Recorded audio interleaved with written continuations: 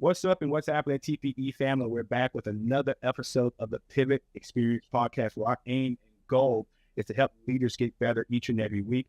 I've got a special guest here by the name of Travis Walker. Now, here's the deal. I'll be honest with you guys. I did not know Travis from left to right a few months ago, but he approached me, and thank you so much for that, to be on his podcast, How to Adult. Now, if you look up How to Adult on Instagram and YouTube, it's going to look like a little kid. So you gotta, jump into my mind a little bit. When I seen this young man ask me about being on this podcast, I said, I guess I'm doing the teenage thing. But then I got the chance to see this young man in action, and I've come to love his platform, love what he's doing with his podcast, love his heart for the community. As we've been talking off record here, Thanks. he has a humongous heart for community working and trying to help our young people in our city just in general advance. And so Travis Walker is becoming a friend of mine. Yes. I like to say that because when you start to position yourself to want to try to do things and make things better for other people outside of yourself, you can't help but to want to try to gravitate and be a part of a person's journey when they can look outside of themselves and say, I need to help somewhere. So yes. That's all I heard you say the entire time that we were talking yes. Before we got started. So Travis, how are you doing today? Oh, absolutely wonderful, man. I appreciate you returning the favor and letting me come on your podcast. We had such a good time on mine. So excited to be here. Good deal. So Travis, for those who don't know you, give us your elevator pitch on who you are and what you're about. Yeah, absolutely. Well, I think first and foremost, I'm a man of God. Have to say that first. A big portion of my life, and has to be, and because it's the driving force and gives me the vision to move forward and do hopefully some good things for a lot of people. I'm also a father, a husband. I've got a set of twins, an awesome wife. Her name's Amber. And then outside of those things, I feel like I've become kind of a person that I didn't really expect when I was a teenager, which was somebody that, really has dedicated themselves to helping people. I started my career as a public school teacher and then moved on to be a private school administrator, where my focus was the financial stability of the school. I helped a lot of people, met a lot of people, and had a great time doing it as well.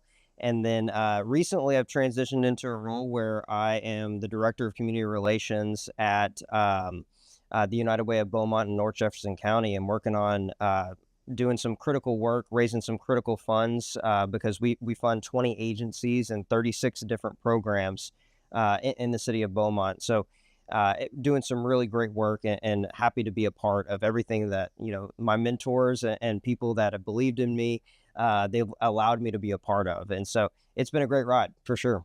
Awesome, man. So you started in education. Now you're in the nonprofit sector. Like, what are some factors that pushed you to get out of your norm in education to take on this new role at United? Yeah. I think what I've always had a love for education. My mom's a longtime teacher. I was going through college. I earned my degree at Texas State University in public relations and mass communication, and then naturally went to the classroom to teach U.S. history, which doesn't make any sense at all. And my mom said, "Don't be a teacher," and I said, "I'm going to do it anyways." So I went into the classroom, advanced pretty quickly, did a great job there, developed some curriculum that for the district that I worked for. And had a really good time. And but there was a side of me that I wasn't addressing, which was, man, I've got a business mindset. I love the exchange of money, the exchange of goods and services, and just doing good work for people and exchanging value. And I wasn't doing that in the classroom, and I knew I wasn't doing that in the classroom, which is actually how to Adult was born. Was I was doing great in the classroom, but I had to do something else that was going to scratch the business side of my brain. And that's how that was born. And then I ended up leaving the classroom mainly because my wife and I got pregnant with twins, and that flipped our world upside down. We both entered a job transition at that point. And then I got into this role at the school, and my job was to contribute to the financial stability of the school, and kind of move away the dependence from tuition and move some dependence onto our programming. And we did a lot of camps. That's where we saw a lot of success, was our camp programs, and tripled the revenue of the department in 2.5 years, and was able to contribute those dollars to allow the school to continue to do great work. And so, yeah, that's where it kind of all comes together in terms of uh, my time in education and where it's led me. What would you say are some of the biggest challenges that you faced? Well, twofold, right? So you have challenges in the transition, but I guess maybe speak to some of the challenges. I would assume tripling, tripling the school income had to come with some level of resistance. Like, and this might take us on a deeper dive Yeah. than our original set of questions suggest. But I would imagine, like, how was that changing that mindset of, yeah, as you know, the school that you're talking about is celebrating their 70th year. Right. So I would assume you came in on the back end of that 70 years, Right. and they've been doing things a certain kind of way. What were some of the challenges that you faced in getting leadership to say, let's try this? Yeah. Yeah. I And I'm think. sorry if I'm throwing a curveball, because but that just kind of spurred the thought. Yeah, that's totally okay. I think that the administration over there is really open to new ideas, and they had a specific goal of decreasing the dependence on tuition, and they saw an opportunity with programming, and so there was openness, there was a clear goal, and then the last piece I would say is that there was trust put on me that I was going to figure it out, and I was going to do what the position was put in place to do, which was make more money for the school to help kids get educated during the year. And so that's what I would say is what contributed to all that, is this great administration that were dedicated to the sustainability of the school, and trust put in me that I was going to figure it out. There's challenges in growing a program that quickly. This campus is not a huge campus, and there's maintenance that has to be done throughout the year, and so there were challenges there. And I think another big thing is that the Beaumont community at large responded very well to our programming, and wanted to be a part of it, and so we were growing very quickly, because we're growing a program that didn't exist in the city, and people really liked that. So that's what all contributed to it, of that huge growth in a short period of time. Good deal. Good deal. So what are some of the challenges and hardships that you've encountered in your transition? I'm assuming walking into a new role from such a level of comfort, such a level of success, like walking into, the organization being a new guy. What were some of those challenges that you faced at that point? Yeah, I think when you jump into a new role, you've got a huge learning curve. The organization I work for now has been around just as long as my previous organization. My current one was established in 1952. So there's a ton of history that you've got to catch up on. There's a ton of context. There's a ton of stuff of, yeah, we've already done that. It didn't work, or we haven't done that, but it's scary. But there's also a tremendous amount of openness as well. Today we were working on potentially moving away from one event that we've done for a long time and pivoting to a new one that I think is going to be more successful. And so there's a lot of that you got to learn. There's a learning curve, but also you were brought on for a reason, right? They brought me on for a reason. They honored my opinion, and so it would be a disservice to them to not share it. And so I try to skate the line of, you got to share your opinion, but also, hey, you're the new guy. You gotta play the new guy role a little bit. Yeah, no, that's awesome that you're getting the opportunity to. One of the things we talk about in our business is you hire a person to do a job if they're trained and skilled in the things you think that they're supposed to do. Trust them to do it. Yeah. And so it sounds like the former and the current organizations that you serve is trusting you in your leadership. But how has your experience in private education, public education, in your first job, right, how do you think that has molded you as an individual as it relates to your drive to want to be in the community? Now, I'm not going to ask you to talk about anything that we talk about, often, Yeah. but in what spirit is that coming from? Yeah, I think being in education really showed me in both of my roles in education as a public school teacher and then as a private school administrator. It showed me how much I love people and I love to contribute to their growth and contribute to their just their life and be a positive light in that. And so that I loved the mentorship side of being a public school teacher. I met a lot of great kids that are doing a lot of great things today. And then I loved being this administrator role was a little bit different because I was around kids that were a lot younger. I'm certified as a teacher for 7th grade through 12th grade, and then I went into a role where I was around 3-year-olds a lot. That freaked me out. Uh, but yeah, yeah, and fair enough. Fair enough.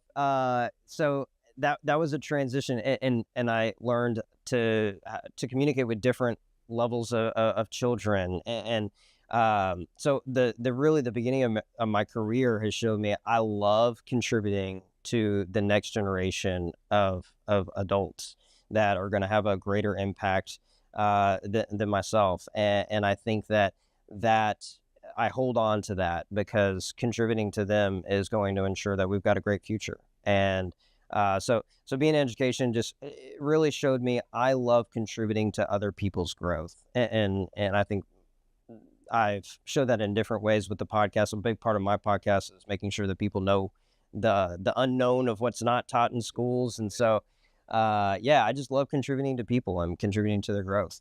Now, this next question might be an unfair question to ask because you haven't been at United Way that long. But is there anything that you've done so far during your tenure there that you're proud of, or is there any initiatives that you feel like either put in place or you're about to get to put in place that are glad that's happening? Yeah. There's some really great work. The United Way has a organization called the Local Link, and it's basically for people that like to be together, that are they value networking and the specific aspect of volunteering. And so I'm excited about growing that membership organization to a point where it's really doing what it's meant to do, and bringing people together that like to volunteer and contribute to their growth. Back to kind of my purpose, and then we've got a few different events that I'm changing slightly. The Hope for the Holidays, which is a distribution that the United Way has done in the past. I'm changing it a little bit to impact families a little bit greater during the holiday season, which is a very important time to support families. Um, and there's one event that we're thinking about changing as of today. I can't speak to a lot of it, but I think that it's going to be a huge shift, and but I think it's going to be a positive shift, and it's going to give Beaumont a really interesting event that's going to raise money for a lot of great causes. So it's been great, even in my short time. Been there about a month. Yeah. I think everything that you're saying, and this is no indictment to anybody else, but when you get fresh, new, young blood into an organization that may have been doing something a certain way for such a long time, just that revitalization. The United Way's probably doing a great job and would probably still be doing a good job had you not came in. Sure. But just the perspective, you represent a younger demographic. You are exposed to the internet in a way that a lot of us did. I tell people all the time, we got Facebook when I was in senior. And it was invite only. Right. You couldn't just download the app and jump on it. Like someone had to know somebody to get you in. So that's a totally different world in perspective than maybe the world that you were right raised in around the same period of time. So those ideas are needed. Yeah. In multiple facets of our community, not just in the United Way. I'm not gonna go back to your transition. Yeah. And, I'm sure there's several other young people that are going to be transitioning from that entry-level job to that next career. What advice would you give them in doing the transition? Like, if you had to go back, was there something that you felt like you could have did differently, or was it something that you feel like you did really right? What advice would you give that young person that's doing that transition between one phase in their career to the next? Yeah, I would definitely make sure that you give every transition needs a tremendous amount of thought. It needs a tremendous amount of prayer. It needs a tremendous amount of conversations if you have a significant other. And so everything needs to be thought out and not done in the heat of the moment. It's also got to be thought out in the sense of, okay, I'm taking this and this is this transition. What's the transition after that? And does this transition contribute to that second transition?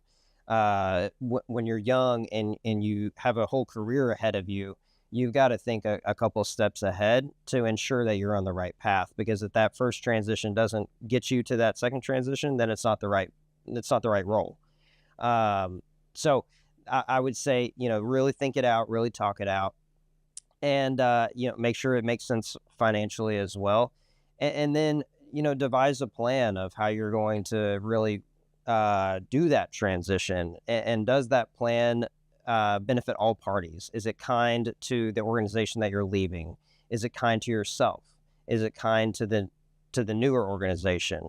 Right, you don't want to leave the previous organization high and dry, right? You don't want to leave the new organization that really wants you. You don't want them waiting around forever for you.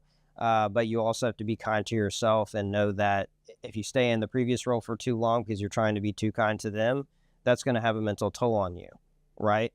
Because your mind has already moved to the new organization, right? And so I think that you got to think things through and devise a plan that makes sense for everybody, because you're not going to please everybody. So you've got to please and be kind to all three of those parties. Otherwise, you're not professionally moving in the right direction. That doesn't mean you're going to make everybody happy, but you got to do the right thing because you got to protect your professional reputation in the process. Because the transition is it's hard on all three of those parties. But you gotta maneuver it as best as you can, and then be able to sleep at the end of the day. No, I definitely agree with that. Like, if you are afforded the opportunity to be a part of the succession plan, try to do your best to set up the organization that you're leaving to be as successful as possible. Because ultimately, you're 1 month into your new gig, but what we know you for, you spent more time there. Uh-huh. You know what I mean? So at least currently, your professional reputation is still a whole lot of what was behind you. Right. And I just believe in the old fashioned statement of like leaving things better than what you left them. Yeah. If you leave in turmoil, now sometimes to your point, it's just gonna happen if the situation deems it. But if you can try to avoid that as much as possible, I agree that I love the way you put that together. Just those considerations. That was very eloquently put. How do you manage? You got twins. Yes, sir. I can't. I'm gonna be real with you. I can't wrap my brain around that. Like, I can't. Well, there's one. Yeah. The two. Yeah. At the same time. Right. Same level. Enduring the same hardship and the same amount of joy. Right. So right. Sure that's overwhelming to keep stuff together. Right. But when it's yeah. So how do you balance everything? Like you're transitioning from careers. You are a relatively still new father. I don't know what your recreational life looks like. And then above all that, you married. Right. Above all that, you want to maintain a relationship with God. How do you balance all of these plates? How do you keep them spinning? Yeah, I would say not well, but it's okay though. It's okay to admit that I don't do it well. Yeah. It's okay to have hardships along the way because I'm at a point in my life where there is imbalance, and it's important to find the balance in the imbalance because that you can only do so well in your 20s and figure it all out and do right by people, right? And so I found that I just have to make sacrifices, and that is just part of fatherhood, and that's part of being a leader in your organization. And so I wake up at 4:45 to go to a 5 a.m. CrossFit Beaumont class to make sure that my body is taken care of. I started that last year. I just celebrated my year anniversary in July. Yeah, thank you. And so I got to make sure that that's taken care of. Then I spend, an hour or two at home making sure that my wife's set up for the day, and doing, the diaper changes, doing the breakfast, doing getting everybody dressed and ready to go. And then I go off and I go to work and I do my part there. And then I try to reserve my evenings for my family. It doesn't always work out that way. Yeah, that's why we're here. That we're here right now. It doesn't always work out that way because I also have to balance my own ambition, and I'm an ambitious person. I always have been. I believe I always will be, and I have to balance that ambition with, you got a family, dude. You got a body to take care of. You have your relationship with God to take care of, and I believe that. I don't think we can all do it all, but we place our priorities at different levels at different times, and so I try to figure that out. Sacrifice where I can. Sleep is usually the first thing to go. Yeah, yeah, and then trying to have a social life in the process is a part of it. I've been blessed where my job is social. I have to be around people. I'm wired that way. So yeah, it's just imbalance of all of it, and somehow it always works out. I don't know what it is. For example, in 2022, we moved from Central Texas to Beaumont in January. We got into our house in February. Both my wife and I started new jobs in January. Our twins were born in May, and I started my MBA program in March. 2022 was wild, but it all worked out. One of the largest global things you've ever experienced.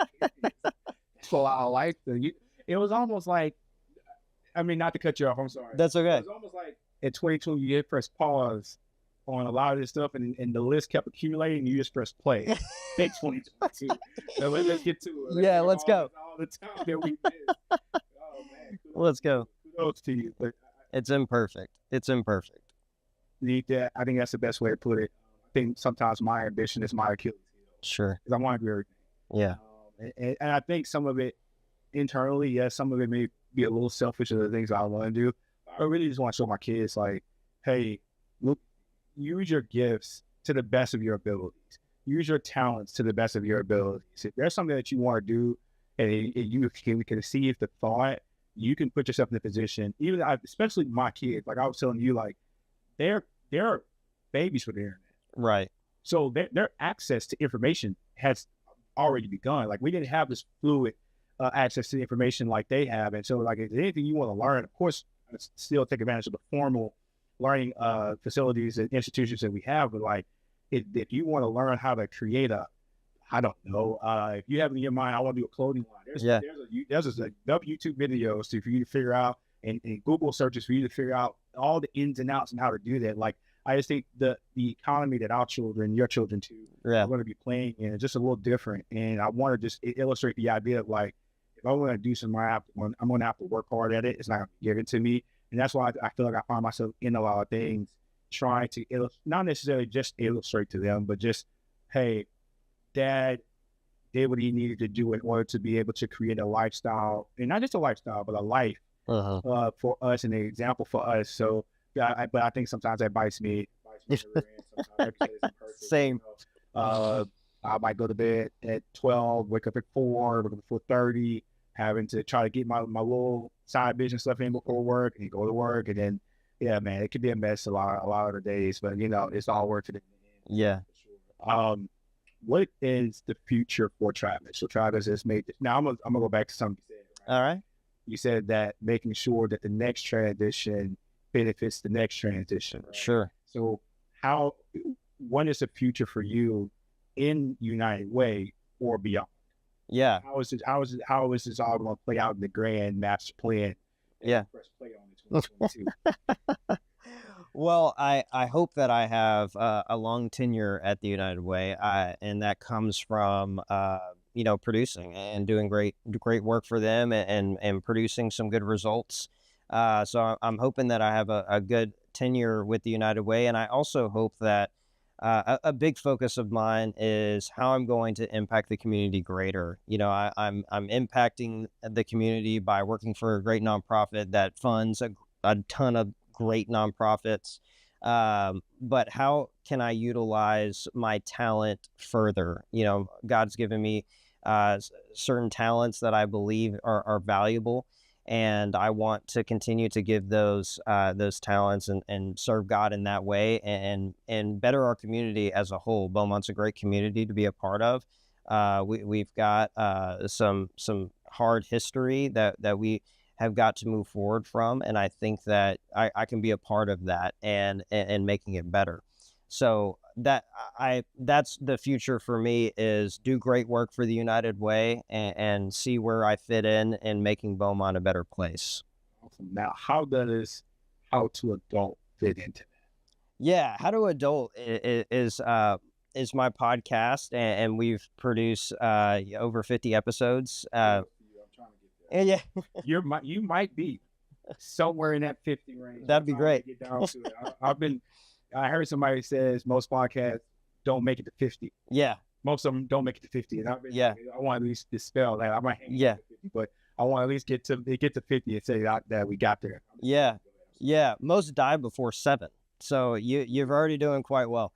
And so, yeah, like I said, How to Adult was born from the pandemic. I was a teacher at that time, not scratching the business side of my head, and I was completely bored, and so I had to do something. I poured that into creating a podcast, and so how it fits in, I think that I'll continue to make episodes as I meet more people and as I have more things to say. I get in these spurts where I push out 15 episodes easily, and then life takes over. It's imperfect, right? And so take a little break, and then produce 15 more episodes. And it really, just the networking and meeting people has really taken the podcast somewhere I didn't even think it was going to go. As I meet people, I'm like, wow, you're really good at that, and people need to be better at that, so let's talk about it. And yeah, exactly. Now that Exactly. Yeah, I mean, I reached out to you just because you knew somebody that I knew, and so it's just crazy how it all comes together. Yeah, so I think that the podcast will continue, and hopefully continue to help people. And yeah, I absolutely love podcasts. I love talking, obviously. So I guess, what is your process? Like, how do you go about selecting guests? Because I'm a research. Okay. uh-huh. Before I came on, I did a little scroll on your Instagram feed for the podcast, and I was like, how are these dots connecting? Usually there's some similar. Some of them were like, whoa, Yeah. where did it come from? Where's your thought process in like selecting guests and selecting talking points? Yeah. I think a big portion of my philosophy in terms of selection is we have something to learn from everyone. And so, like, I had a stand-up comedian on the show, and that doesn't make any sense, right? When you think about How to Adult, what are we going to learn from a comedian? Well, a comedian is very good at standing in front of somebody and sitting in front of a crowd and capturing their attention, keeping their attention, and making them laugh and making them smile. What a powerful thing. What a powerful skill. What do we have to learn from that person? And so some of them are in left field for sure, and that's definitely one of them.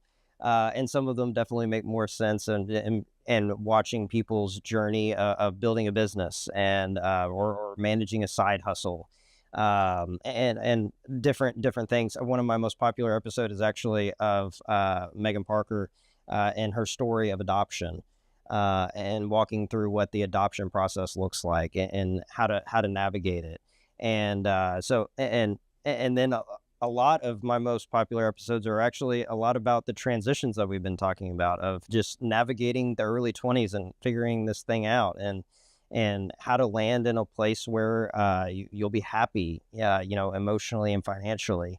And so it's a little bit all over the place, but it all comes back to, I want to contribute to adults' growth and stability, and making sure that they're taken care of, and doing a good work.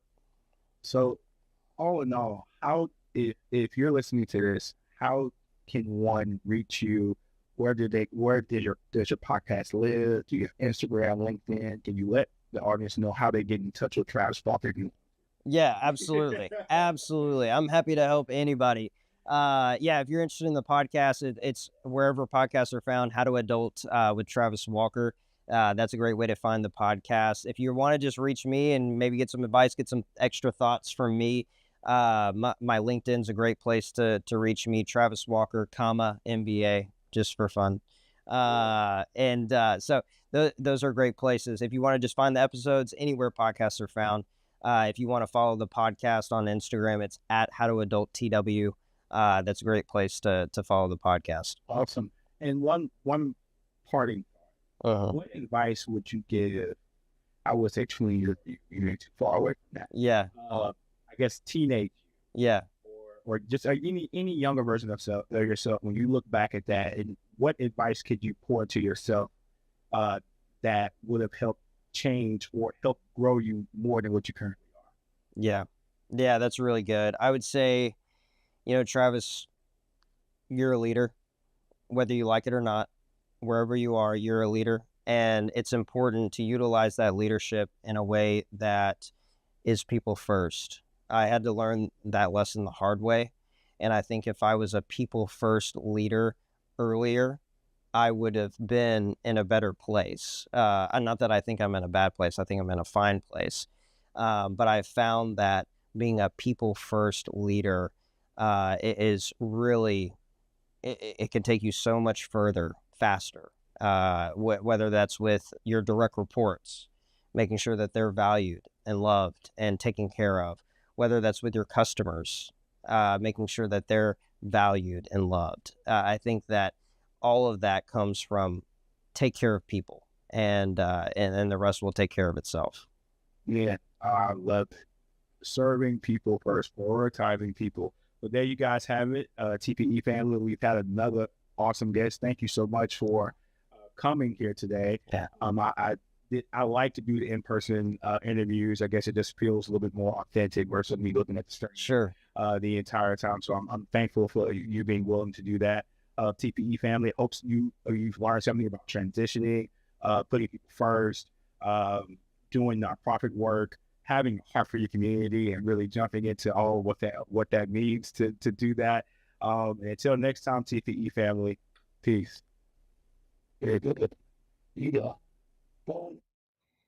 Tap into the Pivot Experience where we help young, hungry entrepreneurs move on to the next step.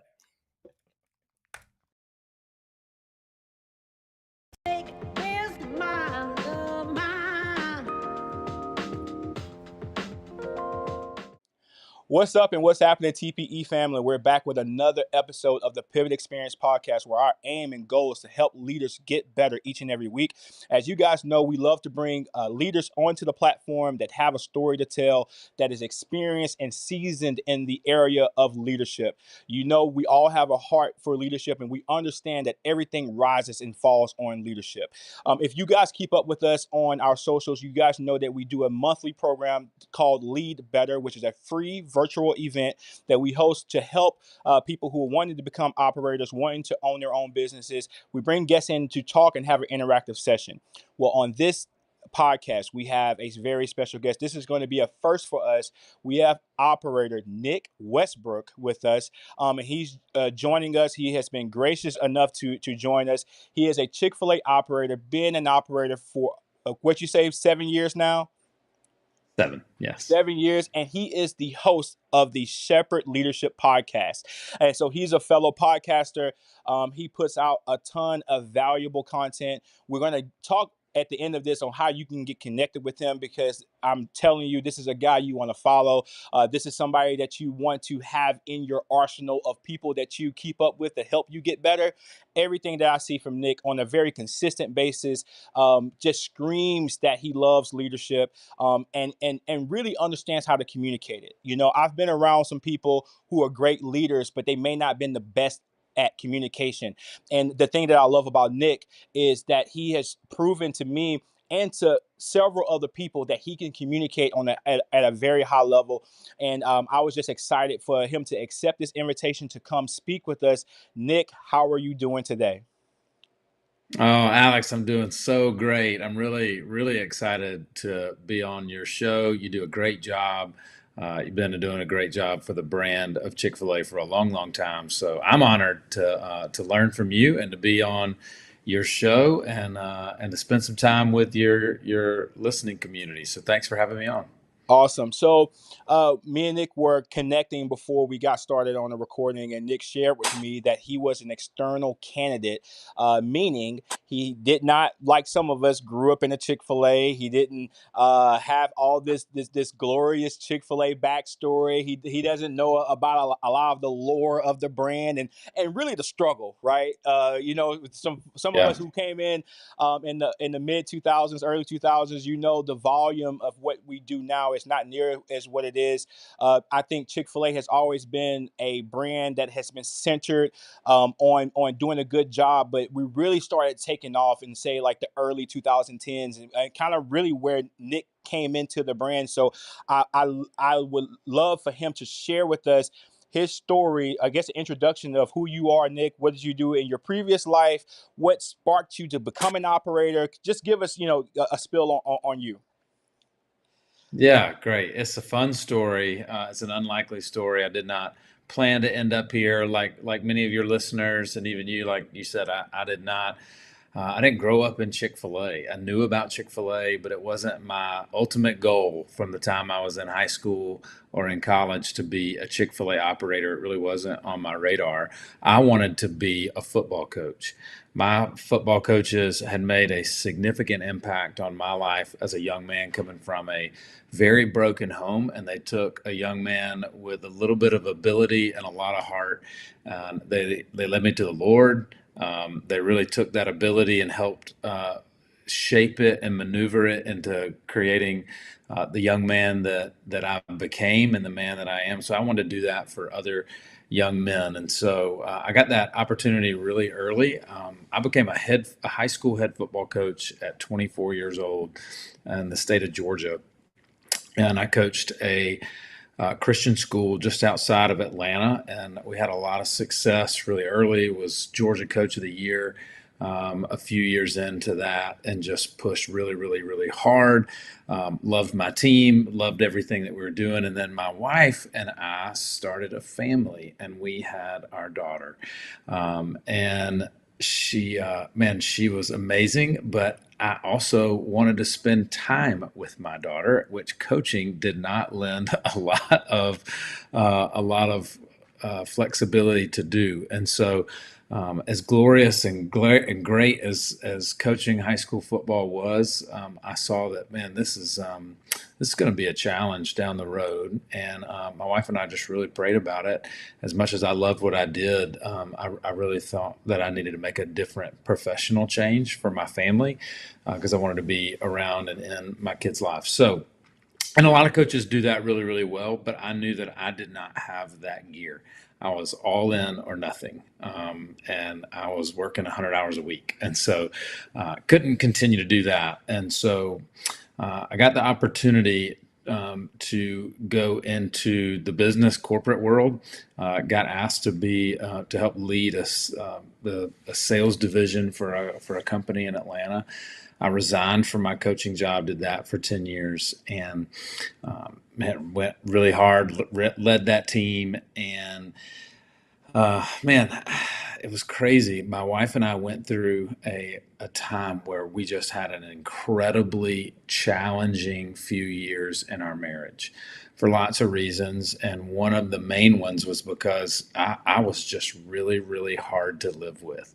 I was extremely ambitious and very goal oriented, and I was driven and driven and driven. And it just put a really big wedge in between my wife and I. And loved my family, loved my girls, loved my wife, but man, I was really difficult to live with. In that time, we were encouraged to go to a WinShape marriage intensive. If you've been around Chick-fil-A any length of time, you know what WinShape is. It's the ministry arm of Chick-fil-A. I was very familiar with their camps for kids because my girls have gone to WinShape camps their whole life now. But back then, I think they had gone to like one of the community camps. Like we were very familiar. But I did not know about this marriage ministry they had, and so we were encouraged to go to a WinShape marriage intensive, and it was a week long, and it changed our life. It literally, honestly, we think it saved our marriage and changed our life. And I remember coming back from that intensive, and I looked at Brooke, my wife, and I said, if this is what this company does by selling chicken sandwiches, then I'm going to spend the rest of my life helping them sell chicken sandwiches. I don't know if I got to sweep the floor or what I've got to do, but this is just, they're doing impactful, meaningful work. And I knew several people that worked at Chick-fil-A. Two of my college roommates were operators. It just never been on my radar. I started asking a lot of questions, and they were like, yeah, good luck. That's never going to happen. And I applied originally, Alex, funny enough, I applied to be a business consultant. I saw a role on LinkedIn where you and I connected.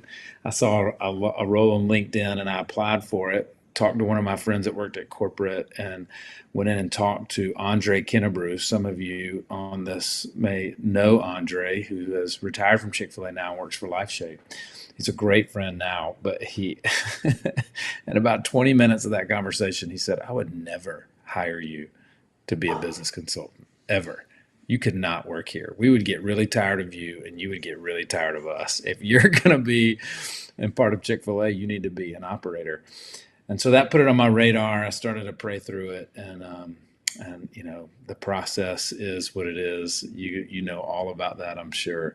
And I had never worked in a Chick-fil-A, never worked in a restaurant, never owned my own business. But we prayed Proverbs 21:1 through the entire process. It's a good verse. I'd like to share it with your listeners. It says, the king's heart is like a stream of water in the hands of the Lord. He turns it wherever he will. And we said, hey, if the Lord wants to turn the hearts of Chick-fil-A toward us, then it will have to be all his doing, because we really don't have the resume that some of these other guys do. And he did. And lo and behold, we got selected. And we opened Chick-fil-A Hinesville, which is about an hour southwest of Savannah, Georgia. Opened Chick-fil-A Hinesville, Georgia in June of 2017. And we've been cooking and selling chicken ever since. Wow. So there's a few things that you said that I want to kind of just highlight. Number one, I'll start with the brand. I think that's one of the biggest reasons why I've worked here for as long as I have is just the exposure, not only WinShape, but how Chick-fil-A prioritizes family in general. It's evident in how the leadership of the business is evident in. I've been to Atlanta a few times, and just to hear the children and the grandchildren talk about legacy. And I think for me, when as a young man raising a family myself, one day wanting to look at what am I doing with my family in terms of how to generate that same level of influence and legacy. And I really love being able to be indirectly underneath that tree to just watch and listen to some of the things that they talk about. Man, I'll never forget, I was in Atlanta for a checkpoint. This might have been the same year that you got selected, literally. I think it was in 2016. And they brought Mark Cathy in. And he was talking about just the annual retreat that they would have, and how strategic they were with, hey, when the kids were 3 and 4, we start doing these things with them, and the kids turn this age. It blew my mind. I just never. Now, granted, you don't have this level of success without being intentional. So it makes sense, Sure. but just to hear it is amazing. So I love the way they weave family into everything and how they prioritize it. But I really want to talk about, you had a passion and was performing at what it sounds like one of the highest levels that you could perform at, and you pivoted out of that. Can you just talk about that a little bit? I know that's not really, that wasn't in our script, but I think it's worth noting to say you had a dream to do something as being a head coach. You attain that Mm-hmm. dream, and to be a top head coach in a state that probably produces some pretty good football players. You guys got some great college programs there for sure, and to be able to be amongst the best at the high school level. I mean, can you talk about that? Like what the mindset or some of the decision making? I know you mentioned the family aspect for sure, but I'm sure Yeah. you had to have some other internal tugs. And how did you get over those things? Yeah, great question. The external there were two. There were external and internal factors. The external factors were time and money. Time, one, I was working 100 hours a week. I loved what I did. I loved the boys I got to coach. I loved the school I got to coach at. I believed in everything that we did around kingdom education, kingdom athletics, and I loved the mission. I loved everything about what we did, and would give myself fully to it. Some of your listeners may resonate with that and their affinity for Chick-fil-A. And my wife loved it. She was on the sideline giving out water. She had her own little place in the press box. She loved everything that we did. The reality was when we really wanted to start growing our family, I knew how important it was because I did not have a great parental. I mean, especially from a mother standpoint, I didn't really have my mom in my life a lot at all, and I knew how important it was to me to really be present, more than just emotionally present, but physically present with my girls. And so I wanted to be able to do that. And then two, pay. I got my job really young, and coach. Being a head football coach looks very glamorous, and it's great, it's fantastic. But until you really start, until you've been doing it a long time, you really don't start making the money that is comparable to the time that you're putting in. We were very committed to my wife staying home with our girls. That was a personal decision for us. And man, we were going to cut our income by 60%. She made more money than I did.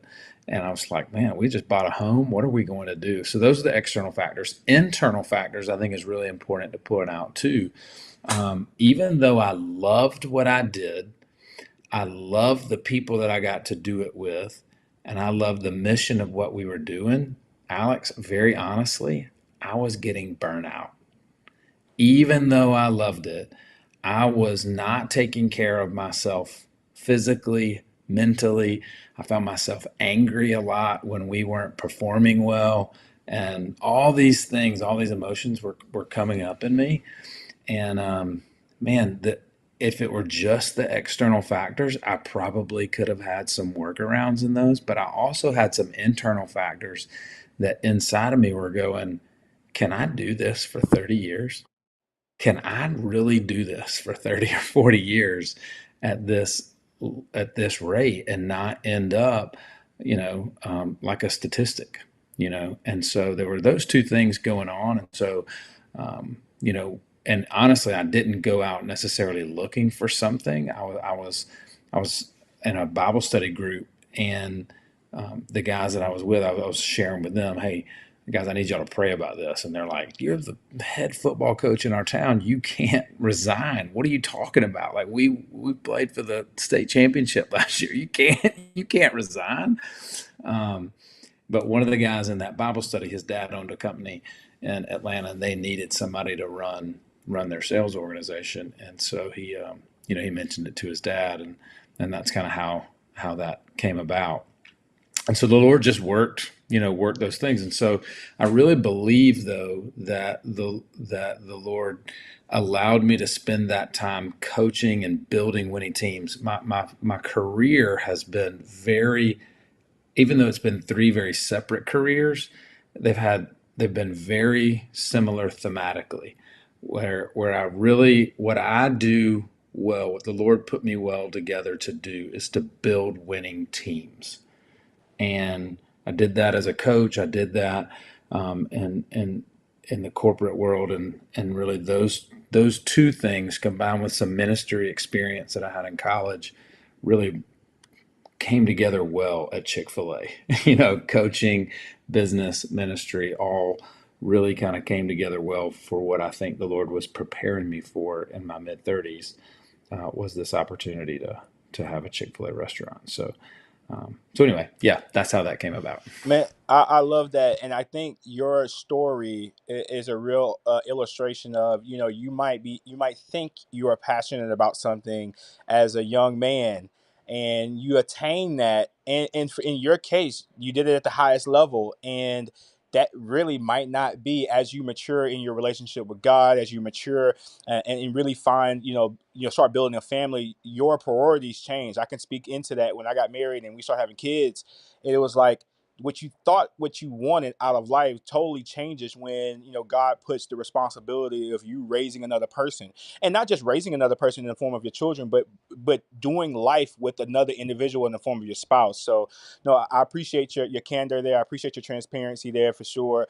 And I just love that. So I kind of want to transition into talking about your tenure as an operator.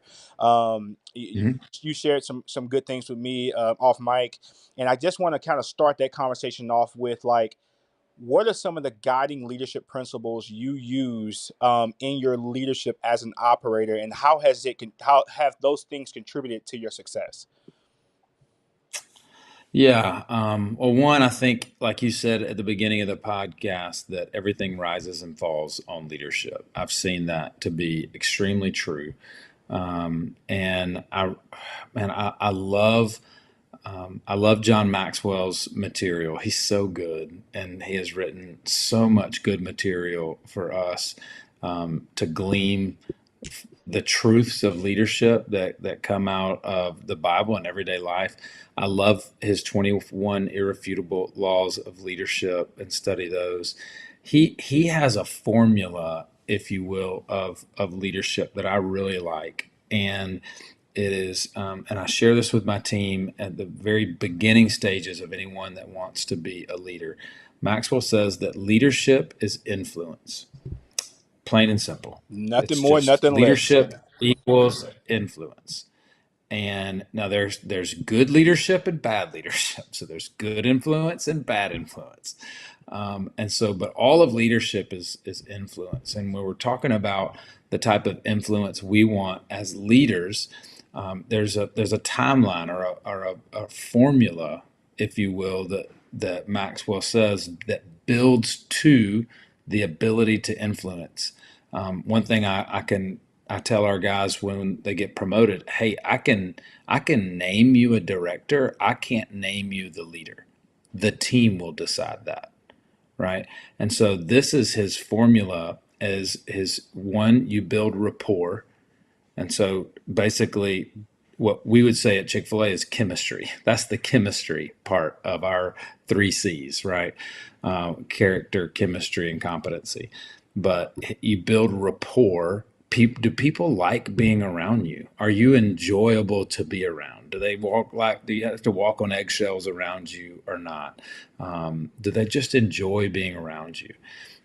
Two, once you build rapport, then you build credibility. Does this person know what they're talking about, right? Do they, do they, can they do what they say that they can do? Can I, do they have credibility? We would call that after chemistry, we would call that competency at Chick-fil-A. The third is trust. You build rapport, then you build credibility, and then you build trust. Does this person, do they do what they say they will do? That's the essence of trust. Do I believe this person will do what they say they will do, which is character for us in Chick-fil-A. And not only will they do what they say they will do, are they who they say they are? And do I think that they have my best interest at heart? That's ultimately when someone decides to trust you, that's what they're saying. Hey, I believe that you have my best interest at heart when you're making a decision and when you're telling me to do things. And at that point, then you get to the fourth thing, which is influence. So rapport, credibility, trust, and then influence. And so this command and control leadership that is people do what you tell them to do. That is not influence. That is just autocratic leadership. What someone makes a decision, someone makes a setup, someone makes a plan. You execute the plan, and if you don't, there are consequences, right? There has to be some of that, but when you have influential leadership, it's when people want to do what this is what Horst Schulze says that built the Ritz-Carlton. He said, great leadership is when leaders create an environment where people want to do the things necessary for all of us to reach the destination. I mean, that's what we want, right? And so I think what I learned throughout my leadership journey from being entrusted with people from my early 20s and all the just pyramid of mistakes that I've made in leadership over my career is that influence-based leadership that really creates an environment where you gather the right people together that want to do the things necessary for all of us to reach the destination. That's the type of leadership that lasts and leaves a legacy, and that not drains us but gives us life into what we set out to do in the first place. And so that's kind of that's the foundation. That's kind of what we start with and what we say. This is the type of place we want to have and come to work in every day. No, I love that. John Maxwell surely is a titan in the space. I remember maybe this is a little bit before your time as an operator. Chick-fil-A would bring him in to what you know as Next. It used to be called Seminar back in the day. And John Maxwell was a reoccurring guest at Seminar for sure. And when my operator, Robert, would come back from Seminar, and I'm kind of dating myself a little bit, but he would come back with these DVDs of all the talks and all of the things. Now you can just click a button and it's on demand on your computer. But Right. you had to work a little bit if you wanted to do it back when. But no, Maxwell is incredible. And so you've given me John Maxwell's formula for leadership, but you have this concept that I've been hearing a lot about. I have a good acquaintance by the name of Joshua Swing, and he speaks on this concept that you have called shepherd leadership. In your podcast is named Shepherd Leadership. Can you unpack what does shepherd leadership mean? How was it birthed, and how is it bringing you success in your organization? Yeah, thanks for mentioning that. I love this concept. I love to talk about it. It is unique. We call it shepherd leadership. The premise of shepherd leadership and the goal of shepherd leadership is to shepherd those entrusted to you so that they will thrive and that you can be a leader that they will follow for life. That's the idea of being a good shepherd leader, is so that those entrusted to you will thrive. It's the idea, and it's a biblical concept, really built out of Psalm 23, where David is writing a poem, and what I think is that poem was like a letter back to God, thanking him for showing him how to be what he was called as the shepherd king of Israel. And those 6 verses really detail some principles that were true of how God led David and how he expected David to lead Israel. And it gave us a great idea of what Jesus is called the Good Shepherd, right? And if we're going to lead in a Christ-like way, and then we can take these principles of like, what does a shepherd do? And really, in a way, lead in these shepherding type principles. And so it birthed out of some really, really bad mistakes in my life and in my leadership. First, in my marriage, I told you that we had been pushed to WinShape. I thought that I thought I had been doing everything right.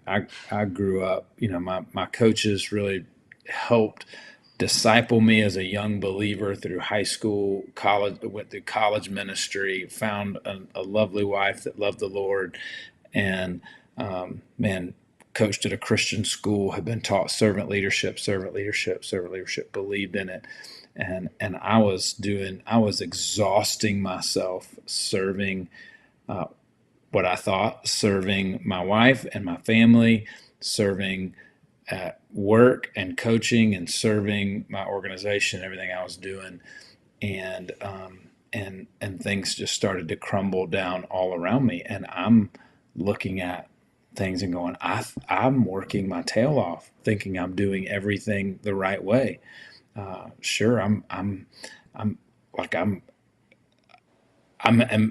intense. I think is the word that most people use to describe me is intense. I'm intense. I go hard. I'm passionate. I care a lot. Gregarious. Like I go. And but it comes out of this heart to serve. And what I found was, long story short, Alex, is that people can be grossly overserved and underled. And I think that is a huge miss. I'm not against servant leadership. I think you have to be a servant leader, absolutely. But I think what we miss is that people can be served with every bit of your energy and still not be led well. And that was the instance that I found myself in. But if people are shepherded well, they can never be underserved. And so the way it came about, I had a mentor of mine sit down with Psalm 23 in this really challenging time I had in my marriage, and he turned it around and he said, "Hey, I want you to read this, and I want you to stop when you don't agree with what the psalmist is saying."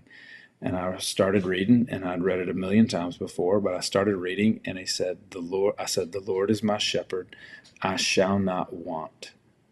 And I stopped, and I wept in that Starbucks for 30 minutes because I couldn't say that was true. And so what I realized is that I had not looked to the Lord as my shepherd. I had looked to him as my genie, or or as this decoration on my life that made me actually look better. I mean, I love the Lord, believed in all the biblical principles and things like that. But if I was really honest, like I didn't look to the Lord as my shepherd, and therefore I was not able to shepherd those that were entrusted to me. And so it just started to change this mindset of mine. And so I read Psalm 23 every day for 4 months and just let it really marinate into who I was. And I realized that those 6 verses were not just meant to be put on the back of a funeral card and for us to recite when we're sad. Like, it's actually a blueprint for great leadership. And I started to walk through that. I learned a lot of things about what shepherds actually do, and how those 6 verses were the personification of how a good shepherd cares for those entrusted to them, and develop these 4 principles of what a good shepherd leader does. And so a good shepherd leader will know those entrusted to them. They will guide those entrusted to them.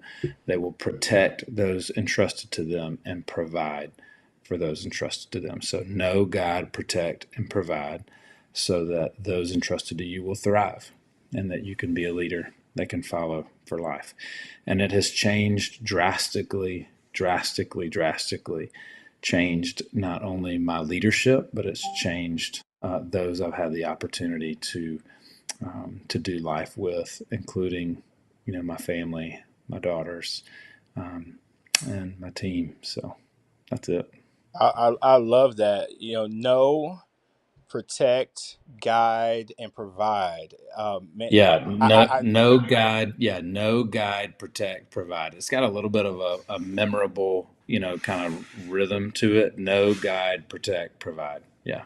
Yeah, no, I love just how this was birthed out of it sounds like to me an extreme moment of self-realization, right? You know, you had a chance to look in the mirror, and I almost heard you say, and I don't know if you said this exactly, but you were pouring out a lot, but maybe wasn't getting, pouring back into yourself a bit, or you were pouring out a lot to people, but maybe just kind of not being backfilled by what the real source is, the real Well, that foundation. I was well that and I was pouring out, and I was not seeing results from what I was pouring out. Like I was just, I mean, I was working and giving and giving and giving and looking around, and it was like I was serving in a lot of different ways, the ways I thought were right.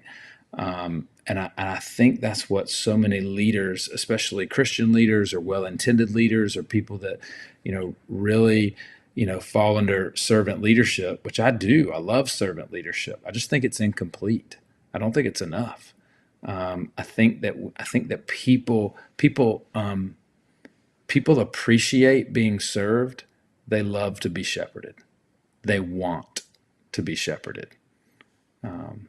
And that's the real difference that I saw, is that when I really saw the intent that I had to really get to know those entrusted to me, that in a way that a shepherd gets to know his flock. I learned this, Alex. This is so this blew my mind. But a good shepherd will get into the face of each one of his flock very often, every other day, especially every week, because sheep, their facial tissue is very soft and very moist. They can't protect themselves. They can't get anything out of their face. And so parasites will embed themselves into the facial tissue of a sheep.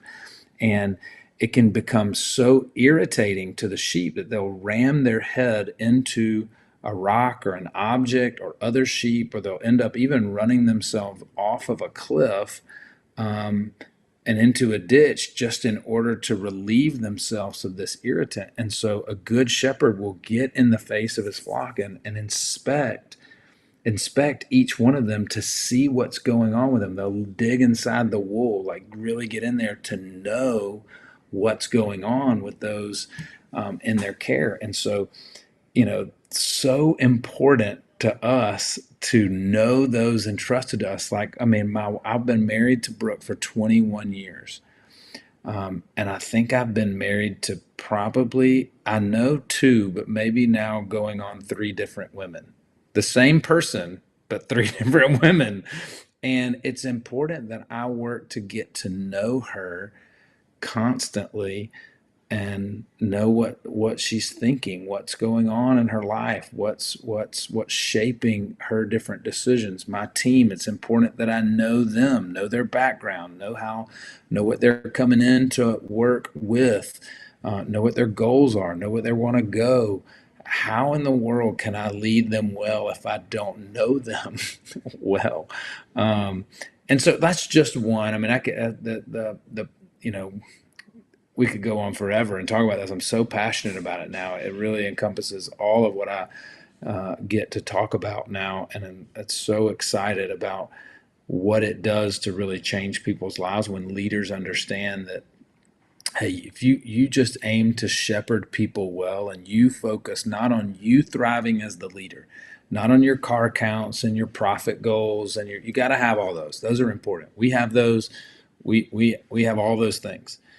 But all of those are an end byproduct of shepherding people really well so that they thrive. Because at the end of the day, Alex, if a shepherd returns a flock, most shepherds don't own the flock that they are shepherding. They've been given to them by the owner. And so if the shepherd returns that flock to the owner, and they're scrawny, they're timid, he's missing half of them, they've run half of them off, they're diseased, all of these things, what is the owner going to turn around and do? He's going to say, what have you been doing? It's not just to get to the end result. It's so that they return a flock that's thriving, and that owner turns around and says, well done, my good and faithful servant. And so what everything that I focus on is that my director team is thriving. Period. Period. That is my job description, to ensure that the 11 people that I have entrusted to run and care for my organization, that the different parts of what they do, that those 11 people are thriving. And if they are thriving, I really don't have to worry that much about my organization thriving. And I've taught them this method. Does that make sense? I'm rambling. I could go forever, man. If you got to interrupt me if I'm going too much. I didn't want to because number one, this is a very small thing. I think I found the name of this episode is going to be digging in the wool, because I didn't There know you go. I did not know about that fact of a shepherd. And I guess to give you some additional context, the way Josh puts it, he's like, one thing that Nick does is you know how Josh, he has that voice. He's He's like, one great. thing, yeah, he's awesome. He said, Nick makes sure he goes and speaks to every person on his team. And I was like, well, That's right. in my head, I was like, okay, that's a great thing to, that's a good leadership quality to have. I would like to hear more about the mindset, what the intentionality is, and you just explained it. Like without going into great detail of the parallel, I got it. Like how much, and I'm gonna talk to Yeah, my, that's it. yeah, how much are we Yeah, that's digging it. into That's the the wool? idea is we will, and every one of my directors have that same imperative. I don't have a lot of these are the rules, right? I don't like a lot of that. When I was coaching at Georgia Tech, Chan Gailey had one rule. He said, "Do the right thing," and so I thought that was really good. That really covered a lot of other rules. And so, but this is one of them for my guys, is that every time when you walk into work, all 11 of you, when you walk into work, you must make eye contact and say the person's name, say hello, and talk to every single person on the shift. Front, back, wherever they are, you walk around, you tell them you're here, you look in their eyes, and you say hello. It's very small, but it's very intentional, and it makes a lot of headway. And it's because you can really, and it comes from that principle of digging in the wool, looking in the face of the sheep. You can tell a lot of what's going on with somebody and where they're at just by looking in their eyes, you know, and what type of answer they give you. And that one discipline and behavior has led to so many conversations that have, man, it's been so fruitful, for so many people. And so, yeah, it's a really cool thing. But that principle of knowing those entrusted to you led to that discipline. No, that's awesome. I think you're speaking to something that keeps your leaders like emotional intelligence muscle always in gear. Reading that body language, the facial expressions, the tone of voice, the words they're using, the things they're not saying. You get an opportunity to get a clear snapshot of what those things are for people, and then maybe give you some more just headway and insight on how to navigate throughout the shift, navigate post conversations with them. Hey, I noticed when I first came in, you look like something was troubling you. You wouldn't have those opportunities if you did not instill that practice into your organization. And I guess that That's leads right. me to the next question is, give me one example of how you've seen shepherd leadership transform a result in your organization. Mm, mm. I am going to this is my favorite one, although it's a little tough. A young man named Noah. Noah started working for me when he was 16. He started working in the kitchen. I usually don't put 16-year-olds in my kitchen, but Noah at 16 came to me and said he wanted to be an operator. And so most people that tell me they want to be an operator, I put them in the kitchen first to see if they really want to be an operator. and so Noah started working in the kitchen, and he worked his way into leadership positions. He's a great young man, great kid, great work ethic, and he worked his way into leadership positions. And by 19 years old, maybe 20. He was a high level leader. He was a shift leader, what I call a captain. He owned a day part in the kitchen. He was leading nighttime kitchens at Chick-fil-A, which can be difficult. The nighttime kitchen at Chick-fil-A was his. He owned it. It was his team, and he was, I can't think, he was 19 or 20 years old, and he had begun to have an amount of arrogance in him that was really compromising a lot of decisions that he was making. He had been passed over for a director promotion. He was really young, still needed some time to mature and bake in the oven, if you will, in his leadership. And he didn't deal with that super well, and made some decisions where I ended up having to terminate him. And it was really tough. I love Noah, love his family. He actually had in that time, he had gotten married. He was 20, that's right, because he had married another young lady that worked for me. And they both worked at Chick-fil-A. And I had to come to the decision that I had to terminate him, because and how does that relate to shepherd leadership? Because in that, there's two principles here. Really all of them, but specifically the protect principle, right? One, I had to protect the rest of my team from his poor leadership decisions and his poor leadership behaviors that were going on. But then I also had to protect him from, and what I saw in him was this arrogance that was growing in him. And I told him, I said, and this is what I said, I hope that there's a time that you get to come back to Chick-fil-A, but right now you need to go do a few other things. You've only ever worked at Chick-fil-A. You need to go work somewhere else, and find out what that's like. And maybe you may not ever want to come back to Chick-fil-A. And so he did, and he spent the next year and a half working construction. And Noah did come, and it was so great. And his wife, continued to work for me, and we planted a church. Noah was great at music. I knew Noah was great at music. He had done music events for us in the restaurant before. We had planted a church, and I called Noah. And I said, no, I know you're really great at music. We need someone to lead music at our new church plant. Would you consider it? And I think he was blown away that I called him, right? And we had a coffee, and I introduced him to the other guys, and he started doing it. And through that opportunity, we started to spend some more time together, and then he started to realize and come back to all the things that he really believed about Chick-fil-A, saw a lot of those things that we had mentioned in him. So now the guide principle starts to come in.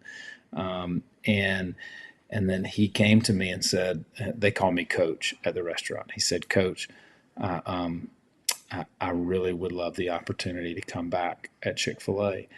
And now the provide principle starts to come in, where I get to do what's really cool. In Psalm 23, it says, he anointed my head with oil, my cup overflows. That's what the provide principle comes from. And that's the amount, and that's the idea of biblically, like, pouring a blessing over someone. And I got to, at that time, like, tell Noah all the great things that the Lord has given him naturally, and what I've seen him grow in, and invited him back to Chick-fil-A. Long story short, he's now our guest experience director up front. He's killing it, doing an incredible job, has a desire to be an operating partner, has slowed his own growth path down, and just said, hey, he's 22, 23 now. And he said, hey, like, I need to marinate and say, I need to grow where I am. This is where I want to go, but I don't want to make the same mistake again. So it just kind of came full circle. And Noah would tell you that he is the biggest proponent of shepherd leadership, because he had been shepherded well, and now really feels that he's thriving both personally and professionally. And he gets to he gets to kind of lead people the same way on our guest experience team. So, I mean, that's a long story, but it's one of my favorites. No, I think, Nick, and I think this is where I'm going to wrap us up here. I think that story for me, and one of the competitive advantages that Chick-fil-A has is local ownership. Having an owner operator that is in a city that loves their community, that really has an opportunity to get to know their people. I remember, they used to talk about Truett Cathy saying that he didn't want the franchisees to have more than two restaurants, because how much influence can you have over, when you start getting over the 200 people, 300 people, 400 people, how much does Yeah. your influence flow? And I just think that story you just shared is a testament to the power of local ownership. You've been empowered to influence, as John Maxwell describes leadership, the lives of people, and you were not afraid in that moment. That was bold. That was a few bold things you said. Well, number one, anytime you're terminating somebody that maybe didn't do anything that was severely wrong, just was not functioning as a leader that you wanted, that's tough. That's tough when you have to fire somebody because of the fit. That's a hard termination. And then to call him to serve in a different capacity really speaks to your willingness to continue to want to be connected with the person, because you understand their gifts. You were digging through the wool, and so you knew what their makeup was, and so you knew what your strengths and his talents were. And then to say, "Come on back." Every shepherd, once a sheep is lost. I mean, this is the whole, Mhm. really the crutch of the gospel, right? Jesus is a shepherd Yeah. trying to bring the lost. So you were a earthly embodiment of exactly what we all should be doing, not just in the role of an operator, but as a parent, just a community contributor in general. This Yeah. is this level, and you said it earlier. Shepherd leadership is not just exclusive to the restaurant, but it flows in all walks of life. So that story was powerful, Nick. I appreciate you. You have shared, for me personally, and I've find myself saying this here lately, especially with some of the guests that I've had. Like, this has been way more impactful for me. I almost forgot that we're going to have other people listening to this. It's almost like a conversation just between you and I. Hopefully for We're those just of hanging you, out. yeah, for sure, man. Hopefully for those of you who are listening to this, you understand the power of knowing your people. You understand the power of guiding them, providing for them, and protecting them. Like, that's such I'm gonna literally, we have a group chat with our key and core leaders. I'm gonna jump off the call and immediately speak to this, because I've been impacted by the things that you said, and really just challenges me. Sometimes, again, I shared with you earlier just how many people are in our organization, and a lot of the people can get lost. Especially, I like to think about our restaurants in four quadrants, and the coldest quadrant usually is that night kitchen. Like, in terms of, Mm. everybody that works before 2 o'clock, especially the front people that work before 2 o'clock, the kitchen staff. Then it starts to get a little fuzzy. Maybe after that, but the component of the team that gets the least amount of praise and acknowledgement is usually that nighttime kitchen staff. And I've been convicted a little bit to say I need to dig in the wool a little bit more with those individuals to see. And I know that's not exclusive to my role, but hopefully I can be influential enough to where other people will do that. So I just want to thank you personally for that. I'm sure those of you who will get a chance to watch this and listen to this is going to, hearing you for the first time, is going to take something away from this that they can incorporate into their leadership toolbox immediately. So before we close up, where can they follow you? Where can they listen to your podcast? Just give us, how can we get in contact with you?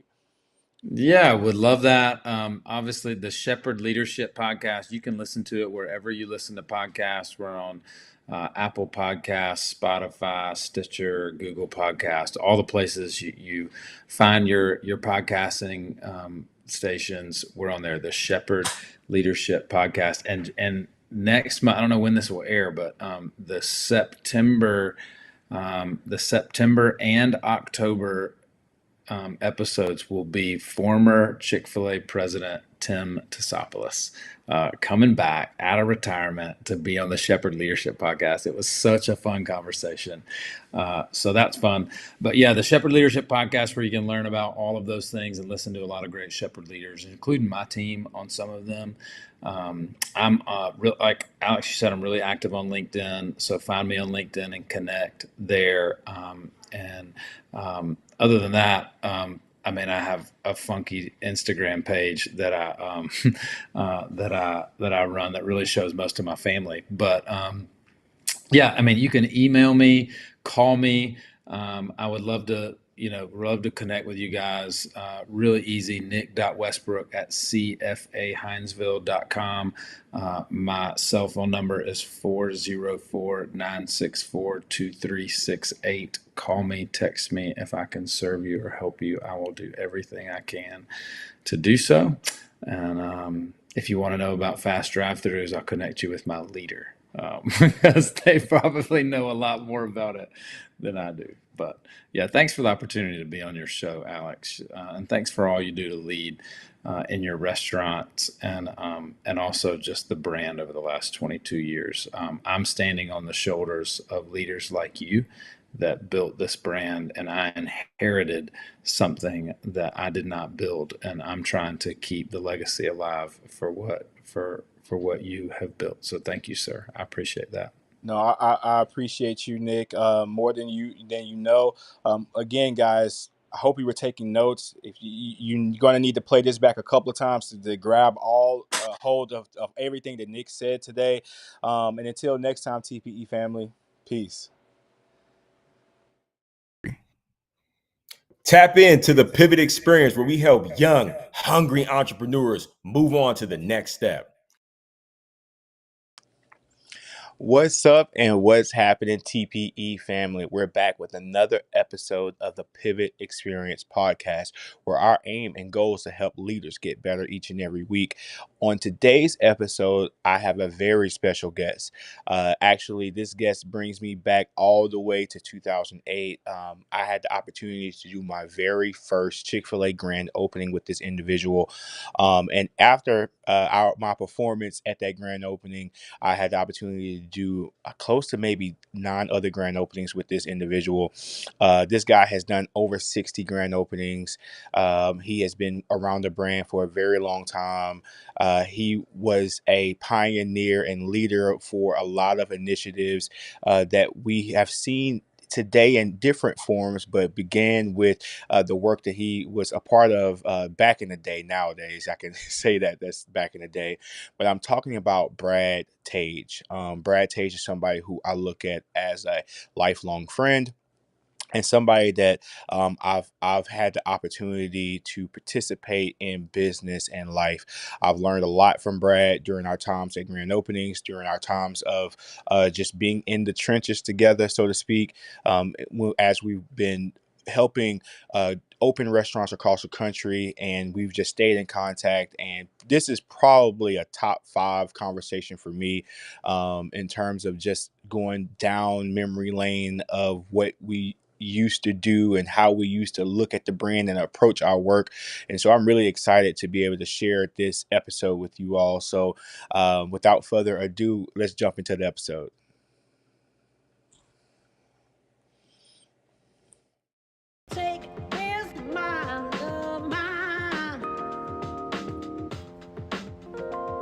Happening, TPE family, we're back with another episode of the Pivot Experience podcast, where our aim is to help leaders get better each and every week.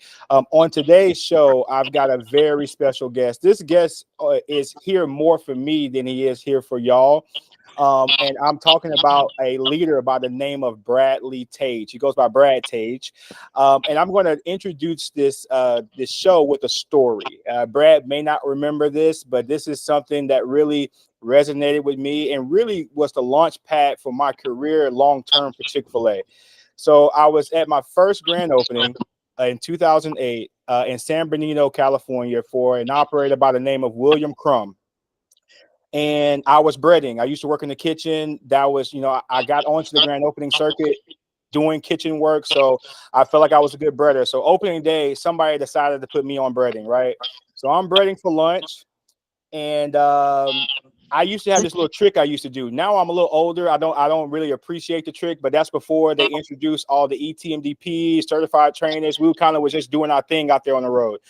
So I was breading, and I breaded. I used to bread like 2 batches at a time, put them on the fillet tiers, go back and bread again. And I try to challenge myself on how many fillets I can get dropped at one time, right? So Brad was on boards, man, and we were holding on regulars. And they look back to me and they say, well, how long do we have on fillets and how many do we have dropped? And I turned around and I said, I said 96. And everybody on that front line turned around because I had 4 machines cooking. I mean, of course, that first 2 batches are about to come up, but I used to get there used to be a thing for me to see how many fillets I can have cooking at one time, right? And so I'll never forget. After that lunch was over, Brad, you turned around and looked at me and said, "Hey, you can come with me anywhere we go." And that was really, I mean, I think I went on a 10 grand opening run with y'all. You know, we went on a lot of grand openings that year. We were actually one of the first classes to do Chick-fil-A's grand opening trainer program. I think the first class we had a grand opening scheduled, and then we got on the second class to do it. And so again, I don't know if you remember that or not, but like that was the start for me in our relationship. And I just appreciate everything that you've done. And I guess in trying to mold me as a young leader out on the road, figuring out, like, I mean, I was 18. I forget how, I don't know how old y'all were, but I was really young in comparison to some of y'all. And just the experience. And I think about a lot of the things that you used to talk about. I remember you said, I'm from Beaumont. You're from, yeah. The first thing you said, you're from the armpit of Texas. And I was like, who is this guy? Who is this guy? Who is this guy? You know, but I just appreciate how transparent you were about the processes and just bringing me along with you guys. I was just a kid from a little city in Texas, just running with y'all. So I appreciate you, man. So how are you doing today? Great, man. So just a little backstory on me. I grew up at Chick-fil-A just like you did. Right out of high school, I was a multi-sport athlete. I'd play football in the fall and then wrestle in the spring. So I didn't work through high school. It wasn't until after my senior year that I really started to work there. And I'd been working for Rusty on Mason Road in Katy, who, I mean, he's still out there now. He's got 3 stores now, so he's a big timer. And just started working in the store, and had been in the store for probably 3 years. And we opened the Conroe store, Eddie Cober's first store, Eddie and Angie, and Dan Cathy was there. So, you know, when he would travel to openings, dude, he would come with a corporate entourage. And so I met like 10 people from home office. And then of course he played the trumpet, and it was a Houston opening. So, you know, by our grand opening standards, it was nothing.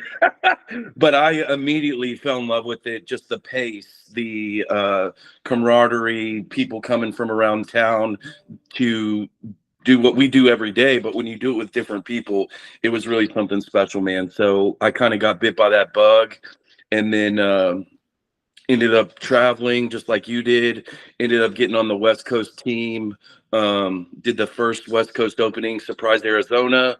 And back then they had, you know, the GOS program.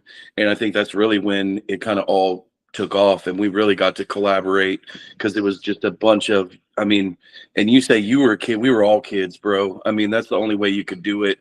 Back then they didn't cap your salary, they didn't cap hours.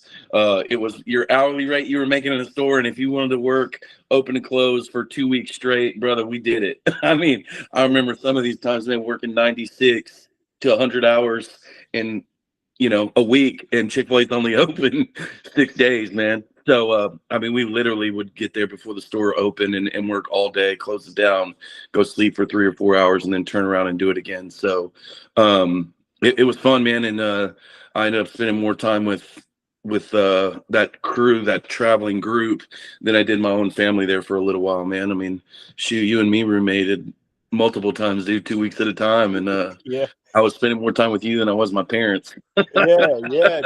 No, man, it's interesting. Like, I love having these conversations with people who are like really, really in old school Chick-fil-A, because we can really relate on some things. Like, I remember like my first grand opening, I think I put up 80 and 70 hours, you know, back to back to back. I think we did Midwest City, Oklahoma together. I think Yep. I put up 94 hours that first week, which was just insane. Like, Right. and you probably don't remember this. That first week we were there, we had every type of weather you could have. It was sunny one day, it sleeted one day, it hailed one Tornado. day. It was crazy, man. But no, like we've shared a lot of good times together.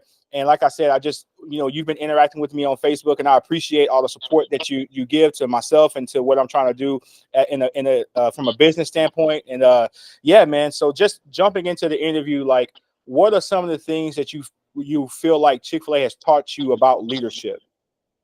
I mean, leadership aside, Chick-fil-A to me was always kind of like the military or a sports team. It was so incredible to have so many different people from so many different cultures, backgrounds, ethnicities. I mean, yes, it gets labeled as a Christian company, but don't get it twisted, man. There's Muslims, there's Jews, there's, we had a guy at Mason Road that worked for us from Pakistan, Muslim, spoke Urdu. I mean, it was just, so for me, that was so cool. And then to go, Chick-fil-A took me places that as a young man at 20, 21, 22, 23 years old, I would never been able to go on my own. To be able to go all over California or shoot Olathe, Kansas and stay there for 2 weeks, Doral, Miami and stay there for a whole month, and just to get to travel to some of these places and see some of the sights of America that I never got to see, and then bring a brand that you and I grew up with that we loved and the culture that we loved to people who didn't even know what it was. You know, I mean, how many times was like, how do you even say that? Chick-fil-A, Chick-fil-A, and and then just back then, corporates buy-in when we were doing all the West Coast stuff. Hey, man, get there and do 10,000 sandwiches and pass them out. And my oldest, who's 18, he works at Chick-fil-A, and I tell him that we used to go and do 10,000 sandwiches in a day, and he's like, "What? No way!" And I'm like, "Oh yeah." And he's like, "And people would pay for it?" I'm like, "No, we gave it away for free." And he was like, "You gave it away for," he can't, it just blows his mind. But I mean, I think what Dan and the corporate crew at that time had created that legacy of get the product in their hand, because you can describe it, you can see it in a picture, you can talk about it, but until you open that foil bag and that steam comes out and you take that first bite, dude, you just don't get it. And I really enjoyed those times, man. And just I'm still like this now. I coach. I mean, I coach my kids' teams, and I love to see. And this is the great thing about leadership. And I to answer your question, I'll circle back. This is my greatest thing in leadership. Sometimes someone can see something in you, in your potential, that you could never see in yourself, and they almost manifest it on you and almost like prophesize it on you and say, "Hey man, you can do this, and because you can do this, you can teach other people to do this." And it's just each one teach one type deal, man. And I feel like as we got going and built steam, we'd always do that. "Hey Alex, you're gonna be in the kitchen, I'm gonna be up front. Keep an eye out for some of these kids, man, and let's take them with us. And let's, I mean, how many of these kids from urban areas, especially Beaumont, city of Houston, inner city kids that, couldn't afford a car, and here they are in, uh, California for 2 weeks and getting to see some of the sights." And then, Chick-fil-A was always so gracious and would take us to ball games and try to do things like that, so that you really got to see the areas that we were in and how you affected the community you were in. So that's still something that I love to see in young kids, whether it's sports related or even mental, where there's such a problem with mental health and kids not believing in themselves, and they just don't socialize like we do, that everything's with their thumbs, man. So to speak over some of these kids and see their whole mindset change, and it's literally, it's literally like, they're like, wait, I never thought about that. I never thought about that. I mean, for me, it was just, I never thought that working at a fast food restaurant would lead to the career that it did. And I mean, I was there for 15 years, 68 openings across the country. I mean, it's just incredible. And I'm still friends with a lot of the people that we worked with, man. Most of them are, operators now. Some of them are business consultants at corporate. Some of them are at corporate, but a lot of them are operators, and we still stay in touch and have these kind of reunions and reminisce about, dang, man, you remember when, we were up front and, Olathe, Kansas, it was triple wrapped around the building. We had 4 police officers in the parking lot just to direct traffic. People would come to the window and were like, how long you been waiting? They're like, 4 hours. And you're like, you just waited 4 hours for a number one with a sweet tea? And they're like, I've been waiting 5 years for y'all to get here. I don't care how long it took.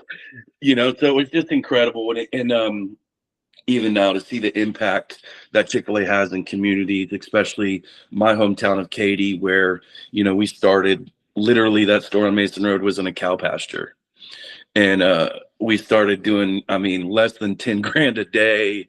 And now just to see it perform, and Rusty's produced, I think, 5 operators or 6 now. He owns 3 stores, and just to see that legacy continue is really cool.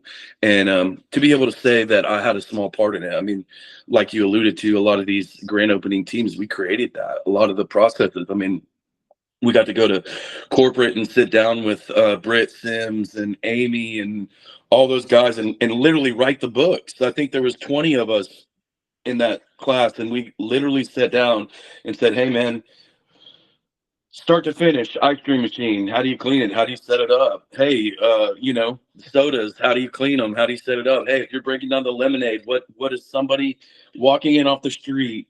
We can hand them this book and then be successful. So it's really cool to see that evolve, and that they still use it today is awesome.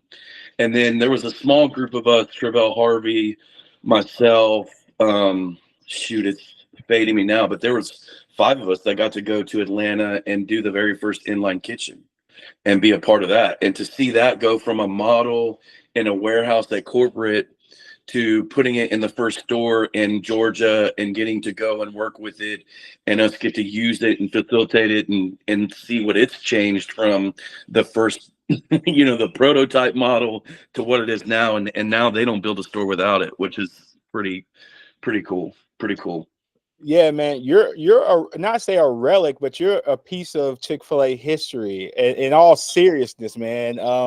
And you touched on so many like legendary things. Like Olathe, Kansas was like now of course stores do what that sales number is like on a regular day, but back then what y'all did out in Kansas was nuts. Like it was when we heard those numbers, we were doing maybe 30 to 40% of that on a daily basis. And just, I remember, now I'm not going to say too much. I remember the stories about like what y'all had to do to thaw chicken. I mean, because there was no capacity models to even address that. We would have had to be successful. We would have literally had to probably get 2 trucks a day for the time we were there, because even then it was just speculation. We had no idea, and especially even as thorough as Chick-fil-A is, they had no idea the depth of what was about to happen, because that's a military town. So there was a ton of transplants from the Southeast that grew up with Chick-fil-A. And then, like I said, I mean, the one guy at the window, and he was like, I haven't eaten in 4 years. I don't care. I would have stayed out here for days just to get a Chick-fil-A sandwich. But I mean, I remember trying to bag with Becky Chin, who's a multi-unit operator now over on 45 and Wayside.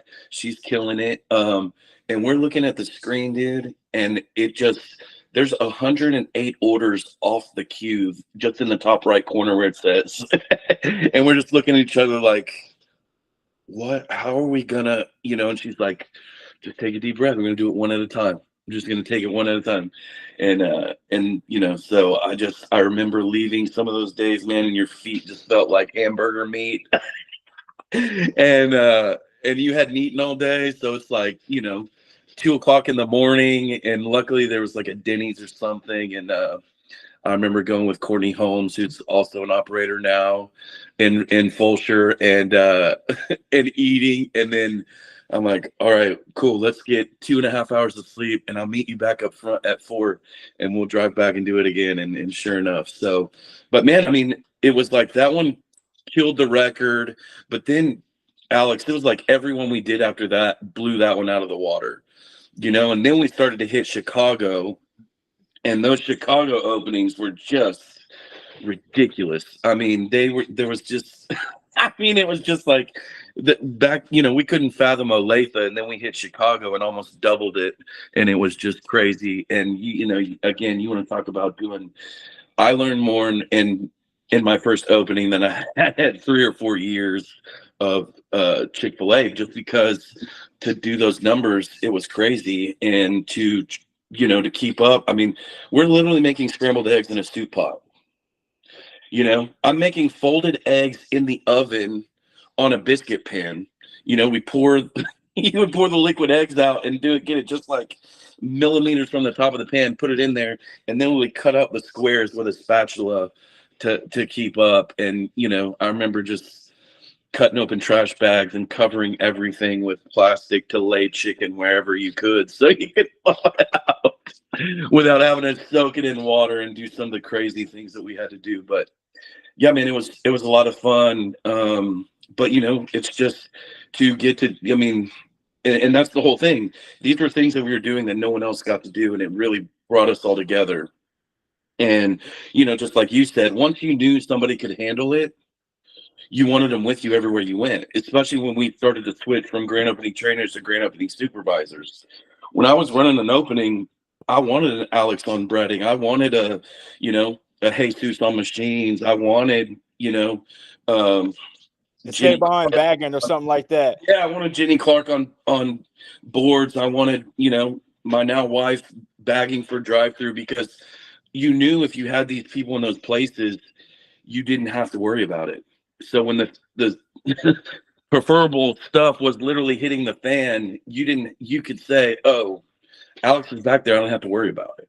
Hey, did y'all lay out chick? I don't have to worry about it. Alex is back there. If he ain't got something, he's gonna tell me, you know, or you know. And so I think that was part of it too. We all just kind of started it. And then, man, just like good football teams, you start talking to each other without talking to each other. Hey, dude, I'm already making them. Hey, I need, you know, 3 runs of fillets, 2 nut. He's like, the fillets are already down. The nuggets, I'm breading them right now. You know, and so it just became like, it was great. It was a lot of fun. And you know, and the whole drive-through thing. I mean, now that these guys, y'all are so fancy now with your headsets out there and your iPads, and you're taking credit cards out there. I'm like, dude, I remember being back there with walkie-talkies and note cards and writing it down and handing it to the customer. And then when you get to the window, hand them this card, and they would hand it to someone at the window. That person would ring everything up while the expediters were shoving it out. So, I mean, it's just to, like I said, to see the evolution of, you know, when we thought 110 cars was a big deal, and now you got stores doing 300 every day. And it's crazy. And then I think about the average ticket too. I mean, it's just incredible what this little business that started in a mall turned into, man. It's incredible. Yeah, I think a lot of people don't realize when we talk about these markets, it's almost unimaginable to think that y'all didn't have a store in Chicago, y'all didn't have a store in Kansas, y'all didn't have a store on the West Coast. Like, yeah, these were all things around the time that we got introduced to each other that were starting to take legs, like get legs and starting to get some muscle behind, man. And dude, you said so much I wanted to touch on in that. Like, there's been plenty of mornings I'm waking up coder all over my forearms. Aprons. Just give me an apron. I can't clean this in 24 hours. Just give me an apron. Yeah. No, and just I forgot that we did Doral together. I remember doing that opening day or the next day, like we shut down the power grid on the pad where the store was at. Yep. Like the store lost power. You know, I mean, just I got a chance to experience things that I never experienced back home, Right. with you guys. And so, man, no, that's cool. Like I remember. Again, going back to that Midwest City, Oklahoma opening, they didn't have any afternoon staff. So it was me, Nico, and Freddie running the afternoons. It was just the three of us, Just trying to survive, bro. yeah, man. No, man. So no, I really, again, I told y'all at the top of this that this conversation is more for me than it is for y'all. In terms of just reliving a lot of these moments, because I feel like, you know, as Chick-fil-A has grown, yes, technology has taken the place of a lot of things that we do, but back then you had to rely on this. You had to rely on your wit, your intellect, and that camaraderie to get certain things done. You know, now we have iPads telling us how much chicken to drop and how much this, how much that. Like during the grand opening, there was nothing like that. You had to feel, you had to know, you had to just be more plugged into the business. And so I think that, man, that, yeah. Well, Alex, just think about how many more products there were back then. Y'all streamlined the menu. I mean, bro, we had carrot raisin, chicken salad, side salads, 4 main salads, 3 different wraps. And we literally had a team of women back there, plus fruit cups, back there that would just make, because we had no idea. How many chicken salads should I make? I don't know. Let's start with 2 batches and see how it goes. yeah. How many salads should I make? Hey, start with 50 of each, and let's just see what moves. And so that's what I'm saying. I mean, it was crazy. And I remember being in Northern California at Ben Levin's opening, and we ran out of ice cream. And the closest warehouse was 15 hours away. So that was not an option. So I remember Tammy Guindano, she's got 2 stores in Southern California over there by Disney World.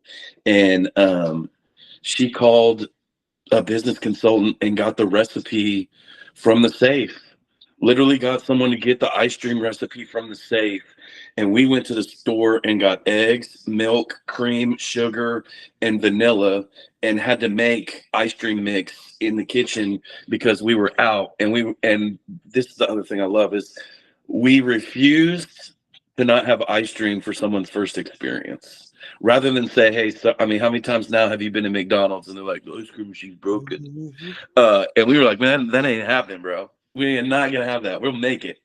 And we made it. So I do remember that, and just some crazy off the wall stuff, man, that we had to do. And then, just building it with all those GOSs, that original crew out there on the West Coast, Adam and Jeremiah, and shoot, who else was out there? There's 3 of them. Joanne Fecht, not Fecht anymore. I'm sorry. Her and her husband have 2 stores in Houston. Anyway, Casey.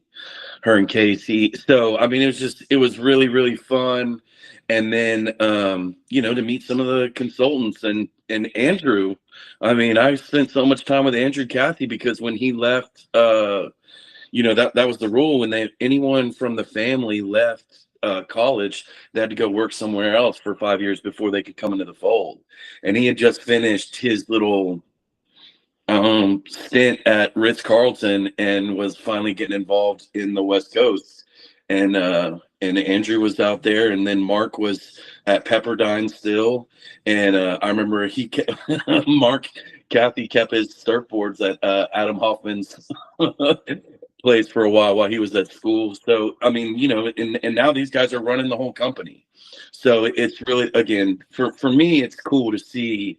Man, I remember when, he was back there and he wasn't even running the West Coast yet. And then he became the leader of the West Coast, and now he's running the whole company. So it's really cool to see some of those things and some of these kids, like Adobe. Man, she just used to, I remember she would always run boards, and I was always on screens. I just thought she was so mean because she would just always yell at me. And and she just wanted what she wanted when she wanted it, and I get it. She was trying to and then, man, she became a business consultant, and now she's got a store down there in Pasadena. She's right on the parade route. So every year for the Rose Bowl parade, she gets lit up, and that's what I'm saying. That's the beauty of this is I have friends all over the country, man, because of Chick-fil-A, and who would have thought that? So it's crazy. And I love to see these guys now that like yourself, man, and some of these guys that were just wet behind the ears little kids and didn't know anything, and then and now they're running stores for people, running their own stores. They've created operators, and just to see that legacy continue is pretty amazing. It's really awesome. Dude, your name dropping like crazy right now. Like I remember Adobe Guasham, she worked with Robert as a GOS at one point. That's how I came to know her. And just to hear about her journey, like even Francisco Hernandez, I know he was a part of the West Coast team. Now he's an operator. Just like Adam Hoffman was a GOS at my first grand opening. And really, let me tell you the truth, man. When I did my first grand opening, before I went to it, I was going to school to become an engineer. When I got in touch with Adam Hoffman and he pulled out these drawings of the freezer and he was like, man, I know exactly how many cases we can fit in here. He had the schematic, and it was like, yo, I can take this engineering stuff that I like and bring it over to the chicken joint, man. I can do a lot of this stuff that I envision myself, like these skills that I want to like tap into. I can bring that over to Chick-fil-A. So yeah, man, no, Adam Hoffman. That was the original West Coast team. Was Joanne, it was Feck, now it's Hughes, Adam Hoffman, and Jeremiah Chilpalm.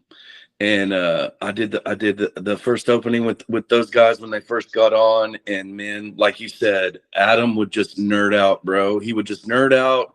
He had diagrams of the 4 different stores that we were building at the time, and exactly where to put all the Metro shelves to fit all the dry products and everything. And then he had a schematic for how to set up the freezer, a schematic for how to set up the walk-in.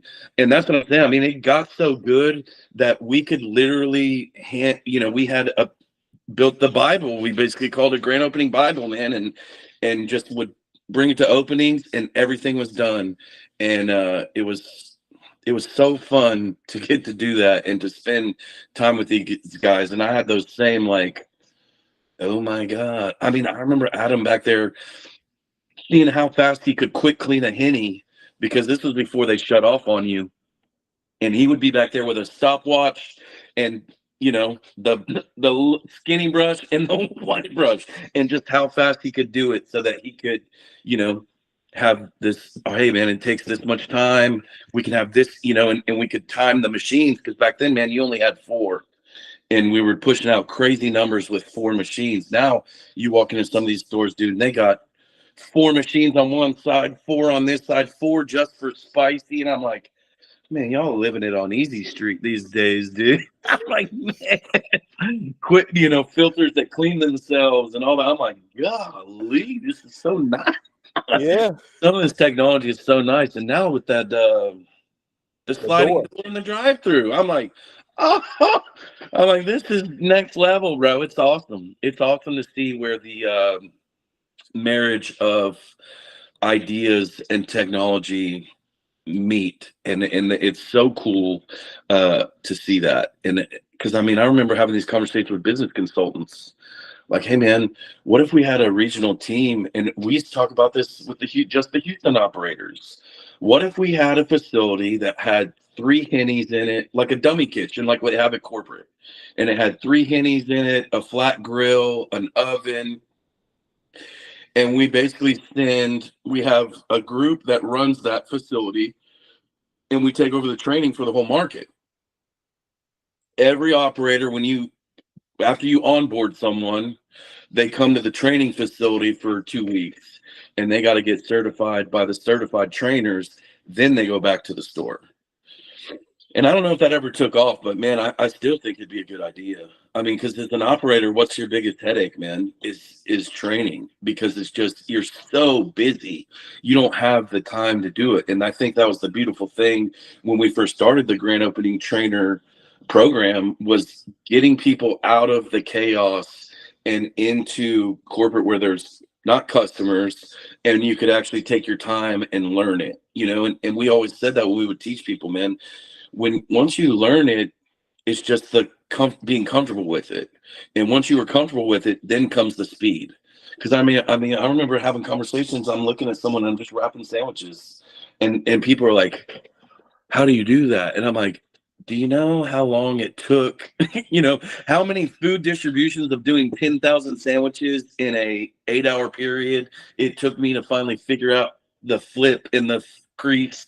It's like it took forever, but I that's also the thing. It's nobody wants to take the time to do that. They want to be on chapter 10, my chapter 20, and they're in chapter 1, and they want to like fast forward. And I'm like, it takes 10 years to have 10 years experience, bro.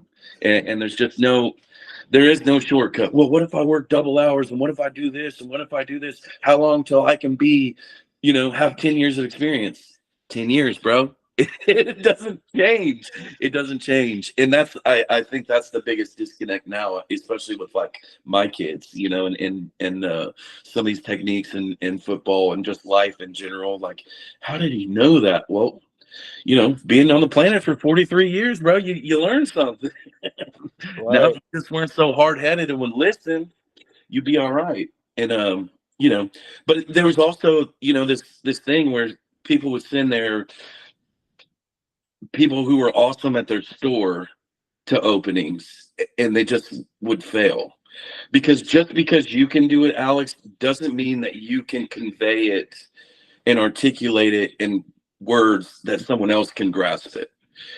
And there really is a true passion for teaching. You really have to have that servant heart to teach someone, because a lot of times some people, the ego people, want to push them out of the way and let me do that for you, but they're not learning anything. And then because I saw it 100 times where they would say, oh well, this guy's my best breader. Okay, cool, but how can he teach? Can he teach someone else to be the best breader? Because that's what we needed. I don't need your best breader, because when he leaves the store, what are they going to do? We're trying to build an army to take on this when we leave. So, if they can't teach, I don't care how fast he can bread, or how good he is at screens, or how good he is at fries. If he can't teach this, 15-year-old kid to do what he can do, I can't use him. And I think some operators would get upset with that, but it was the truth, and I still feel that way now. It's like, man, just because you can do it doesn't mean you can teach someone to do it, and have the patience. Because man, it does take, watching people fumble around with the bags and trying to fold them, or nugget boxes. You remember when we would just and it would pop open, and and I would, people are trying to use the spoon and all that. I'm like, dude, put the spoon down. But that's what they taught us. I'm like, yes, you're right. During normal hours and normal business, you use the spoon, bro. But we got 100 cars in the drive-through right now, and we're holding up traffic on the highway because they can't get in the parking lot. We gotta go. So, tons of things. We could do probably 4 podcasts just on the leadership aspect of things that I learned at Chick-fil-A. Respect people. Golly, dude. Just now, and now it's like a foreign deal. And then kindness. I learned so much. I worked at the Chick-fil-A over there in Westview, right down the street from the Med Center, for Julie Salvaggio for a while. And man, you have 30 seconds to interact with someone that, man, they just lost their mom, or they just lost their dad, or a doctor comes in and he's been in the operating room for 15 hours and tried everything he could and lost the patient. And then you have people who, man, my mom's been fighting cancer for 10 years and she just won and she got to ring the bell today. So you're having this just huge swing and emotion from one person you talk to the next. to the next, to the next. And I really learned how to communicate effectively through Chick-fil-A. I mean, you know, when you can sit down with someone and talk to them for hours, sure. But when you got to try to make a connection in a minute and a half, 2 minutes, it's like speed dating. Yeah. No, I mean, you really learn. I mean, you really do. And it helps me now in my sales job because, you know, you run into people from all different backgrounds, all different walks of life, all different religions. It teaches you to respect people in the background that they came from, because just like you didn't choose where you grew up, they didn't either. And so, you know, but most people are pretty proud of where they come from, so you can't be like, oh well, they're trash because they grew up here, or oh they're so rich because they came from here. You know, it just teaches you to really be kind and respect people, and to hear their stories. And that's, I mean, that's my favorite part of what I do now, is getting to meet people and hear their stories. And that was my favorite thing about openings, man. So where are you from? Oh, cool. How many stores your operator have? Oh, cool. How long you been at Chick-fil-A? Oh, 6 months and you're here? Okay, now like, hey, dude, don't expect this when you go home, but you know, because you do, you become, it's like a crack addict. You become addicted to that rush, and and you won't find it in the day-to-day operations. And so for me, that was the hardest part, was transitioning back into the store when I wasn't at an opening, because I'm like, bruh, this is so slow. And they're like, Brad, what are you talking about? We didn't do, you know, 3,200 an hour. And I'm like, yeah, dude, this is cakewalk. You know, oh, we just did 215 cars. I'm like, oh, that's cute. You know, and you almost kind of get this like callousness to it. So, you know, you really have to kind of find, okay, well, during the slow times, what can I do? Oh, go back there and work with, you know, the kid that's only been here for 3 weeks, and teach them, and tell them about the possibilities of what it could lead to. And that was the other thing I think that people don't realize. In the day-to-day store, just a high school kid working at Chick-fil-A or a college kid working through Chick-fil-A, you don't realize that everything they have in the real world private sector, it's at Chick-fil-A. There's business consultants, there's engineers, there's safety people, there's, you know, there's all kinds of things that it can lead to, you know, product development, marketing, advertising, lawyers, you know, just crazy stuff that you get to do. I mean, I remember when they rolled out cheese, and I'm like, what? Y'all are serving cheese with fries? And like, oh yeah, because the market, or when they started slapping lettuce, tomato, and onions on everything. And I'm like, what? Because it was market specific. Every other place in that market had it, so we couldn't roll in and not offer it. So it's, you know, again, it's, I learned a lot about how to run a business, how to, you know, hey man, this all costs. You know, having everybody in here costs money. Every time, you know, you give 2 extra sauces, it costs money. Hey man, if you ain't paying attention to that labor and it gets away from you, that's the difference between us making money and not making money. And you don't realize it as a kid, but then when you get in the real world and you want to be an entrepreneur and you start to, I mean, especially you, look at you, you own what, 3 businesses, 4 businesses now? Every time I turn around, you're starting doing another startup, bro. Yeah. So I think you're just a glutton for punishment too, man. You like the abuse. Yeah. Yeah, no, I would have to say, man, I think that's one of the things that Chick-fil-A has given me the most, like the gift of being able to run a business. Like you know, I didn't graduate from college, so I didn't necessarily get the formal training, but I truly believe that everything that I've experienced, like even bumping into people like you, all these other people who have went on to do these other great things, has that was my education. That's how I learned. Now, I will say, the only difference is Chick-fil-A is that will spoil you. The support center offers you every single thing you need to be successful. When you're out there on your own, there is no IT to call. There is no legal to call. You don't have a cash accountant. You don't have this accountant. So you're kind of doing those things on your own. But I've just been fortunate enough to be around people to where I can figure it out. And, you know, like, and I think I wanted to kind of go back to something you said earlier, and I hope this doesn't get me in trouble. At least I know you're no longer affiliated with Chick-fil-A, so you're letting it go. But for me, it's like there's just such a level of excellence that we used to have back in the day, a certain level of pride in what you did in your job that you just don't see as much now than you did before. Like just the intensity that we every single day, at least for me, I came in and said, I'm going to show those guys that I belong here. And I try to do my very best to fit into the level of excellence that you guys are doing. I don't know if that same bug is around, not as prevalent, at least, as what it used to be back in the day. I think the biggest change, and again, I can speak freely. I mean, I was on the inside for so long, but I think when the specialization from it went away, it lost its luster. When they put and quite frankly, when they put a salary cap on it, when you start to cap the hours, well, then it takes it away. If you're going to cap me at 40, well, shoot, I might as well just stay at home at the crib and see my wife and kids every night. The whole reason I would go is because I could make I mean, I'm not trying to sound flashy, but I mean, I could make what I made in a month and a half in a 2-week time. Easy. Because they would but that's what it was. And yes, everyone got to do openings in Houston because we had so many stores, we could facilitate our own market.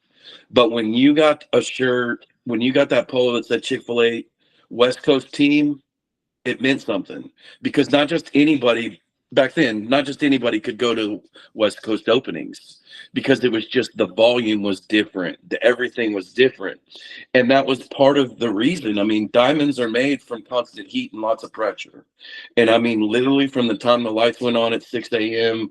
until we were trying to shut it down at 10, most of the times it was 11 or 11:30 because we didn't want to turn anyone away and say, hey, sorry, we're closed.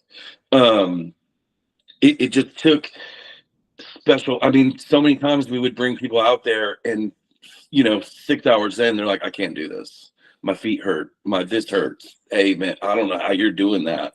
Hey dude, I got doing machines and the calluses are all cut open and their hands are blistered and bleeding, and it's like it was special to us, and I mean, I use the reference a lot, but I think it's the same as like regular enlisted in the Army and then like Green Berets. Yes, no one's shooting you, no one's killing you, but it was that elite caliber, because I remember showing up to my first opening and man, when they're going around introducing themselves, everyone's like, I've done 8, I've done 10, I've done 15, and I'm like, first one.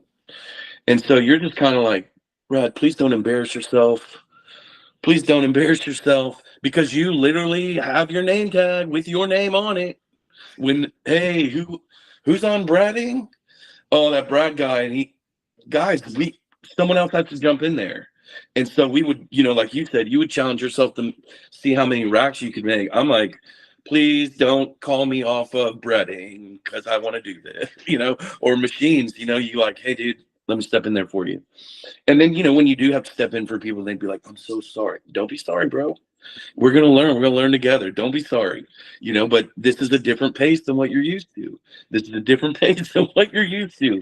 And we all knew that, and it was crazy trying to just, but it took a special person, man. And even my last ones, that's why because I couldn't do it anymore. I mean, I just physically couldn't stand in one place for 15 hours. My feet would just be dying, I mean, and that's the whole thing, it takes a special person to run on 2 hours of sleep, 4 hours of sleep, or hey, 2 hours here, 2 hours there, but the phone's ringing in between, all the stress, when you get there and the construction's not done, and opening up all the equipment and starting it up for the first time, seasoning the grill, and just all these little things that became ingrained in you. And you would say, hey, did somebody season the grill? And they're like, oh, I didn't even think about that. But bro, it's got to be done. Hey, did somebody put the filters in and all the hennies? Oh man, we didn't even think about that. What do you mean? Like, bro, what are you waiting for? You wait till opening day? Like, let's get it. And just some of those little things that we would say, hey man, set up all the lids and stuff this way. Set up the boxes this. I mean, we literally had a way that we would set the extra empty nugget boxes so that you could grab them in a second and reload. And same thing. I mean, when we had people that was your own job during the opening. Bro, make sure we do not run out of clamshells, foil bags, or nugget boxes and fries. Please, someone go check the fries every 5 minutes. If you walk by the fry freezer, open it up and make sure there's at least 5 boxes in there. If not, go get $2 right now. Yeah, right on. Because we are Right going to run on. out. We are going to run out. And Yeah. that's the thing. We just had every little detail planned to the nth degree. But it was, hey man, either you can do this or you can't. And it meant something, like I said, it was a special privilege to get to wear that West Coast. It was a special privilege to have Chicago on your shirt. I mean, they had the Chicago flag on the sleeve and they were blue, like baby blue. So you knew when someone did a Chicago and he was like, oh, dude, you were there for that? Holy crap. And again, I can only test it to like major baseball sports teams or whatever. What, you won a Super Bowl? Like, you were there, you did, like, and or military guys when they went to Fallujah or Iraq or something, like, what, you were there for that? And that's how it was, man. It was really special.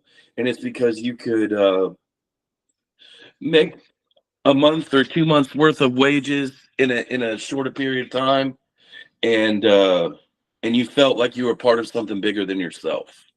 And that was the whole thing. I do not care if y'all have to bring a saw and cut both my feet off at the ankles. I'm not leaving this spot because Alex is depending on me to run this spot, or Jenny or Tiffany or whoever. So until they leave too, I'm right here.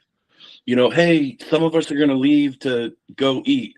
Yeah, but hey, man, Juan's back there pulling chicken out. I'm gonna go help him, and we'll walk out together. And that's how it was, man. It was like if one stayed, we all stayed, and we really became a family and a unit. And it was awesome. It was so awesome to see a group of strangers from all different walks of life come in there and come together for one common goal. And it was to, set up this operator one, but also this store and this community for greatness. And then, make sure the operator's in great hands so that he can continue that legacy. And I think in some ways they've gotten away from it. And in other ways you still see it. And it's just, but that's the diversity piece. It's just like when we were there, one year it would be like, we're only giving stores to people who came from Chick-fil-A. If they didn't come from Chick-fil-A, they're not getting a store.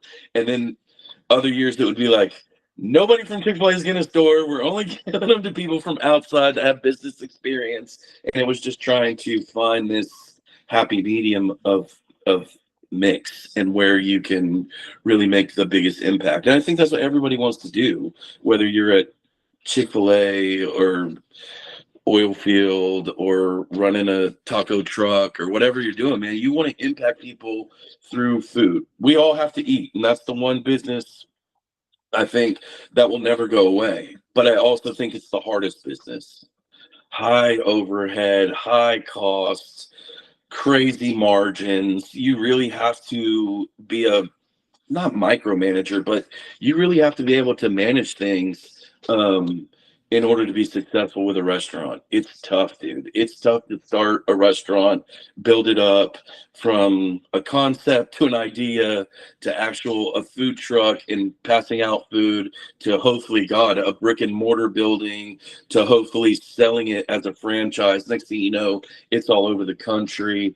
I do not think that old Uncle Truett, when he was around, thought that it would ever go from a greasy spoon diner with 8 seats in a gravel parking lot to only serving the night shift at Coca-Cola and Delta to starting food courts. The dude started food courts literally to, having from only being in malls to now having only free standards to being nationwide. And I know they used to have something in South Africa or something. I don't know if they're still worldwide, but still, I mean, this little dude who didn't even have an eighth grade education, and look what he built because he had an idea and some grit, some major freaking grit. And look what it turned into, man. And look how many people he's impacted. Hundreds of, at this point, it's millions, not just patrons, but people within the organization. Us, I mean, look at us. How many people, man, started out as 15-year-old kids and now they're running multi units. The outreach program that they do for kids and wives, and just the, I mean, I could talk about the greatness of the company all the time. I mean, for days. Just in the experiences that it gave me. I mean, I'm not, I've been out for shoot a while now, over 10 years, and I still, talk about it all the time. And people are like, you still say we when you talk about Chick-fil-A, you still say we. And I'm like, I guess I do, because it was such a family for me, and I guess it always will be. And I learned so much. And for me, it's full circle. Like I said, seeing my kid work there and him come home and just, oh, I'm so tired. I did expediting for 5 hours. And I'm just like, oh, bro.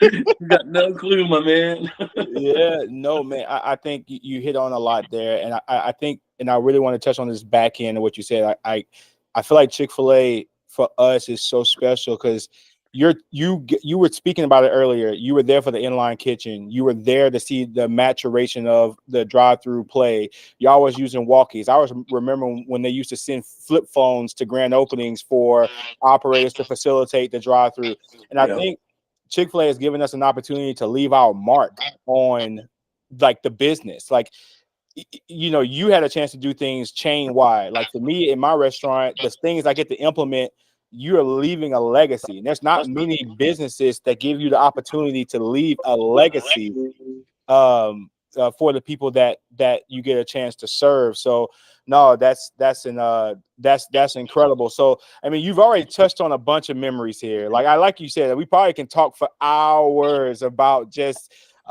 memory lane. But man, what are some of the best memories? I think you've already said some of these, but what are some of the best memories that you have from working at Chick-fil-A?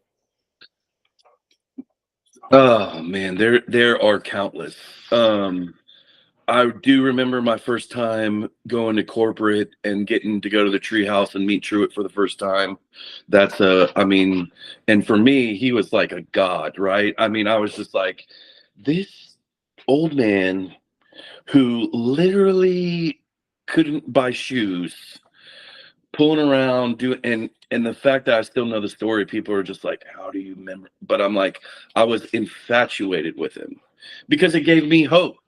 It gave me, I mean, my parents were not, we were not poor. I don't want to set the stage like, oh, I'm not a project kid. We were not on food stamps, but we were just above the poverty line. I mean, both my parents, had jobs where they made 60 grand a year, which, now it's like you can't even live off that. Um, so to see a guy with only an eighth grade education and just some ingenuity, and he was like, dude, I'm gonna make money and I'm gonna take the Coke bottles back, and then I'm gonna walk down the street with them and sell them. And then to turn that into a restaurant, like I said, that he really thought he was just gonna be a Denny's, I mean, basically that's what it was. The Dorf House was a Denny's, a greasy spoon diner with just a few seats. And he saw a need for that third shift and created a solution for it. And then, like I said, they would have a little house out back and they would be asleep. And when they hear the cars hit the gravel, he would throw on the apron and go turn on the grill, and they would take care of people like that. To have the idea to, and the sand to go to these corporate malls, these dudes in suits, and say, hey, you got these mofos walking around here. When they leave to go eat, they don't come back.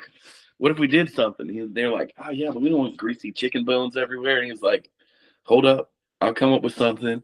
And then he pitches the Chick-fil-A sandwich, and then boom, he's in, a few malls in Georgia, and now you've got a food court with 15 options in every mall in America. I mean, to turn it into, like I said, a global giant, and to do it the way he did it so smartly, where corporate is, basically a museum, so they can't, the tax write-offs and all that. I'm just like, how did a dude who didn't go to the 8th grade know about tax write-offs? Like, and to set it up as a museum so no one could come and take away his empire, and then to keep it in-house.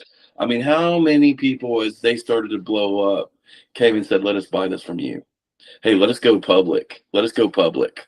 Hey, let's go public. So for them to deny the money and withstand I'm sure the boys now, I'm sure Mark and Andrew get it all the time. Hey, we got investors. Let's go public. Let's go public. And they're like, no, man. And to be debt free. I mean, to be debt free as such a global giant is another thing. And then to just set the standard. I mean, literally to set the standard across the board for every other restaurant in the country, whether it's a 5-star dining experience or Wendy's or McDonald's. Everywhere you go now, they say my pleasure. Where they get that from? You know what I mean? Everywhere they go now, from the corporate level, they want to filter it down to the stores, but a lot of the stores, it just hasn't happened yet. And I will say that is the one thing about Chick-fil-A is the culture. And it is the same in Doral, Florida, that it is in Seattle, Washington, that it is in Chicago, that it is in Laredo. And I've seen it. I've traveled it. I've seen it. And I will say that is the one thing that I am so amazed by is how they kept that uniformity across the board for men. And that's the other thing, man. You really have to be a special person, because there is nothing, when we used to hire 15 and 16-year-old kids, there's nothing tough or hard about you saying my pleasure. Thank you for coming. How can I help you? There's nothing tough about that. So you just really have to have a servant heart and be a part of something bigger to work it. And I think that's also why everybody got along for the most part, from, like I said, we've said it multiple times, different backgrounds, different cultures, different languages, but at the true heart of it, you have to be a servant and you have to love people, because it doesn't matter where you are in the company, that applies, and everyone is serving everyone. And then Chick-fil-A reinvented the business model. For years, it was always investors, CEO, president at the top of the pyramid, corporate workers, people in the field, at day-to-day employees at the bottom, and they flip the triangle. And I mean, and they live that every day, where when you meet, at least for me, the first time I met corporate people, I was just like, how can we help you? How can we serve you? What are the issues that you're dealing with at the stores? Hey, and especially when it got to like grand opening supervisor, hey, how can we make this better for y'all? How can we make this a better experience for y'all? Because y'all are the face of the company.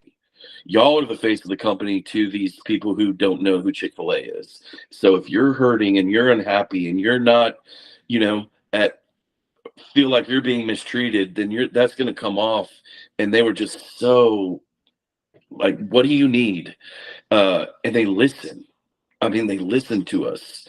Hey man, we need an elite group of people that we can travel around and do this.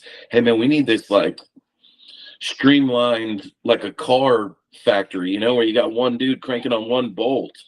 And so that kind of morphed into, all right, well, we'll just have one person doing nothing but buttering buns, one person doing nothing but toasting, one person doing nothing but putting the pickles, one person doing just the fillets, one person covering them, two people wrapping them. And then that's that's literally just where the whole inline kitchen idea came from. Like, how can we streamline this thing where we can just pump stuff out of here? And it was like, simplify. Don't overcomplicate it. And you can transfer that to any business, and I don't care what it is. Being kind to everyone, treat everyone like they need to be treated, and the best leaders serve. That whole lead like Jesus movement, lead like Jesus, serve like Jesus. He never talked down to his students. He never, made them feel dumb or stupid when they asked silly questions. When they had ideas, he authentically listened to them, because he knew when he left that they were going to be the face of his, company, Christianity. But it's the same thing, man. And I think that's the beautiful thing about it, is just, it literally becomes a part of you, and you live it, and it doesn't. And I think that's also why they've had so much success, and why you've had so much success, because you take those little, what some people would say not important, but man, they're the biggest part of it. Big great leaders serve, and they do. I think that model has to come out, and there's some big time guys out there talking about it now. Simon Sinek, who I love Simon Sinek. I've every book he's my next like guru. Everything he puts out, I'm like, yes, more please, more please. I follow him on socials. I got all his books. But I learned that cutting my teeth at Chick-fil-A, man, is to serve others, and to never forget the first day you put on that uniform and how scary it was standing behind that register and just seeing the dining room go from no people to line out the door. Or, being on breading and they're like, hey dude, the drive-thru's double wrapped, and people literally can't, the parking lot is stuck. People can't get in and people can't get out. So hurry up, and you're just like, ah. And I had, big brothers, big sisters that came and were like, hey dude, take a deep breath. We're gonna do this one sandwich at a time. You're gonna fill one fry at a time, and you just, and you figure it out, and it's like that in business. It's like that with a team. It's like that, and you can't achieve anything by yourself. I mean, I guess nowadays you can, but man, there's no fun in that. Achieving things by yourself is no fun, man. When you can really see, and that's my biggest joy, man, is seeing guys like you, man. I remember so many times sitting in hotel rooms talking about, hey man, one day I'd like to run a restaurant. Hey man, one day I'd like to, buy this or buy that. Man, one day I think I'd like to, did you think you'd have a a design studio and furniture? And I mean, bro, but and that's what it is. I think sometimes you're like, hey man, you can do whatever you want to do. And I think sometimes on ourselves, it's that literally that, no, I can't. No, I can't. And you have to get over your own fears and your own, and realize, dude, it really is, especially nowadays, anything is possible. I mean, shoot, you got people who are millionaires from feet pics. So come on. Dude, no, man. Brad, I can't thank you enough. We've gotta do lunch or something like that one day. Totally. Because I like talking to people that bring me back to that time. You get so bogged down in the now, and you get so bogged down with the issues, and like just the tone of the workforce now is just different. It's just different, man. And it's so cool to talk to. I don't want to call you a throwback, but like just talk to, like, you bring me back to 2008, 2009. The OGs, bro. The OGs. And you go and you remember just the stuff that you did to build yourself. Like, you said it best. I feel like Chick-fil-A has given me so much confidence to do all these other things. Like, it all started from that, though. It all started from this experience, putting that apron on, putting those gloves on, changing those cold masters, filleting that. It all started from that, man. And so, man, I appreciate you. I appreciate your time. I think you've answered, without me asking these questions, you answered every one of them. Is there one I didn't answer? No, Get out of here. No. Okay. The next question was going to be, what advice would you give somebody to grow their Chick-fil-A career? You just gave a masterclass the last 10 minutes, talking about that. I think you hit the nail on the head, for me at least. Unless you have anything else you wanted to add to that, but I think you crushed it. I would just say, man, it's not about you. And it doesn't matter if you're 15 and it's your first day and you're only working 7 hours a week, or you're the general manager and you're making 6 figures, or you're a multi-unit operator and you're a multi-millionaire now. Do never forget it is not about you. And especially when you get to the mid-level and above, the reason that you don't have to show up to that store every day is because you have people, one, that you trust and they trust you, but that believe in you to get them to the next step.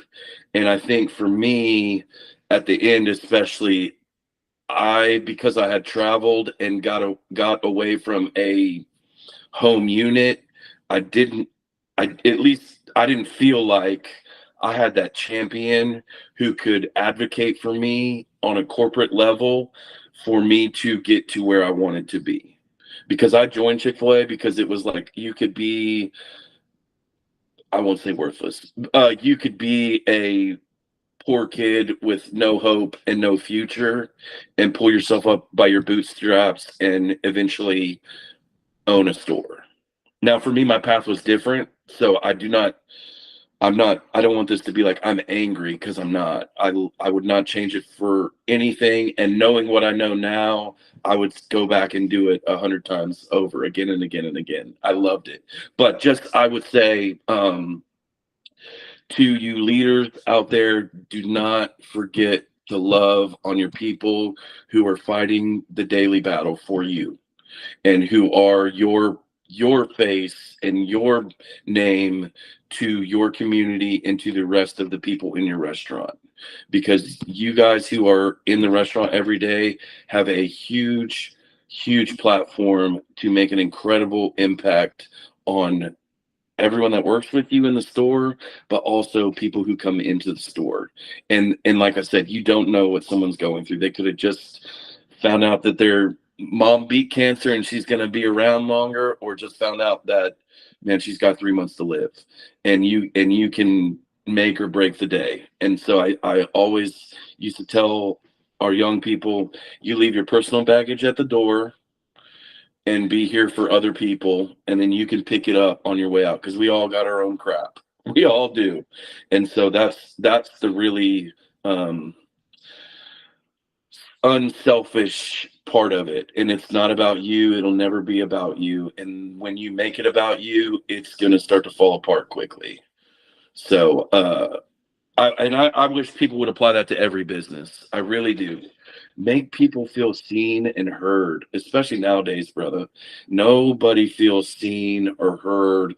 Depression is on the rise. Just so many people feel like I'm just a Look, you're never just a cashier. You're never just a food runner. You're never just a drive-through person. You're never just that. There's so much potential inside of you, and you may not see it yet, but you're way bigger than your position, and you're way bigger than your job.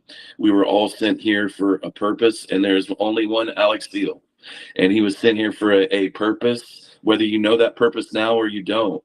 But the world would not be the same if you weren't here, because whatever's gift you have is inside you. And going to college can't change your gift. It can only enhance your gift, but it can't give you your gift. And I think sometimes when we're lost, we want to go to school, and school give us our purpose, but it's not in you. It's just like a bird. A bird is born, it can fly. It doesn't go to flight school. A fish doesn't go to swim school. It's in them, and it's in you. No one can show it to you. Now, you can hinder someone's gift. You can take a bird and put it in a cage, but it can still fly. It just can't fly as far. It can't, you know, go miles, but the gift is in you. And I think sometimes we get away from that because we do become self-absorbed with our own crap. But people need to hear that, man, and they need to hear it today more than ever. That you're special. You were sent here for one purpose. There are 8 billion people on the planet, and there's one Alex. So go be Alex, dude, and be the best Alex you can be, and then teach Juan to be the best Juan he can be, and that's where you start to see the change. Because we have become, oh, I'm just one person, I can't make a difference, and that's bullcrap. That's what the world wants you to think. You are a difference just by being here. And until you don't get to wake up anymore, you got to keep being the difference, bro. So I love you. I am so honored and blessed that you asked me to do this. And I love to see this little dirty apron 15-year-old dude that used to be covered in coder from head to toe, shoes, black shoes, just white, become a little guru himself on leadership and what you've done for others and the impact you're making, brother. Keep doing you. You are a blessing. I love you, man. I appreciate it, Brad. Hey, guys, like I told y'all, this is for me more than it is for y'all, but I'm sure you're gonna get something out of this. Brad, thank you again so much, man. I appreciate you joining the show. And until next time, TPE family, peace. Tap into the Pivot Experience where we help young, hungry entrepreneurs move on to the next step. What's up and what's happening, TPE fam? We're back with another episode of the Pivot Experience podcast, where our aim and goal is to help leaders get better each and every day. My name is Alex Seal, and I've had 20 years worth of experience with the world's most caring company, and I enjoy bringing that experience to help you pivot into your next. As you guys know, the Pivot Experience podcast likes to bring on guests that we believe adds value to your journey as a leader, and today is not any different. We have special guest David Brown of Bonusly joining us today. Bonusly is a fun, interactive platform that incentivizes work for teams by allowing teams to give each other kudos and points to be able to redeem towards prizes and different things. I'm glad to talk with David because we have experience with his company and we really enjoy the product that they produce. And David comes on to the platform to talk about the intent of the platform, kind of some of the mindset behind the uses of the platform, and just his story in general. So can't wait for you guys to enjoy this episode. Let's go. Take this, my love, mine. What's up and what's happening, TPE family? We're back with another episode of the Pivot Experience podcast, where our aim and goal is to help leaders get better each and every week. As you guys know, I love to bring on people who I think will provide value that is working in a leadership capacity, serving other people. And I've got on our call today a gentleman by the name of David Brown from Bonusly. And I'll give you some backstory on how me and David met. At work, we were looking for a way to systematically do recognitions for our team. As you guys know, it's one of those things where when you provide encouragement and motivation, incentivizing people to do good work is something that we all strive to do. And sometimes we miss the mark. And I knew of some companies that were in the tech space that automated and made these things gamified. And I was doing some research and I came across this company by the name of Bonusly. And Bonusly has been fantastic for us in terms of, we serve on our teams. We got about 230 people on our teams. And so it's easy to miss recognizing everybody, but with us using Bonusly, it really keeps us focused on making sure that everybody is recognized, and it empowers not only the managers and the leaders to recognize people, but it empowers everyone else on the team to play along with us in recognizing people when they do a great work. So David, after we got all signed up with Bonusly, he reached out to us and was giving us an opportunity to speak into some of the webinars that they have. Bonusly facilitates a lot of HR related webinars, and I've had the opportunity to participate in one. And actually, this is going to air well after the next one, but I get a chance to hang out with David a little bit tomorrow on another webinar. But David has been nothing but kind and generous towards us as it relates to, number one, our function with using Bonusly, but just general interactions. David has always shown himself to be friendly, and I value David's insight, and I value David, what he does just day in and day out. And so without further ado, here's David Brown. How are you doing today, sir? I'm doing well. Good to be with you, Alex. Definitely. So if you would kind of just share a little bit of your backstory, who you are, what you're about for the audience. Yeah, absolutely. I think one of the first things that Alex and I bonded over was Chick-fil-A. I honestly started working at Chick-fil-A when I was in 8th grade.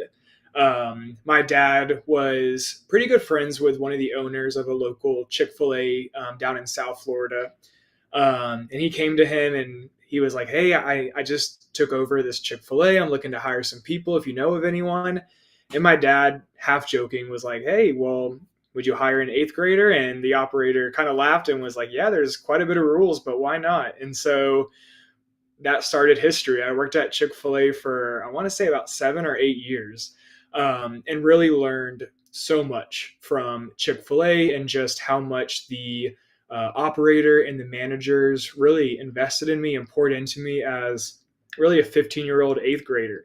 And so just taking a lot that I learned there, worked in the service industry for all of my college days. After college, moved into the nonprofit world. So working at a summer camp in Asheville, North Carolina, was their office manager, turned into sort of the marketing event planning side of that, and then found myself back in the service industry. And I think really it's the service industry is what taught me a lot about really just caring for people. I think, one of the biggest things in the service industry is making sure your customers are always happy, have an amazing experience, want to come back. And I think that really plays into my role now and really wanting to help companies take care of their employees and make sure their employees are having an incredible experience, or being poured into, or being invested in. I think my most recent job in the service industry was in Charlotte, North Carolina, at a place called the Common Market. And really started there because I was trying to figure out what I wanted to do, for the next step of my life. And so saw a hiring, sign one day, sent my resume in, got hired, was there for, ended up being, I think, a little over 3 years.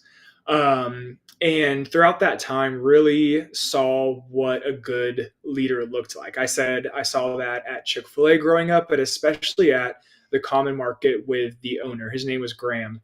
And, Common Market had, I want to say, 4 locations at the time, maybe 3. And I was starting there about a year in was when COVID hit. Obviously, COVID hit the service industry really hard. Most of the staff at the Common Market were let go, as were, a lot of other service industry areas.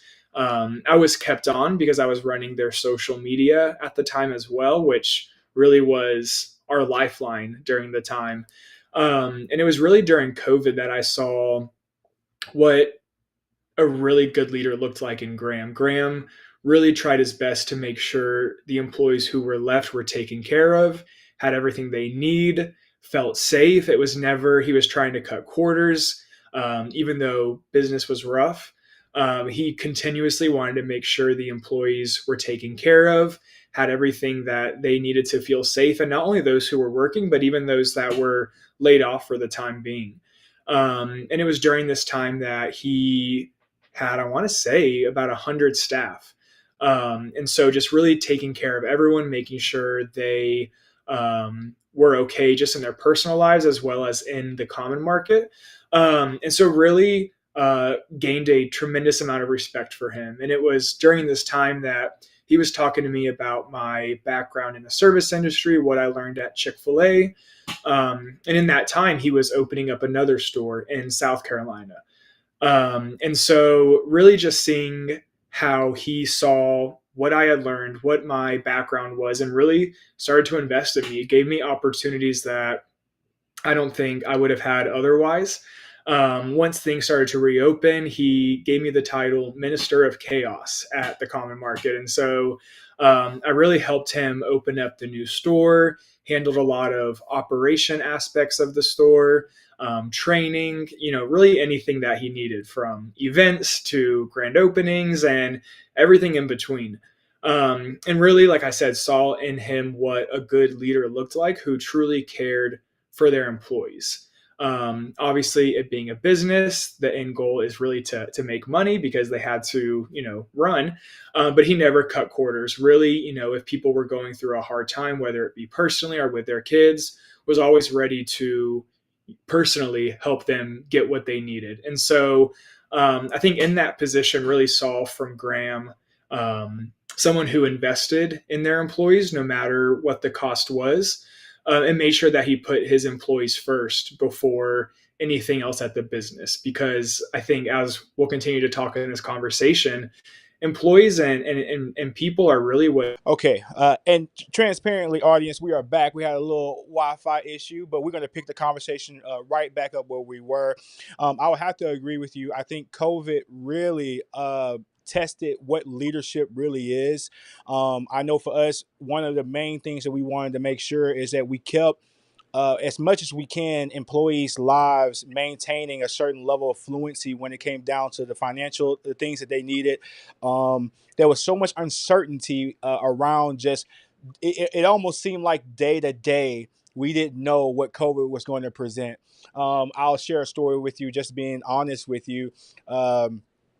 When COVID, I think it was March in 2020, when everything started to shut down. And then I want to say April in my city, we were one of the first big outbreaks. Like the one of our stores had like 40 people get COVID. This is before we had any regulations, mass produced masks. It was just a mess. No one really knew. I think all the constraints were really like heavy handed at the time. Like, we were in the paper. I had cousins calling me from out of town saying, "Hey, are y'all all right?" They said that 200 people, even though these stories were blown out of proportion. But it just, even I remember sitting on the phone call, and I might be saying too much here. Hopefully I don't get in trouble, Chick-fil-A peeps. But Chick-fil-A had hired a microbiologist. And when we had this going on, we were on a conference call together, and it was just silence because really no one knew what to do. Like, we were all trying to kind of scratching our heads, trying to figure out like what's the next call. They shipped out handkerchiefs as masks before. Like, this is literally early COVID. But I say all that to say, like, I think for us, just like your manager that was at that business, we really tried to make sure everybody was okay. And I think that's what it's all about. When things are the most stressful, when there's natural disaster, a global pandemic, what are you going to do as a leader? Now, hopefully, this is not a reoccurring thing. This is hopefully a once in our lifetime event. But it just goes to show you what great leadership does whenever you're called to the task. So, but I want to jump into some of our questions here for our interview. Thank you so much for introducing yourself to us. But so you've had an immense amount of employment, from the service industry to nonprofit to what you're doing in the tech space. How has that experience shaped your approach to employee well-being? Yeah, I think, like I mentioned, just being an employee in the service industry, it's rough at times. You're managing customers who may not be the most happy. You're working with all sorts of different personalities, from back of the house to the front of the house, customers, managers, everything. And so just really living that out from growing up throughout the common market, but also at the summer camp was huge in the nonprofit world. So these counselors, these staff are giving up their entire summers to volunteer, work at a summer camp, get paid, very little. A lot of them are just college students working for summer things. And so really just seeing how important taking care of your employees, investing in their growth, investing in their opportunities is. And so I think when I pivoted to the Bonusly in the HR tech space, it really happened by luck. I was moving to Jacksonville, Florida, was looking for what my next role would be. I realized I really enjoyed the event planning parts of my previous jobs, whether it be at the common market or the summer camp. So I was really just looking for event planning roles, and stumbled upon Bonusly, loved their mission, loved the job opportunity. And so I applied, got hired, and really had no idea what I was signing up for, in a good way. Not only did I grow to just love the team around me and the job that I was doing, but from day one really got on board with the company mission, and really what Bonusly does for companies. And so I think hearing from customers like yourself, Alex, and just hearing about how powerful what may seem like a simple tool like Bonusly is for companies, for leaders, for managers, but especially for employees, just began to excite me. Whether it be webinars that I was hosting, in person events, just hearing the different ways that Bonusly was helping employees feel connected to each other, to their companies, to their teams, just the different ways companies would use Bonusly to make their employees feel appreciated and valued, really just excited me. And so I think looking back at my past jobs and everything that I've worked for, just seeing how a tool like Bonusly could be used in those companies just lit a fire in me. And so just really just every day when I show up to work, I'm just so excited to see how, we can find new companies who their employees may feel undervalued. They may be dealing with low engagement. HR leaders or leaders at the company may be just looking for a solution like this, which may seem so simple, but is so powerful. Yeah, definitely. So, how would you say Bonusly helps and we're going to get into, I guess, the nitty gritty of Bonusly. How, in your experience, how has Bonusly helped companies drive engagement and meaningful connections between their teams? Yeah, I think I'll tell you my first experience with Bonusly, and it's one of my favorite stories, and it's a really common one that you hear. Um, Very nervous to start at Bonusly my first day. We are a fully remote company. This was my first remote job. Was just nervous about how I would meet people, what my day would look like. And so, yeah, just all around nerves. And I think my first day, as soon as I logged in, got going, it was about 30 minutes into it. It's, an automated thing for anybody who it's their first day. It said, "Welcome to Bonusly, David. Here's however many points it was at the time." And I remember thinking, wow, that's really cool. That's really special. The company shouted me out. I got some points, which I can, eventually redeem for some gift cards, some WAG, fun things. But the powerful part, and the part that made me just know this was a great company and a product, was throughout the day and even throughout the week, so many people at Bonusly who to this day I still don't really work with on a day-to-day basis, but we're just adding on. So they were saying, "Welcome to Bonusly. We're so excited you're here." My teammates, my boss were adding on. And really just throughout the day was just these like constant reminders of, wow, I'm really welcomed here. And so not only that, but throughout my first month, just getting recognized in points for different projects I was taking on, really feeling recognized by my coworkers, just really made me feel oh, just honestly, Bonusly really gives you one that picture into what's going on at your organization, whether it be on the engineering team, who I don't work with really at all, but I really have that window into seeing, what they're working on, what different people are accomplishing, being able to add on to know if it's their birthday, if it's their work anniversary. But then, like I mentioned, when we talk with customers, seeing how they use it at their companies, whether it be hybrid or remote or even in office, just being able to connect different locations or different departments. It really is that window you get into what everyone in the company is working on. You're able to celebrate different milestones. But I think my favorite part is just being able to recognize my coworkers. So if someone does an amazing job on a presentation, if someone helps me with something, which happens a lot, being able to not just message them thank you, but be able to publicly shout them out, give them some points, recognize them for going above and beyond and helping me or doing something.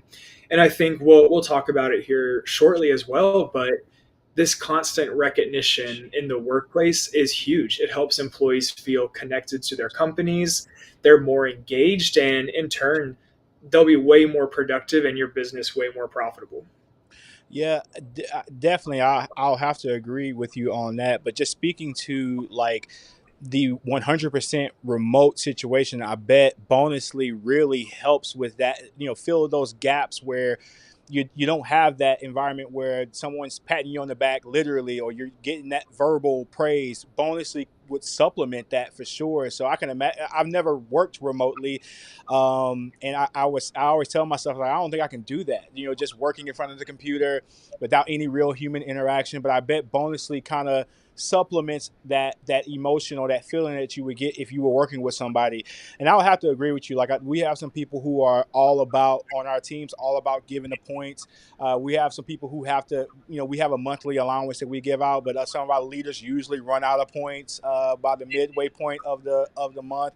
And those people are really exercising the program and exercising the platform, and they love it. They get, we got the stock gift cards, but we also have some Chick-fil-A specific items in there, and people are really redeeming them, and they really use it. So we appreciate the service, and I can tell you that it does make a difference in what we do. And so Mhm. you are the event coordinator for Bonusly. Can you speak into, like, what does that look like for you, and is there an event that really sticks out in your mind that you really think that you kind of knocked it out of the park? Yeah, that's a good question. I think events at Bonusly have evolved over time and evolved quick. When I was first hired on, it was for the in-person conferences that Bonusly wanted to attend, and then we started getting into webinars and hosting webinars and partner webinars, getting to work with other HR tech companies and co-produce a webinar together. But then especially we have some internal events that we've planned, and so I think I could talk about, the conferences that we've done, which are always so exciting. But I think one of my favorite events that I helped plan here at Bonusly with someone on our people ops team was our in-person gathering. So last year we gathered everyone from Bonusly in Denver, Colorado. So we're based in Boulder, but we chose Denver just because it was a larger city. People could fly in, didn't have to drive that far to get to Boulder. But it was so fun. I think it really was a lot of work, coordinating people driving, hotels, flying in and out, what the sessions would look like. Would it be all for fun? Would it be half fun, half work? What would that look like? And so I think it ended up being one of my favorite events because me and the person I planned it with, we worked incredibly hard and for a very long time. And I think in the event world, people don't necessarily always understand how long it takes to plan an event. And so when we started, I want to say 8, 9 months prior, it's hard to picture how everything's going to play out. But then being able to show up to Denver, start welcoming people, see all these employees show up, and just I always say, like, I want the event to be where people can show up and just go into autopilot mode. They don't have to think about where they're going to be next. Everything is just laid out, communicated well to where they can just enjoy it. And I think it was a really powerful event because not only did we have some great sessions about company values and our mission and wanting to provide these in-person team bonding experiences, but we also had fun. We did a amazing race throughout Denver, which was very fun. But I think we all ended up walking almost 10 miles that day. It was a different company that organized it for us, and they had us going all over Denver. But it was just really fun. We purposely split people into teams who they wouldn't necessarily work with on a daily basis, and so even myself got to talk with a handful of people who I never interact with, never have since, but have this connection now with them because we were running around Denver together.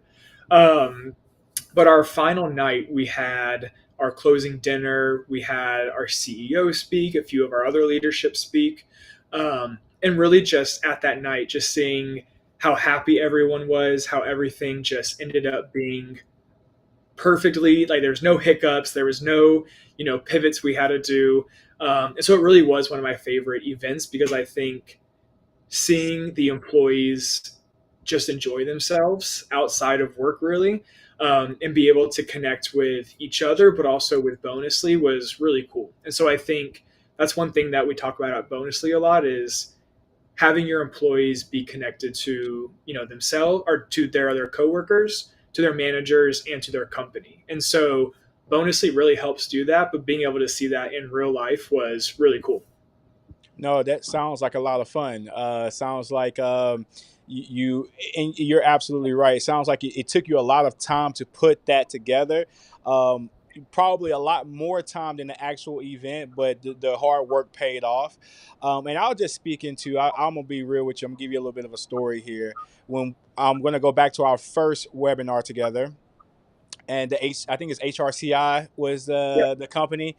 And I'm gonna be honest with you. I saw the invitation was placed on LinkedIn, and I seen how many people had RSVP'd via LinkedIn.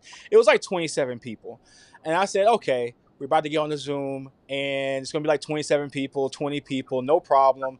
No nerves, no nothing like that. I think you mentioned on the when we had the meetup before, you was like it's a few thousand people that show up on it, and I think you said a few thousand. I could be overshooting this number.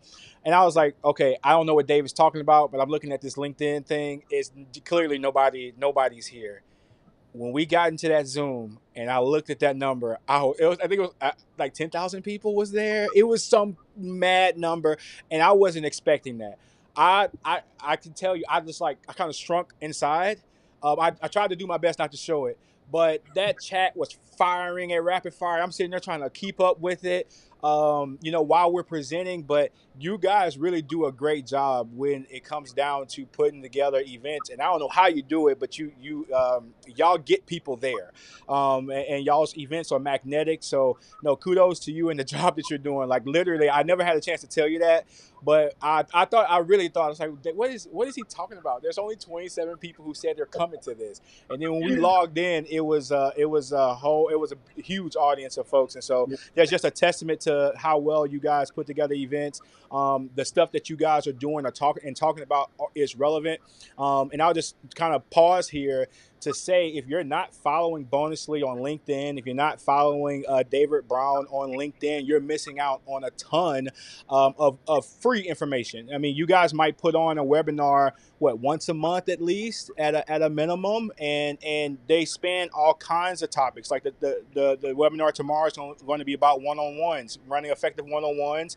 A lot of, and it's all people-driven, people-based things. And so I just want to give you kudos to you in terms of how well you put together these events. And Bonusly made a great decision in hiring you for this. Not that matters, but I just want to throw that in there, throw that in there a little bit.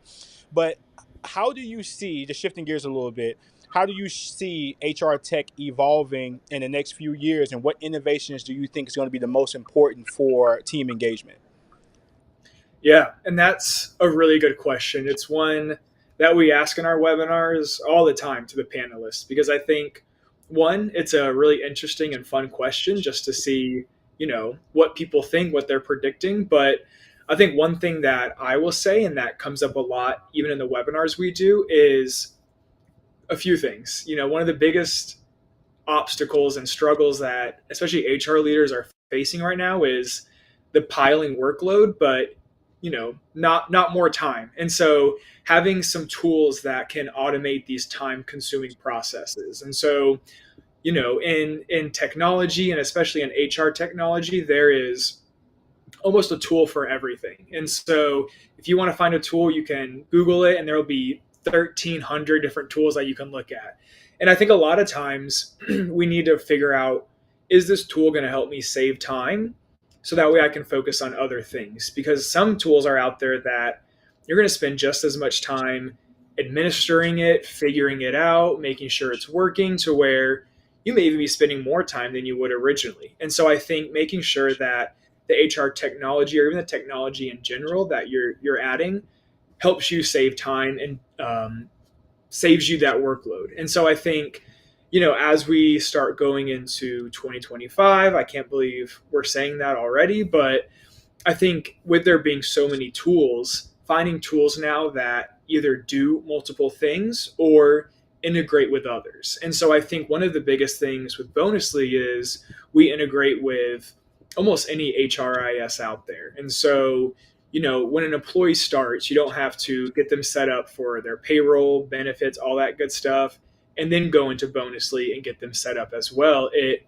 talks to each other. So as soon as you get someone set up there, it talks, boom, spits out their welcome award, their birthday award. So that way you don't have to spend time administering Bonusly while you're administering your other tools. And I think right now, like the average time that an HR person spends with Bonusly each month is about an hour and a half, which is phenomenal considering how much it automates. But I think a really big focus going into the next year or so is managers. I think we've talked about it a lot this year, but managers are one on the front lines of your company. They are really that bridge from employees to leadership to the company. But oftentimes managers are promoted and they're not trained or they're not given the tools that they need to do their job. And so I think having tools like Bonusly that you can provide your managers to help one make their jobs easier, but also give them that glimpse into their employees that they may not have otherwise. And so, with a tool like Bonusly, being able to see how often your teammates are recognizing each other, seeing over time, how often they're in Bonusly or if they're not, and really correlating that to sort of engagement levels. And so I think finding tools that help managers especially is going to be huge because they are, like I said, on the front lines. And we did a research report earlier this year with a group called Lighthouse. And a lot of their polling and their surveys were around employee engagement and especially managers. But one of the questions they asked for managers was, if you had tools that were helpful and modern to help you do your job, how impactful would that be? And I think it was, 2 times as likely to say that their company helped them do that if they had the tools they needed. And so I think those are two of the biggest things. And then I think obviously AI is the talk of the world right now. And so seeing how AI can help people do their jobs. And it's one of those things we talk about again at Bonusly is we don't think AI is here to replace jobs or replace people, but especially in the context of HR. But HR leaders can use AI to help make their jobs, like I mentioned, easier, but also save them time on things where they can then spend on their employees, their people, strategic initiatives that AI can't do. So really finding that balance, because we always talk about it. AI is not replacing anybody, but being able to use AI to make better use of your time when it comes to your employees too.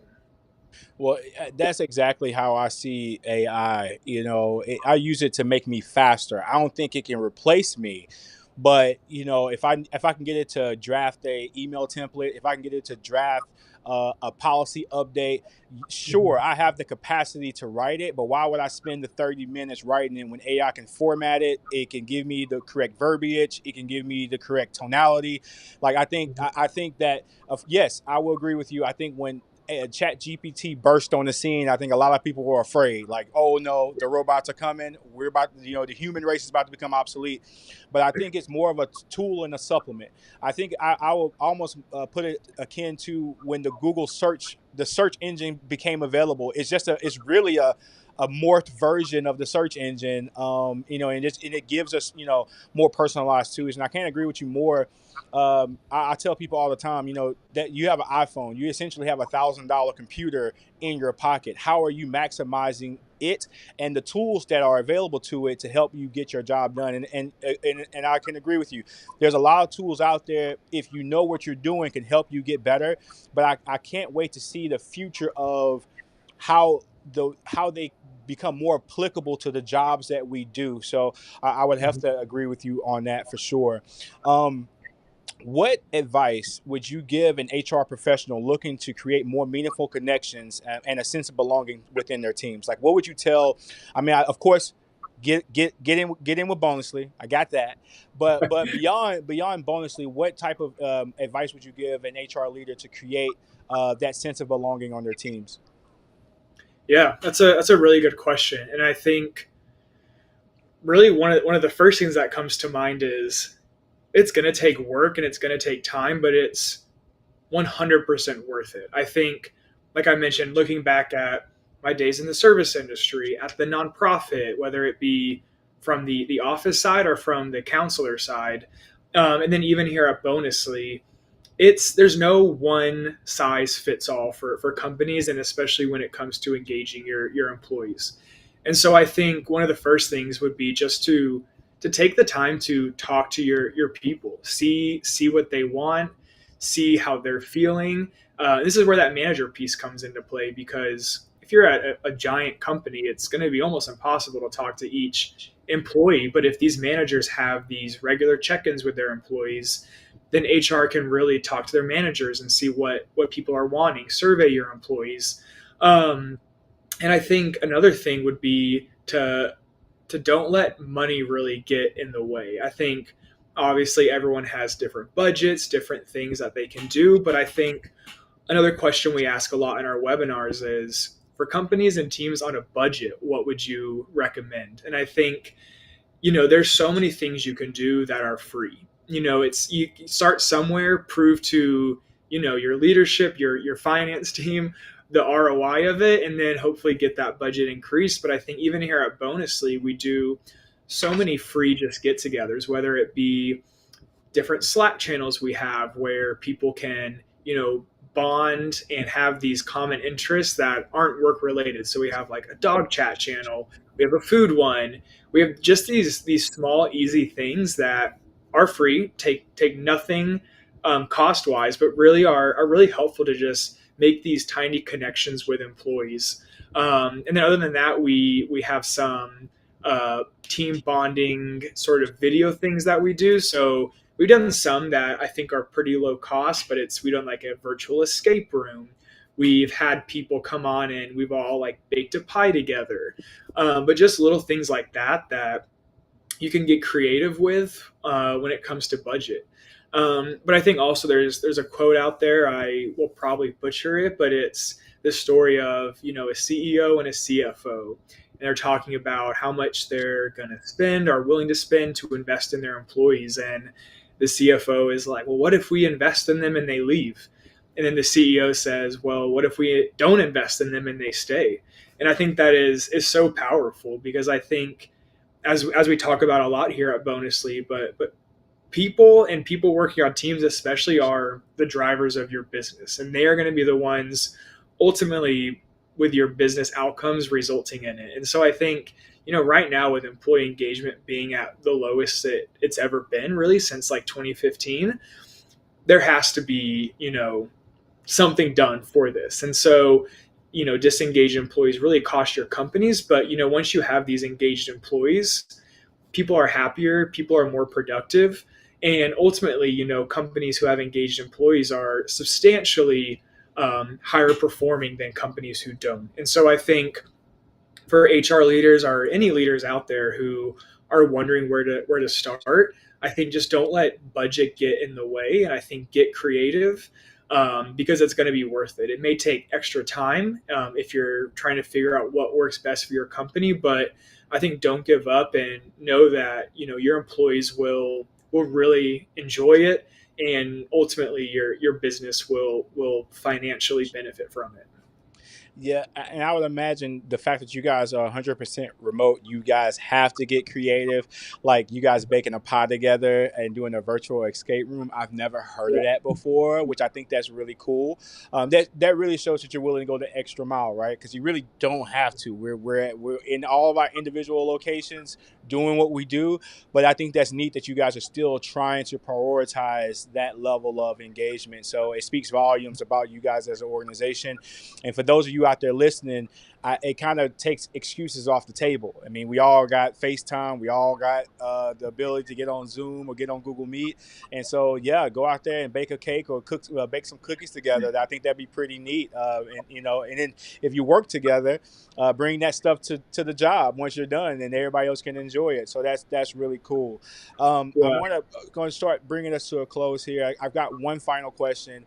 And you've been a treat, David. Lots of insight, lots of wisdom, lots of just encouragement when it comes down to how do you handle employee engagement. You're absolutely right. Engagement is low. You have to really pour into and lean into trying to do your best you can, because just to get people motivated to do the job. But what are some future projects and initiatives that's happening at Bonusly that you're the most excited about? If you can speak into it now, I'm not asking you to Yeah. open up the classified files here, but what are you guys working on to kind of increase usage of the platform? For sure, yeah. And I think this is perfect timing. We back in the end of June, we attended SHRM, which is like the largest HR conference in at least North America, if not the world. And there was, I want to say, 25,000 HR leaders there. I always call it the Disney World of HR conferences. It is a whirlwind of a few days, but we specifically chose that week, that timing, to launch really the future of Bonusly and this whole new product called Achieve. So like I mentioned, we really believe in the value of connecting employees to each other, to their companies, and to their managers. And really, if those three things are working, then you're set, and you will be. And so I think we've historically been the leader. Our bread and butter has been that peer-to-peer, connecting employees to each other. But I think, as we've seen throughout really this year, and the impact managers have, just really how crucial it is to have that connection. And so we launched this product called Achieve, where really the first iteration is this really thorough one-on-one template that employees and their managers can use. And so we use it internally here at Bonusly, and it's really powerful. I think, taking a step back, if your managers aren't having regular check-ins with their employees, it's crucial. And so I think having this template now, it integrates with Bonusly, like I talked about, making sure all your tools talk to each other. But for me and my manager, for example, we have a section that I fill out before our meetings each week, just giving a pulse on how I'm doing that week, any fun thing I've done the week prior, whether it be in the personal life or at work. And then it has a section where we can put agenda items. So things we need to cover, things that I need to talk about, have questions for him, things that he wants to ask of me, questions he may have of me.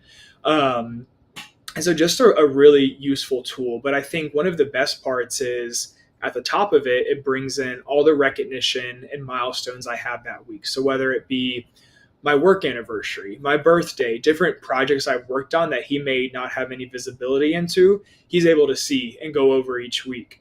And not only that, but there's a section where we can give and receive feedback. So whether it's, hey, you did this week, you presented on this, but here's some ideas for next time. And so I think, one, that is just a huge piece to, have a place where we can keep all of our meeting notes, our agenda items, where he's able to have a glimpse into what I'm working on, things that he may not realize without it. But I think really the end goal is to really provide a fix to performance management. We know it's broken. People always talk about it. It's broken. I think if you Google performance management, one of the first suggested things that pops up is broken. And so I think with the future of where Bonusly is wanting to go is to have this really just this continuous performance conversation. So, you're not waiting until 6 months or a year to have a conversation on what you've done, where you could have done better, where you've done well. And it's really just this ongoing conversation you have with your manager. And it keeps it all in one place, brings in the recognition you've gotten from peers. So there's no recency bias. There's no, all these things that make performance management sort of bad. And so I'm really excited, as, like I said, we really sort of internally, like the first piece, we have like a wait list going on for it. But really just seeing where the product vision is just really exciting, because I think as I talk to friends and just people, as I'm talking about Bonusly in my personal life with people, I'm always just curious how they do performance management at their companies. And it really is uniform. People dread it, companies dread it, managers dread it. And it really, as I think about it more, it's just this recency bias plays so much into it right now. And so it really is exciting to really see the future of what it can look like with this continuous conversation, this continuous performance enablement is what we're calling it. And so really excited because like you mentioned, we've talked about this peer-to-peer, this recognition piece is so crucial and so important, but being able to tie that in now to the manager piece and performance enablement and providing an alternative to this broken system is just really exciting. No, that sounds really cool. So I have some selfish questions here. So do y'all have a timeline that this will roll in or roll out from Bonusly? If So I can ask that, if I can ask that question, I don't know. Get too no, deep. all good. I would say I should know the answer to that, but I am not sure. I do know we have the wait list, and it is in like sort of the last stages for like this first release, and so yeah, talk to your support manager. Got it. Got it. Well, maybe you might have an answer to this. Is this? I'm just asking. Is this an additional product or is it an upgrade to what you currently have? Like, is it an update to where it's already kind of like this is just a part of the Bonusly package, or it would be something that we would? This might be really too technical for the podcast, but I'm just you got my because let me say this. What you're saying is, I think it's something that we all struggle with. Like, I feel like internally for Chick-fil-A, we do a good job of facilitating the one-on-one, but this sounds like it's going to give structure. It's going to be able to provide a two-way flow of communication to where if a person knows that they have a one-on-one schedule for that week, they can go ahead and kind of put some questions in. They're encouraged to be able to like document the stuff that they want to talk about before they talk about it.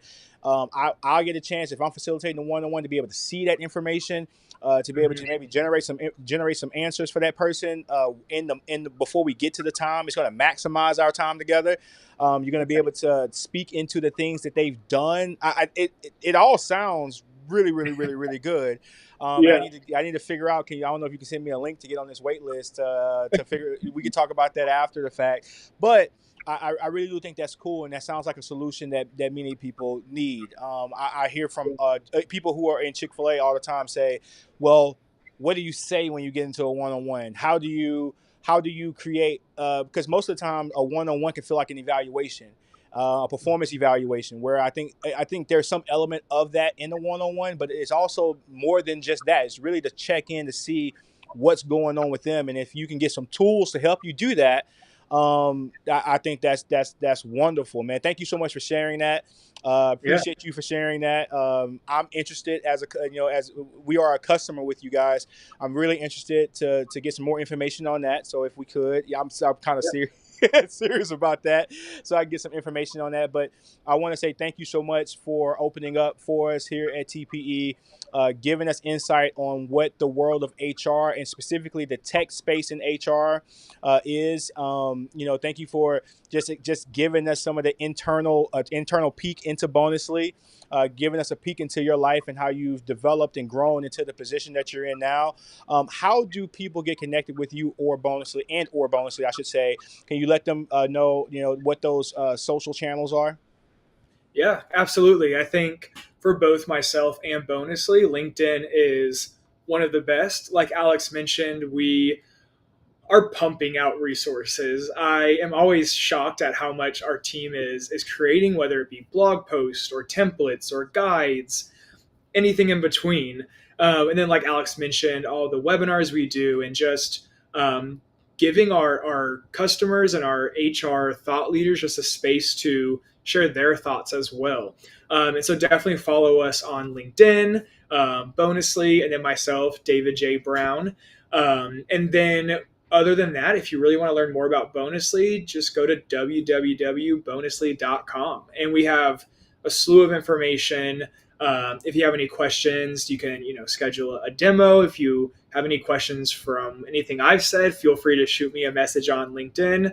Because we would love to partner with you and really help solve this employee engagement crisis that we're really going through right now. Yeah, man. So thank you so much, David. TPE family. Hopefully, you guys were able to gain a little bit of insight as it relates to how to increase your employee engagement. I know all of us are experiencing some opportunities there, and hopefully, this conversation today is going to help you steer you in the right direction. If not anything, at least go out and check out Bonusly, because I kind of stand by the program. I know what it does for us. I know our team loves it. And so thank you again, David. And until next time, TPE family, peace. Thanks, Alex. Thanks, everyone. Very good. Tap into the Pivot Experience where we help young, hungry entrepreneurs move on to the next step.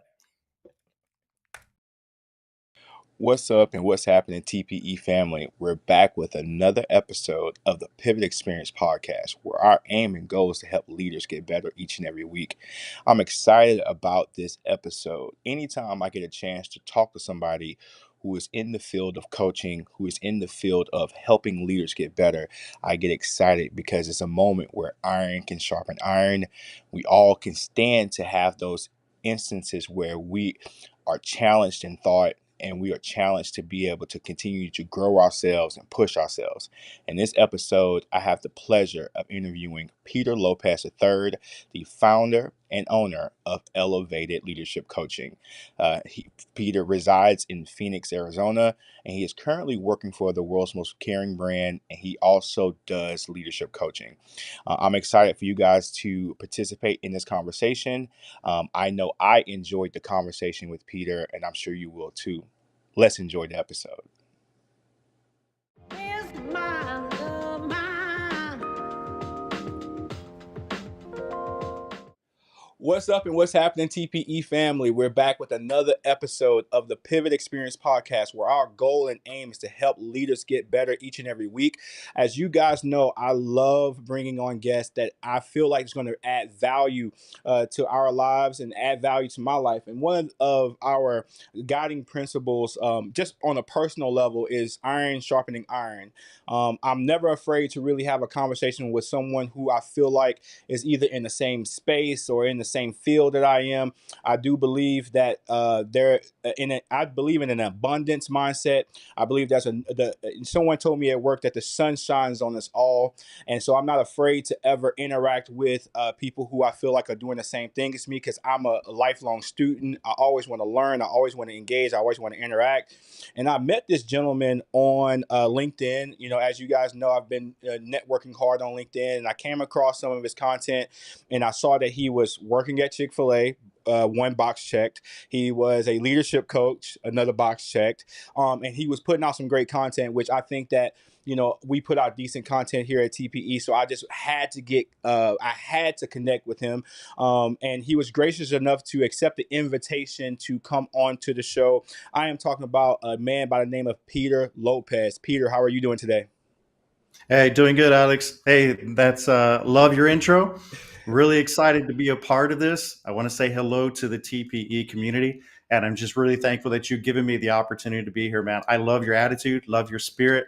I think that's brought you to where you are now, and I'm just really looking forward to having this conversation with you. Likewise, likewise. And so I know you're in the world of coaching, and I know you're in the world of Chick-fil-A, but you mentioned something before we talked. Right now, without giving up too much information, you're in Arizona, right? But you said you were a Mhm. Texan. So I want to hear a little bit about what that transition looked like. You know, give us a little, you know, if you can give us a snapshot of what your life has been, so that people can Yeah. know a little bit more about you. Absolutely, man. So I did. I grew up in the southern tip of Texas, commonly known as the Rio Grande Valley. And so that's where I grew up, went to, that's where all the way through high school. It's a small area of the world, man. Everything else in the country seems like it might as well be a different country. Like we are so far south. So when I was looking to go to college, I wanted to expand. I wanted to experience something different. So I left South Texas when I was about 18, 19 years old. And I went to Indianapolis, Indiana. And that's where I decided I was going to go to a school there. I was going to get my bachelor's degree. And I did. Just so happened that when I arrived in Indianapolis, Indiana, I met a girl. She ended up being the one that I married. She was from the Indiana area. So the next 15 years of my life, which is where my kids were born, were spent in the Midwest, opened me up to an entirely different culture. Loved it, loved the kindness, the hospitality, and generosity. And then the last 7 years, our career brought us to Phoenix, Arizona. And that's where I've been now. Again, a completely different culture than the Midwest and slightly different than Texas, but just close enough that it makes me feel at home in this area. But yet it has this super cool Southwest flair to it. So that's kind of my life in a little bit of a nutshell. Okay, no, cool. I off the cuff, I know one thing we share is it's probably hot. It's hot where you're at. It's hot where I'm at. For sure. I It mean, is. without going into too much detail, I know that's probably one thing we share in common. So, just getting into our conversation here, can you share like what has gotten you to your career at Chick-fil-A? Like what brought you to working at Chick-fil-A, and then what has ultimately brought you to your coaching company? If you would introduce your coaching company, what what your manifesto is and everything else. Okay, yeah, absolutely, Alex. So yeah, I have been like all of my life, I've been like a student of leadership. I mean, even starting off as a middle school, high school athlete, I was always intrigued by leaders. I was intrigued by those who were able to bring people together and accomplish something great. Right, as an athlete, that was what intrigued me. And so I've always been someone who either watched videos or who did all the reading that I possibly could. I've just really been a student of leadership pretty much most of my life and have been able to be fortunate enough to be in career positions that have enabled me to be practicing leadership like 365 days a year. I mean, I'm constantly practicing, implementing, shifting, learning, adjusting, all of the things that leadership requires. The biggest transition point came really around COVID. I feel like when COVID happened in our country, it put an extreme pressure on leaders no matter what industry you were in or what like sales, what market you were in.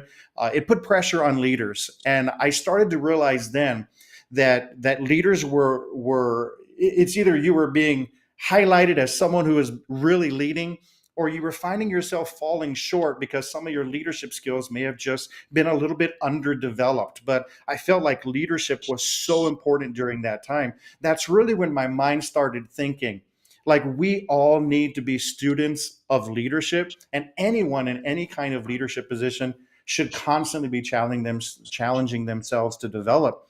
So shortly after COVID is actually when I transitioned to a company that I was in for a very short period of time and experienced what I would consider a terrible leadership culture. I mean, it was one of those settings that I'm like, this is what it's like to be under poor leadership.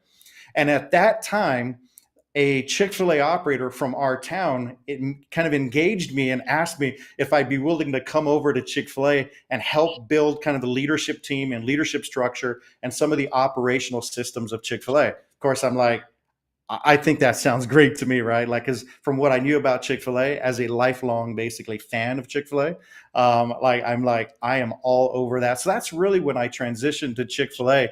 As I got into Chick-fil-A, really, I began as like an executive of operations. So I'm in charge of all the operational elements. Shortly thereafter, I transitioned and I was the executive director of people and culture and development. And I realized that that was really what was maximizing my personal skill sets. And I saw the impact, honestly, it was having on all of the leaders in our restaurant. It's being able to visually see the impact that leadership development and really strategic investment in leaders was having, which made me approach my operator and say, what do you think about me taking this and starting my own leadership development company called Elevated Leadership Group, where I can work with business owners and senior to mid-level leaders across other Chick-fil-A's, across other restaurants, even industries, and help them see the same type of experience that we've been able to. And there you go. That was the birth, the launch of Elevated Leadership Group. So today, I'm the executive director of people at Chick-fil-A, loving it, enjoying those that I get to work with, and then also the executive of Elevated Leadership Group, executive leadership coach. So yeah, that's a little bit of my journey, man. No, I love that. Truett said, we're not in the chicken business, but we're in the people business. And there's a Absolutely. there's a real internal tug. You know, we're gonna talk Chick-fil-A here a little bit, but there's a real Yeah. internal tug between the director of people and the director of operations. You know, typically, like, you know, which one's Mhm. more important? You know, did the chicken come first or the egg, right? You know, which one do we Yeah. prioritize? But I definitely feel like, you know, kudos to your restaurant for investing specifically in people, right? Mhm. Yeah. Kudos to you, you know, for accepting that, because you know, we can be the fastest, we can have the greatest product, but as we talked about off cam, you know, the culture is really what drives, you know, Yeah. the work environment, and really what drives the business. And so, you know, being in a position to impact that is awesome. What are Mhm. some unique leadership challenges that you've observed in the Chick-fil-A, your Chick-fil-A organization, and how are you addressing Yeah. them? Yeah, I would say some of the unique challenges, maybe just a couple or three that I've noticed, are honestly just the need for leaders. We still have right now leadership gaps, positions that we want to fill.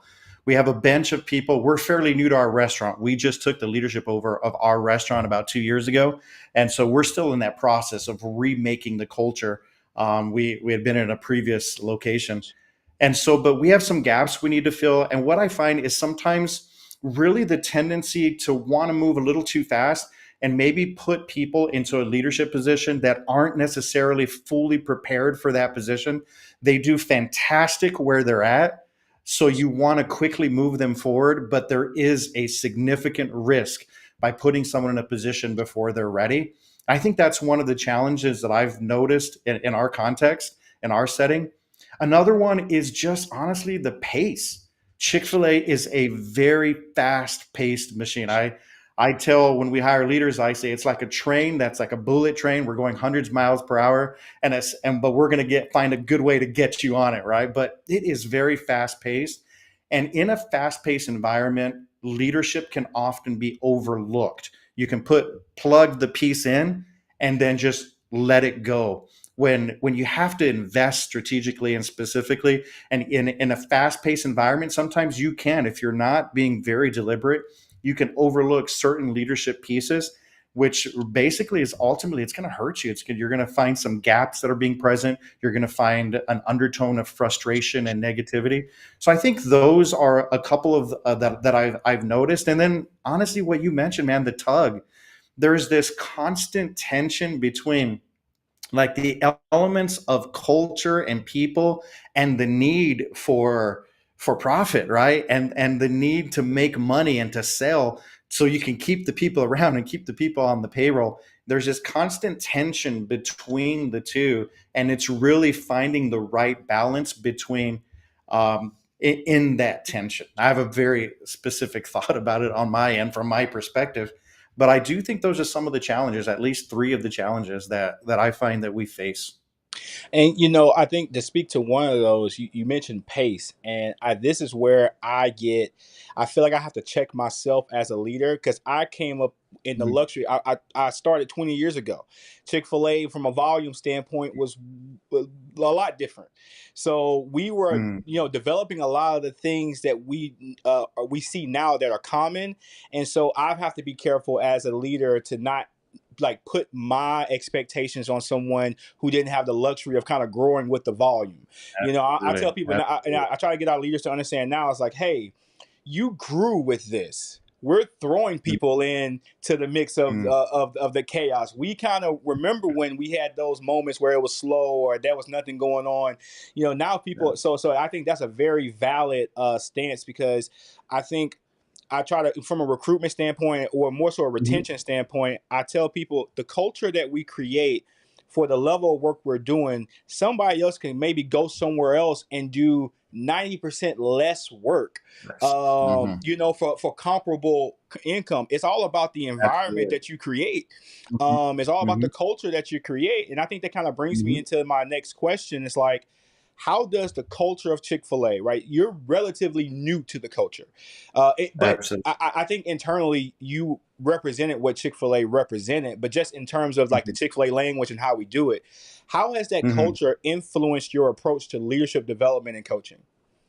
Yeah, I mean, you said it right. Like you led into it. I was going to say the culture of Chick-fil-A, I find aligns like wonderfully with my personal approach to leadership and even to business. It aligns so well that there hasn't been a need to make these massive adjustments so that I could fit the culture. There was really great alignment with it.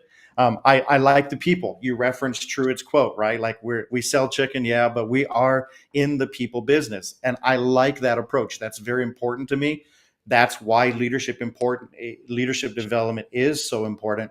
And at the same time, that's what I like teaching our leaders of how the people are the ones that drive the business. I like the service element of Chick-fil-A's culture. It's service, it's service. I think it does lean towards that service type leadership. And that's exactly that aligns with me, and that's what the development that I teach is. And but also, honestly, Chick-fil-A has a desire and a passion for excellence. I mean, Chick-fil-A doesn't want to settle for anything less than the best, and I like that. And sometimes I think leadership development tends to leave that element out of it. It tends to lean heavily towards people and service, but it's also about all of us together being amazing and being great. And I like that passion, that pursuit of excellence, because it really does fit with me. So all of my leadership development that I bring into the restaurant or that I bring in through my business is all aligned with those things. It's people, it's service, and it's excellence. So it really aligns great with where Chick-fil-A is at as a company. That's awesome. What are some key qualities? And I'll ask you this from a Chick-fil-A perspective, and you can answer Yeah. this also from the elevated leadership perspective. But what are some key qualities that you feel like leaders need to have to be successful in today's economy? Yeah, that's a good question, Alex. I honestly, I think it's care. I would put really care at the top. I think that really came out during that COVID time. I think pre-COVID, there was an element of the workplace where care wasn't seeming to be necessary. It's just, look, I pay you to do the job, do it, right? But through COVID, and then after we've come out of COVID, the workforce really requires care. They want to be cared for. And if they're not, they're either going to work below what their performance capabilities are, or honestly, they're not going to stay long, which ultimately is going to hurt your retention. It's going to hurt your customer service. It's going to hurt everything you want in business. So I honestly put care at the top. An important quality of the leader is you have to genuinely care for the people that you're leading. It's so important, and care about what you're doing. And then I would put at the top too, another quality is authenticity. I think that's again an element that the workforce is really demands right now. They want leaders who are authentic, willing to be transparent enough to get to know them and in a personal way, and yet willing to admit when they need help, all right, or willing to admit when I'm wrong, like just to say, look, that's my bad. I initiated that. It didn't go like I thought it was. I'm going to own up to that. And we're going to make some just authentic leadership. I think people want that. Perfection sounds amazing, but it's not going to be possible. So I think authenticity is what people want. I think another quality is honestly consistency. I think people they want to trust you, but if you're inconsistent, they can't. You have to be consistent in your attitude. You have to be consistent in your presence. I think you have to be consistent in your actions in order to be able to build that confidence and that trust that leadership ultimately requires. And I would even throw activity in there, man. And we're Chick-fil-A people, right? So we're expected to smile all the time and say my pleasure. And that's that positivity that I think draws customers. It does, but that's the positivity that also draws really great team members and employees and other leaders to us. It's positivity. And yeah, in a fast-paced environment like Chick-fil-A, there are a ton of frustrations that you're constantly going to face, but choosing positivity, I do think, is a quality that will draw other positive people to you and ultimately create an environment that really gets some pretty good things done. So I don't know, I'd say those are probably four of the top qualities. I would say, look, these are essential if you want to be amazing as a Chick-fil-A leader. So I'm gonna go a little against the grain a little bit here, and I hope Yeah. this is okay with you. I think Yeah. so. I want to talk about the first attribute, the care piece. I remember when Chick-fil-A, came out and said they want to be the world's most caring company, and I see a lot of business leaders talk about care. But how do you articulate care to your team in a way that doesn't steer them away from accountability? I guess the question would be, Mhm. how does accountability and care exist together? Yeah, absolutely. I mean, I'll be honest. Like, I think, and this is where we alluded to this in a previous conversation or here earlier. I think when people often talk leadership, they tend, especially when I talk my philosophy of leadership and I say care, often people tend to exclude it to like these really like fuzzy feelings of everybody's happy and smiling all the time. When I reference care, I'm talking about genuinely caring for the individuals who are around me, whether they're leaders of multiple levels or whether they're team members, genuinely caring for them. And in genuinely caring for them, what you do is you want the best for them. You desire for to bring everything out of them that is within them that is really going to help them be successful and to help them even identify weaknesses that are present within them so that they can sharpen and improve those. If I care for people, I am honestly going to do everything that I can to bring the best out of those people. And that automatically comes with a very high level of personal accountability. Except the fact that I care gives me an angle that if someone approached it from a position of not caring, they would probably really create the opposite effect of what they're wanting to within that person. When my angle, my view, my approach is really going to draw those people to me, it's going to open them up to my feedback, to my accountability, and it's going to give them a greater passion to rise to the expectations that maybe they didn't even have for themselves, but I genuinely believe they can arise too. And it's really going to help them elevate. I hope that clarifies maybe a little bit of what I mean by care. Right? Is that more clear? No, I honestly, it was a bit rhetorical on my end because I knew what you were aiming at, but I know a portion of this audience is our younger leaders, and I think sometimes when they hear the word care, you immediately default to the warm and fuzzy piece of it. Caring, and I guess you can almost use the word love in synonymous with Mhm. this. Like if you really love Mhm. a person, you tell them when they're right or wrong. Yeah. You're not really caring for a person when you don't when you're not honest with them about their performance and you're sugarcoating certain things. You're not, that's almost more manipulative than caring. You know what I It mean? is. And so no, I just wanted to, for the audience sake, I love it. I didn't want them to hear you say, well, I should go home, I should go to work and be kinder. It's like and Yeah. of course you should be kind. Kindness is a key attribute. You said that Absolutely. positivity is a good piece of it. And and don't be lost in this. You can be positive and kind and hold people accountable Yeah. 100%. simultaneously. And so I just wanted to clarify that a bit just for the people who are listening. I'm What glad. No, thanks, Alex, because I do not want to give that impression. A yeah. bunch of people walking around smiling, thinking, "Hey, I'm a good leader now." No, Yeah, it's a yeah. little care is a While the little house more. is burning down, it's like, hey, we're happy. No. There's some things that need to be cleaned up here that we need to take care of. Yeah, absolutely. What advice would you give to aspiring leaders at Chick-fil-A or any other organization to help them make a significant impact? Yeah, I would honestly say one of the first things I think is important for leaders, identify your purpose. Like why? What's your why? Why is it that you want to be a leader? Why is it that you want that promotion or that next level position? What is your why?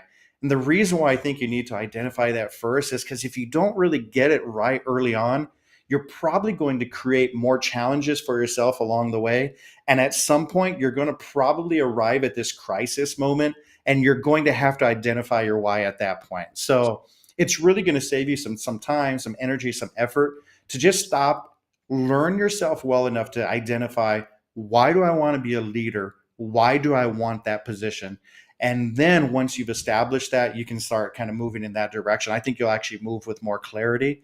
I honestly, mentors have been a big part of my life. I would say that'd be another thing. Seek a mentor out. And that's actually one of the questions that we ask when we interview for our leadership positions right now. Like when I have an interview for a potential candidate, I'm asking, can you tell me about a mentor that you have right now? I want people who are going to seek out mentors. And I think that's an important element of someone who's an aspiring leader. Find someone who represents qualities that you want, that you desire, you aspire to. And then honestly, like, don't wait for them to come to you. You go to them. You ask them if they'll sit down with you for a few minutes, and you ask them just 2 or 3 questions. You ask them to give you feedback from things they've observed. Like, seek it out. Don't just wait for a mentor to choose you.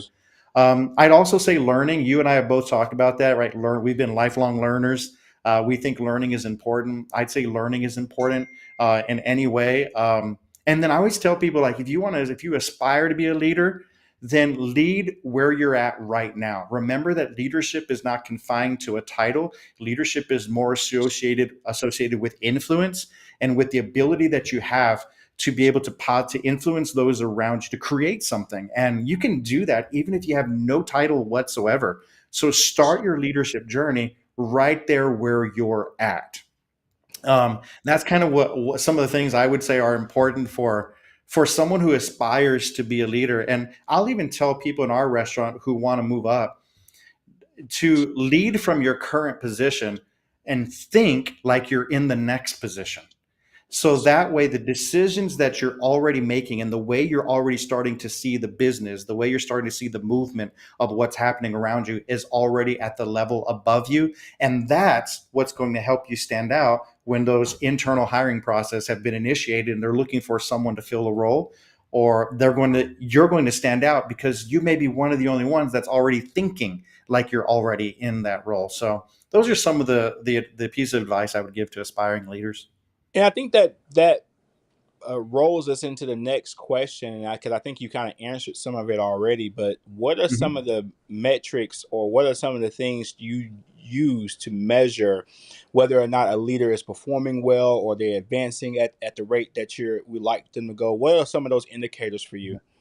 Yeah, for me, I have a few. I implement like 360 reviews, and even will provide an element of that through Elevated Leadership Group. Even if I'm working with leaders in other businesses, I think it is good to hear what the people who are experiencing your leadership, what are they experiencing it like.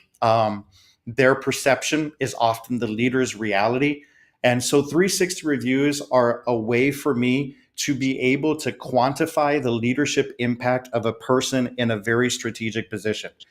One of the things I sometimes get frustrated is in business like Chick-fil-A, we can have metrics for so much. How the customer satisfaction, the speed of service, the cleanliness, and just metrics for everything. But when it comes to leadership, it oftentimes ends up so subjectively based on emotions. I feel like you're doing great, or I feel like I saw you make a good decision. So what I've tried to do is create a review system that enables them to get legitimate, objective data, so that I can then sit with them and say, which I can now. Our goal is that you would be at 81% on this specific leadership area, and right now you're at 83%. Great job, like you're doing well. We can put a subjective a figure, so to speak, on our leaders. So 81% is what we expect for all of our leaders. And that's a way for every leader in our organization to know, okay, I am meeting or exceeding the expectations. So that's important for me. Another metric that's important to me is whenever we put out those reviews, we have internal. I know Chick-fil-A has their surveys, but we have internal surveys as well.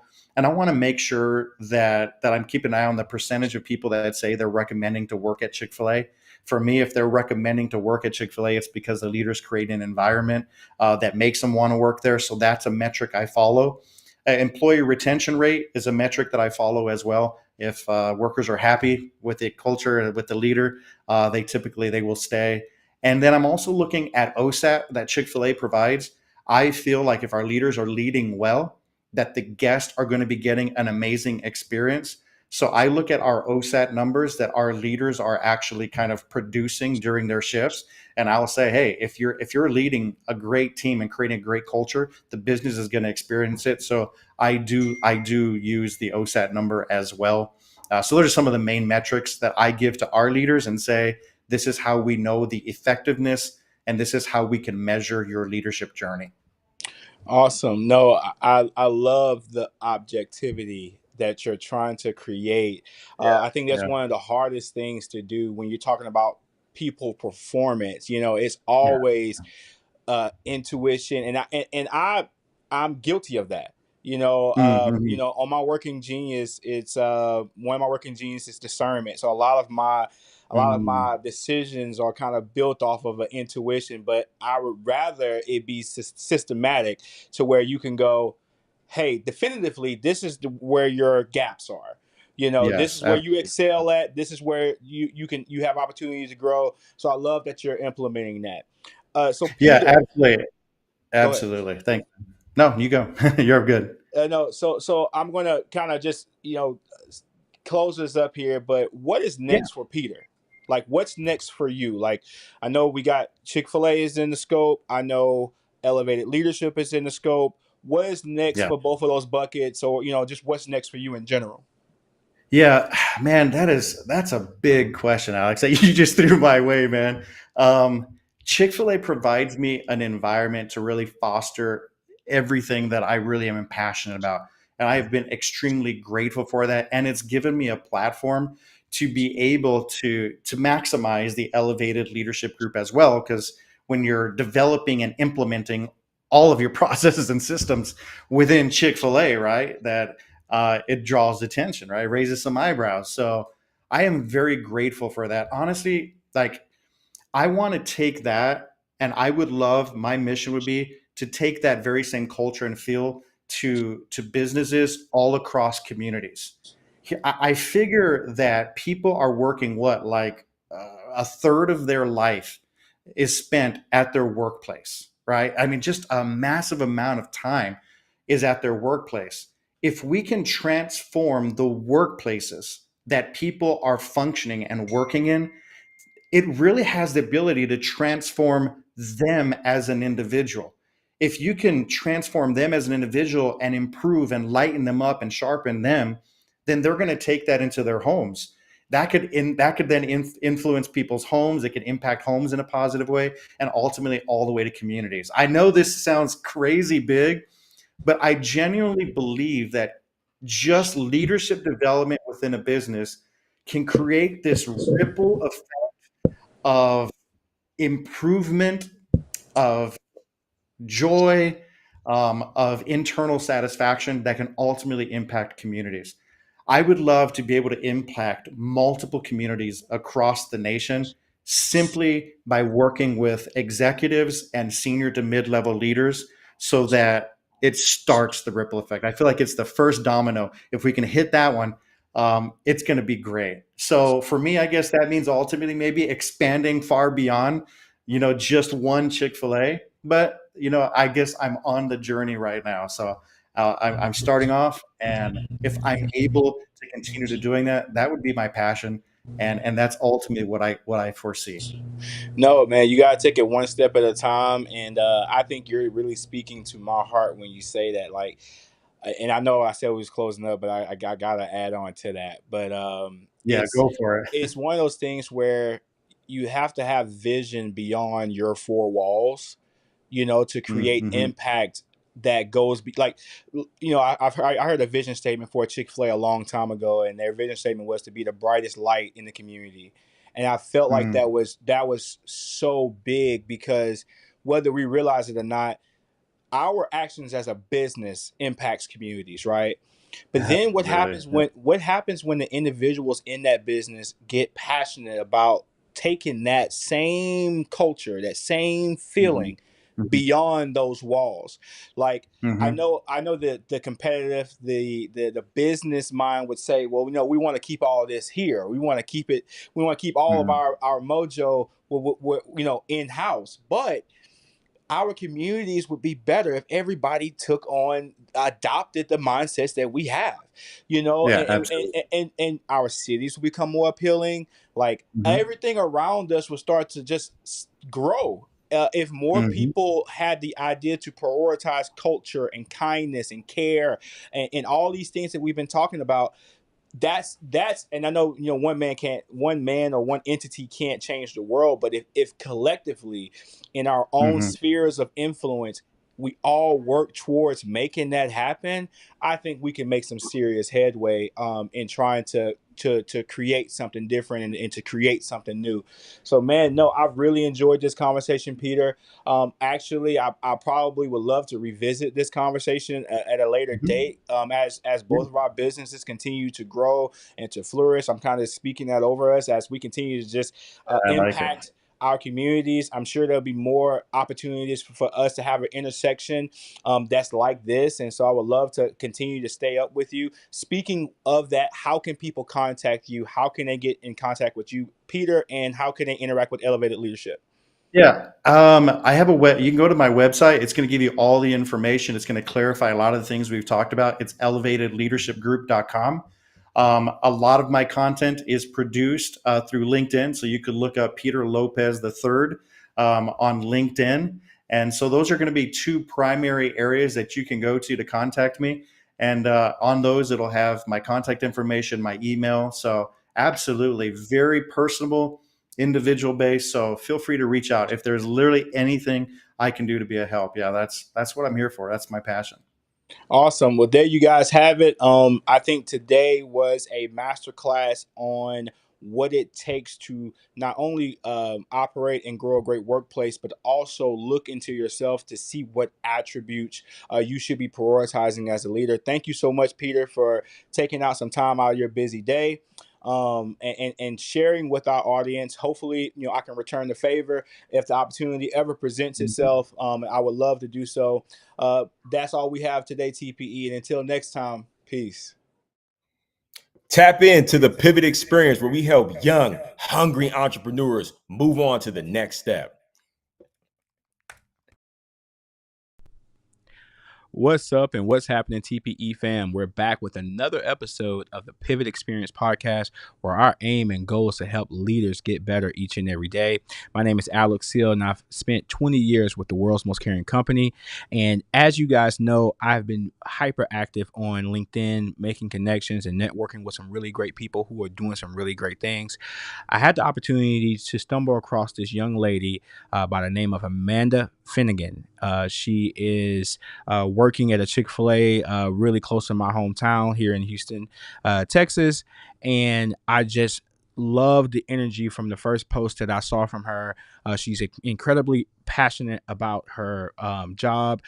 She is incredibly passionate about being a follower of Christ, and everything that we had a chance to talk about in this episode, I believe leaders need to hear it, and it will definitely impact your journey and impact how you think about your walking leadership. So I can't wait for you guys to hear this episode, and I can't wait for you guys to be able to be encouraged as I was, facilitating the interview, listening to Amanda and just how she sees people and how she views herself in the business and everything that she just kind of stands for. It's something that you can truly tip your hat to and pay respect towards someone who is a young leader who is passionate about getting things done and just making it happen. So without further ado, man, let's get into the episode.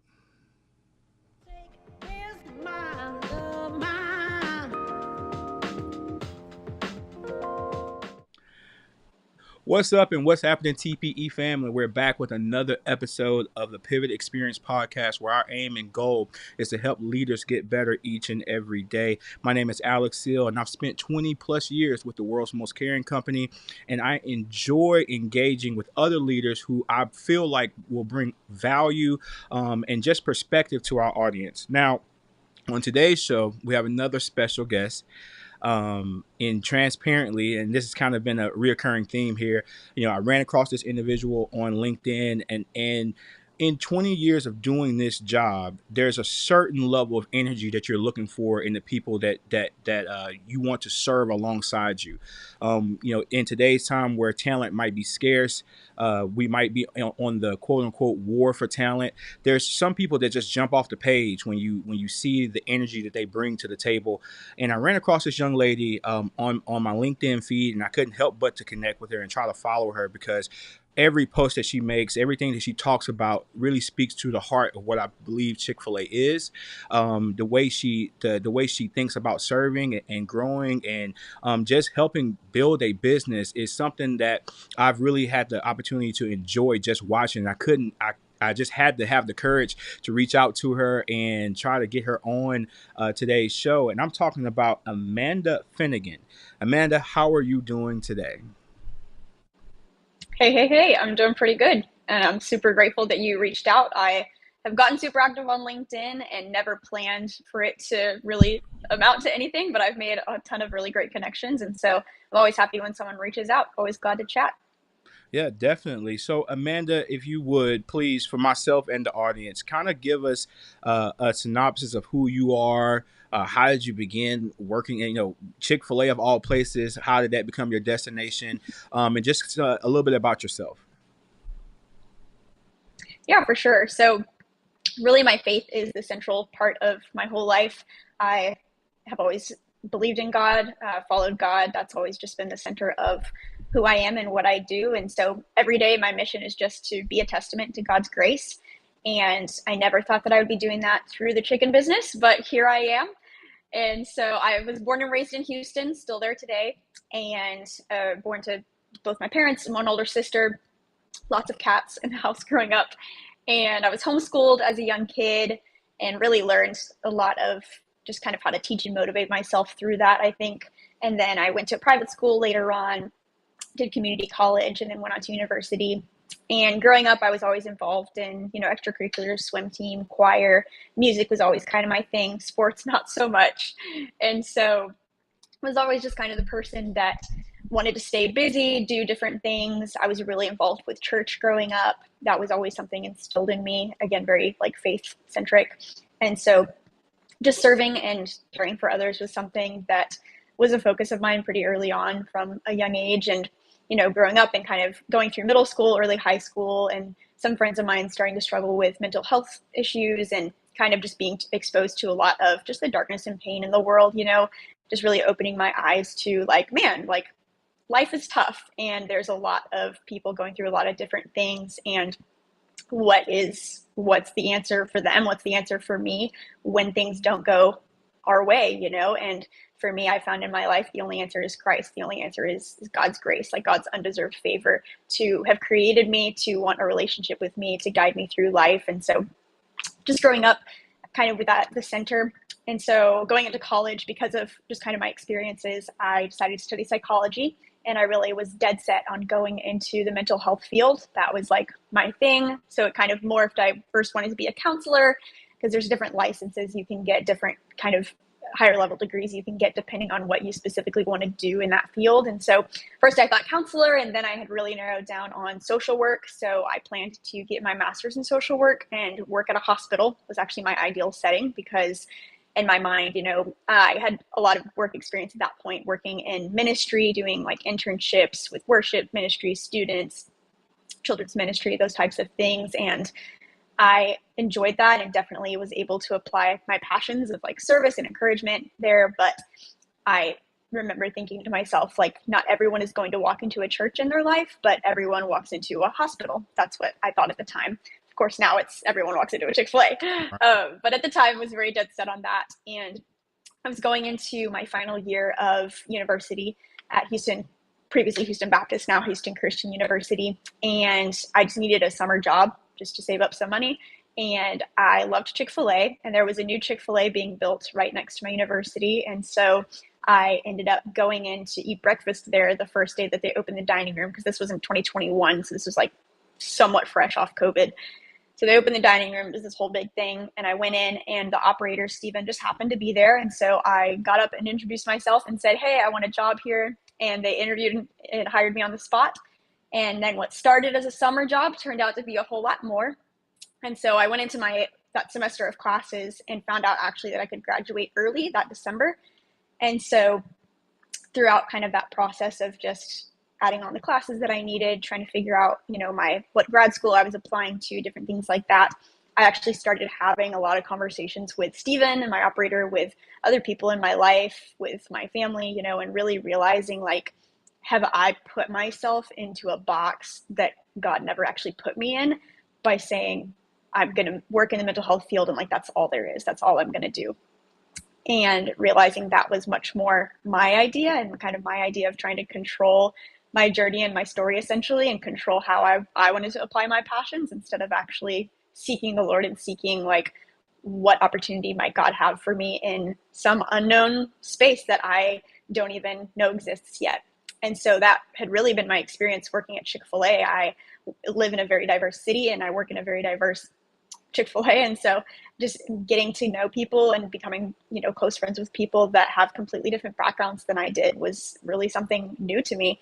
And I really just learned so much about myself, about others, about my faith, even in God. And there was just endless opportunity to influence people. I mean, even our corporate purpose at Chick-fil-A, right, to not only be a faithful steward of all that God has entrusted to us, but to have a positive influence on all who come into contact with Chick-fil-A, And so what does it look like for me to utilize every single guest interaction, every single team member interaction to point someone to something greater than myself, greater than them, And so finding that I could apply my passions of service and encouragement and all those things in this space that I never saw myself in. I mean, I'd never worked in fast food, never thought I would be bagging chicken for a living, but just loved it. I loved every minute of it. And so having these conversations, planning to graduate, realizing I think I'm about to let a pivot happen that I never expected. And so I ended up actually not applying to grad school.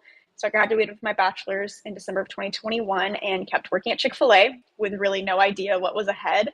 At that point, I was a trainer, so I was like one step up from a team member. Had no clue what I was doing with my life at that point. And, just was honestly along for the ride. And it was kind of the first time I really let go of my ideas and my plans before God, which was really a shift for me. And so going into that season of life, I did get promoted to be the scheduling lead at my store, which I'm still in that role today. And so I'm in charge of the schedule, making the schedule for a whole restaurant, leading shifts, developing younger leaders, helping manage labor, those types of things. And then a little over a year ago now, I got transferred to our other store because we're a multi-unit. And so now I've been the scheduling lead there for a little over a year. And in that time of just developing as a leader, helping develop others, really just feeling the impact and the legacy of my operator and the way that he's influenced us positively, I really have felt inspired that I do want to make Chick-fil-A my long-term plan, long-term goal. Of course, I hesitate to use the word plan now. I say idea, because I've learned not to carve anything into stone, because that's just when God's going to start laughing and say, no, actually, there might be something else. So there might be something else. But for now, Chick-fil-A is what I'm heading towards. And so my goal is to apply for a leadership development program within the next year, and then apply for operator after that. And so that's where the journey's taken me. And yeah, I'm still to this day really involved with my church community, really involved with music. I write music. I have a song on Spotify. I'm pretty sure only like 25 people have listened to it, but that's okay, because I put a song on Spotify and that was the goal. So, really involved with worship ministry at church. Really love just walking with younger girls through life, whatever that looks like. Really enjoy going for walks at the park, going to the gym, painting my nails, all the typical, things during the week to fill my time. But really just living each day, trying to be a testament to God's grace and just be able to point to the ways that he's been with me every step of the way. Wow. I love the fact, number one, that how in tune you are with your purpose and your drive, like what's pushing that, what's what gives it life. You almost just took all the steam out of my first question, because I think it's apparent to me after that I understand what drives your leadership, and a lot of the things that you say. Now, I don't know how familiar you are with Dan Cathy. I think you had to have been here long enough. It sounds like to me you've been been here long enough to be under his leadership from a corporate standpoint. And there's something that he said a long time ago. I remember when Chick-fil-A was second mile service has always been a thing. But when the operators go to Next, or what was formerly called Seminar, they would have the keynotes, and Dan would always give a keynote. And I never forget it. He had a waiter's towel on his forearm, to illustrate this idea of service. And and everything you said kind of brings me back to when he was talking about when we perform at an excellent level on the first and second mile. That's just the hook to get people to come to our establishment and do business with us, so we can really minister into their lives through being great people, by being good people. I mean, I think that's that message really sticks with me now. I know there's a lot of conversation around, there's tons of numbers and metrics that measure our performance as a business, and from Chick-fil-A to Chick-fil-A, there's this internal competitive spirit that we all have to be number one and to do all these things, and I love that, but I love really the foundation and the real meaning as to why we want to be so excellent. Sure, we're not a nonprofit business, and so we want to generate income for our operators, ourselves, the support center, Chick-fil-A in general. But the big thing is that we want to let our light shine so bright that when you do come in contact with us, you might have thought you was coming for a meal, but you were actually coming for an experience that goes beyond that. And you really very, very eloquently put things that I talk to our team members about when they talk about the things that they want to do, their plans, right? Quote unquote plans that they think that they have.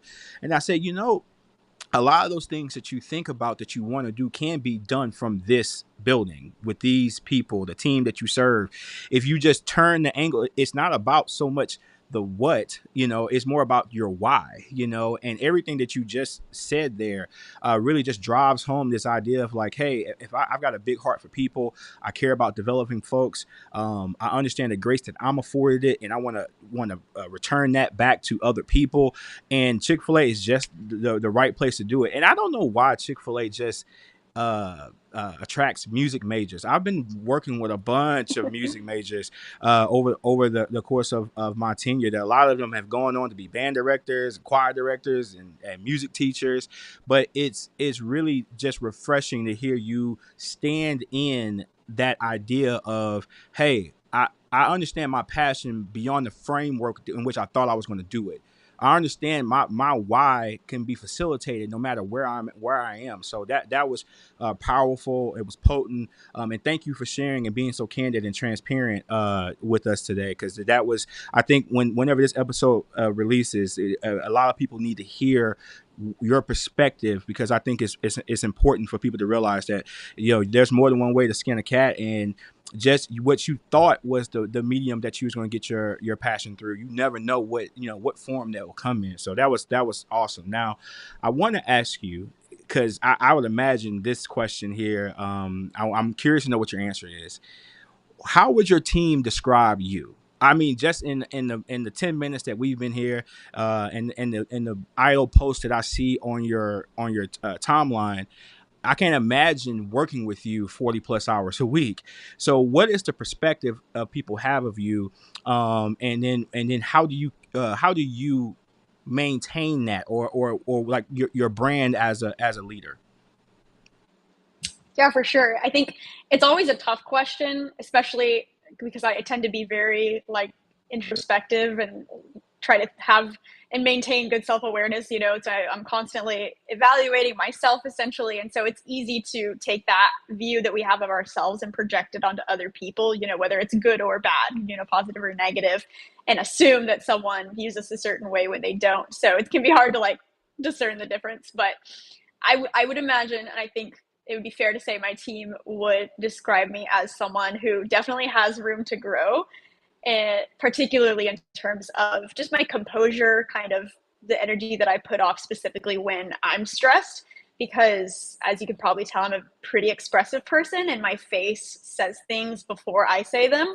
And so that can be good when I'm in a great mood, and it can be really terrible when I'm not. Or, if I'm even dealing with a difficult conversation with someone and my face is saying something different than my mouth is, that can get me into trouble for sure. So definitely room to grow in those areas. But I think they would also say that I'm very passionate, that I am very hardworking, and that I care a lot, because I really do.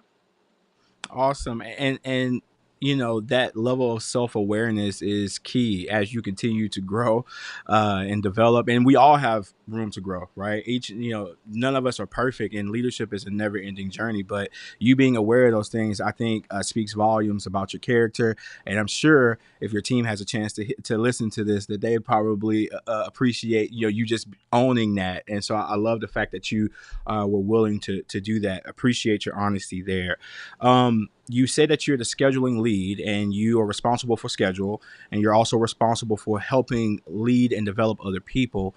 What are you working on right now in your restaurant? Either something new or something that's been ongoing that you were plugged into. What are you doing right now to help people grow in your restaurant? Yeah, for sure. I very much have learned, probably the hard way, that it all starts with self-leadership. Like, I can't lead anybody else to be healthier, be the best version of themselves, if I'm not a healthy best version of myself, right? And so how I'm leading others is ultimately going to simply reflect how I'm leading myself. And so I have to always make sure that I'm maintaining healthy habits, staying true to my values, staying true to what's most important to me, what I know that I need to be filled up, because I can't give anything that I don't have. I can't give out of surplus if I haven't filled my own cup first. And so that's just always an essential and ongoing work, I think, that I'm doing, is seeking to lead myself well, and accept ultimately God's leadership well. And then in terms of, towards others, after that, as the outflow of that, I tend to give more weight to just the day-to-day conversations, because I've learned that while I want influencing people to be this like big magical button that I just like press and like, boom, it's done, I influenced you, it's really just a matter of, it's the Chick-fil-A slogan, even, it's the little things, right? It's the same with leadership and development and influencing people, right? It's the little things. It's those daily, emotional deposits, that I would call them. It's checking in with people and saying, hey, how are you doing today? It's asking how someone's family is doing. It's remembering something that someone mentioned 3 weeks ago and following up about it. And then it's getting into deeper conversations. Hey, what are your goals? Hey, tell me where you're at and where you want to be. Hey, tell me something, a barrier that you're facing right now. Talk to me about that. Having and fostering those kinds of conversations to get people thinking about those types of things. And it's just doing that every single day, and doing that with different team members for the season that they're in my restaurant, and in my scope of influence, because the reality for most people in the restaurant is they're not going to be there long term. And so how do I leverage the time that I have with them now to be intentional in the day in and day out? And so it's not, something specific or like a project that I'm working on, but that's just kind of my mentality and how I approach the development of others. Really is, it's slow and steady. It's not, I'm going to do this one big thing and then it's all going to be done, And that being said, I am planning one big thing, but that is actually a recent idea that I had, that I really just feel that we need, we being kind of the leadership team in my store, really just needs a time of encouragement and just kind of realignment with our vision, and not just the vision of our restaurant, but our personal visions, because I think that's something that I know wasn't on my radar until pretty recently in my life. What's my mission? What's my why, as we would say in Chick-fil-A lingo, but my personal why am I here? Why am I part of this team? Why am I giving my best today? Why do I want to go into LDP? Why do I want to be an operator? Like, those questions all have to be answered as a foundation for anything that we're doing, And so in the store, and for all the leaders in my store, like, all of them have a why for why they're there and why they're working to give their best and to serve others.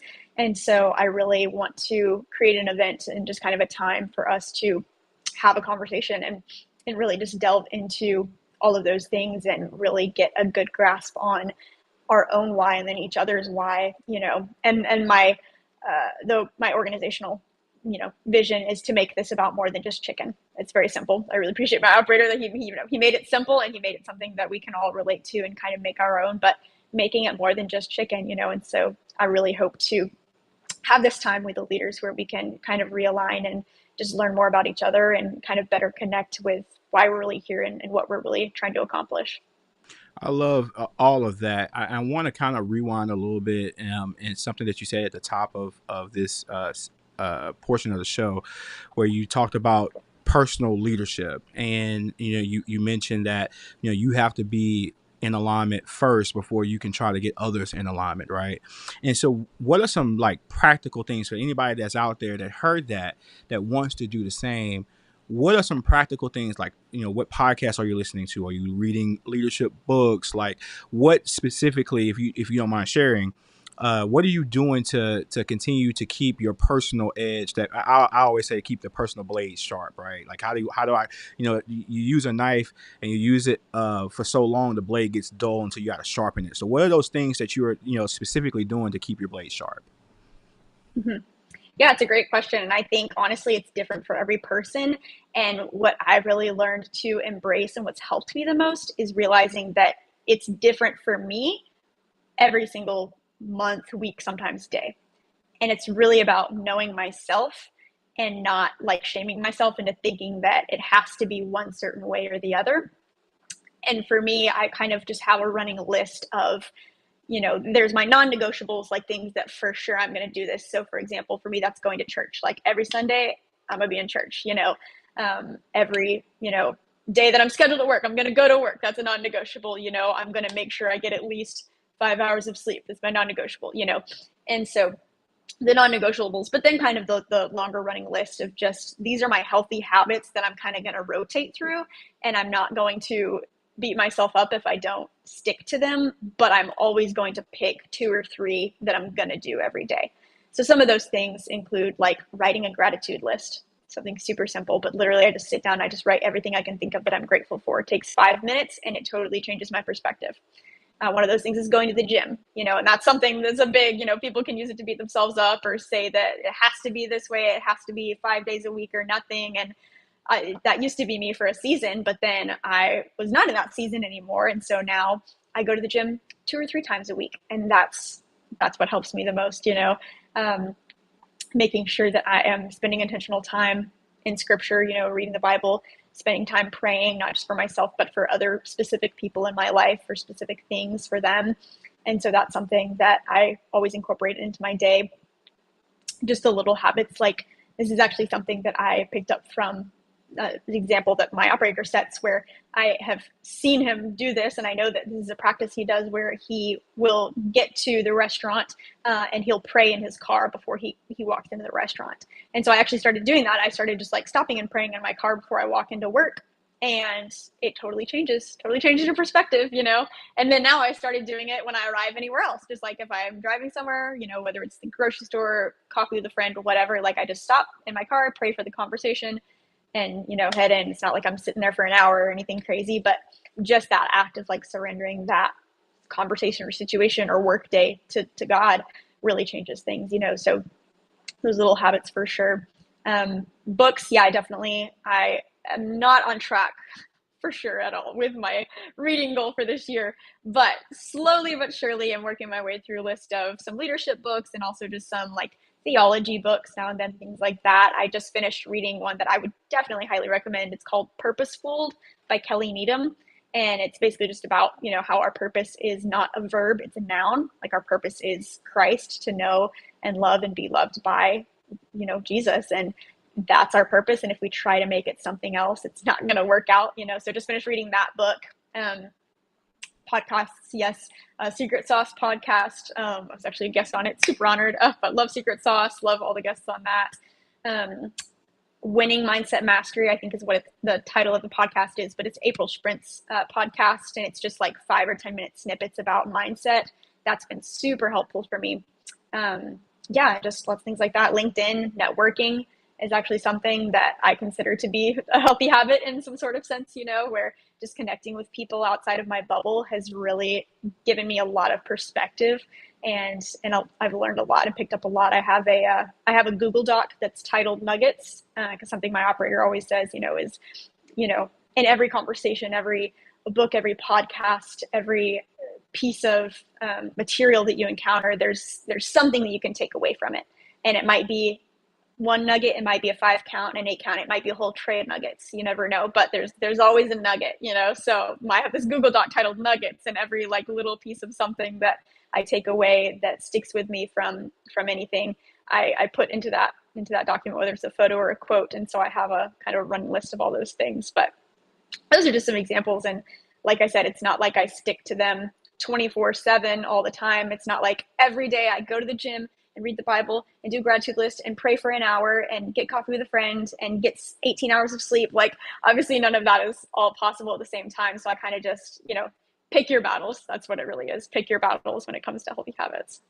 I love how you embrace the idea of being agile or having the agility in what you're doing. You know, a lot of people will get fixed on this, on their goals, and when they don't do it, they get discouraged, and then that discouragement leads them to just not trying at all. Like you said, like if it's not 5 days at the gym, it's nothing. You know, it's you have to, and I like how aligned your conversation is, because what you're describing currently, circles back to what you said at the top of the show when you're saying about grace. Like, you're affording yourself grace. Like, hey, I have a running list of what I feel like is it will be profitable for me as I develop myself as a leader. But you're giving yourself the opportunity to say, you know what, I might miss the mark today, and that's okay. I gave what God allowed me to give today, and you have to learn to be okay with that. And so that was very well put. I appreciate, again, your candor is greatly appreciated by myself and the audience. And I am a fan of the Secret Sauce podcast as well. I recently had the opportunity to have Josh on my show here, and I was able to be a guest on his show. It hadn't released yet, but I'm looking forward to that conversation, and I had a great conversation with him as well. But no, you said a lot of great things. That gratitude list, I believe, is something that people, particularly younger people, should just get in the habit of doing. In this fast-paced world where social media has our attention spans going from one thing to another thing to another thing, you really don't have the opportunity to take a step back and reflect on the things that you should be thankful for.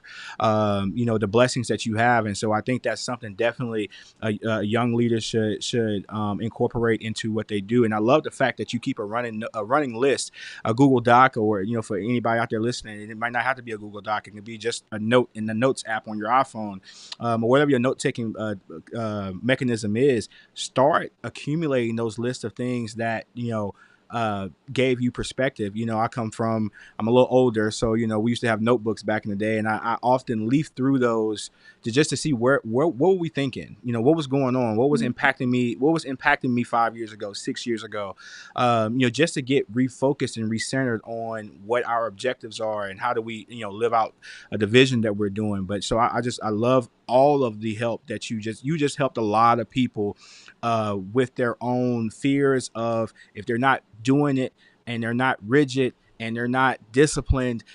Discipline is good. You did mention your non-negotiables. There is some things that you're going to do, that you have a short list of things that, hey, these are happening no matter what. But then those other things are seasonal. I can't help but to agree with you. I was talking to one of the other coaches here at the TPE. Her name is Giovanna. She's in Baytown, actually. You might know Giovanna. She's at the two Baytown stores, John Martin and Garth. I might be being too specific here, but whatever. Anyway, she talks about just the season that you're in calls for different things. And, so I definitely would agree with that. Like, in the wintertime, we might eat more chili and soup. And in the summertime, we're doing fresh fruits. So as our actual palates change from season to season, so do the things that feeds us, feeds our mindsets, feeds our spirits. And so I appreciate you articulating that in the way that you did. It definitely encouraged me for sure. And because you feel like you fall short as a leader when you're not doing all of those things. You feel like at the end of the day, when you challenge yourself to try to chase a certain level of discipline, you miss the mark, it does give you some sense of disappointment. But just knowing that, hey, you have, if it's in the cards for you, if God says so, you have another day to try again, so that's incredible. And so you've already answered this question a little bit, but I think I would like to, from a big picture perspective, look at this item.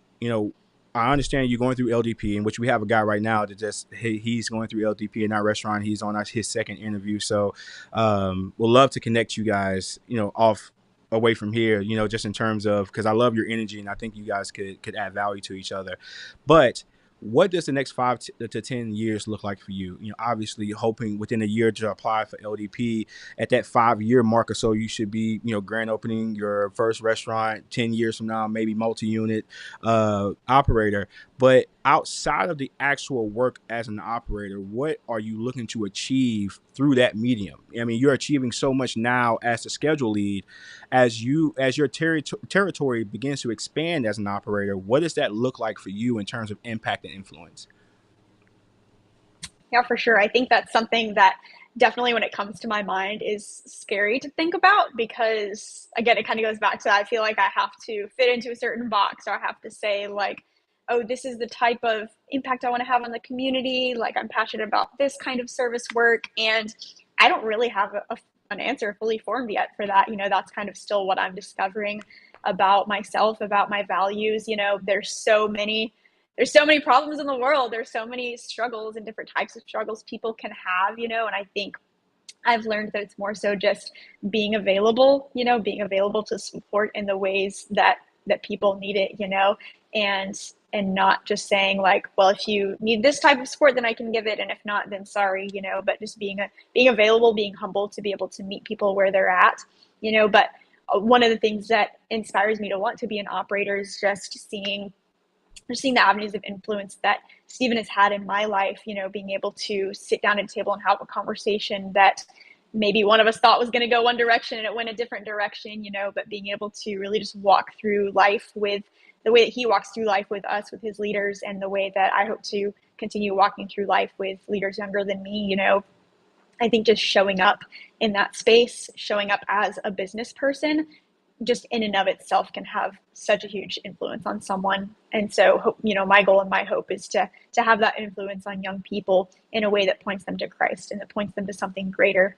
And I really just value those individual relationships and those team relationships, and I think for people like me that didn't expect to end up at a Chick-fil-A, I hope to be the person one day that doesn't convince them that Chick-fil-A is the best and it's the only way to go for their career, but I hope to be the person that influences them to say like, Christ is the best and Christ is the one that is going to get you, through into whatever your next destination is, and that he is really the center and the purpose of everything. And so that's my more foundational goal, but in terms of practically the impact that I want to have, I am definitely really passionate about just language and just multicultural, aspects of community. The majority of my restaurant, about 90 people, and probably 85 of them are bilingual and Hispanic. And so I know Spanish more or less is what I say. I will never, well, not never say never. I'm working towards it. But right now I will not claim fluency. But I can, hold conversations and everything. But that is something that I've always loved, is just connecting with people through other cultures, and really just understanding people's, hearts, understanding what they are wanting for themselves, and being able to just work with them to work towards that and work towards their goals, wherever they come from, wherever they're wanting to go, And so really just, that's why honestly I hope to stay in Houston and see myself, becoming an operator in the Houston marketplace, just because of the diversity and the opportunities that are there. Like, you don't have to travel to go to 15 different nations. You just come to Houston and here they are, right? And so lots of opportunities for not just service work, but just being involved with walking with people through their lives, and just having resources at your disposal, to help with education. A lot of people want to pursue something and there's like an educational barrier or certification that they need to get, and so even as the scheduler in my role now, I try to work with people and help them out and say like, hey, you need to take this class for the certification. How can I work your schedule around it? And so how much more still as an operator will I hope to have that mentality and that ability to not just offer someone leadership development, but offer them financial stability, not just offer them financial stability, but offer them resources to help them pursue a higher goal, and all of those things kind of tying in together, but having those resources and those avenues to provide that support for people. No, I love that, and I want to say first of all, thank you so much for sharing your story with us, sharing your why, sharing your passion. I you lived up to the hype, I guess I could say, in terms of what my expectations were for this conversation. I think you shared so many nuggets. If I was, you probably fill up a few pages of docs if I was documenting this conversation this way. I want to wish you the best of luck on your big project that you got coming up in terms of galvanizing your team towards their personal wise. I'm sure I'll have a front row seat on your LinkedIn as you document that journey, as you develop that event. Hopefully that goes well. And before we get out of here, how can people find you, Amanda? Yeah, well, definitely LinkedIn is the place to go because it's super active on there. You just shoot me a DM, connect with me, and let me know. And also, I have a Calendly, that's hard to say, link on my LinkedIn profile. And so you can actually go there and just schedule a meeting with me just to chat. I put everything on my calendar. So you can just pick whatever day works for you. And I would love to connect. Awesome. Well, there you have it, TPE family. Another great guest, an excellent team member, an excellent leader, a person who is really in tune with their why. And I am looking forward to her continued influence, not only on the people that she serves with directly in her organization, but also the countless other people that she's impacting through LinkedIn and through conversations like this. Thank you so much for spending time with us today. And until next time, TPE family. Peace.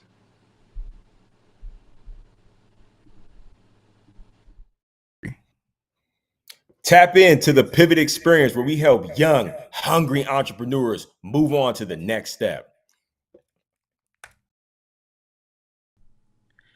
What's up, TPE fam? We're back with another episode of the Pivot Experience podcast. On this episode, we have a dynamic duo, some people that I've had the opportunity for over 10 years. And I've just admired the way they've met adversity and always have had the ability to lead their organization and come back stronger each and every time.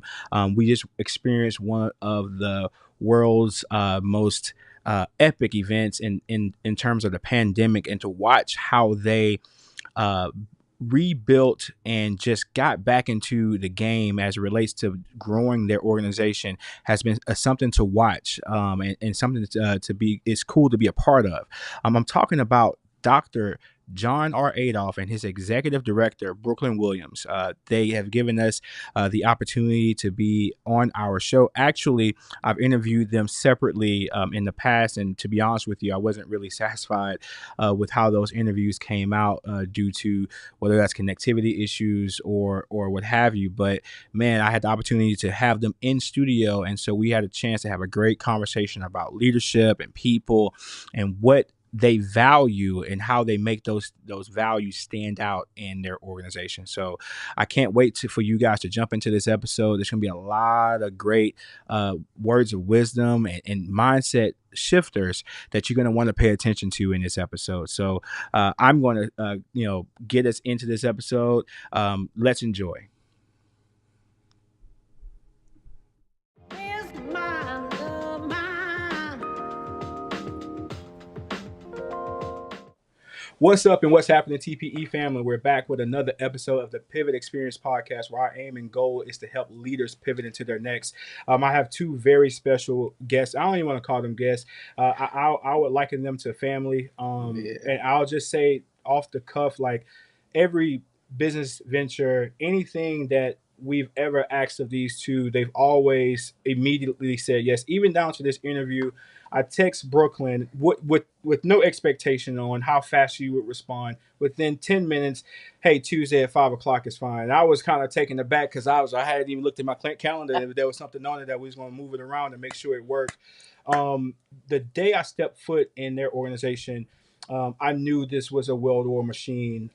Controlled chaos would be the tip of the iceberg when it comes down when I think about what you guys do organizationally. And I was just always admired, of course, and I'm talking about, this is my pastor, Dr. John R. Adolph, and his executive director, Brooklyn Williams.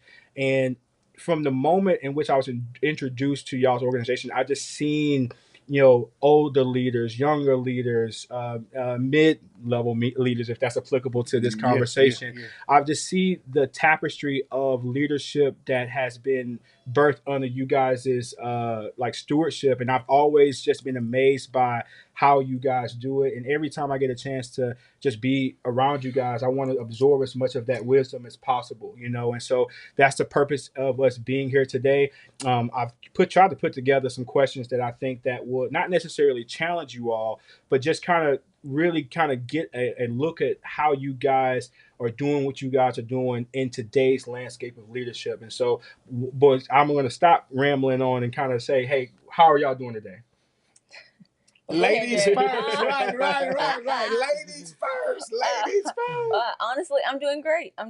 Happy to be here. Excited to partner with Alex. Like Alex said, he sent out a message, and there's no doubt about it. If I receive a message from you, top priority, what is it? What can we do? Because what Alex didn't say is that when we send the message to Alex, the answer is always responded in in an expeditious manner, regardless of what it may be, no matter how crazy it may be. Alex, can we use your help on this? Alex responds, whether he tells y'all or not, he's going to respond immediately. Yes. So who am I to look at it and say he can wait? It's not up for discussion. So that's what I did as a response to that. So I'm doing great. I don't know about you. How are you, Man, Jerry? fabulous. So I want y'all to know this, man.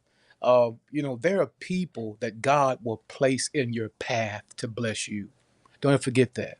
There are some people who derail you, take you off course, rob things from you, whether it's potential or different things. The other people, God plants. There are people in your path that when God puts them there, they're there to bless you. Alex and Lindsay Seal and his entire family are people in our path that have done nothing but be a light, man, a beacon. Just so it's an honor to be here. I could have been out of town. I would have probably rescheduled that bad boy. I'm going to be with Alex and Lynn today, right now, to go do this because it's just that kind of thing. He's always on the cutting edge of something, always on the circumference of something new. And I'm just glad to be a part of it, man. Thank you for having us. I appreciate it. Of course. And so, no, I just can't say enough good things about your organization. And I want, at Antioch, right? And I want to just poke you guys' brain a little bit in terms of like, how do you do what you're doing? And I guess the first question I have for you, and this may not be a direct question to what's going on in the organization now, but more so about the landscape of the organization over the next 10 years. What opportunities or challenges do you see in the scope of leadership as you do it currently, and how are you installing systems and processes to address those things? So wait, I want to be transparent because that always helps. Administration has always been a weak suit for me. Hold on. Know how to set goals, tactical and strategic, and accomplish them. I've always been able to do that. But setting up systems of administration is not a strong part. So that has been an onward and continued struggle. I tell people all over the country, Alex, in my lane, make failure your friend, learn from those and get better. Just keep getting better. God has positioned people with great administrative mindsets. Rubik's Cube solving people, Alex. I don't want to solve it. I just want you to be happy you have one. Brooklyn's job and task is to resolve that for me. And so when it comes to talking about organizational structure, being able to juxtaposition yourself so that you're able to adapt to new trends, current cultures, different things on horizon. Mine is vision. This is administration. So her task, though daunting now, this is daunting, is to figure it out. She quits once a week. Once a week. She says, listen, this is it. I can't do it. And I'll say, listen, this is it. And I'll just wait until she settles down, the dust settles, and the confetti is to ground.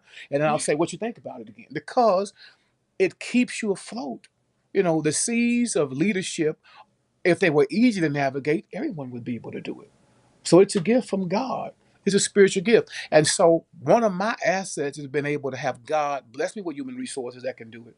And then the humility to say, this is not my lane. So I'm going to heavily depend on you to do that for me. Of course, we, set standards, be able to go back and have measurable goals and objectives. Did you fail or did you succeed? And then to go back and even reevaluate that, say, should we even keep doing that? Was that helpful or not? But the bottom line is to be able to have people who say, that's my gift. That's my calling. This is what God has for me to do right now. So when I look at our organization as an organizational structure, I just see so much development, man. When I look back at where I started, I just laugh and say, God, you just put your hand on that, just because I remember the day when I just had 4 little goals on a piece of paper, and that was about it. Maybe a little piece of a budget attached. And now it's so, man, it's vast. It takes, volumes and mid-year huddles and Sunday morning gatherings, and before we go to worship, meet me here. So we got to discuss this, that. It's so vast. Grown from maybe myself and 2 or 3 others that would help me to a leadership core of about 350. And it continues to grow. So I'm really happy about that. Volunteers to maybe right at 1,000 people committed to do it. So that's it's just been growth. It's been that kind of development, onward and progressive. But it has happened because of systems that people like Brooke helped me put in place. So I'm really happy about that. In fact, we were having a discussion just a while ago. And we're talking about how we can hear the echo in the canyon, and it's the same echo.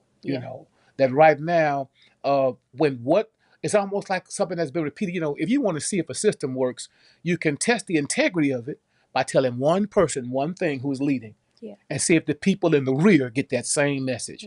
And it has taken us all of, I would say, 8 years to hear that echo, where these people say that is just, and it's a beautiful thing. And it's funny because she's in different parts of the same system that's been created, right?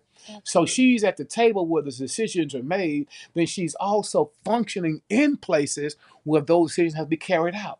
And she told me it's so beautiful to hear those come out correctly, exactly like they've been planned. So just systems of integrity. What do you think, Brooke? I can't say it enough. Like he just said, I wear many different hats. So, of course, I sit at the table as the chief of administration, which means when the decisions are being made, I'm a part of those decisions. But I've always valued the fact that I'm humble enough to take that hat off, and then have to say, "But Brooklyn, you're also a ministry leader," and then you take that hat off. And not only are you a ministry leader, but you're also a volunteer. So I take that hat off. So I wear at least 3 to 4 different hats. And the most humbling thing is to go to all of these different meetings and to say, he said that at the Chiefs table. And then what he said at the Chiefs table has been passed on to the coordinators. I'm not a coordinator, but I'm a ministry leader. So all of those coordinators say something to ministry leaders. And I'm sitting there like, I'm waiting on them. Honestly, there's been many times where I'm waiting on them to add their little spices and add their own little flavor. Nobody ever does it. And I'm like, checkpoint, that marks the spot. And so I sit there as a ministry leader for Relentless that just says, yes, sir. And then I sit at the table of a clergy. I'm not the ministry leader of clergy, but I'm the part of clergy, which just says, I'm just a volunteer. So now I'm getting the most watered down version that one could receive. And even that, it is potent. That just says, oh my God, it works. Nobody changes anything. The terms are the exact same. The vocabulary is the exact same. Nobody changes nothing. I've been waiting for the past 6 months to say who's going to change it. Because what they don't know, or maybe they do know, was that I was at the table at the top to say, did you use this term or did you change it to what you thought would be best fitting? And everything is the same. And so I'm so grateful to finally be a part of an administration that says, Pastor Adolph, because I've always told him, you're the best, and I believe that you deserve the best. I believe that you deserve the best leadership. I believe that you deserve the best volunteers. I believe that you deserve the best workers. And I've been sitting here waiting to see who's going to test that system. Who's going to buck it? It's a system. Everybody bucks a system, right? And so far, even if they buck it, I can look at it and say it came from right there because I'm at the top, all the way down, all the way down. I'm at the chief of administration, all the way down to a volunteer. And I can look at it and say it was bucked right there. And not even mad, but it was bucked right there. How will we, as an administrative structure, address that? Right. And so it's just been an amazing picture to be able to go in and reassure him that just says, hey, what you're saying at the table is working because I'm the lowest of low. Not the lowest of the low because, these are volunteers at the church. But I'm at this point that just says it stops here. It literally stops here. And these volunteers are just like Pastor said. And that just makes me so happy. They're not saying it because I'm at the table. They're not saying it because of what they think is best or who their leaders are. They're saying it because he said it. And I just can't be more grateful that just says finally you have an administrative structure that respects the vision that God has given you and that you have given us. And all the way down, we're sitting here saying, he said turn left. And if he says turn right, shift gears and we're turning right. And so just grateful for that. That's an administrative structure. That's to me an organizational leadership piece. It came from, just messing up along the way. Oh man, We messed up mistakes. along the way. And even now have places where we got to go back, redo, Yes, Lord. revisit, Yes, Lord. and Because the ask system has yourself. been booked. Like I love, man. Listen, It's okay. it's almost like a Chick-fil-A. I always ask myself, who taught them to say my pleasure? It just Yeah. comes out so beautiful. You know what I Who mean? said it? But there is a culture, and that's what we're really trying to get to. Mhm. Organizational constructs, man, have to develop culture. It's what we do here. And culture, man, is learned. It's gained. Mhm. Some of it's written. It's not written. But I promise you, you have one whether you know it or not. And so, what we've been working on and asking God to help us is a culture of excellence Mhm. where we look and say, I don't want that. Who is that for? That's not for God, is it? I mean, that's not for us. Just wait, just cut that off. Yeah. I would rather not have that at this point. Whereas in my infancy, anything would be good. Great. It's almost like being on life support. Is that a breath? Well, we're past that. Now I'm at a point where I'm like, is that the best that we can offer that? Whether it's a summer program or whether it's a group of people that we're getting ready to meet needs for seniors. Like, man, I had lunch the other day with our seniors ministry, Alex. My God, I was so blown away. It was just on the schedule. Man, they have, when I tell you, impeccable. I would join it. But they tried recruitment. They said, listen, Pastor Adolph, you're supposed to be 55 years old to join, and you need an ARP card. I said, I'll be that 70, I'll catch you on lap 70. But they were phenomenal. And I had never been. It was my first time. I never engaged them. Of course, during our morning when we welcome people, I always honor the elders of the house. All of those who are 70 older, raise your hand or stand if you feel like it, and we clap for them. At the same time, I've never been to frequent any of their meetings. It was a first in my 28 years. And when I walked in to see their construct, made me come out and say, look at that. So it's a system, it's a culture, it's what you have to put together to really put creases in. And we're still developing it and still working on it. So we're far from, if I had to grade my own system, I would give us a C plus, Alex. Absolutely. Right now, a C plus. Hold on, I'm just at the juncture where I can say, I'm expecting this and actually get it. And then like right now on Sundays, Alex, we have a huddle in the morning at 7 a.m. That huddle is designed for the purpose of communicating what we plan to go out and effectuate, right? Then at 8 and 10, we see how the play goes. And then at about 12:30, Alex, I have another meeting that can last 5 hours. Depends. No, that will last. Let me interject. He's being kind because he's here. It will last 4 hours. We're going to sit down. And he's kind enough to give us breakfast, but we're hungry after it. Make note, we're hungry when the meeting concludes. Alex, we have breakfast, that is brunch, but we really need dinner by the time we leave. need dinner. But here's what we're going to do. We're going to hear committee reports. I want to know those. I want to know what happened there. This was the play we designed to do. How close did we get to that? What went wrong? Some days, man, the reports are shallow because God just blessed. It went well. Everybody fulfilled their assignment. Other days, you were like, what the heck? Who authorized that? And then we go back and we fix that. Whereas before, that wasn't the case. So when you start talking about structure, organizational structure that really works for us, man, that has been a work in progress. I'm glad to say that we're at a C plus, and I'm not going to stop till I get an A plus. I'll never forget a little boy asked me one day, we give out dollars and for kids who make A's on Pastor Scholar Sunday. And Alex, I remember the time it was like $20. It's now 2,000 yes. bucks. Wait, so Alex, Yes. I told Lady Dory, I said, Dory, this gets got. Yes. Had to revise Yes. Sir, Imagine going to the it bank comes out asking of. for that. Wait, Alex, I gotta make you laugh. So y'all, I go to the bank and take the money out of a personal account. Okay, so wait, but you have to get it in the denomination. The children win it.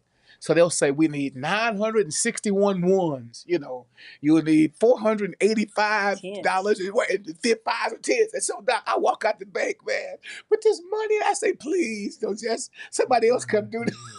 Yeah, because their question is, why do you need this many wands? Right. Make it make Everything. sense. But nevertheless, a child asked me, he said, Pastor Adolph, said, you give $1 for A's? I said, yes. She said, what's better than an A?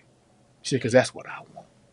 And that's my heart for us administratively, to have that kind of attitude that says, that's great, but I want even better than that. And that's what we're trying to get to. Mm-hmm. Man, this is such an encouraging conversation because most organizations, particularly post COVID, do not have the luxury of stamping that level of excellence. Like particularly, and I don't know if you guys have heard of this. There's this silent quitting and all this. You know, people are doing the bare minimum at their jobs, and then to hear you guys being able to extract everybody's absolute best from what it sounds like.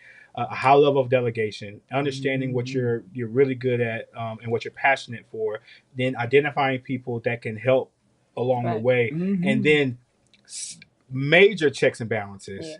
Really leaning into accountability. I know that I've been, I guess I've had the chance to experience some of that firsthand, but just kind of hearing it in this current form is definitely elevated. So like. For you, Brooklyn, or either this level of checks and balances and accountability and delegation in a multi-generational workplace has to be difficult. Like when you're dealing with so many different people at different age levels, with different levels of understanding, different backgrounds. Like how do y'all manage? Like I've seen some of the videos of you kind of show a glimpse of the 7 o'clock huddle before it starts, right?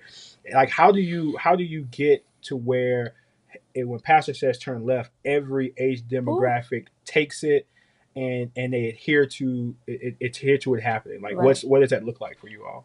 Okay, so like you just said, it can be a little bit different. One part of our vision statement, which is what we talk about a lot and we pride ourselves on, is meeting the needs of the total person. The total person also encompasses every person. So you have to take into consideration, well, Brooklyn, you're talking about young adults, but then you're also talking about the golden years that he just said that he just met with. Then you're also talking about a lost generation that just says they're at Antioch, but they don't want anybody to know that they're necessarily there. And so what we're looking at is saying who's speaking up, who's choosing to be silent, and how can we meet those needs. And it is a little bit different, Alex, to be completely honest. We're learning as we go. The Chiefs team is saying, where are the young adults? Alex, you were a part of me with the young adults. We're talking about God's chosen. Then we're talking about the relentless LU crew. Well, the relentless LU crew, that's college students, but what happens to that young adult piece? We're looking at, that's the last, the least, and the left out. These are groups or students that are just saying, we're here, we want to help, but then at the same time, we're good. We're just saying we're here when we're here, and we're not when we're not. But the organizational leadership, the system that I personally, because I'm big on administration, I love administration, I love logistics. My job is to say, where is it broken? And if it's broken, what's being left out? And I'm literally going after that. They're just saying, hey, they're left out. They don't want you to know, but they're left out. Look at them. They're over there. They're forming their own huddle. Not in a bad way, but they're just waiting to see who's going to care about us, right? And so my job is to go and say, hey, Pastor, I know that you met with the golden years, and I know that we have this, this, and this, but there's a system that says they're left out. What can we do for them? We oftentimes talk about the lights in the church. Lord have mercy. That's a hot Are the lights dim? Are all of the lights on? What in the world do we do? Alex, that was the most difficult piece for me, because I'm like, well, we're looking on social media and everybody else's lights are just like cool, and they have stuff like this. They have the neon lights. Well, with Antioch, it's either the lights are on or the lights are off. Well, does that generation that's lost, do they come with the lights on or off, or do they come with neon lights? Mhm. And so, just working with pastor to say, hey, we have two services. Can that morning service be more of that traditional service? And then that 10 o'clock service, can we play with it just a little bit and see will they come? And Pastor knows, I pride myself on that college ministry. Alex, I learned that college ministry will just surrender to God when all of the lights are down. They don't want anybody to look at them. Turn them off. Turn them off. But that was at Lamar University. So then I had to say, hey, Pastor, what do you think about if we play with the lights just a little bit? What will it be like? And so that's what I look at when I say, let's see if we can meet the needs of all of them. Let's see where they're humble at or where their most vulnerable spots are. Sometimes it's in the dark. Yeah. Sometimes it's in the dark. And, we look and say, what comes out of, what's done in the dark will come to light. Well, guess what? What's in the dark? They're giving their lives to Christ in the dark.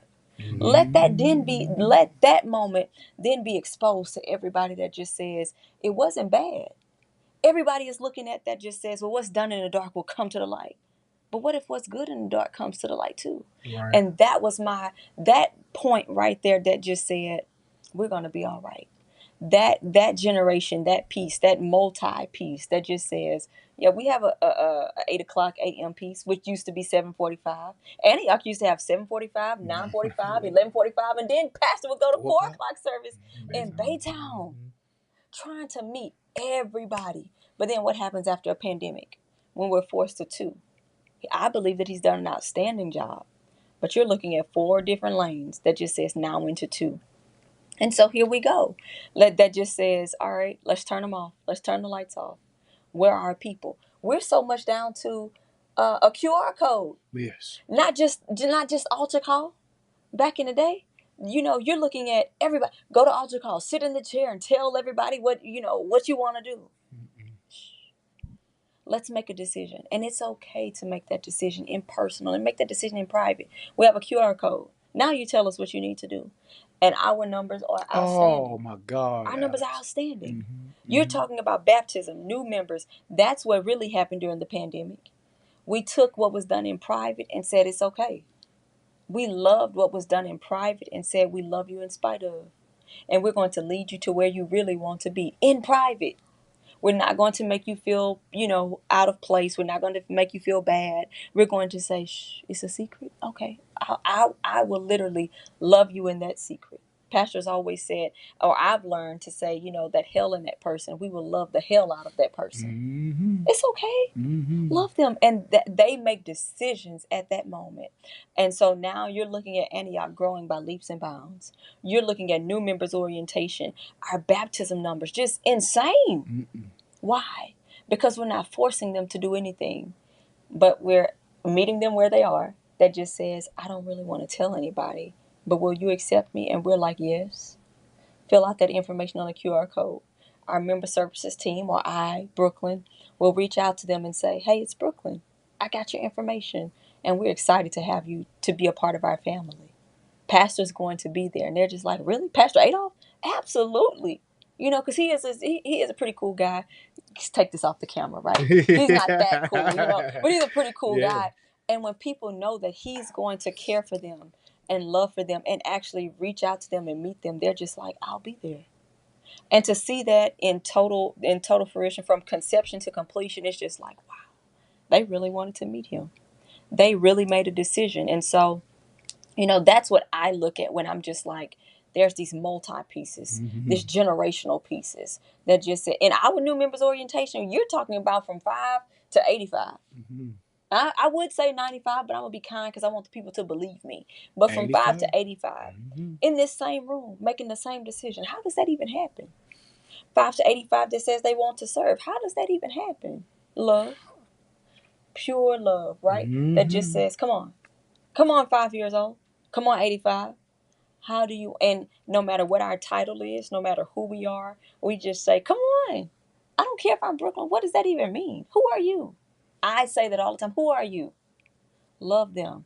Pastor, you already know he's going to love on everybody. Right. Sometimes I have to say, hey, we're about to start the next service. Stop hugging on people. He's just like, did you meet them? Yeah, I did. But you need to stop hugging on people because we got to go to the next service, So I think that love conquers all. Just being genuine conquers all. And that's really what's gotten us to the place that just says, after this pandemic, forget everything else. You literally have to put all those rules to the side and just says, what works? This is what works. And what works, we have to conform to that, not what we were already doing and make it conform to us. Please, you're gonna be by yourself. That's what makes a church close. That's what makes have organizations nobody close. on that roll. You know, just no one will make you stop using your 8-track if you want to keep using it. Keep playing But it. there is a whole nother system of music, Yeah. you know, just it's online. You can just hear anything whenever you want. You Apple can keep Music. using cassettes. No one's angry. Go ahead, use them. But Doc, the paradigm changed. And that's what we're faced with.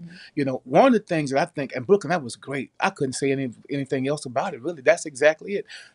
For us, in terms of organization post-COVID, I would tell you that one of the most interesting things to try to weave together is different socio-cultural constructs in one group. You got one group who says, you know what, can you turn that volume up? And another one says, it is killing my hearing aid. Yeah.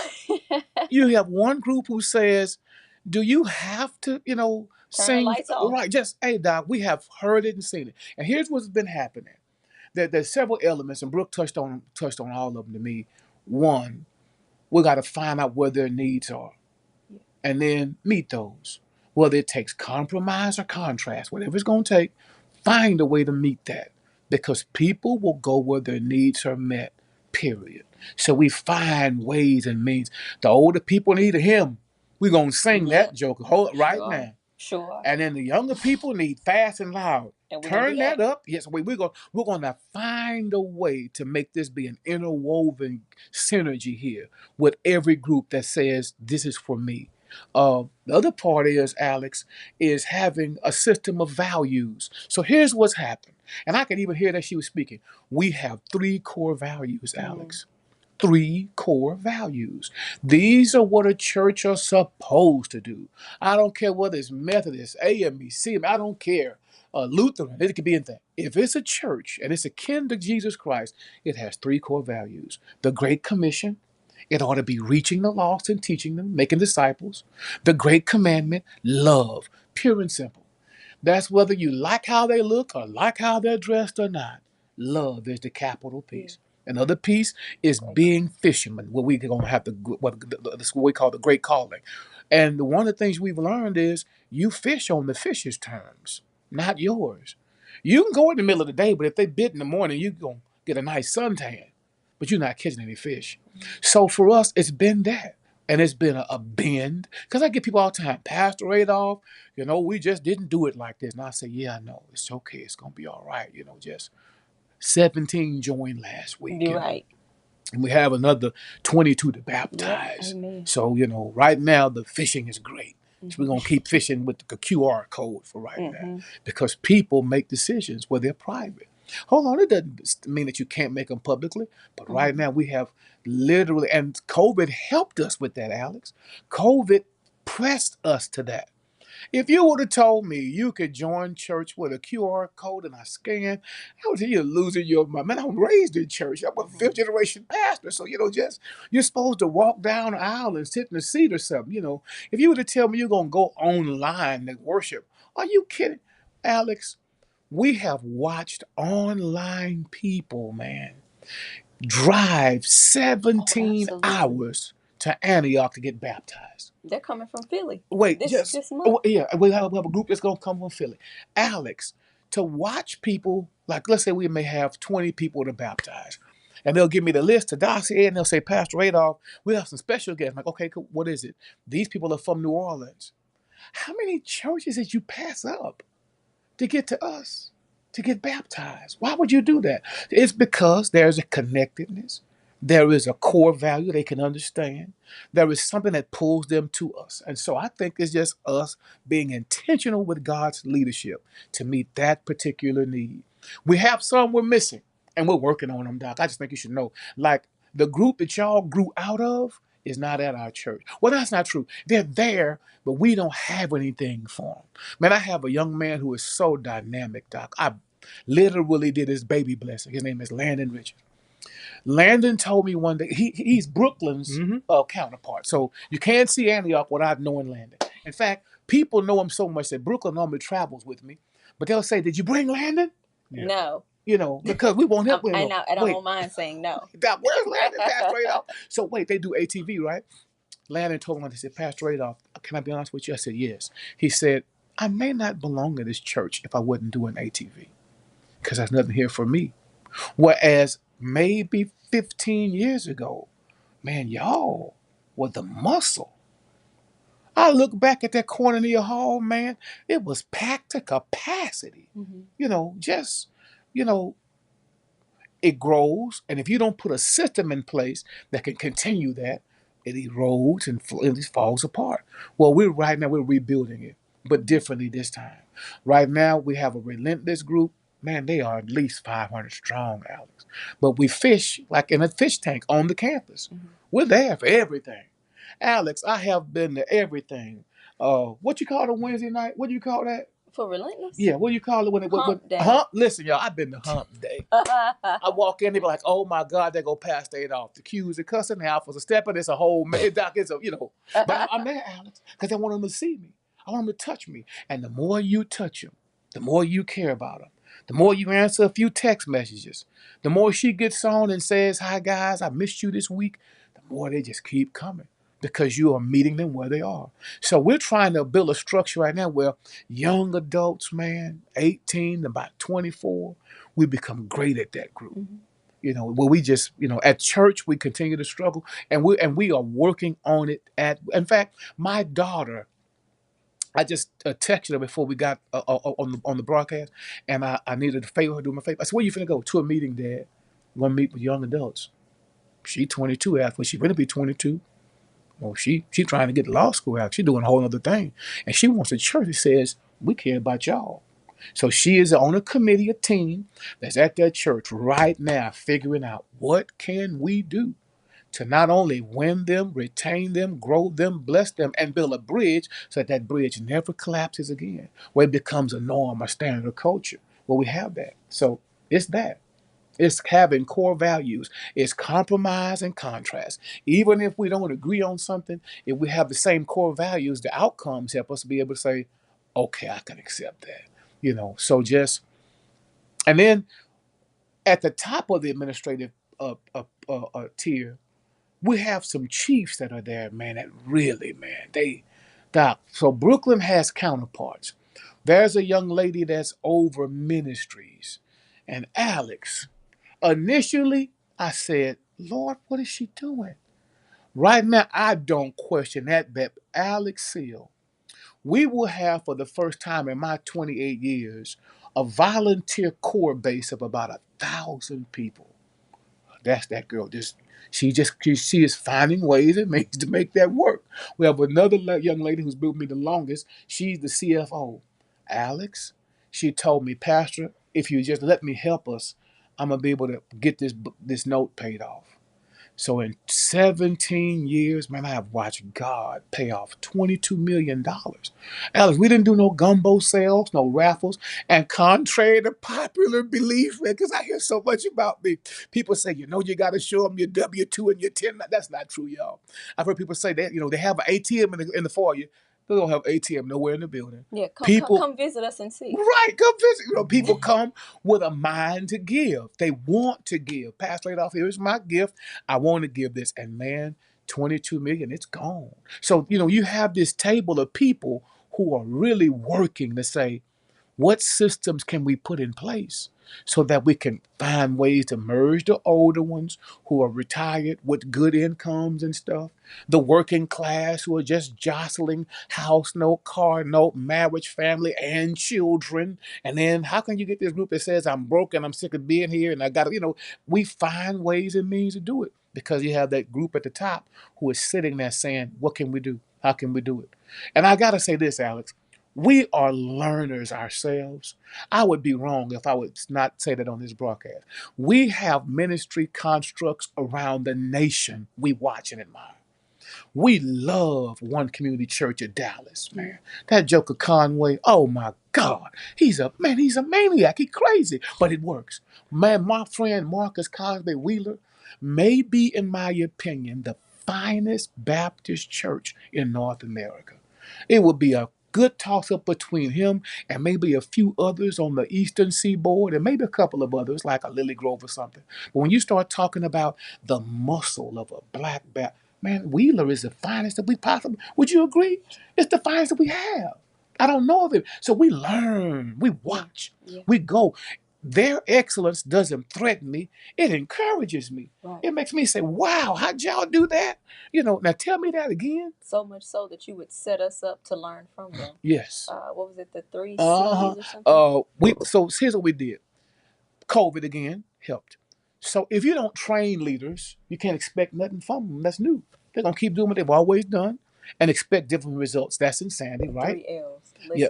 learn. So we had this platform we did called Listen, Learn, Lecture. and Lecture. And I would have one of my friends who's the pastor of a mega church in this country do a live Zoom call with us. And let me bring your COO and your CFO and all your administrative cohorts that really make your church work. And we want to just talk to y'all for about an hour and a half. And we would sit and talk with them. So we had a chance to sit and talk with people like Dr. Ratliff out of Houston, who's been doing mega ministry for 35 years or longer. All of us have copied him, Marcus Cosby included. So, Jamal Brown included. We just sit and say, listen, will you please help us with this and that? And then the encouragement was, we wasn't that far off, man. Right. Thank you, Lord. So wait, when we got to hearing theirs, we said, hey, we're kind of close, So, and the problem is many times, Alex, is if you compare yourself to someone that you're stronger than, then you tend to think you're great. But when you compare yourself to someone with much more strength, much more muscle, you start saying, I got to work on my abs, I got to work on this, Yes, sir. And so that's what it's forced us to do. And I love it. I'm so thankful for friends all over the country, man. I was able to go to school with Jamal Brown at Newburgh, Howard John Wesley at Alfred Street, E. Dewey Smith at How. These are friends of mine who, Keon Henderson, man, who is just tearing a new path in Houston, man. These are friends. They are brothers. They're text man. Hey, man, what you do? They're friends. So I'm able to sit and say, now, how did you do that? Like, man, here's what's so crazy. Just the other day, we were talking about reshooting some material for online web-based learning purposes, right? I'm 350 pounds on those. I'm 258 now. So we're going to reshoot it.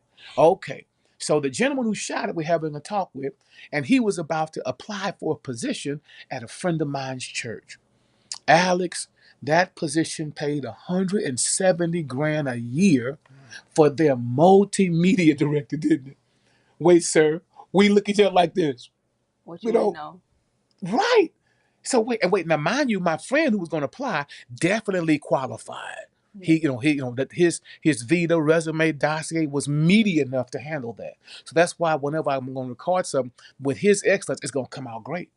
But he was looking for a job, and I was able to send that pastor a note and say, "Hey, man, I got a buddy of mine. You don't want to miss him."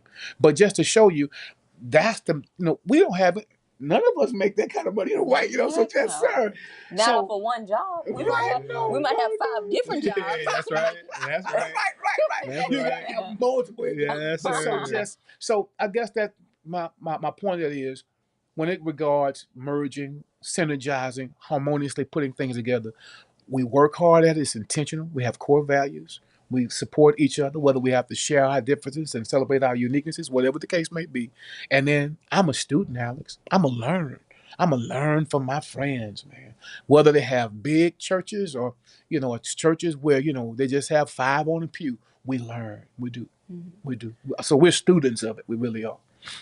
Well, I don't have a whole lot to say after that. Like, y'all addressed every question that I've had, like above and beyond. Like, again, at the top of this, I spoke into just how much I admire the way y'all think, the way y'all approach things, And I think you guys just, I don't know if we can get any college credit hours for this lecture, the people who listen to it, but it's there's no better way to run an organization, but other than the way you guys are doing it. You expressed a large level of humility in terms of just saying like, hey, we know we're not the best, and then even though even if you are the best, with the mindset and mentality that we always can get better, we always can learn, we always can just go a little bit further. I just love it. Like, I watch you when we're in the same age demographic, and I think about this, like the challenges you may face in the age that you are with. I mean, we go to church together, so I know what's happening. So it's like to watch you be able to navigate those rooms the way that you navigate them. Of course, I know you have the support of Pastor Adolph, Dr. Adolph, but it's just amazing to watch the work that you guys are getting done, and the way you're just describing like the constant pursuit of excellence. I think a lot of organizations I'm encouraged by it, honestly. Y'all know what I do. I work at Chick-fil-A, and that's one of the things that we always hang our hat on. But here lately, I think I felt like that's waning a little bit. But I'm really encouraged by the level of conversation that you guys have given today. I almost forgot we was recording. I'm just kind of sitting here absorbing, everything that you guys are saying, because I think it's amazing to see the level of winning that you guys have, and y'all not done. It doesn't sound like y'all are done. That's one of the questions I was going to ask you, just how do you do it? But I see, like, I can hear how it's done. I don't even need to ask the question, like, because I can imagine that your life on a day-to-day basis dealing with, I mean, older and younger leaders could be taxing, but you're doing it because the support system is clear, the chain of command is clear, and so I will just ask this last question. And I think you guys have already addressed it, but I will ask anyway. What are some of y'all's biggest organizational opportunities right now? Like, I know y'all mentioned a demographic of people that y'all want to reach, but like, what other things that are big on the horizon for you all? I know you're involved in some things that aren't necessarily a part of the church, but outside of the church. Like, what's the next big opportunity for you all? I'm going to tell you, in my mind, the opportunity for us always begins with the look of an obstacle first. It looks like a problem until you begin to realize it's the blessing and the benefit. So one of the things that I just can't wait to do is have this piece we're going to do, Alex, that will almost rival a church who's having an AA meeting, man. Where everyone has a struggle. People say things like, that's why I don't go to church. The pastor isn't right. The deacons aren't right. The choir ain't right. They're all hypocrites.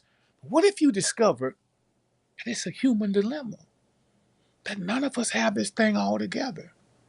What would it be like for you to go to church one day and hear the preacher say, hi guys, I'm struggling. And everybody else say, hey, Pastor, us too.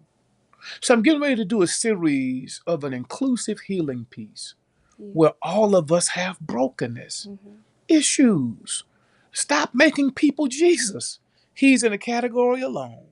I don't care what Paul, Mark, President. And so I'm working toward that because I see that as an opportunity. So when people look at the church and see hypocrisy, I want to paint a picture of dependency and say, this is why you fit. So wait, yours is not drugs. Got it. It's just overeating like mine. Put that bag of Cheetos down. You see, just wait. Yours is not just this, is that. But everybody brings to the cross of our Christ this inward and sometimes outward brokenness. It says, God, here I am. So because of that, I want to be able to say, people are often frustrated with the church because of the facade. Man, we're living in the most open generation of people you could ever imagine. We're so open, you could tell people I'm born male, but I'm going to be a female, and no one has a problem. We okay, go ahead, do your thing. Wait, we can say I want a ring in my nose, a tattoo on my neck, and I want to paint one up on my face. You can do it. Knock yourself out. No one's angry. What we don't like is hypocrisy. Don't fake it. Don't tell me you're going to do this and do something else. Be real with yourself. So I want to be able to fish in the sea of that. That's my opportunity. It's coming. We talked about it today. Just hold. I can't wait. to fish in the sea of total transparency that says, nope, I miss on a regular basis. Here is mine, what's yours? And be able to open a Bible and say, there's still a balm in Gilead. There's still healing from his hem. There's still hope for us because he who hath begun a good work Right. shall perform it. It's not yours to finish. It's his. He's the one. So wait, so hold on. Let him keep doing construction. He's really great at it. But since we're talking, here's another verse, another verse. So I'm looking for, and to me, that's one of the biggest obstacles. You people say it all the time. I don't do the God thing. No, people will tell you I don't do the church The thing, church thing. but I can do God, not the church. Those no, I don't like church people. And to spin off of that, that's his piece. What I would say is my biggest opportunity that I would like to say on behalf of pastor and the Antioch Church is that I'm looking to implement a 5-star church. You know, to where it just says, what does a 5-star church consist of? Well, the same as any other 5-star element that you've ever been exposed to, be it a 5-star place of employment, a 5-star hotel. What do you look for when you go there? My goal is to implement that at Antioch. You know exactly what it is and what it's not. I literally want to be able to present that level of customer service. Were we able to meet your needs? Were you satisfied when you left? So the church part is one thing, but just the simplest things. Was it clean? Did you like this? Were you greeted properly on the parking lot? That's my biggest piece of opportunity as it pertains to just the church itself or administration. We're 5-star all the way. And you can ask anybody. No, we are not a 5-star right now. That I don't even want them to tell me we're a 3-star. Like what Pastor said, we rated ourselves at a C+. Okay, cool. We are not a 4-star. We're not a 5-star, but that is it. We're definitely on our way to that. Be it the administration that we have, the systems that we have in place, the organizational leadership that we have in place. Trust me and believe that they are linked together. Pastor keeps doing what he's doing, and the team keeps doing what they're doing. Our biggest piece of opportunity is to say we have the opportunity to be a 5-star church. Not a 5-star hotel, not a 5-star grocery store, not a 5-star, no, we're a 5-star church. Have you ever heard of such a thing where you can leave church and tell us, how was your stay today? Wow. I can't wait. What happened today? Did anybody rub you the wrong way? It's a church. I mean, but it's still people. Somebody was rubbed the wrong way, Right. And it's not to say that we can fix every piece, but at least let us know how you feel. Everybody really wants to know, do I have a voice here? Yes, you do. And I want to be able to say, I heard you. I was able to look into it, and this is why that happened, or it will never happen again. But my piece is to say, our biggest opportunity is to say, hey, I'm bringing us to a 5-star church level. Give us 5 stars. That's why people will travel from near and far to come and see. And I'm not saying that they don't do it to other churches. In all honesty, that's not my concern. What they do for Antioch, what they're doing, they're coming to Antioch. And when they come, pastor will literally say, hey, can somebody go to HEB and get them some Zumo sausages? Because that's what happens when you come to Beaumont, Texas. When you come to Beaumont, Texas, can you make sure that they have this? Can you make sure that they have this? Because they've come from so far. Why would you come all the way here and not be exposed to what's here? That's a 5-star church. So I want to make sure on my behalf that we can do this. All of the other leaders, they do what they do on theirs. The chief of ministries, you do what you do on yours. Chief of finance, you do what you do on yours. Pastor, he's going to knock his out. Well, what am I going to do? We're coming in with a 5-star church. And I want to make sure that, they flew. They got on a plane. Who would you ever think? And I laugh at it all the time. I'm like, who in their right mind? We'll get on a plane to come see it. What is it? Right. Like, honestly, they must really believe that he's cool. I mean, drove. at this point, I got Yeah. at this point, I have to go ahead and say, I guess he is that cool because they're going out of their way.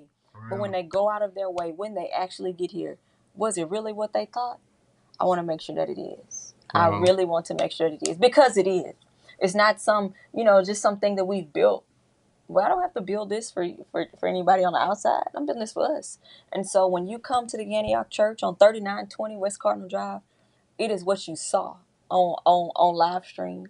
And then when you get there, even if it's not the exact same thing, you can see where we were where we were going. We were trying, So that's the biggest piece of opportunity that I say on my behalf. Pastor's going to do his thing always. But there's a team that works with him that just says, well, what are y'all doing?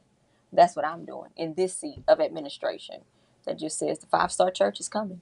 and we'll see. I We'll see love if we it. can make it work. And I guess, just to close this, I think everything that we talked about reminds me of a quote that I was exposed to from Truett Cathy. Truett Cathy is the founder Yeah, of yeah, Chick-fil-A. Chick-fil-A. yeah. And legend has it is that one of the things that he used to say is I expect perfection, but I'll tolerate excellence. Wow, that's And rich. and You might want to and borrow that, Doc. You might want to.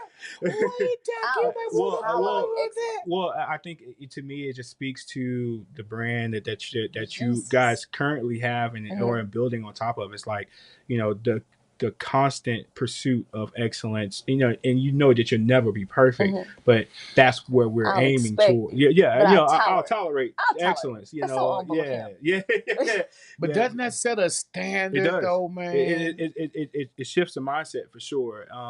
In terms of how you look at what you're doing and how you're thinking about going about, when you put your hand to the plow, how excellently are you doing that work? And so, I'm always reminded of Colossians 3:23. That's one of my sir. like.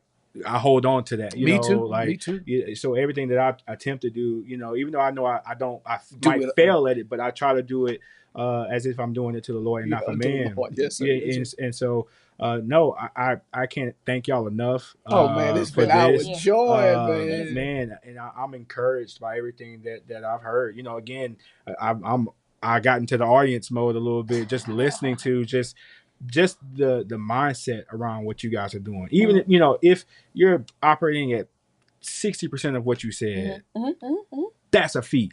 Yes, sir. And so no, thank y'all so much for y'all's time. TPE family, I forgot y'all were there. Sorry, but no, I appreciate everything that you're bringing to our audience and platform, and I just hope to be able to continue to repay the favor, man.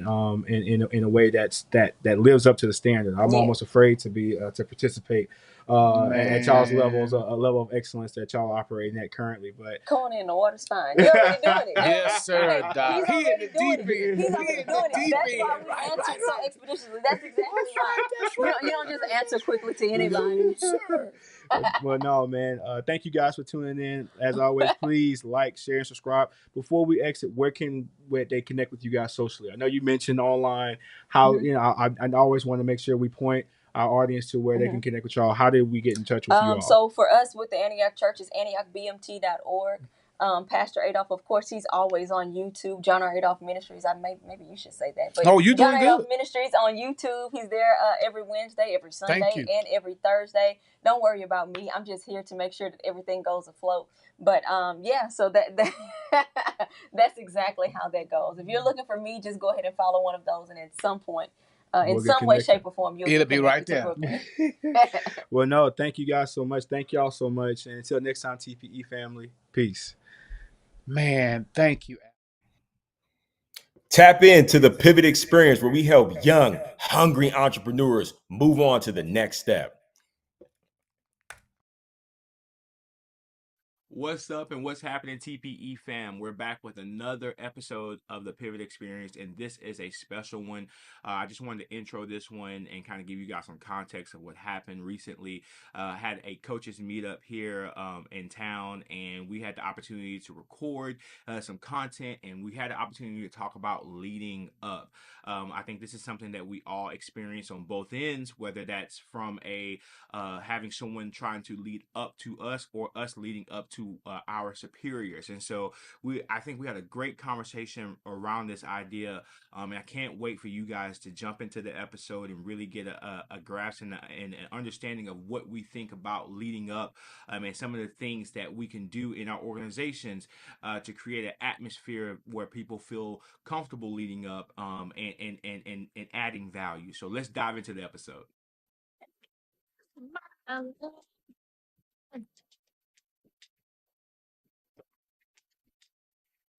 What's up and what's happening, TPE family? We're back with another episode of the Pivot Experience podcast, where we're focusing on helping leaders pivot into their next. And today is a very special episode. A little awkward for me if I was to be transparent, but we have full on TPE in the house today, where it's myself, the other coaches that I have the opportunity and I am blessed to work with are here with us today. And we're going to be talking about how to lead up. Whether we realize it or not, no matter what position we are in, we've all have had to face this idea of impacting change from leaders that are above us and also receiving that same level of feedback. And so I think this topic can be discussed by us because we all have experienced that in some form or capacity. And also, full disclosure, also a number of the spouses of the coaches are in the room as well. They are not on camera, and they probably do not want me to say this, but if you hear them in the background or you hear some other chatter that's not on camera, that's going to be from them hoping they'll care to join us in the conversation. But before we dive into the topic, I would like for everyone to introduce themselves. You guys know that I'm Alex. I've worked for the world's most caring company for the last 20 years, and I've been fortunate enough to be able to run this. I don't know what you want to call it. It's currently a coaching business, but it's kind of from podcasts to speaking to content creation to this current iteration of what we're doing. I've had the opportunity to work with a lot of great people over the last 20 years, and I think none better than the people that I'm currently working with in TPE. And that's no disrespect to anybody who's listening to this that I currently work with over at the other place. But I truly have come to know these individuals. We've learned each other's strengths and weaknesses, and I would like to think that we're leveraging those to our highest capacities from one to another. But that's enough for me. I will kick it off to the person to my left. Introduce yourself. Who are you, and what are you about? All right, I'm Javonna Roach, and I have worked for the world's most caring company as well for over 23 years. Can't even believe that when I think about it. But I've been a part of TPE. Alex has brought us on all because he was kind of a solo act. But I've worked for TPE for maybe 9 months now. 9 months, I think it's about 9 months.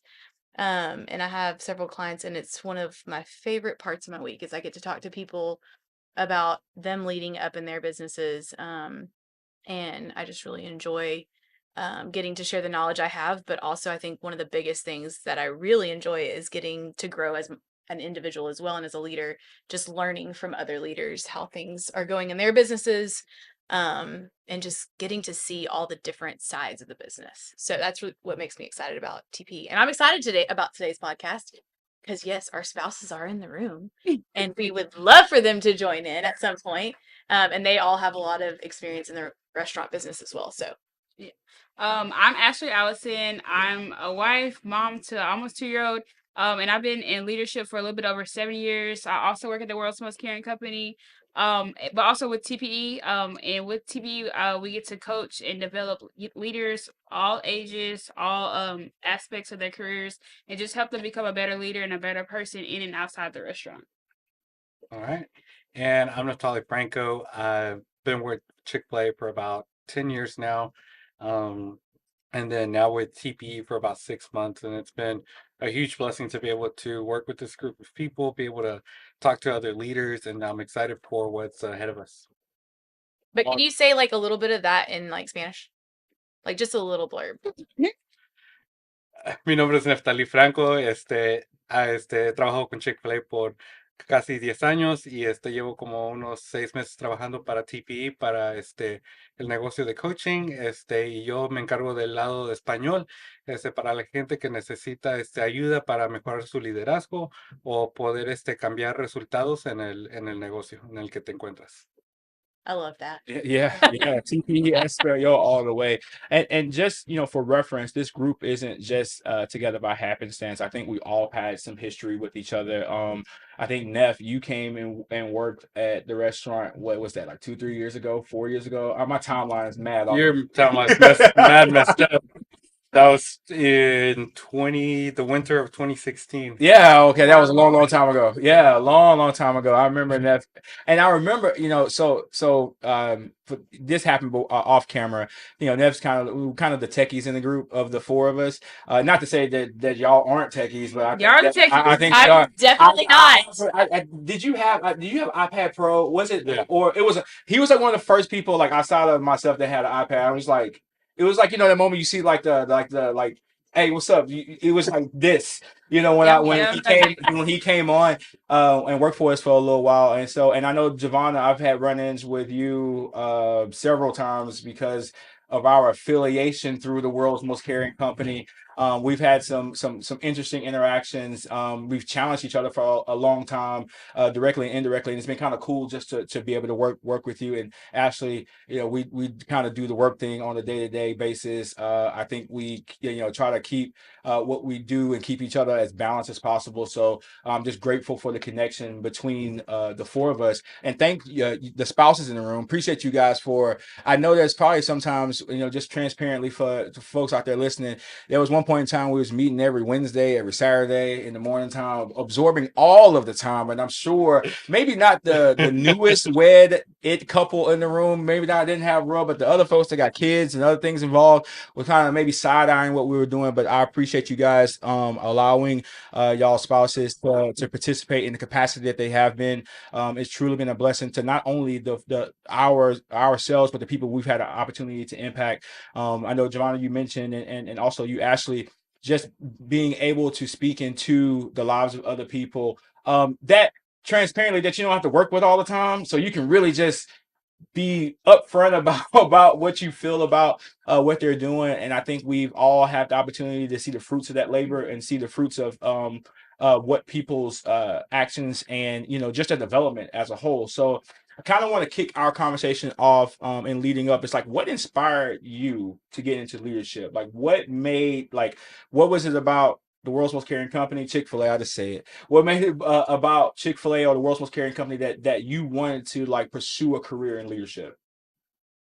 I would say first, just influence. I mean, if you read anything from John Maxwell, or you listen to any of his podcasts, 21 Irrefutable Laws of Leadership, that's probably one of the best known leadership books out there. But leadership is influence. That's what he says. And so I think just wanting to make the biggest impact I can on the world is through other people. I can't, I can't go to other countries every week. I can't, but what I can do is I can make a difference in the lives of those around me. And I think that's what leadership gives you the opportunity to do, is to make a difference in somebody's life. And a lot of times we don't even know the difference. Like, our jobs is just to plant seeds. And so I think I've always wanted to make a difference. And how better can I make a difference by making sure that I worked into a leadership position to where I could make a difference in people's lives. Yeah. Fantastic. I think as a Christ follower, I think it's a perfect platform to be able to share and plant seeds, like you just said, of what true love is in Jesus Christ. And it allows us, and thankfully we work for a company that allows us to share certain values that align with those. And it's been really helpful to be able to kind of get a platform where you can do things for other people and really show other people what that love means. And it's a love that comes through knowing Jesus Christ. And so I think, although it's a little bit off and to the religion side of things, I think it's been a really great place to be able to do that and be able to display some of those characteristics that we're called to show as Christians. Yeah, I agree. I guess I'll come from, the generation. I never thought about being in leadership when it comes to in the workplace. During youth group, I was part of leadership, youth group, church, things like that.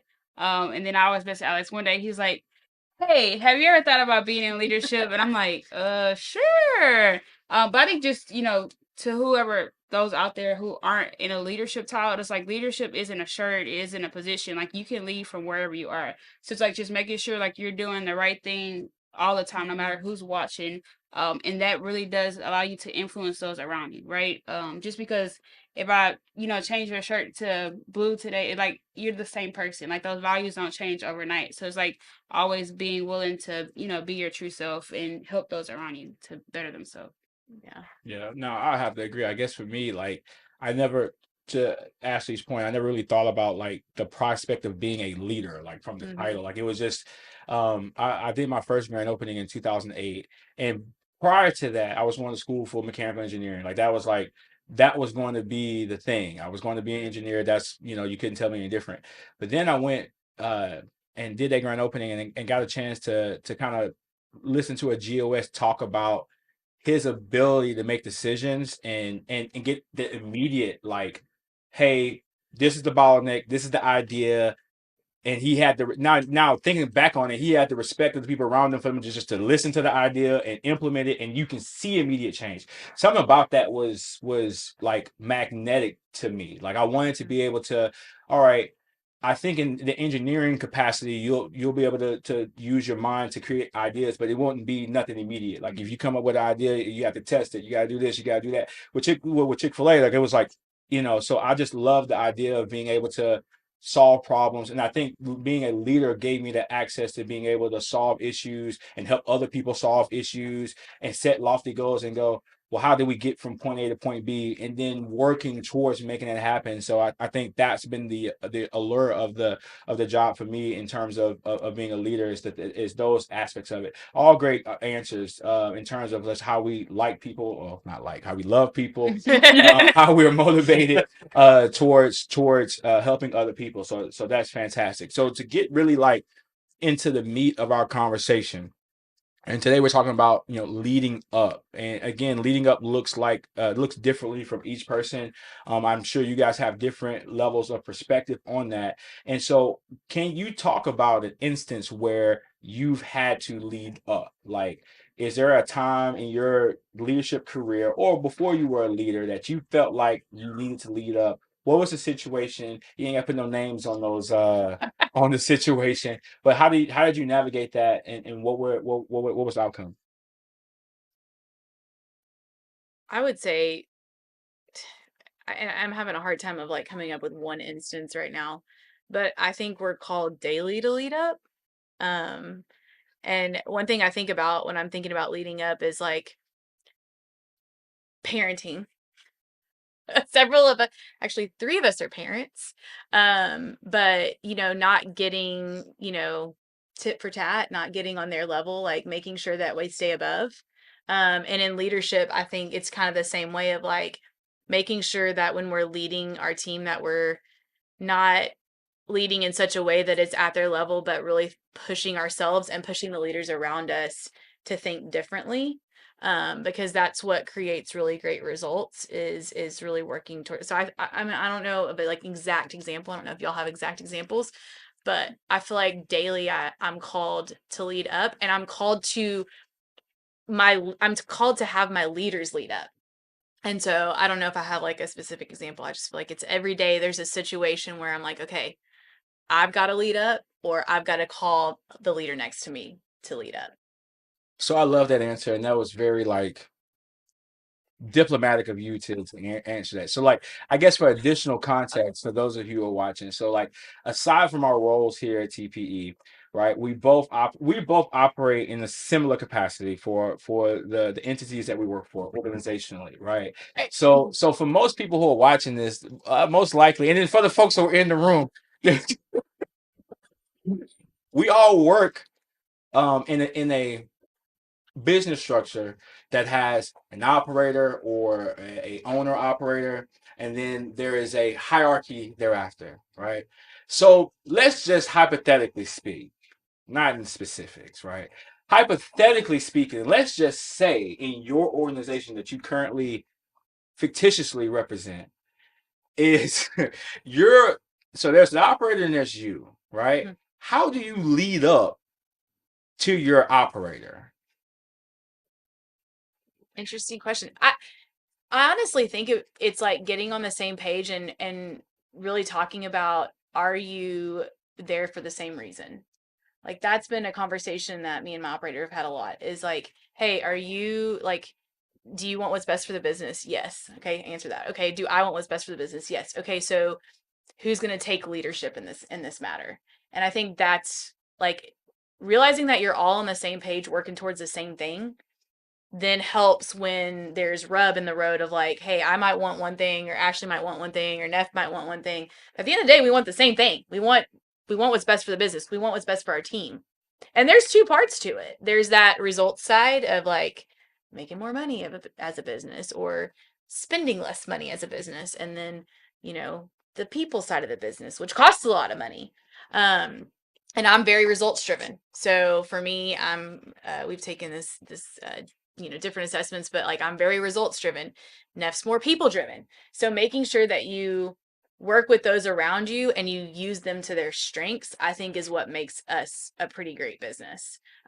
Is, you know, we're all called to lead in different manners and fashions, and we all have different strengths and weaknesses. So really understanding those, but then understanding that the outcome that you want is the same. And there's, you know, y'all have heard that phrase, there's a million ways to skin a cat.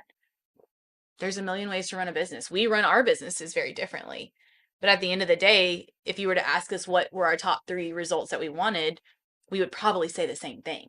Sure. And so just realizing that we're all different, we all have different strengths and weaknesses, or we care about different things differently, but in the end of the day, we want the same result. And that's, you know, we want our people to be cared for. We love them. We want what's best for them. We want them to be able to go to college and learn and grow and give them the tools, training, and support. We want to do that, but that we also want to turn a profit. And so I think just realizing that you're all on the same page, your operator, the ones you surround yourselves with are on the same page, and then saying, hey, I'm not going to really care about the process that you want to do to get to the result we want, but hey, this is the result we want. You go make that happen. So I don't know if I answered that question well, but No, I'll get you. But I want to see, did anyone else before I mean, you asked how to operate. I guess I think me and Neff do the same thing. But I think like So how do you like, all Alex was like, how do you all do this? know? Yeah. I guess like every day our job is to lead up. I think we're between like people in the organization and like how to shape and develop like the people who are newer to the organization. I'll speak for myself. Alex is big visionary, like how can we change this to another thing, and then another thing and another thing. But it's like taking that big, you know, vision and implement it, but also too it's like also you have to bring the people along with them. And I think that goes to the relationships. It's like you can't, you know, like you said at the grand opening, that leader had relationships and he had the people who had buy-in and all the things that you need to switch the flip, to change the system. How much we change things, you know, for the better, because we were trying to get faster. We're trying to have a, you know, a larger profit, and also too, we trying to maintain and grow and develop the people we have. I think and relationships are important, but also too is just realizing you have to have both. You have to have the results and the relationships to run a business. And I think it's like we talk about splitting plates, but I think it's more juggling. You might have to throw one higher while you focus on the catching the one that's closer and the one that's need the most attention, but also to realizing you gotta, you know, toss it up and focus on the other one. So I think, you know, that's, you know, it's an everyday battle, but I like it though. So. Yeah. I would say getting to know the other person well. So like obviously like I've known Javon for 9+ years now. And you know, not always at the capacity of where we are now, but really being able to understand just even body language, tone of voice, like those like tics that people have, like to where when you have conversations with somebody, you're able to really like know like when they make a face, like you're like, oh, that probably wasn't great, or like, or okay, I'm going down the right path, and you just learn how to read people. And so I think when we talk about leading up, like you have to know your audience, you have to know who you're talking to, who it's for, how you're presenting the information, where you're getting your information from, and making sure that you have everything necessary to be able to back up your points and be able to deliver in the correct approach depending on who you're talking to. Yeah. And I think with that's heart. Yeah. I think knowing their heart too. Yeah. Because that's a piece. Like you can know their body language, you can know their tone, you can know their face, you can know like all the things that they do, but also know where their heart is, because the heart is what controls all of those things. And so, you know, lots of times, you know, Neff will say something to me and like my face might go south, but he knows that my heart is, you know, in it for him to learn and grow. And so And I think that's a big thing, is like bringing also to, like you said, like the information, the facts. You know, I think oftentimes, especially younger leaders, they just go off of feeling and, you know, jump the gun to say, hey, let's change this based off of how one shift goes. But then if you, hey, I'm going to look back over the last 2 months worth of Saturdays to see how things went, the results and things like that, to change that system. So I think just, you know, advice to younger leaders, like to look at the data to help, you know, drive that results and system change. Alex, you have something to say though. I want to hear what it is. And I had so I guess I guess the one question, and this might not, y'all might, we might be past the moment to answer this question, but I ask it anyway. Like, so any moments where you guys are leading up, and some of those things that you might notice, has that stifled you in your ability to lead up? Like one of those facial expressions or one of those like comments, has that, like, if you did you have all your eggs together to go lead up, and then you were met with a face, and then did that deter you from leading up? I guess I would say like Nev says like knowing the person. Like I guess me and Alex were like, are we reading too deep into the facial expression or whatnot? Yeah. But I think just not being afraid of like, I think knowing each other's point of view, perspectives, and like at the end of the day, we really want like our businesses to be successful, and just I guess having that level of respect for each other to just go with it. I guess for me it's just Well, and when you make a mistake, being willing to say that you made a mistake. Like, I think that for me, like, I have to whisper sometimes to my operator. And he just kind of looks at me. He's like, can you say it a little louder? I'm like, you were right. Like, being able to say, like, when, there are times where we say, hey, we want to do this. And there might be a little bit of a hesitation on the other end, whether Neff comes to me and says, hey, I want to do this. And I'm like, well, but then when you do it and it doesn't go well, being able to say, you were right, I shouldn't have done that. Or when it does go well, not flaunting it like, hey, this went really well and you told me not to do it. I've done that before as well. But going back and saying like, hey, I tried this out and this is the results I got.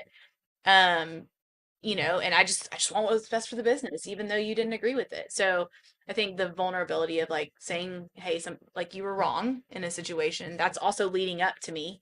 And when you're right, not throwing it in the other person's face of like, I was right. You didn't trust me. I was right. And I think also to being willing to like say your raw idea. Like, of course, you're gonna have your data, but like in the beginning stage, because oftentimes one of us might come with the idea, and then we get an even better idea when we bounce ideas back and forth. So not letting that oh no or you can't do this right now stop you from coming up with a great idea. Yeah. No, I love that. I think I probably should do better in the area, that one area that saying you're wrong. Yeah. It's not easy in the beginning, but Yeah. I think you kind of get you like it actually kind of makes you feel good of being able to say, you know what, like there's always somebody out there better than you. Yeah. So when somebody doesn't trust your idea and you do it and it doesn't work out, Yeah. being able to come and say like, I was wrong. I don't have all the greatest ideas. Like, that's okay. But I guess maybe our fault is like, okay, that idea wasn't great, but I'm gonna find a better one now. We're gonna work harder. Right. Yeah. And so I think you guys, both of you all, everyone has mentioned like having to empower the other leaders to work with them to do this.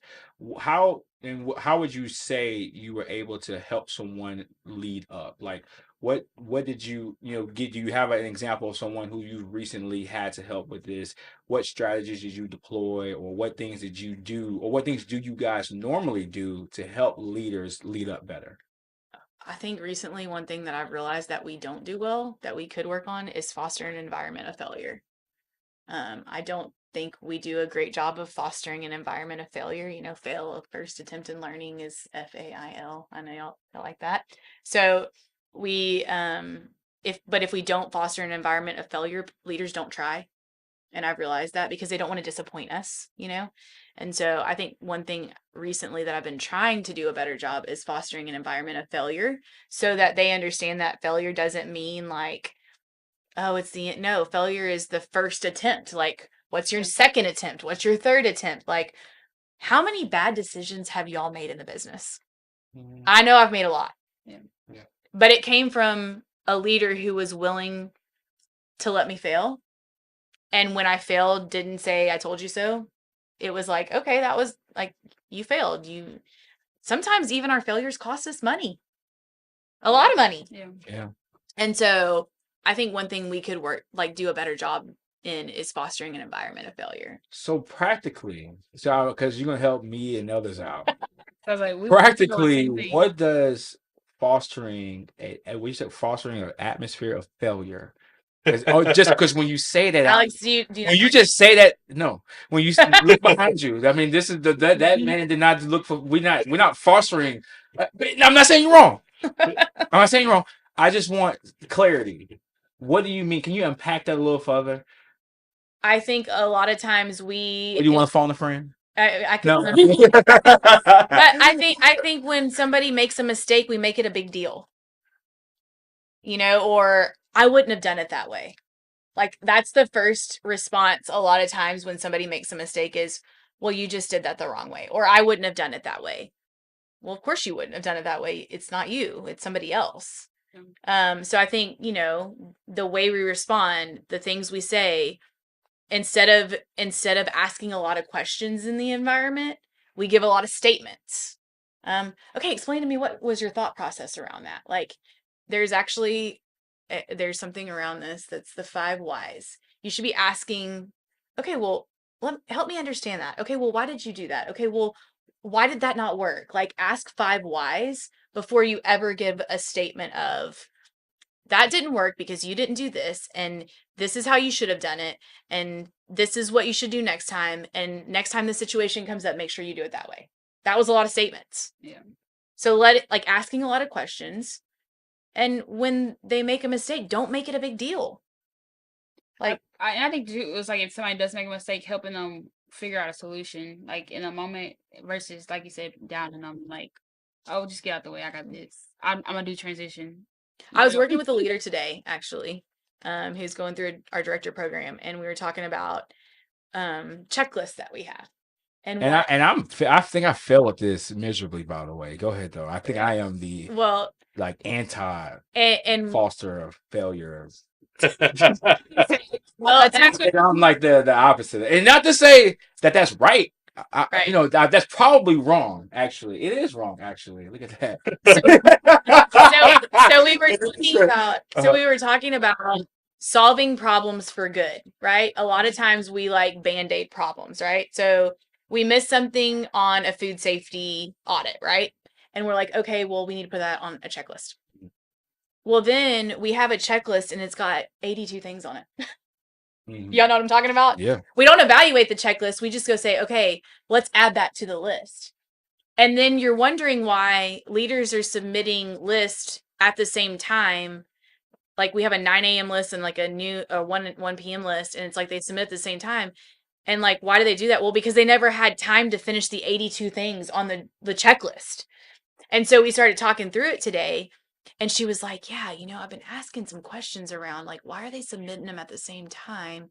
And she goes, what I've realized is, though, there's just way too much stuff on there.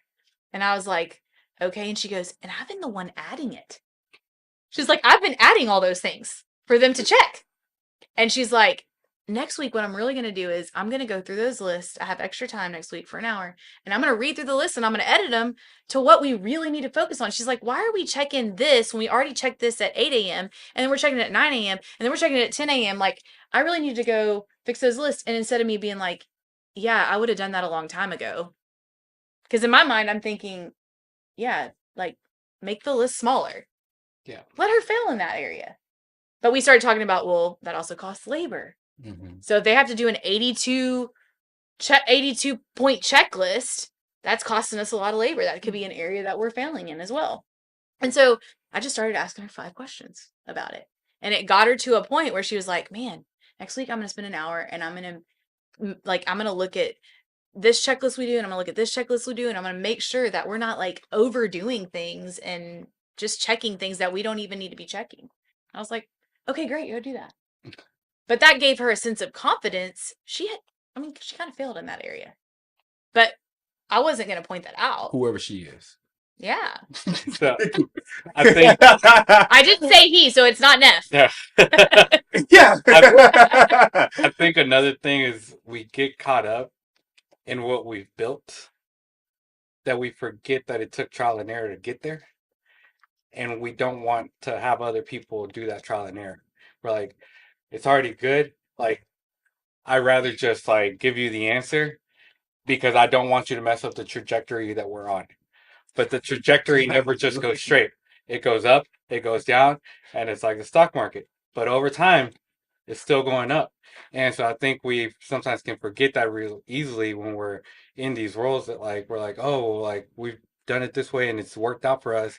So like don't mess it up. And I'm like, no, it took errors. We probably cost other people money with the failures that we made. But it's now their time to figure that out so that they can be there one day, just like we are, and hopefully one day be even better than we are. Oh, I remember I used to say to leaders when they would bring an idea that I had already tried, and I was like, that doesn't work. And I'd move on. And it's like, I'm not even listening to them anymore because I had tried that. And I'm like, yeah, but I had tried that 3 years ago with a different staff with like, it was just different at the time. And so I think now I try not to say that. Yeah. Because they were picking something. Yeah. No. What's there, Alex? No, I'm good. No, I'm reconciling things within myself. You're growing right now. You're growing. Oh yeah, for sure. I guess we have maybe a different struggle, I guess, over here. I think just more so like leaders taking that leap to even try to fail or try to make a change. Just like they're too scared to even like, I guess, move the waters, like, to make something happen. Or have we made it clear that we can move the waters and that there's a safety net and that they can fail only so much before we're gonna go in, because I think it's also important that they know that you're gonna go catch them at some point. Like, we can't let them just like drop. Like, there's certain things that are gonna be out of their comfort zone, but then there's other things that are even way beyond those things. And so you don't recommend like crashing and burning and like total like just because it worked for you or worked for me doesn't mean that's the correct way for everybody else to go down. No, I think it's more so like working. I think they might come up with an idea, but I guess maybe they get too, lost in the possibilities. Okay, so you have this, idea of what you want to do. You just taking that time out of your schedule to like work through the process, to bounce ideas off, because I think we take for granted, like, I have Alex every day. We bouncing ideas off each other, and they might not have somebody who's like minded, in their same path to bounce those ideas. So I think just pausing to work through that with them has, helped. and I think y'all have all kind of said like something very similar that I that resonates with me is just we're in different seasons and different generations of the business. Like, there's different, you said it very well. It's like, hey, I tried that 3 years ago with this configuration of a team. You know what, it might work this go around, and so let's give it a roll, and we'll lean all the way into it to see if it give it a shot to work. So but that's valid though. That's real and valid. I don't want to I don't guess I stifle the spirit of somebody trying something. Yeah. Because I honestly think I'm almost 40. It scares me to say it sometimes, but like the generation now, if they're not going to be good at it, they're just not going to try. And I think that that's a very different mindset from my generation. Is we're big like, let's go do it. Let's try this out. Let's try that out. Whereas this generation, like, if success isn't written all over it, I'm just not gonna do it. And I'm like, I had a leader recently, that I made her go look up 3 of the most successful people and look up their failures and bring them back to me. And she looked up Bill Gates. Who's the guy that Zuckerberg or Bezos? I mean, people. Yeah, like three very well known people, and she brought to me a list of failures of all of them, and I was like, they're people who are willing to try. Yeah, I think it's hard. It's like when they spend, majority of their off time just scrolling, and all you see is the best part of someone's day, and they compare that to the worst part of their day constantly. I think that, that has been a struggle, for the newer wave of leaders, for them to overcome that, because it's not every day isn't gonna be a smooth shift. Like, you're gonna have call outs, you're gonna have, just different situations that happen, and you have to just learn how to shift in the moment and, get things done. I think risk is the price you pay for opportunity. Yeah. And in opportunities, you're often going to find some success, but you're not going to find it when you take no risk. Right. Yeah. That's good. Yeah. Without risks, there's no great reward. So I don't like to stifle people who at least want to try. Definitely. But they're also not going to do it. And like, I think you've got to think through, like, if they don't do it in the way that I would have done it, don't stifle that as well. Because I know that's something for me that I'm like, you could have done this faster, or it could have been done differently. And if you want it done in a certain time frame, for sure, give them the time frame. hey, by Friday, I want you to bring your idea fully fleshed out. Like, bring it to me. Let's talk about it.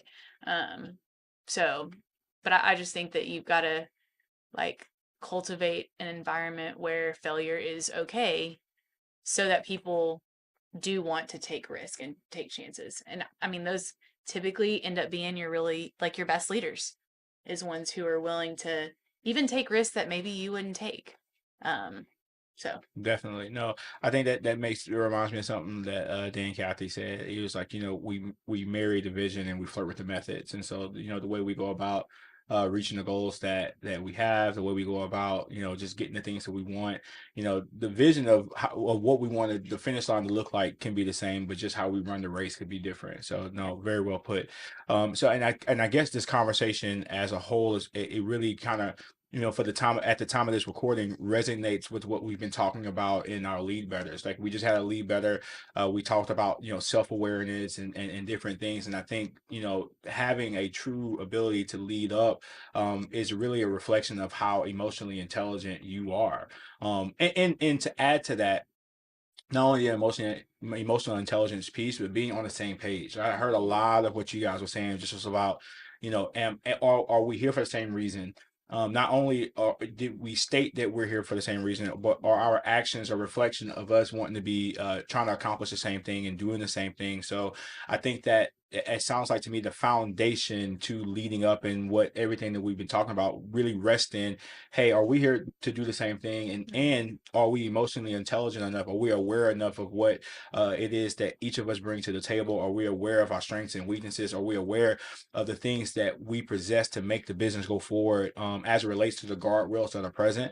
And so I think everything that you guys have said so far speaks directly to a leader's ability to lead up. And I guess the last thing, and this might be a little redundant, but I just kind of wanted to just kind of zone in on this and specify, but like, if you had to list out the qualities that a leader would have for us in our position, if someone's trying to lead up to us, what would give them credibility in your mind to be able to substantiate you validating their opinion in them trying to lead up? And there's been some things, I think we've said it at large, but just quantifying it, as we wrap up this episode, kind of just like as our last piece, what are those things you'll be looking for in a leader? Maybe your top 3 to 4 attributes that you look for in a person to really hear what they're trying to bring to you in leading up. so I've talked to Neff a lot about this recently, but for me, I'd say the number one thing is a growth mindset. Like I want people who are pushing themselves past what they think they're capable of. And there was a speaker at one of the conferences that Chick-fil-A just put on, and I've kind of been watching some of the reruns of it. And one of the leaders, he talked about dark work. And it's the work that you do in the dark, the work that nobody else sees, the work that you do for free. We do a lot of that.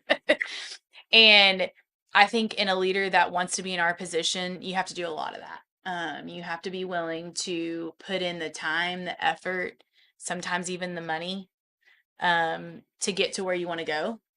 And so for me, I like that growth mindset and like willingness to push past where you think you're capable of. I need to see that, or I don't think you'll make it. So growth mindset and willing just to do the work. I think one for me would be, are you able to listen and anticipate? Are you able to take cues from conversations that we have to understand what matters and what's important to me right now in the season and be able to go on and like take it and run with it and do something about it? And that's something I've had to learn to do with Shabana here. Like she'll talk about something and I'm like, and without her saying like, hey, I need you to go do this, like I'll be like, okay, we probably need to focus on this, or like, and then like it just tells you like they're paying attention to what's being said without it being said physically. And so I think that's something that not a lot of leaders have, and something that they don't know really how to foster. But it's something super important and super helpful to have people around you that can just listen and anticipate the needs that are going on in that season of business. Yeah.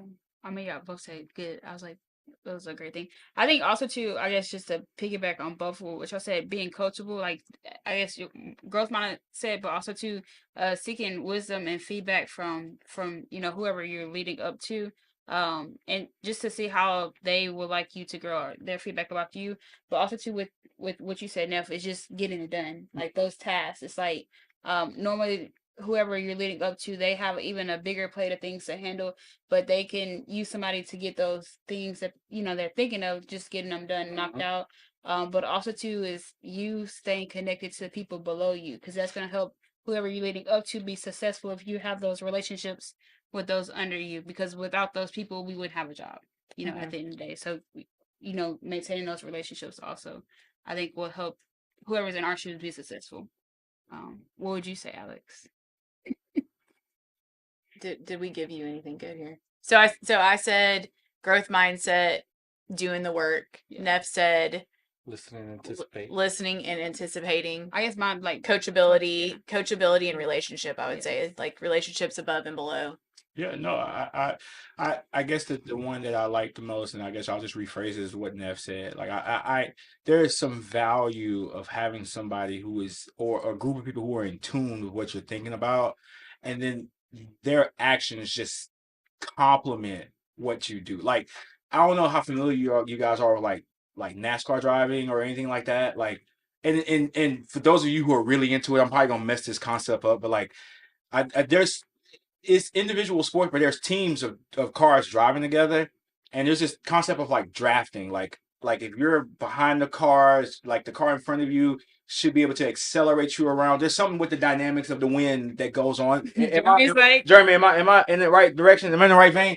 And so for me, I think that's what I think about. Like when you're like clicking with people on your team, it's like, yeah, you might be in front of them, but then like they're gaining momentum off of you, and then you're able to slingshot them forward based off like the synergy that y'all have. You just know what's going on. So like, I mean, I share in those moments, and I think sometimes like when it's someone new, like they might have been watching what you've been doing and kind of paying attention to how you think about certain things, and then they act out of nowhere in the direction that I would have made the decision.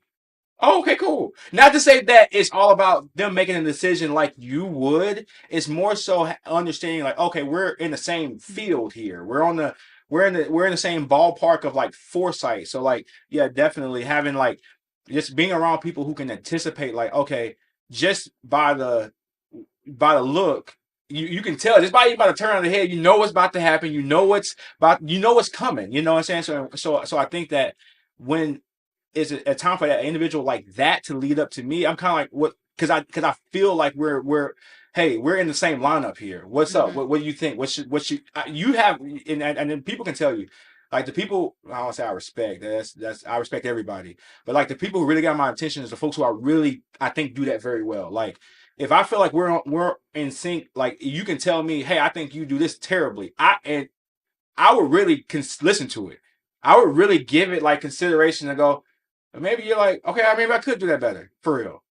Because I feel like we're, like and again, like if it's a new team member who said, oh, well, why do you do that like that? Well, you don't have any context of why this is happening versus somebody who got that. So yeah, I really like that. I don't mean to just dwell on that too much. This is good too. Right. Don't get me wrong. Like I think a person who has a growth mindset, there's various roles. Everybody can't just be yes to what Alex, Robert, or Ashley wants, or whoever the DLs, however the structure is. There are some people contrarian thoughts are valuable too, but like it makes it easy when some people are on the same page with you and you want to run. And they're willing to run with you. But so this was a fantastic episode. Thank you all for sharing. I think I let me tell you this. Y'all saw I was sweating bullets when I first walked in. Cool as a fan right now. I'm in pocket. I've been in pocket for like the last 30 minutes. Like for the first 15 minutes y'all was here, I was like, people in my space. People I know everybody, but like y'all just never been here before, so it's a little awkward. But like no, like literally I'm dry. Like I don't need I'm dry as a I don't want to be dry, but like I'm good. Any closing words, comments, remarks?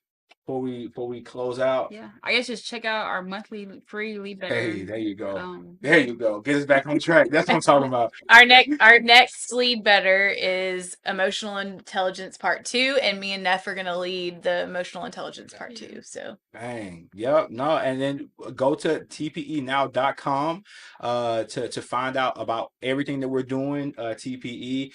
We have free content on our Instagram at TPE Now.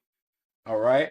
I'm sorry, the Google went off. I'll just be transparent on the recording. It kind of threw me off a little bit. But until next time, TPE family, peace. Tap into the Pivot Experience where we help young, hungry entrepreneurs move on to the next step. You do these skills analysis, right? Like, okay, what am I really good at? Okay, I'm really good at these things, but of these things, what do I really enjoy doing? And once you get to, like your zone of genius, right? That's another great book. So once you get to like your zone of genius, you realize it's beneficial not only for you, but for your audience as well. Take this mind of mine. What's up and what's happening, TPE fam? We're back with another episode. As you guys can see, we have a special guest here, someone who is from Houston, Texas, and you guys have been hearing me talk about, and several other leaders in the space talk about collaboration and connection and networking and really getting outside of your comfort zone as it relates to the people that you interact with, the people that you want to be in your circle. And it's really all about getting around people who are thinking the same as you, who are pursuing a higher level of passion or a higher level of dream, or just want to do better for themselves as a whole. And so just listening to Dr. Eric Thomas in his newest book, talking about getting into miracle territory.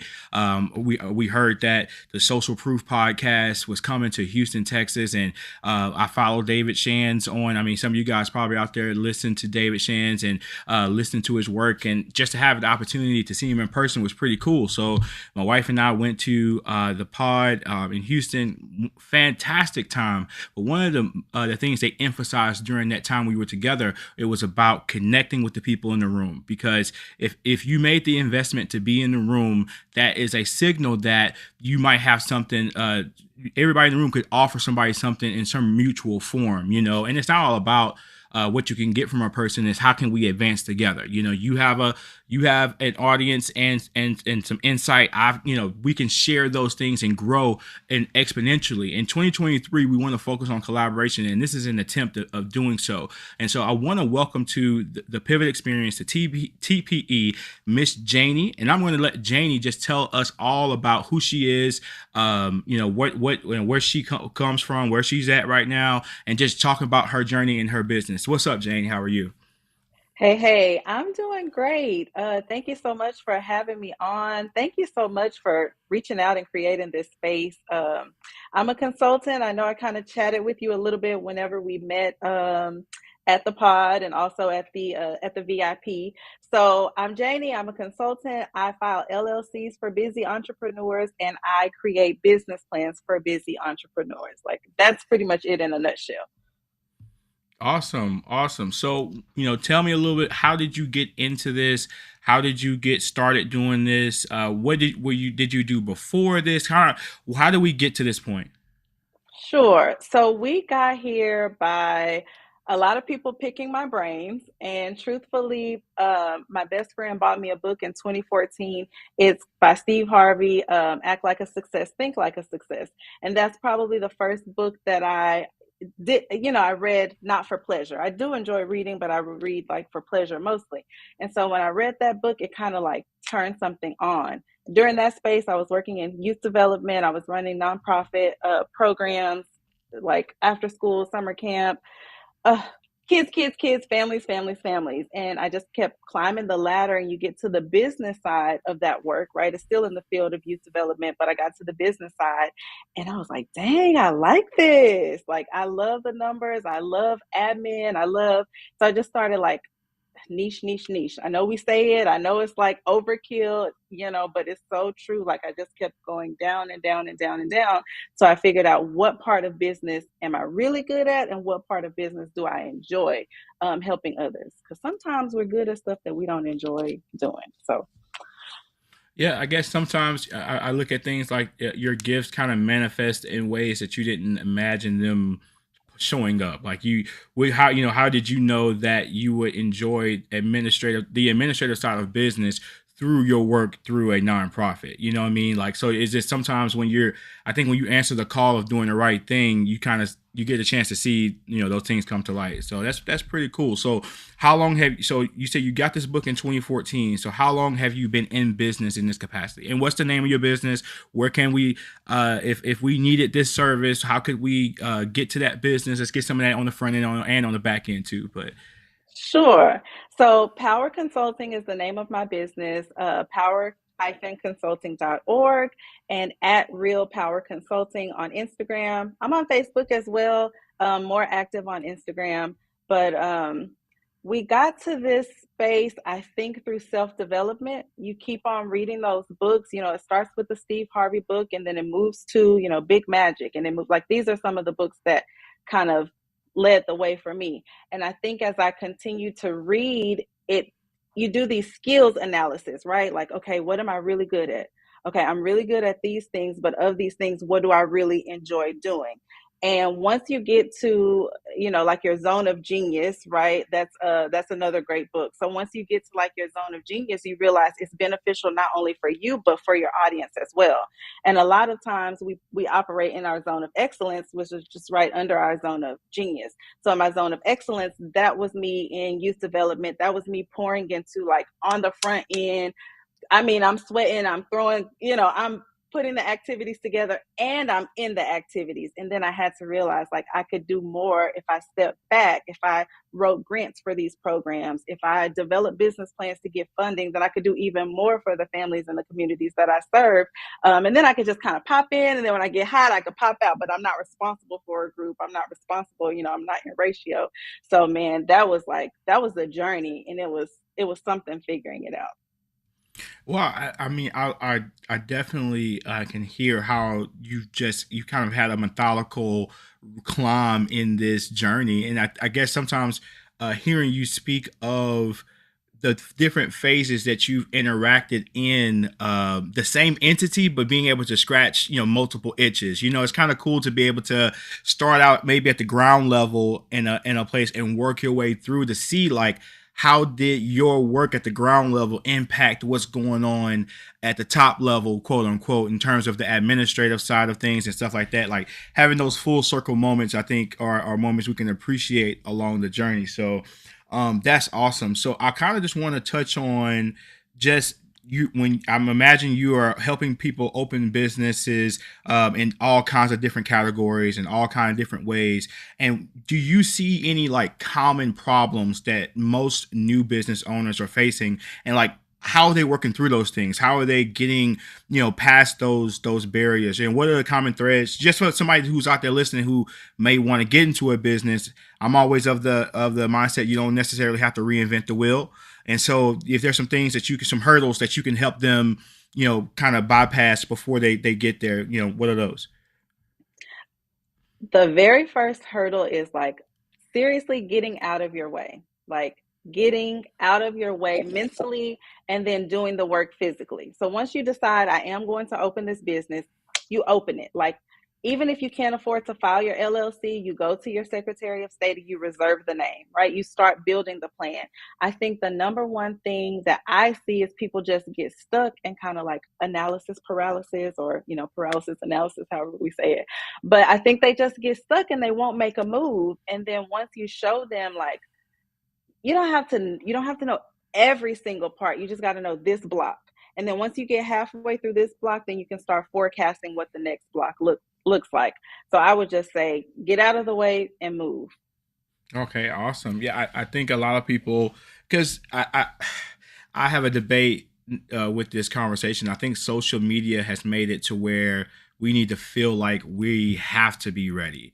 Like social media made it feel like, when you first drop that product offering, it has to be perfect. The marketing has to be perfect because you see the ratio of people who are succeeding that you see these days is so much higher.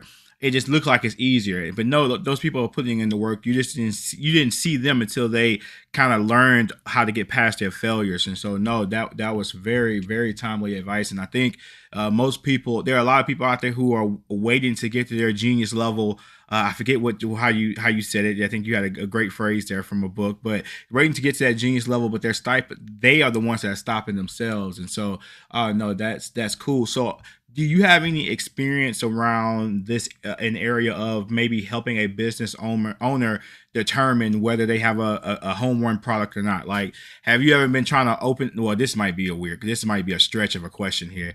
Have you ever helped somebody and as you were helping them, you was like, "Hey, girl, I don't know. You sure you want to do this? Tell me how did you get to this point and wanting to do this? Do you ever have those? I mean, I don't know if you act in a consultant's posture, but do you ever feel the need to intervene, or how would you go about telling somebody they got a good product or not? So I think kind of like to unpack the question. It's a yes and no to your question. Like I have seen some things that could work. Like the way they say it, sometimes it's like, okay, hold on, let's dial it back. Let's start right here. And then we can get, there. But I really feel like people can accomplish anything they desire to do. So even if they came to me with something that was like so huge and just it felt like unreal, I would still tell them you should do it and you can do it. But we got to lay out like how that's going to look, how that can actually happen. Yeah, I guess that really speaks to your service of writing a business plan. So, like, is that something that a lot of people come to you for originally, or do you find yourself like kind of funneling them into that service once they start to talk to you about just the LLC formation, or is it vice versa? Like, do they want to come to you for the business plan? And I'm sorry, I'm kind of deviating from the script here, but do they come to you for which one? Do you see yourself like upselling? And I don't know if you want to call it that or not, but do you find yourself getting that add-on sale from the fact of okay, we preach LLC, that's a buzzword, right? And so everybody's running to that, but then do you find yourself saying like, okay, this is a funnel opportunity because, hey, do you have a business plan? It sounds like, what you're doing is ambitious and I know you can do it, but do you have a plan of action of being able to do so? And if you do use that as a funnel, can you talk through like, what do you do? What's your technique or just like, what's your mindset behind it? If that's the case. So I don't use it as a funnel or like an upsell yet. So if Okay. anyone who is watching this wants to help me get started with funnels, please, because I know there is an opportunity to kind of clean up my operations. But I'm really doing the things that I'm advising other people to do, which is right now I'm just niching down. A lot of people come to me for consulting. So it starts off really, really big, and I just tell them how to do it. Like, I don't gatekeep at all. I just tell them exactly how to do it. Now, if you want me to do something, it has to be within the scope of the things that I provide. So right now I offer group coaching. So you can come in, you can get group coaching, you can get consulting on Saturday mornings, 10 a.m. every Saturday morning, 10 a.m. Ask those questions, pick my brain. Let's, go through the layers of your business. If you want me like done for you business plan, then that is the service I provide. And then the LLC filing, like incorporating a business, whether that's nonprofit or for profit, that's an actual service that I provide. But kind of some of the funnel type of things I haven't really taken advantage of yet, just because I have one focus right now, which is business plans. Like, let's master these business plans. Okay. No, I just, like I said, I just thought, that might be just a way of doing it. It's like, okay, you come for me for this, but then but most of your people are already coming to you in a consulting standpoint. So it kind of, I think it just naturally flows, and that's how you could, roll it in there. So that's pretty cool. So what are some, when you're, hypothetically speaking, let's say we're talking about a business plan here, and I'm asking for some light advice, some free advice, right? I'm asking for some free advice, and so what would be some core things that you would say every business plan needs to have? Like, what are some staples? Like, you got to consider this, you got to consider that. The most important thing you're going to start with what is the challenge or the solution you want to provide? Are you going to provide that via a product or a service or both? You want to consider your buyer persona. That's very, very, very important. Like to know your audience, to know their buying habits, to know their pain points, to know what do they even need you for. So I think when I'm developing a business plan, that's probably the part that I get most to the nitty gritty. Choosing the right competitors, knowing that you will have a right now competitor, which is kind of like an A, maybe my lateral competitors, and then you need to see like, okay, then who's my next level competitor? Because when I write a business plan, I don't want to just write it that it's going to be for this year. I want to write it, with the projections of what the market is doing and also what you potentially could do, with your business. Okay, no, I think that's pretty smart. I think a lot of times people miss out on I think just that component of who is my target customer, what's my market, and then really taking it a step further, it's like who am I competing with? No one really ever thinks about who they're competing with, and I think that's important. You want to be able to safeguard yourself from that. Have you seen any instances where that was missed in a business? Do you have any examples or stories where you feel like maybe they missed the mark and you kind of saw it? Like, what are your observations from it, or what were your learnings from it?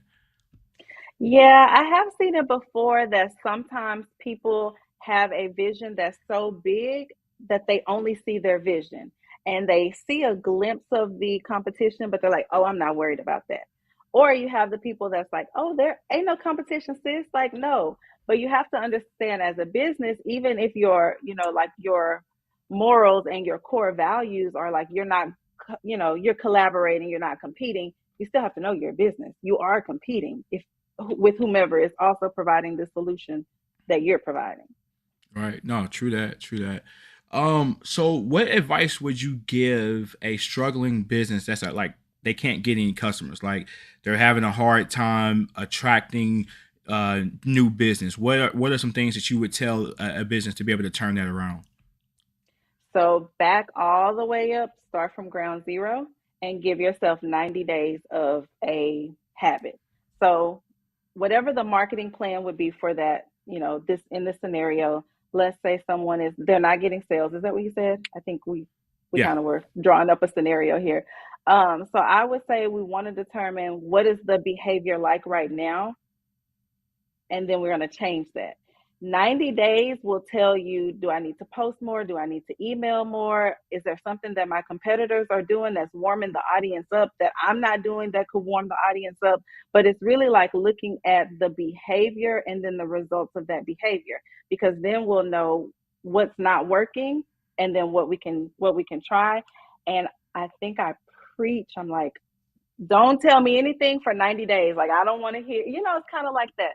Like if it's the stock market or something that you're looking at long term, even though 90 days is like short term in business, when you're struggling, you want to look at something for at least a quarter, right? 90 days, let's figure this out. What does this look like? What's working, what's not working? Okay. All right. No, that's very solid. You're doing a great job fielding all of these questions. You don't seem like a person who maybe have not done this before. I think you're doing pretty well. So I guess just okay, backtracking a little bit, I'm kind of deviate from the next question I have for you. When you were in high school or in like, did you go to college maybe? Yeah, I did. yeah. And so talk to me about the things that you did at those levels, because I do have a younger audience as well. I do a lot of stuff with college age kids and seniors and juniors in high school. And when I try to talk to them about their behaviors now, their habits in that they can, they don't necessarily define them, but definitely if they learn to get those things together, it'll help mold their future quicker. Can you recall of any things that you experienced at that, whether the collegiate level or towards the latter part of high school, that pours into who you are now? Any experiences, any things that you did, any like organizations you were a part of that you feel, and I'm sorry, this is putting you on the spot for real, but I just want to kind of let's get a little bit more, I guess, personal into you and who you are and how you how what makes you tick and how you operate. So when I hear that question and I kind of hear like the background of what you're asking for, it one thing that I always tell adolescents, young adults is like trust your gut. Like really trust your gut. I know you're young. I know the brain is still developing. I know you know what I mean? Like I know all of those things, but in the core of who you are by that time, you should be able to trust yourself. I think when I think about like high school, probably the things that make me tick is kind of beyond that. It would be like, for me, it would be my dad, like Joseph Gaines. Like, I'm from the country, from East Texas, and forever, I just remember him always telling me, you can be anything you desire to be. And my dad passed when I was 10. So imagine like the impact that he had on me. He passed when I was 10. So in my high school, when I graduated, latter part of high school, it was everything was disrupted. I ended up moving from Texas to Colorado, it was very culture shock. Like it was a lot of things. You can imagine unpacking that being a 15, 16-year-old girl moving to Colorado from Texas. So I was trying to make my mark in this new high school, meet these new friends, and friends wasn't friending. I'm like, my daddy said I can do whatever I want to do. Like, so I could be who I want to be. When I moved there, I didn't think I would be on the cheer squad. I didn't think I would do anything. I'm just let's hit the books and let's get back to Texas. But I ended up like having the time of my life in Colorado just because I gave myself an opportunity to do anything I wanted to do. I started taking college level classes in high school. It was just like such a great experience to feel you can do whatever you want to do. So earlier in the interview, when you were asking me like, what if they come to you and they're like, I really feel like people can do whatever they want to do, but don't tell me you want to do it if you're not going to do the work. You know what I mean? Like that's even for myself. I hear my dad say, "Oh, you say you wanted to do this, you want to build that. Are you doing the work?" And when we talk about how we collaborated, we already know Dave and Donnie, they don't take anything. And seeing them and seeing like their whole brand and what they stand for, I love it. It's like, let's move. So I would tell adolescents, trust your gut and move. That's it. Man, that was powerful. I wonder if I can find another one of those questions. Now, let me quit. No, that was good. No, appreciate that because I think you speak to, and one of the things that I feel like we need to take more heed to and be more aware of the power that we have in the leadership and development of our households. Like you just gave a wonderful story about having a strong father that has a strong message, a memorable message. Like, I try to tell my kids the same thing, you can do what it is that you want to do, and you know that you have our support. We're going to try to guide you into the direction that is so invaluable to be able to have that strong background, strong enough, is for sure to be able to put that level of will into you, man. So that was incredible. So last thing I want to say, unless you want to, we can definitely extend the conversation forward. But do you have any just financial tips? And I don't know if do you necessarily delve into finances specifically with the client, but when you're talking about a new business owner and how they're managing their funds, what are some just principal financial information or tips that you would give to somebody about the financial side of opening a new business? So on the finance side, I would say this is where we don't cut corners. If we are not the expert, we are going to invest in the expert. So whether that is partnering with someone who's going to run your bookkeeping services for you, whether that's getting QuickBooks, Rocket Money, using these apps that are available. A lot of them are today, you can get them low cost monthly, right? You just pay whatever. So my tip for managing like ongoing is to get a software or to get a bookkeeper or an accountant, someone that can do that if that's not your love language. What I do, like as far as business plans, I do financials and I do financial projections, but I don't like doing day-to-day finances. So I'm not going to be able to be your bookkeeper. Not that I can't, but it's going back to that zone of genius and zone of excellence. Like, I just can't operate there because even though I'm good at it, even though it's going to provide what my client needs, it's going to drain me. And I want to keep my energy for the things I enjoy doing. Man, no, yeah, this is something that I feel, and I'm glad you led with, let's not cut corners here, because I feel like that's one of the things that most businesses cut corners on. That most businesses kind of, you mentioned like, hey, it just gets started. They'll get started, and that'll keep getting pushed off, pushed down the road, and not tended to. So, because that's very important, especially if we want to play a high stakes game, we got to have the paperwork in place, because they're upping their efforts in being able to critique our ways of doing so in the form of an audit being more blatant. Right. But yeah, no, I've thoroughly enjoyed this conversation. I hope that you've feel like you've provided a tremendous amount of value, because I think you have very, very, very rich conversation about starting a business. For those of you out here who missed, I think to her, maybe not her benefit, she just kind of gave up all the game a little bit in the pod. But I definitely would encourage you, if you want to take yourself to the next level, I would reach out to someone just like Janie, if not her. It sounds like if you have a focus of wanting to try to create your LLC, if you have a focus of needing consulting or business plan creation, sounds like she's your lady. And do us a favor, can you please tell us all the avenues in which we can connect with you if we want to do business with you? Sure. So I am Janie Johnson at Real Power Consulting on Instagram, just Power Consulting on Facebook, and my website, www.power-consulting.org. You can get connected with me there. Anyone who just maybe they think they want to work with me, but they're not sure, I have a very short form that they can just tell me what they need, and we can go from there. Awesome. Well, there you have it, TPE fam. We have just had another incredible conversation that was geared towards helping you pivot into your next. And so I'm so grateful for having Janie on air with us today. I think she delivered a tremendous amount of value. I know if not for you all, at least I'm walking away with something from this conversation that I think I can apply into my business and help other people, if they need it, steer them towards somebody who I feel like can help them get off the ground and get their affairs in order at minimum when it comes down to their business. Thank you so much for pouring into us today, Janie. We're definitely going to be a much better business men and women because of this. And until next time, TPE family, peace. Thank you. Here's my love,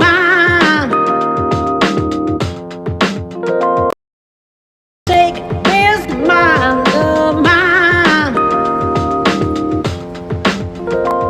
What's up and what's happening, TPE fam? We're back with another amazing episode of the Pivot Experience, where we're all about taking you from where you currently are to your next. I've had the opportunity to do some pretty cool things in my lifetime, but I never would have thought I would have someone who is, I don't know the proper term of saying this, across the water. Somebody's from out of the country. To be specific, he is from Australia. I had the opportunity to do his podcast that released back in April, the Principles of Hospitality podcast. If you guys don't know what I'm talking about, go to Instagram, type in Principles of Hospitality. This gentleman's podcast should come up. I've enjoyed this content for quite some time now. I really appreciate him showing me a great amount of hospitality by allowing me coming on his platform, and I'm going to try to do my best to match and come close to what he is done. And here we go. We are welcoming Sean from the Principles of Hospitality podcast onto the TPE. How are you doing, Sean? Hey, Alex. I'm great, man. Thank you so much for having me on your show. For sure, for sure. No, I think when we agreed to do your show, you brought up the prospect of doing mine, and that didn't even cross my mind, to be honest with you. I wasn't even thinking about bringing on your show. I didn't think I had, you being on my show, because I know if you would agree to it, but you're the one that brought it up, and I'm really appreciative of the friendship. I think we are fostering a relationship, a long distance relationship, as it relates to just the content that you're producing, the impact that you're having on the landscape of hospitality in Australia, what we're doing here in the United States as far as just the number one I work with as operating partner for Chick-fil-A, and then the outside things that I do that push leadership development and really just speak to things that you're passionate about as well, man. So for those of us who don't know you, in a nutshell, could you explain, one, who is Sean? What are your interests and passions, and two, what brought you to hospitality? Great question. Thank you so much for having me on your show. I think the one thing that definitely connects us is the hospitality industry, and that's what always connects people, no matter how far or close they are together. I've been fortunate to be in the hospitality industry for just over 25 years now, so I'm lucky to be in my early 40s. The reason I really joined it was I've always had an appreciation for food and really loved to cook for people, have always been deeply empathetic, and just loved the idea of making a product for someone and seeing their excitement about it. So started pretty early on when I was 16 in the baking industry, and learned to be a baker quite early on. And then owned bakeries early on in my career from the age of sort of 21 to my late 20s, and then started to work in a lot of QSR restaurants, fast food restaurants at that stage, and sort of learn the craft of fast service, and a bit like what you do, Alex, but just in a not as amplified format as Chick-fil-A. And then worked in a lot of different sort of independent venues, where they be cafes, salad bars, desserts, fine dining sort of stuff. I've been fortunate enough to be up and around a lot of different brands for my career. The podcast Principle of Hospitality, as you said, that's been going the last 6 years under a couple of different names, and we've had it under Principle of Hospitality for the last couple of years now. We're about 250 episodes in, so really fortunate to have those conversations over the last 6 years. And we talk to people in the industry about the industry, really around leadership, innovation, technology, management, a whole lot of different things. And we're leading into different conversations now, which is fantastic. And I have a consulting brand as well called Open Pantry Consulting. So we work with hospitality businesses to either start up or scale up, working on basically operations and also training and development of people. So that's kind of where we sit. And I've been really, really fortunate to be in the opportunity, have the opportunity, I should say, to be in the industry for such a long time. Yeah, man, no, that's incredible. I did not realize you were in the industry for 25 years. You probably said that during our conversation, but they kind of maybe missed me at the time. But I guess I want to kind of sit on something you said toward the back end of your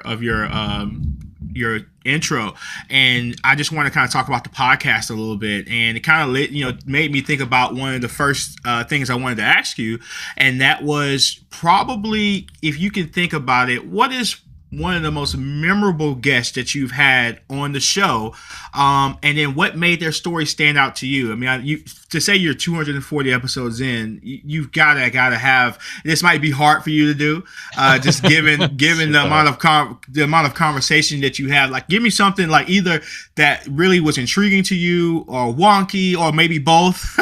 No need to put you on the spot there, sure. but yeah, no, let's So I'm curious to know, who was that and what was your story?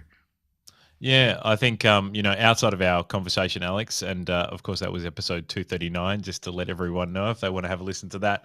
I always think like the last conversation I had is the most exciting, because it's the most fresh in my mind, and every week that we release a new podcast, I always feel extremely overwhelmed with the fact that we get to have a conversation with someone that's so deep and meaningful at that point in time. So I'm always beneficial and really thankful for that.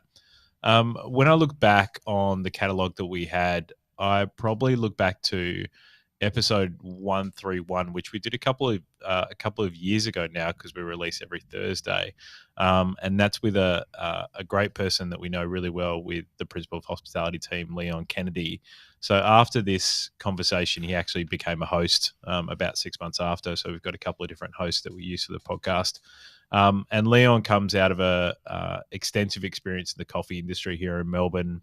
And the last sort of 6 months since the podcast has actually happened, he's running a hospitality group, which is independent, and they do a lot of fast casual offers, wine bars. They have their own coffee brand, a very, very normal thing which is happening in Australia at the moment, this diversification of people's hospitality portfolios. And the reason why that was impactful to me was he's just such a great leader. He's such a great conversationalist. He deeply cares about the industry and the people that he leads. And he just has a love for all things hospitality. And the great thing about a podcast, whether it be visual, audio, or both, but especially if it's audio, you can hear someone's warmth and personality through their voice. And that's the real thing I love about podcasting. So if people are going to listen to that one, they'll definitely hear that with that conversation. The other thing was, at that point in time when we recorded that a couple of years ago, probably most of our podcasts sat at sort of the 30-minute to 40-minute bracket. And that podcast with Leon went for 76 minutes, and it could have gone a lot longer than that. But we recorded that. I think we started recording about 9 p.m. at night, and we were sort of just getting tired. And what happened was we sort of just rounded it out, and then he became a host, so we can learn more about his story in time as well, as he interviewed other people in the industry. So that's probably the one that comes to mind the most, Alex. Oh, awesome, man. No, I think it's in the beauty of podcasting, it's really personal to you, or you can make it personal to you.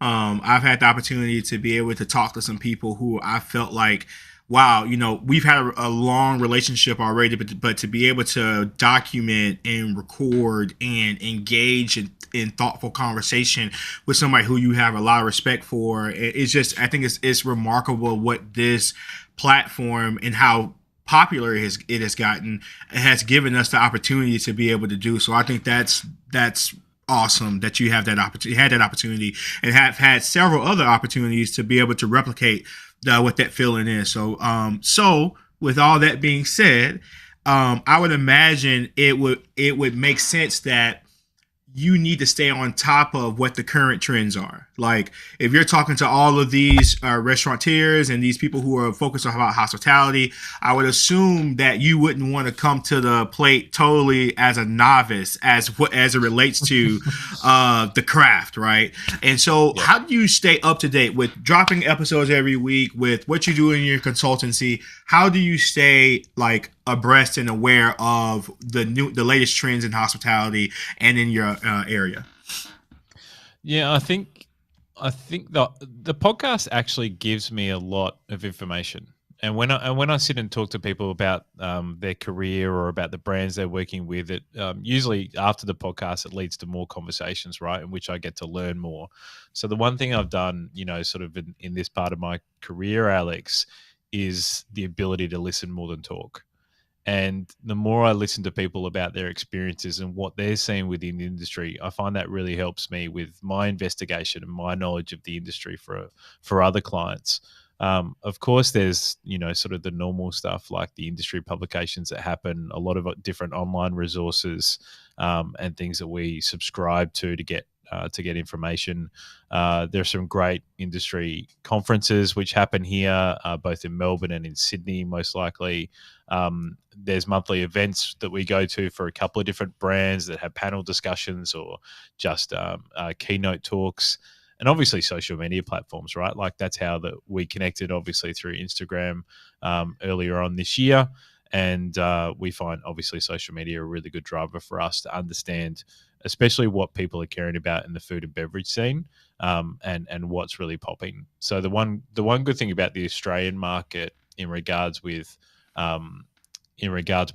what comes through as being popular is we can look to America because they're probably about 3 to 6 months ahead, especially on what we see on the West Coast. They're probably about 3 to 6 months ahead of what the trend that we'll see in Australia. So it actually gives us a bit of time to push on a trend if we need to. But those timelines have sort of shortened up the last couple of years, but it's still usually the trend that America is the leader. So we look to the US a lot for inspiration for sure. So you say that last line with a bit of humor, and I kind of want to kind of poke at that a little bit. So it's because it's sounding like that Australia is starting to catch up in trend. That's what it sounds like you said. At least, so it's getting the gap is getting shorter in terms of catching up with trend. Is it that you feel like it's catching up with trend, or you guys are developing y'all's own trend, like apart from the U.S. or Yeah, like it's interesting. I think Australian culture is very much to not be as proud of what we're doing as what a culture like America does. The one thing America does really well is be really confident about what they're producing and what they're talking about. The Australian sort of understanding is that we're a bit more laid back. We're a bit more shy in the fact that we don't want to promote what we're doing, and sometimes that means that we're following trends rather than actually at the head of those trends.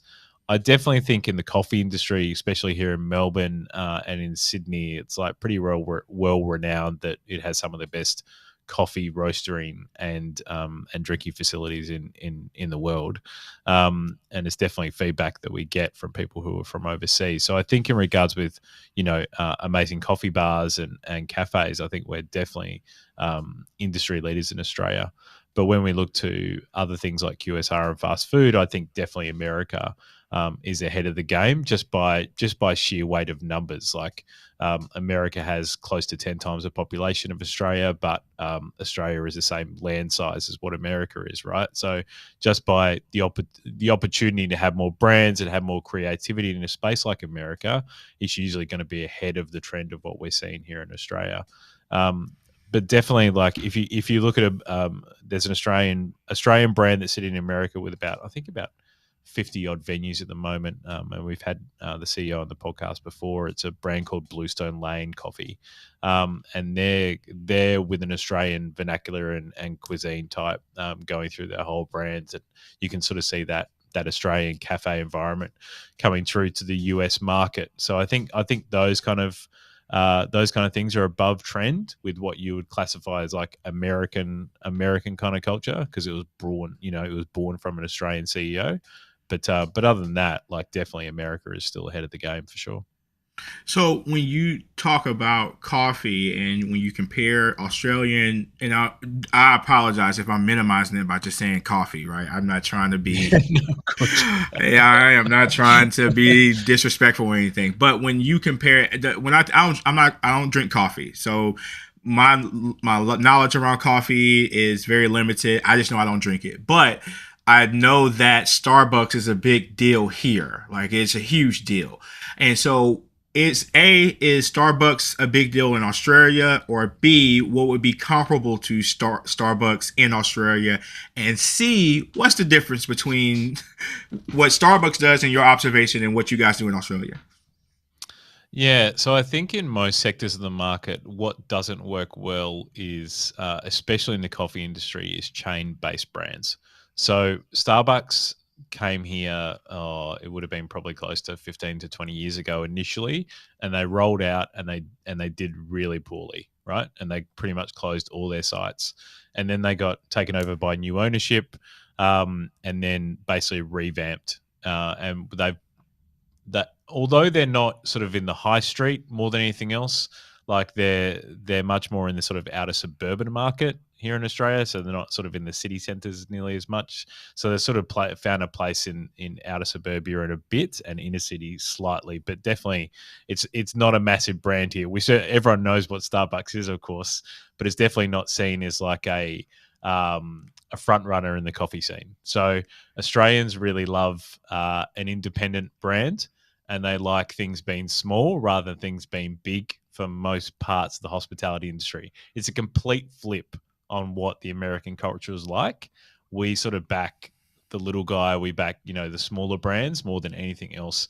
And it's a case of like when something gets too big, people become a bit more worried about that, or like, why are you becoming big? You should remain small. It's kind of like the thinking of like your favorite band and how they release like their first album, right? And then they release their second album, it's not nearly as good, or you think it's not. You want them to remain small. So it's kind of like that analogy with Australian culture with food and hospitality. It's super flip from what happens in the US.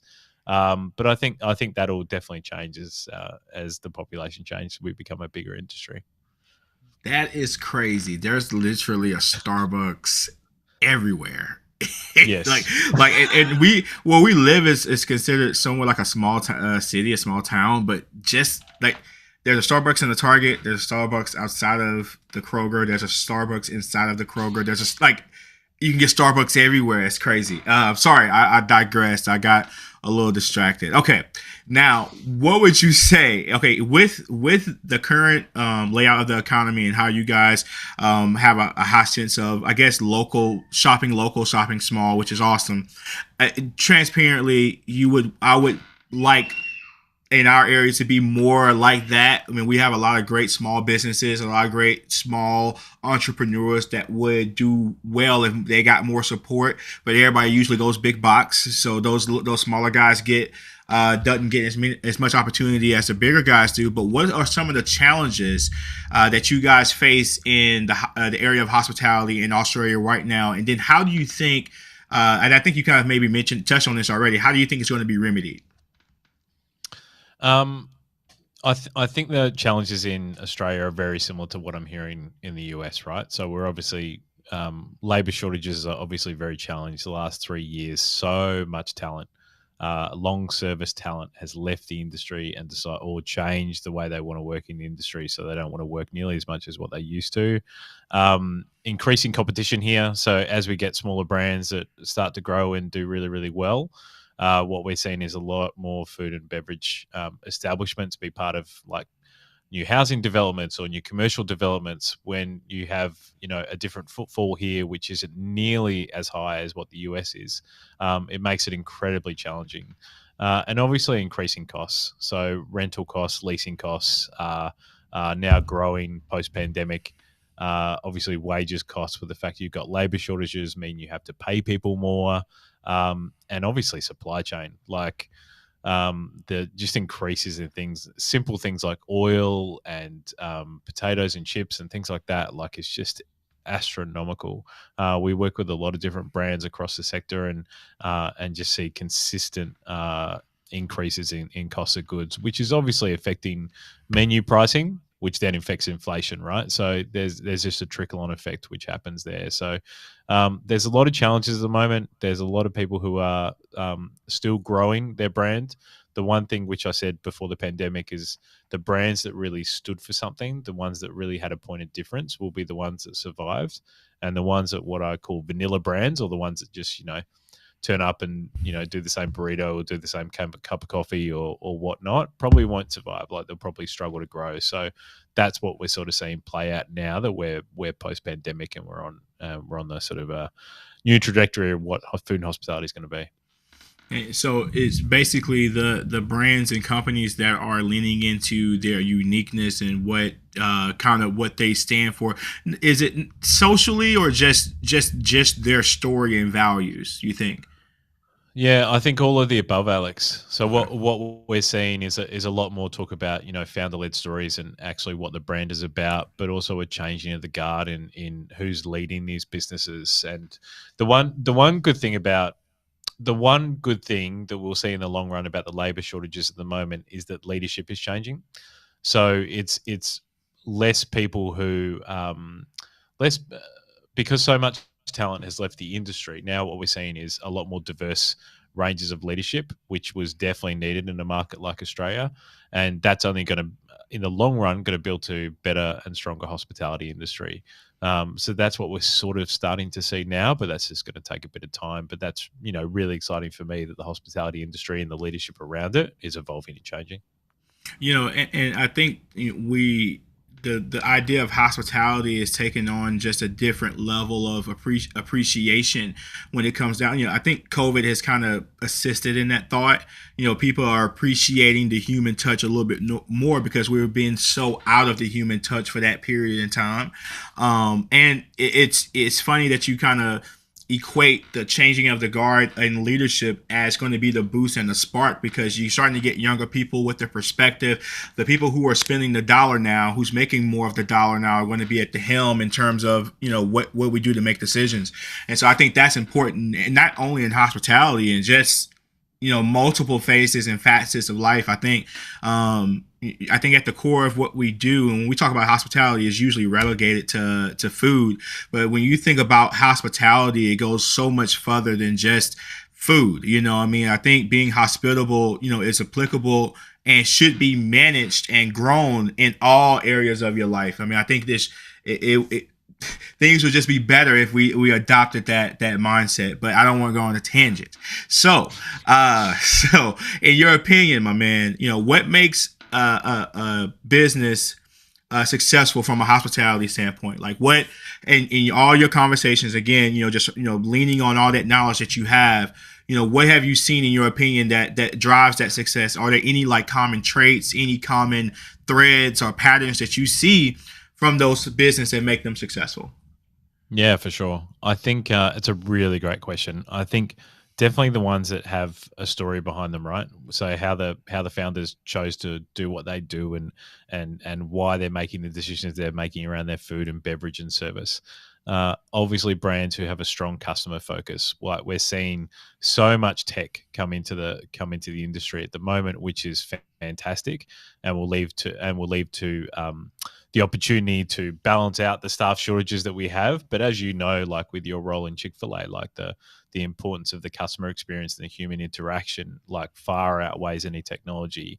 Well-trained and dedicated team, right? So making sure you're onboarding your staff correctly, you're really caring about their training and involvement, will lead to a better customer experience because your employee experience is on point. Always thinking about how you can continuously improve the brand offering, and making sure that you can look after your team. Unique selling proposition, like what is going to make you different? What is going to be that one thing which popped through, which people are going to know about for your brand and signify as being your brand? The ability to be adaptable and flexible. Like, your brand will have to evolve and change over time. Most people will sign 5, 7, 10-year leases.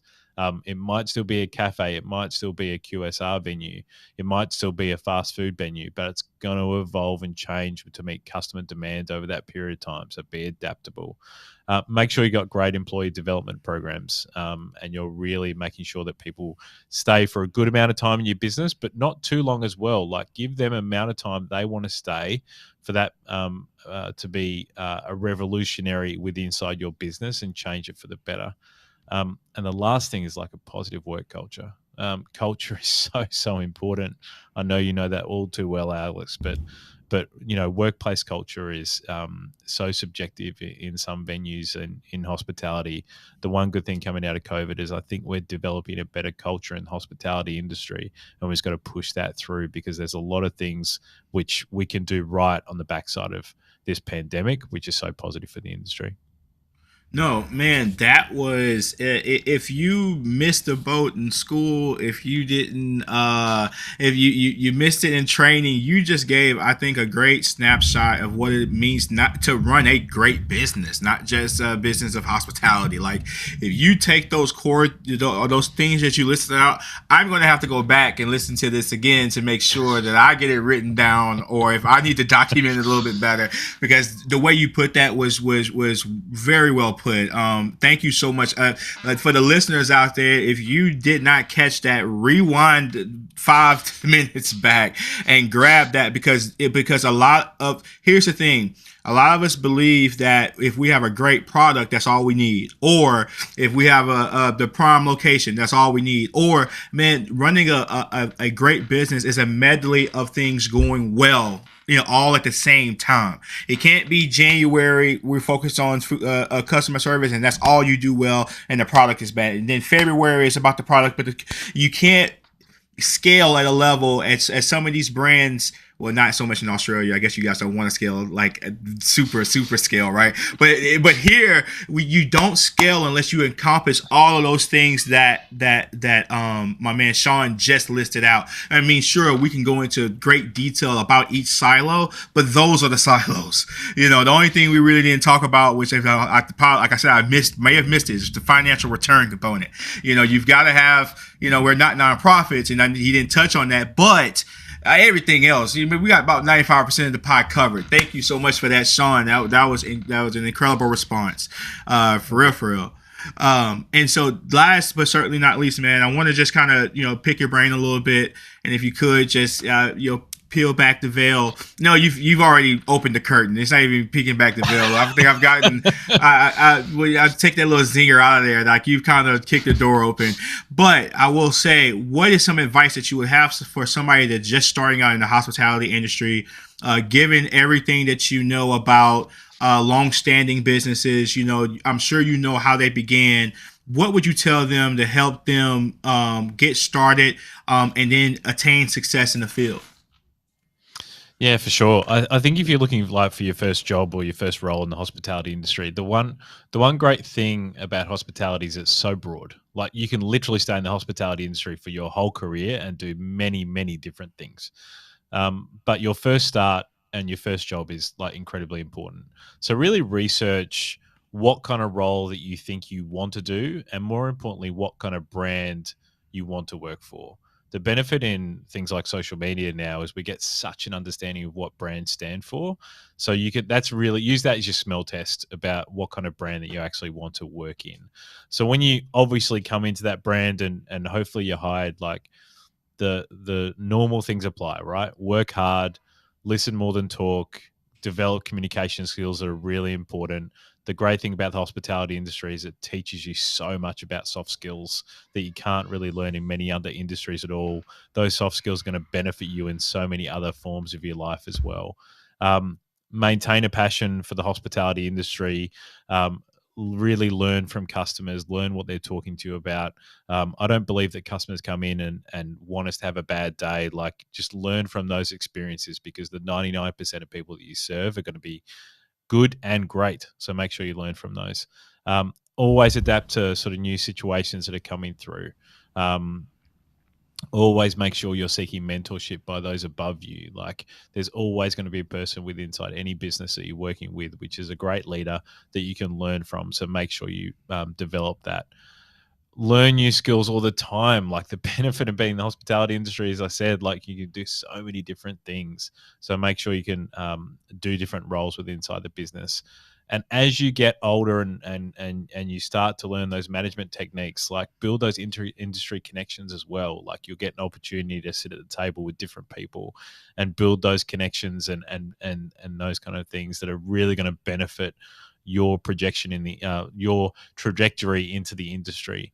I've been fortunate, when I was 16 and my first boss, I still talk to now, and I see him as a really important mentor in my career, but also my personal life. Like, make sure you're seeking out those people and you're open to those conversations. If you're starting out and you want to do a business in the hospitality industry, all I'd say is be patient. Like, really think about the venue that you want to open, why you want to open it. As you said before, Alex, like, we're not for profits here. Like, we're here to make money. Like, the benefit of making money in the hospitality industry, the offside of that is that we get to deliver great experiences for people. We get to build community, and we get to change people's lives in different ways. That's the benefit in that. But the first thing we need to do is actually make money so we can do all those things. So making sure you're patient in the space that you actually want to do, and you research deeply before you make decisions, because hospitality is not a cheap game, and you need to make sure you make the right decisions that you can stay in business and you can do all those great things that are so important to hospitality. Man, thank you so much. I'm sure if anybody's out there who's interested in wanting to open your own restaurant, advance where you currently are. If you're in a partnership, I think Sean has given us a master class. I wonder if I can figure out how to package this and sell it over here. Just You're welcome. just kidding. No, man, this is going to go out on all our platforms. Anywhere you can find our content, will in long form and in short form for sure, man. Sean, I can't tell you thank you enough for agreeing to show up here today. And I didn't mention this. I meant to mention this early, and I apologize if I did, if this is redundant. The time difference. I don't know if we talked about that, at least on air. I did not realize that when I told Sean the time that I told him that it was going to be 7:30 a.m. his time. And so I don't know if Sean has family that's sleeping. He's in the corner, maybe trying to make this work. I'm not sure, but I definitely appreciate your time because it was convenient for me. I apologize for that. And if it was inconvenient for you, man, I can't wait till we get a chance to do this again. But before we get out of here, where can we find you, your website? How can we do business with you if we ever decide have an opportunity to do so? Yeah, for sure. First of all, thanks, Alex, for having me on the show. Don't worry about the time difference. I'm a former baker, so early mornings are good with me. Definitely either go to principleofhospitality.com. That's where you'll find everything about the podcast, and you can also link into me, or the consulting part of what we do is openpantryconsulting.com. So those are the two places to find me. Really active on LinkedIn, really active on Instagram as well, where we connected as well, Alex. So I'm sure people can find me pretty easily. Yeah, and check out the episode that I was on. I'm not going to tell you the number. I want you to just look through the different episodes, the different content. Don't just go to the page and come find me and get out of there. Try to get some value because as you can hear here on this platform, Sean is well versed in what he's talking about. I believe that he understands hospitality, and if COVID didn't teach us anything, is that hey, the food folks are here to stay. Okay, no matter what's going on in the world, the people who produce food and they do it well will always have a home in this economy, this global economy. And so, man, thank you so much, Sean, for pouring into not only our listeners but into me. Definitely appreciate this, the wisdom that you have shared on the platform. And TPE family, if you don't get anything out of this one, I don't know what I'm doing. I might have to hang it up. Anyway, just kidding. Until next time, TPE family, peace.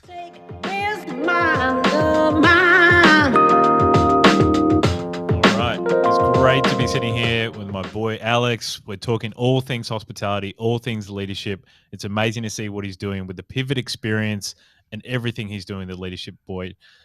I'm Sean DeVries, so I'm from Australia. You'll see me from Melbourne, obviously, here with Principle of Hospitality and Open Pantry Consulting. What's up and what's happening, TPE fam? We're back with another episode of the Pivot Experience podcast, where our goal is to help leaders pivot into their next. On today's episode, we've got a very special a lineup of content here for you today.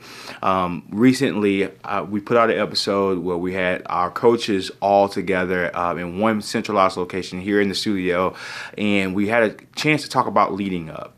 That snowballed into a greater conversation where we had the opportunity to bring in our guests that were in the room that day to join in on the conversation. So I'm excited to be able to have a conversation that revolves around leadership and different perspectives on what it means to be a leader. Let's jump into the episode. Where's my love, What's up and what's happening, TPE family? I tell you, the blessings just keep flowing. On our previous episode, we were talking about leading up, and we had some special guests in the audience, and those individuals have decided to join us on the show. I am excited about having these people here. They have just as much experience as we do as coaches here at TPE. They've been a part of the world's most caring company for as long as we have. They're leaders in their own rights, and we're going to be talking about advice you would give to a new leader. And so my friend Nayeli is going to kick us off here. And so what would be that advice you would give to a new leader? So my first advice would be, don't be afraid to make mistakes, especially when they're going like from a trainer to running shifts. I feel like there's a big gap, and it's a lot more stressful than just training someone. So just don't be afraid to make mistakes. Don't be afraid of like having people judge you. because it takes time to find your own leadership style, how you want to run shift, like what you want to be known for. And so it'll take time. It's just trial and error. You just need experience, and once you have that down, like, you'll be fine. And I think that's very good. I think just to add to that, I feel like when you are the leader who's training that individual and you express that you failed too, I think having that vulnerability really opens up the door for that new leader to feel like, hey, I can do this too. Sure, I'm going to mess up along the way, but that was very well put. Thank you so much. And I tell them that too. I'm like, oh, I've done this, so like you'll be fine because I've been there. Yeah. To kind of make them feel better. Somebody once said, "Don't die being a copy when you were born as an original." And so it's like, look for your own style, be who you are. Like, you're not meant to be the person next to you or the person in front of you. Everybody has a style, and like we have to figure out what that looks like for each and every one of us. That's real good. It's interesting that Chick-fil-A's motto lately has been "Stay original." Yeah. Because I think that's like in leadership, that's a really good thing to think about. I think we think about it in other areas, but in leadership, I know that there's always that person. And maybe this will be something that one of y'all can answer. Like, there's a person that when you were not a leader, you looked up to, and you're like, man, I really want to lead like so-and-so. But you're not so-and-so. You're not that person. And so you do have to find your own voice. You have to find your own way.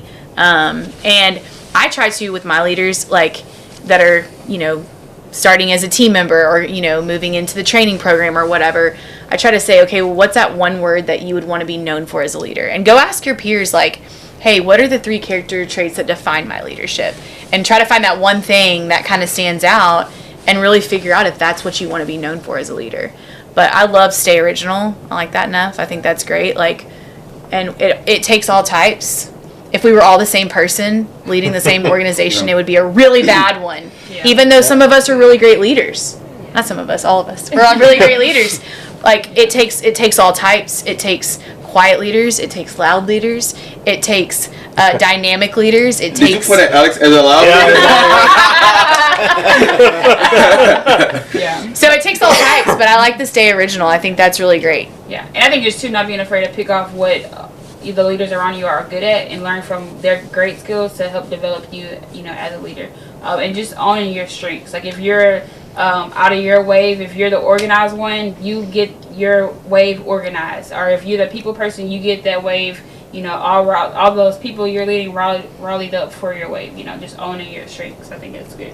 So Nayeli, I'm gonna pick on you a little bit, but we did this assessment as a team, and one of the things they asked us was like, what's one of your favorite tasks that you do daily? And what did you say was? I said checking things off a list. Checking things off a list. She's like, when I get to check that checklist and check them off and submit it, like, it makes me so excited. And what we found out is Nayeli's a process person, and so with that strength, she's been leading our leadership development programs and like making sure that we're following it step by step, and that's her strength. Yeah. And that's really great. And so it does take, finding what your strength is, and then finding the right fit in the organization for your strength, which is a lot of what we do, Alex, is like looking at our team members and looking at our leaders and saying, okay, what are their strengths and how can their strengths be utilized in the business, so that when I think about this, it's like it goes from all the way from the top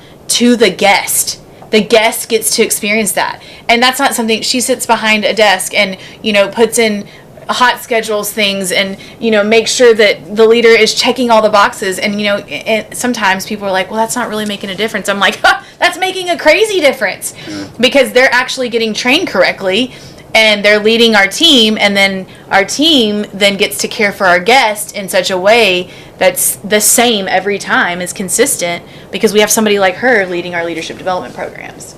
So I love that. All right, Roderick, you got something? Yeah, I would say don't be afraid to lose people. As far as in the workplace, I think as we get more responsibility, our mindset changes and we start to walk differently in a different space in our leadership journey. And a lot of times your peers that were once, close to you in the journey in the workplace, they kind of look at you with a side eye. Oh, well, he's changing or he's different. Well, no, I'm not. I'm the same person. I'm just walking in a different place with different responsibilities, so I have to walk with that different mindset. So I just don't be afraid to lose people on the way to the top, you know. So that's mine.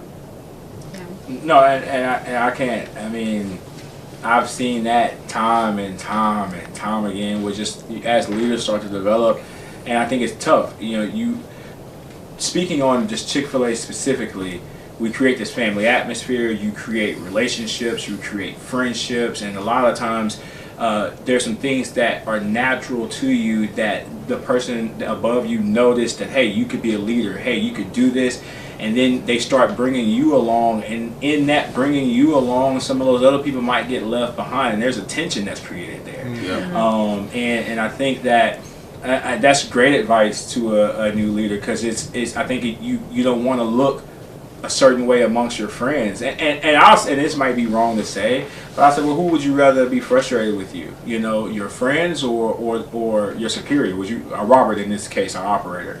Like, who would you rather be frustrated with you? You know, in your performance and what you do? And the answer 99% of the time is, well, I'd rather frustrate my friends than to frustrate my superior. So it's like, I think that's probably one of the biggest hurdles that most new leaders face, is just that rejection they may get from their peers as they're growing in the process. So, no, that was really good, Roger. And also to add, I think if they really respect you as a friend, they'll appreciate, you know, your different mindset. So, I mean, if it wasn't meant to be, it wasn't meant to be. Yeah, and hopefully they learn from it. Hopefully they get an opportunity to, you know, through you changing, you know, again, if they respect you, they'll start to go on that journey with you. No, that's excellent. I think too, just like a lot of our leaders are young, and when I think about young leaders, that I remember, so I used to be a teacher, a high school teacher, and I started teaching when I was 21, and so my very first night of orientation, like I'm in my classroom, like I've set up my classroom, like kids are coming in, and I had multiple parents say, well, where's the teacher? Wow. Because I look like a kid. Like I was young. I mean, I hope I still look like a kid, but no, not really. not at close to 40. But, you know, I think that we forget sometimes with leaders, like they're the same age.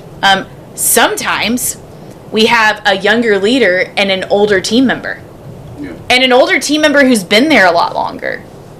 And so there's that's a different kind of tension, right? But I think that's great, Roderick, for you to say, because I've had so many leaders come and say, man, it's just so hard. Like, you know, this friend that I have that works on my shift every single night, you know, they don't respect the change. And my response to that is, well, then are they truly your friend? Because I think true friends respect the change, that there is going to have to be change. There is going to have to be, you know, that you're going to have to at some point hold them accountable for something. And that's hard when you're the same age or you're younger and they're older. And so I think that you've got to realize that that's just going to be a thing. But if you want to push your boundaries in leadership, like, you're going to have to let people go at times. And I think just to help with that is like you being consistent. Because if you act one way when your superior's there, and then when they're gone, you're acting all cool, like kiki, haha, with your friends, like that's going to create an even larger tension with them. But if you're acting the same no matter who's around, then that was like, okay, they're taking this serious. You know, either A, how can I get to where they are, or B, you know, they might distance, you know. But hopefully they'll want to, you inspire them to be where you are, you know, in that leadership role. Yeah. And I think that's great. No, that's real good. Jeremy, you learned about that. I was gonna say, kind of segue into what I was gonna say is, to me, the first thing is gaining knowledge. Like, and I'm saying this from where I'm looking back, and I'm like, man, I wish I had done this better. But especially the amount of resources available today, podcasts, books, audiobooks, whatever be your thing. The knowledge that I see people around me that have gained, that's allowed them the capacity to be able to lead up. Like, you only know what you know, and if you don't grow that, you can kind of see a barrier that people can hit. And I think that happens what we see in the restaurant with folks that aren't growing and folks that do want to, and they'll pass them up. So I think the first bit of advice is to gain the knowledge. Anything that I'm saying, pretty much throughout the day. Y'all know that when I hear something I like, I'll repeat it over and over and over. And they're like, "You always say that." And I was like, "Well, I heard it and it stuck," you know. Yeah. But and to me, the second thing is once you have that, I think you can get in front of the line and you can lead. And when you think about that concept of being the first one to go, you don't know what it's going to be like. You're doing things that it's going to experience something that the people in the back of the line will learn from and they'll benefit. So by you stepping out and leading, the others are going to be better. No, that was fantastic. You seem comfortable. Comfortable. That's the word I was looking for. That's the theme of this segment of our time together. Is comfortable. It seemed like we all walked in with a little angst and edge, and not everybody's just is flowing. So just to, and again, this is not meant to be long. Unless Nayeli, did you have anything else? No, I got you. Good deal. Thank you so much for your contribution today. So if I hear you correctly, number one, being vulnerable, right? And not being afraid to fail is one bit of advice that we can definitely lean into and lean on. Number two, not being afraid to lose people along the way. Like as our responsibilities change, we become more accountable to what's going on. We are more accountable to our organization than we are to the relationships that we have, and so sometimes people just you have to shake the tree. Yeah. Sometimes, and then Jeremy, I like what you said, like just learning, being a sponge essentially is what you said, right? 100%. Trying to absorb as much as you can, learn as much as you can, and feel out, just what's going on here, getting curious. Like I think that was going to be and then you said it, Dan Cathy said a long time ago, it's like just tinker. Like do not, and I think we use the word being curious, I said it already. But like tinkering and being curious, I think those are the things that are the separators between the leaders who are just in the middle of the pack and then those who really set themselves apart from what's going on. So no, very rich conversation. Thank you guys so much for getting on mic, getting on camera. I'm gonna say it anyway. It's probably a little bit too much information. But when we met and talked about this very moment very recently. And it was like some of the reactions on the call were like, definitely not going to happen. No way that this is going to happen. I got the affidavit here. This is and look at us now. It's happening. So it happened. It's happened. So thank you all so much for agreeing to be on this episode. I look forward to more. I would love to set up. Roger, you've already been. I would love to talk to you on an individual basis. I feel like we got hours worth of conversation, and I feel like we could figure out hours worth of conversation for us to go. But no, I want to say one more thing before we finish. But like, if we were to go around the room and say how much leadership experience we have over 100 years. Like I was doing the math in my head a little bit of leadership experience. And so kind of to piggyback off of what Jeremy said, and you said like find a mentor, find somebody better than you, find somebody who's led longer than you, find somebody who you trust in their leadership to really push you to that next level. Because at the end of the day, you won't be your best self and you won't be the leader you were created to be unless you find someone to really, bounce those ideas off of. Hey, like this is what I'm thinking. What are your thoughts on that? So push yourself to find a mentor. At TPE, we got some mentor coaches. I mean, there's 4 of us right here. But even a friend, like find a friend who has led longer than you, who has great leading experience, who you like their leadership style. I think that's a key thing. Nayeli, Nayeli and I are very different, and we know that. So you got to find somebody who your style kind of matches theirs so that you can really figure out who you are as a leader and never stop learning. Like 24 years, I'm always pushing myself to learn and grow more and find people who push me. So I think that's key. No, I think that's very solid information. And I just, for context for you, those of you out there who are listening, sometimes mentorship doesn't come in the form of like a direct relationship with someone. Mm-hmm. I think all of us here have been mentored by Craig Rochelle in one way or another, mm-hmm. or Andy Stanley in one way or another. Like there's so many different people out there, and the thing that and this is the last thing for real this time, I think. But I think sometimes new leaders are intimidated because they're looking up to other people who are at different levels. Like all of us are at different levels in our leadership. For sure. Some are further along than others in certain areas. but you would not have a seat at the table if the people who are above you didn't believe you had something in you that to add value. So appreciate the level that you're at currently, and just know tomorrow you'll be better, and then the next week you'll be better than that, and then the next month you'll be better than that if you continue to do all these things, plus what your mentors are telling you to be able to continue to grow. Like we always talk about, leadership is not a destination, it's a journey. And so I think everything that was said here and things that we will continue to say and things we said before all contribute towards you being the best version of yourself that you can possibly be. So man, thank you guys so much for tuning into this bonus episode. Again, thank y'all for being a part of this conversation. I think our peers, and then the ages here represented are not all over the place, not being wild. The old people, the young people. I think there's some different generations represented in the room, and I feel like we have something to say to somebody that will help them get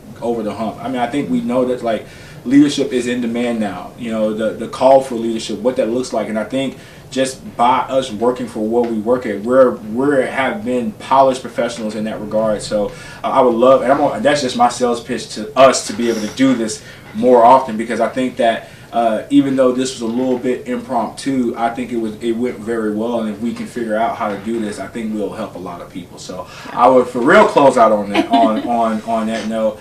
Thank you guys for tuning in. As always, you can find us on YouTube. Type in @TPE Now, on Instagram @TPE Now. Go to our website www.tpenow.com.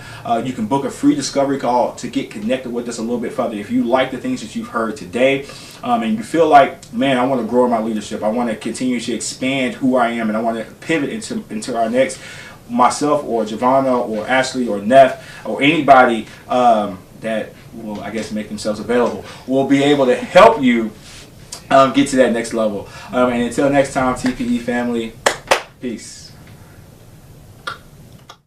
Take this mind of mine.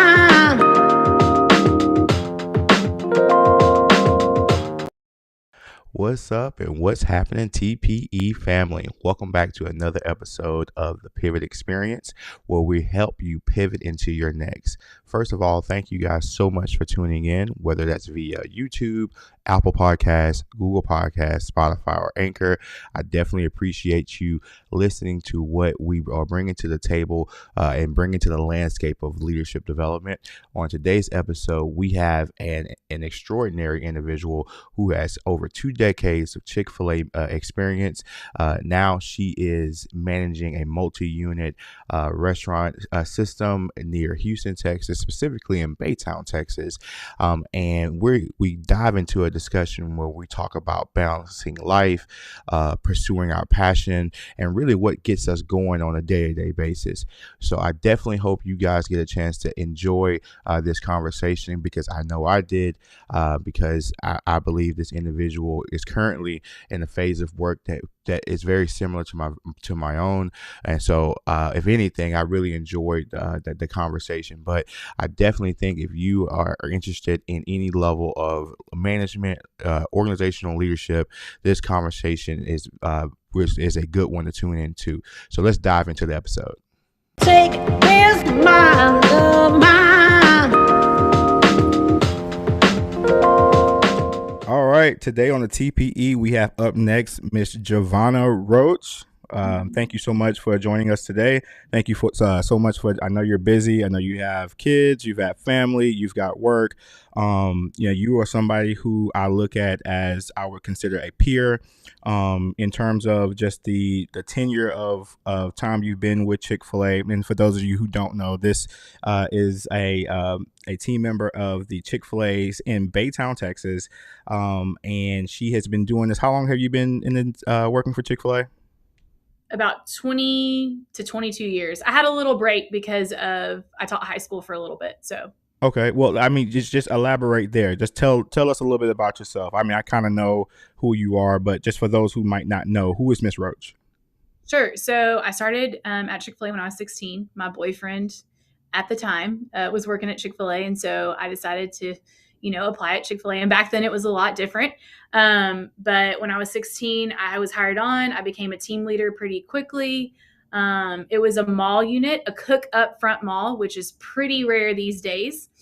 And I loved the business, but I didn't know that that's what I'd be doing long term for sure. And I'm sure, Alex, when you were 14 and started at Chick-fil-A, you did not know that either. Is that correct? That is absolutely correct. I think I talked to somebody today, and the original plan for me was mechanical engineering. I said when I was in high school, this high school I went to was an engineering magnet school at the time. The game plan for me was to go build engines in Detroit. Because I like diesel engines and I wanted to design my own. Not necessarily just be the mechanic. I wanted to full on develop a new combustion system, but that's neither here nor there because we're definitely not doing that now. So, right. We build chicken sandwiches and nuggets. Right. So. Absolutely. But I thought that I wanted to be a teacher and a coach. I played high school volleyball. I actually got a scholarship to a school in Mississippi to play college volleyball. So I went and played college volleyball. I would work every single break. That's how I survived. That's how I got money to eat out, gas money, things like that for college. But so I worked Chick-fil-A intermittently all throughout the breaks. And then after I graduated college, I got a teaching job.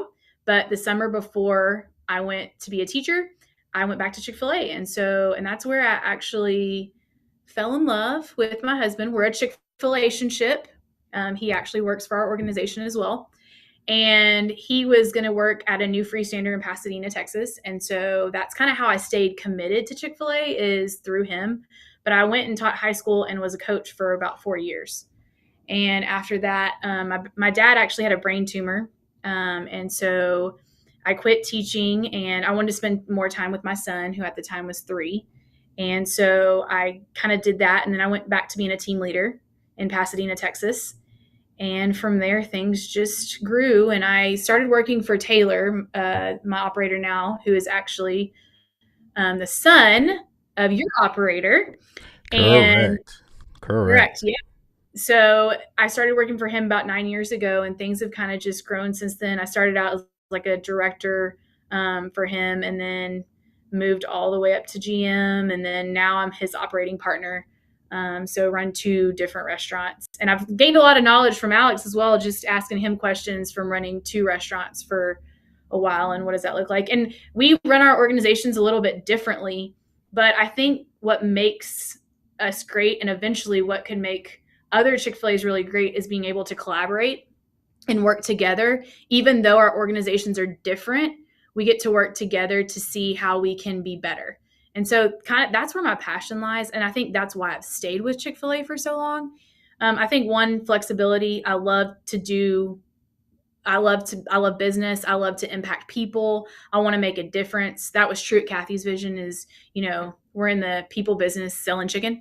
And so that's the one major reason that I've stayed with Chick-fil-A, is because I get to do what I love every single day, and that's work with people. Okay, so it sounds like to me we've killed 2 birds with 1 stone here. And I don't know if you wanted to. So I guess you've definitely addressed why you still with Chick-fil-A. It's because of the passion, just the overall philosophy of what the brand and what the business represents. And I would imagine that Taylor is a good operator. I've known Taylor for quite some time, and we've had some history. That's a great way of putting it. We've got some history, but I think, from what I can tell in terms of feedback that I've gotten from you, and then just conversations in general with the leaders that you work with, Taylor seems like to be a great guy to work for. So and I guess the one thing I would like for you to maybe just go into a little bit more detail in terms of your real thought process behind what makes you get up and get after it every day. I know sometimes I definitely know that the love for what you do and that passion is there, but literally though, when you couple your personal life and you couple just different things that may take away your priority, how do you still get up and want to give your best every day? So I think there's several things behind that, and I tell this to my leaders a lot, is that I don't know if you've heard the saying, if you love what you do, you'll never work another day in your life. And I truly believe that. I had almost every one of our Christmas parties. We just had our Christmas party this last Sunday. And my thanks to Taylor is, thank you for allowing me to do what I love. because I think if you absolutely do what you love, you don't wake up dreading it. Now, there are rough days. There are some really rough days when you have to fire people you love. Like, that is really, really tough. But I think when you're working in your sweet spot and ultimately what God's called you to do, then that's what causes you to want to get up and keep doing it every day. I actually even had a leader recently that's working for us. He wants to go into LDP, and he was kind of in a rough spot recently, and he had tears in his eyes in the office, and he asked me that exact question. He said, "How do you keep doing this every single day?" And I told him, I said, "Love for people." And that looks very different daily. Some days my love for people drives me to do things that are really, really hard. And some days my love for people is fun, exciting, getting to see your team members be successful. And I think that's kind of the bigger thing. And I was just coaching a director recently of like, what does success look like? Success isn't always numbers driven. And if you realize that as a leader, I think you're going to be a more successful leader. So for me, when I think about success in my role, I see like a team member who didn't have a car. Now they're able to afford a car. That looks like success for me. Because ultimately, if my team is successful, my guests are going to feel that. And that's what truly caring looks like, I think. And that's what being the world's most caring company, that's what Chick-fil-A is about. And that's what we're about. So that's what drives me to really, really get up is in the morning and do what I love, is that I get to see people be successful, and I have a passion for people, and I know that I'm doing what God called me to do. That's awesome. And, we talk about in our organization a lot, if you work on the person inadvertently, like inevitably, they're going to be a better teammate, a better employee. So now that's rich. And I definitely can understand on when you say success looks different every day. And then what a lot of people don't understand is you're in charge of a lot of different successes. There's just not a profitability success. There's just not a sales increase success. But, there's a lot of things that are really woven into the fabric of what we do that really doesn't speak to a number directly. And I think that kind of brings me into the next thing I want to ask you is just like, what is your contribution to the workplace culture? Because I think what you're talking about when you say those other successes, the ones that are not tangible, the ones that are not numbers based, I think you speak more to what the culture is. And so can you speak to what your role is in culture, and then how do you think you contribute to that? So I think the big way that I contribute to that is casting the vision for what I want the culture to look like. So in any business, there's the critical success factors of a business. The vision piece is that first puzzle piece. That's that middle piece. And ultimately, one of the reasons I really love Taylor is he lets me be part of casting that vision. So it's not just the owner operator casting the vision. It's me, Giovanna Roach, casting the vision. And it's my executive team who gets to cast part of that vision. And I think we've really worked on the last couple of years, like identifying what we want to stand for, and that integrating that into our leadership team and really living that out every single day is the most important thing that we can do. So I think I would say probably the two most important core values that we have at Chick-fil-A Baytown is excellence and growth. Those are the top probably two things we value. And I was talking to a leader actually today. I was training one of our team leaders who wants to be a director, and we were talking about excellence kind of encompassing all of our other core values. And I said, one thing that you've got to really think about is excellence is pursuing distinction. That doesn't mean perfection. And I think sometimes people get those words mixed up of like excellence versus perfection. And I don't think that that's something we'll never achieve perfection, but we can achieve excellence. And so I think my biggest part in that is casting the vision. And then I think the next part that I play in that is knowing the stories of my team members. Because ultimately, if you care deeply about your team, they'll care deeply about your business. And so I try to tell my team members, and one thing that I do is try to connect with each team member on at least one thing. If you like movies, connect with them on that. If you are both math nerds, connect with them on that. Like whatever it is that you're passionate about, somehow find a way to connect with your team members on that. And I think that's something I've really struggled with, Alex. Have you struggled with that in 2 organizations? Well, when you add the multiplier of the other restaurant, that definitely makes it 10 times harder. And I think that makes you more reliant on you said your executive team, that makes me that much more reliant on the other directors to foster that relationship.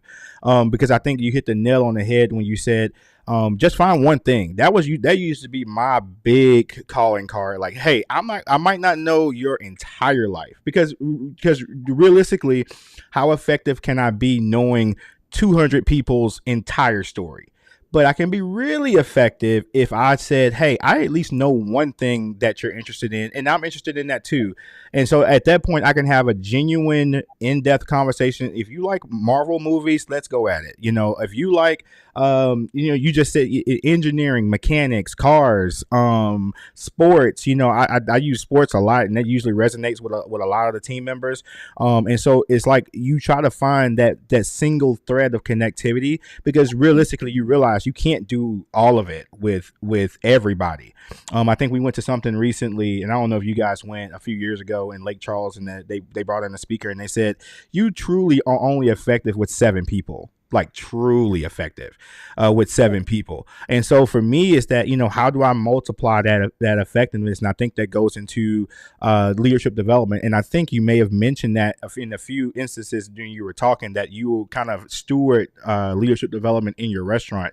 And I assume that adds to culture. Can you speak to your role in leadership development? And I know this is not exactly on the list of questions, but can you speak to your role in leadership development?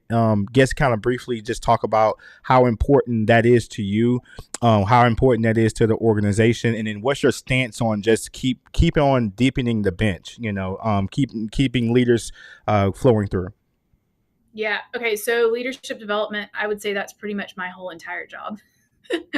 I don't do much outside of leadership development because ultimately that empowers my team to run a business. I was telling that leader that I was working with today, I was like, how often am I at the restaurants? I can only be at each restaurant 3 days a week or 2 days a week. So I can't, if I went in today and said, hey, let's do 200 cars, could I make that happen? 100%. But if I'm not there tomorrow, then I won't be able to make that happen. And so sustainability, I think, is a big thing with leadership development, is figuring out, you can't just say, okay, well, what did we do today? You got to think about long term. Okay, how do I create results? And I don't necessarily need to be there to create those results. And so I am really responsible for the director program. So anybody who wants to go from a team leader to a director, I mentor them for about 12 weeks in a director program. And then I would say I have 7 executives that work directly with me. And so I really focus on their development so that they can then develop the leaders around them. We do a lot of leadership development activities. So we just actually, as an organization with 30 from team leader up, read Atomic Habits. And I helped, with the homework and things behind that and fostering conversations around that. But leadership development is pretty much, I would say, what my main role is. And I say consulting too a little bit, making sure that I'm asking the right questions in order to spur thoughts for leaders to come up with the answers. So that's, in leadership development, they have to be the ones coming up with, how they're going to make an impact. It can't be just me telling them consistently. And I think that was a big struggle going from 1 restaurant to 2, is figuring out how to get leaders to see problems and solve them without me always bringing up the problem. Okay. All right. That is awesome. So I have a kind of a curveball question to ask you in relation to this. How your role, I'm assuming, so this might be a 2-part question, maybe not, depending how you ask this first question. Since you guys went multi-unit, had your role in this as being a developer, has that increased since multi-unit? Like, did you share this responsibility before you guys went multi-unit, or has this always been your primary focus, and has this always absorbed the majority of your time? I would say it's always absorbed a majority of my time. because I think that that's probably my strength. And so I find leaders that have other strengths in my weak areas. And so I work with them in order to, grow our organization. And so since I think leadership development is probably one of my strengths, I've always done a lot of leadership development. It's just changed. Before I was able to kind of put my hands in all of the processes. So I would help design or help lead or whatever in all of the processes. And now I'm only able to really affect the director process. And then like, I want to spend as much time as I can with our directors because they're the ones who are directing and driving change in the restaurant. Does that make sense? No, it makes perfect sense because so that was a phenomenal answer. So I have a kind of I don't know if this is a selfish question or not. This may be more for me than anything else. All right. I guess and I guess I'm a big emotional intelligence, emotional like vibey person, right? I kind of because in this role, who really is the most authentic with you, being that they understand that you kind of make the shots, you kind of make the decisions, you have an impact on their employment. You have the authority to say, hey, you make sure she gets some more hours or he gets more hours or in reverse the other way. So with you spending as much time as you do in development, and with you spending as much time as you are in this different role where people may not see you as much as they used to, what is the general atmosphere or feeling? And let's just be honest here. Like how no, and I don't want the scripted answer. I want the real, like, what is your reception in terms of how you feel the team sees you? Have you had to maybe repair relationships? Were some relationships not as strong as you thought they were? When you started kind of having to divide your time, did you start to see different traits from people? I'm just curious because that's one of the things I feel like if I was to be transparent, with the volume that we're at, with the depth of leadership that we have, I tend to feel like, again, some days you feel like, man, I wish I would have spent some more time with this person, but I couldn't because I had to go do this or do that. And then the temperament on the team, like, now I'm assuming it's you, then you have a person in each restaurant that kind of, that you mainly deal with.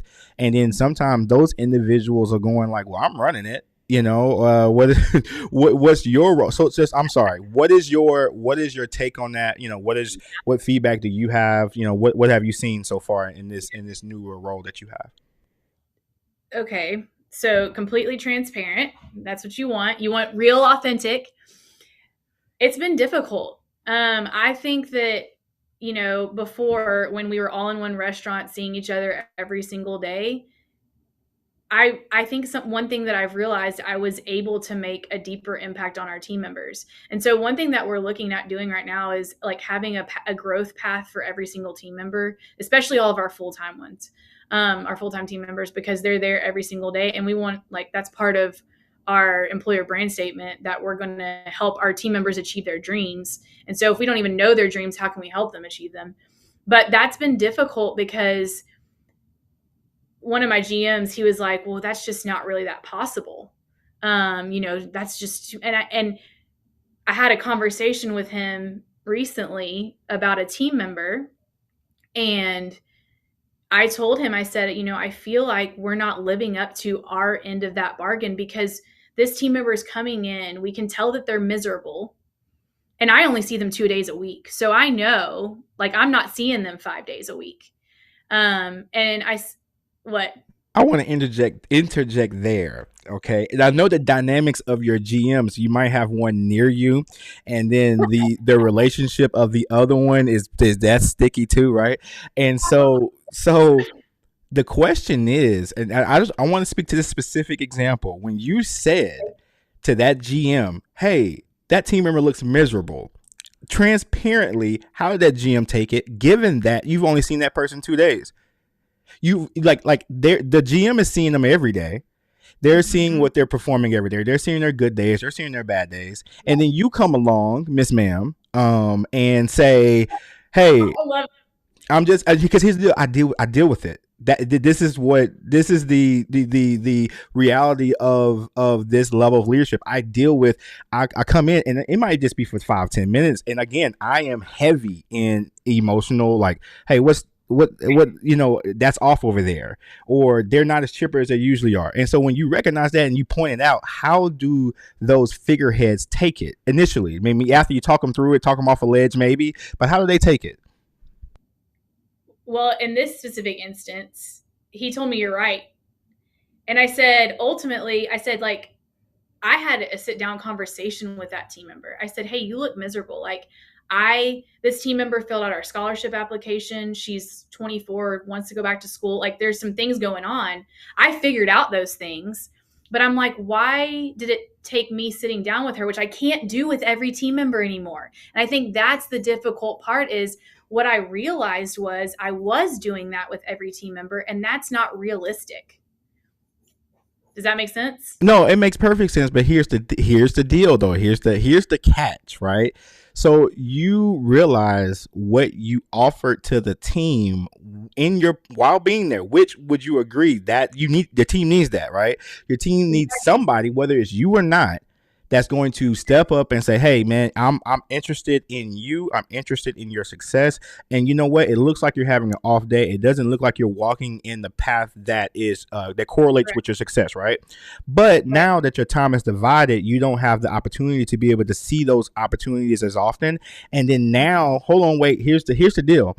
You're what, 12 months in, just about, right? Just about. So you might start recognizing some things, 6, 7, 8 months out, and your GMs are working hard. They're working hard. They're controlling the business. They're running the business. And now Giovanna has gotten a wild hair and said, hey, we're not doing this well enough. How is that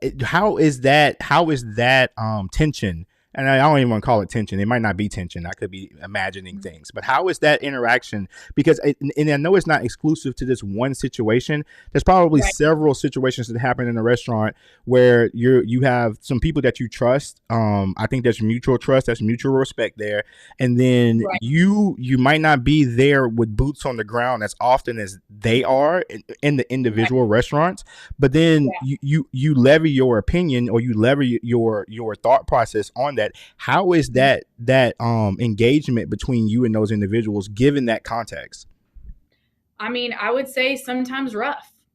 And I think that's where, and you kind of hit the nail on the head. So just so you know, Alex is speaking that my husband is one of the GMs, and Neff is my other GM, and he's been with me since he was 16 years old. And so he's 25 now. So we've been together 9 years. So we have a lot of history. There is a lot of history on both of my GM's ends, which can be a blessing and a curse. A blessing in the sense of we know that we love each other, we care about each other, we want each other to be successful. But then on the other side of that, they know me really well and I know them really well. And I know the things that are going to drive them crazy. And I drive them crazy a lot because I want to create change. I want us to see us to see us be better. And that can create a lot of friction. And to be 100% transparent, Alex, I had to have a conversation with Taylor and each one of them 2 months ago, because I'm driving them nuts and they're driving me nuts. And we had to have that conversation of like, okay, how do we do this, but maybe not drive each other so crazy? And I think the realization that we came to is like, for me, the way I handle conflict is I get sometimes, because I'm so passionate about whatever it is, I can be emotional, and not like cry emotional in the sense of maybe the words that I used aren't the best. And so because I know them both so well, I can say, hey, that was terrible. When in reality, that's not a good way to put what actually happened. Well, can I interject there? I think the rub is, and please correct me if I'm wrong in this. Right. So I'm going to assume you assume the second highest stakeholder in the restaurant, right? Right. I mean, there's Taylor and then there's you, right? And then now you're entrusted to partner with casting vision to your restaurants. Now, I'm going to go out on a limb and say the clientele and customer base at one restaurant is different from the clientele and customer base from another, right? It's almost like your stores, because we have one that's a community store and one's a highway store. So Right. yes. Right. And then to further go up, let's go down the rabbit hole a little bit further on that. So you've got one type of team and then you've got another type of team, right? And both team have had to probably, in your most objective opinion, have great assets. But one team might be better at something than the other. Just being honest, right? And then if you go a little bit deeper, the leadership teams have some great strengths and some glaring weaknesses. And then when you get to, this is the most uncomfortable thing, when you get to the top of the organization, the GMs, you got one GM who's passionate about X, and then you got one GM that's passionate about Y. And then but your responsibility is to be able to look at those two and balance them out. Where one store might be, this store does a great job with hospitality. However, from a profitability standpoint, they not it. And then another store might be very efficient. They might have the opposite quality. And then it's not like y'all are like cities apart. Everybody's within reach of each other. Everybody's a text away.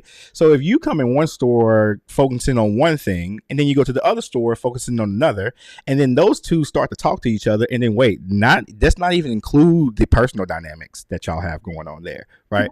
And then so it's a lot of calamity. And I think the thing is, and for me, I'm gonna be honest with you. My mother says I do this because it's therapeutic, and it is in some sense. But it's the overall rub in trying to satisfy all of those people. Plus, and ultimately, you got the hold on, and this might be, but I might have to edit this out. But then you have the you have the operator who is in the middle of it all, right? Right. So the operator is definitely trying to appeal to you and make sure you have your liberties and your freedoms to be able to advocate on his behalf or her behalf the best that you can. Right. But then there's the subconscious of your GMs and other leadership teams knowing that, hey, yeah, Javonna's cool. I know Javonna's the boss, but Taylor really is the operator. And so you got people who may try to walk around Javonna to get to Taylor, and then, which is fine, well within their right? I mean, who are we to say that you can't do that? Because the way the deal works, you should be able to do that. But it kind of makes your job a little harder when the operator is trying to appeal to the, I don't want to use the word ego, but try to appeal to that person's boosting their confidence or boosting their morale. So it's and I don't even think we're going to get to any resolution other than putting all of these words on the table for us to rant about. But in a serious sense, though, but in a serious sense, I understand. I have that same rub. Go ahead. Well, and sometimes too, and they remind me of this, one problem at one store, that's just one problem. But then when I'm having one problem at one store and two or three at the other, sometimes there's all these problems and they don't even know about them all.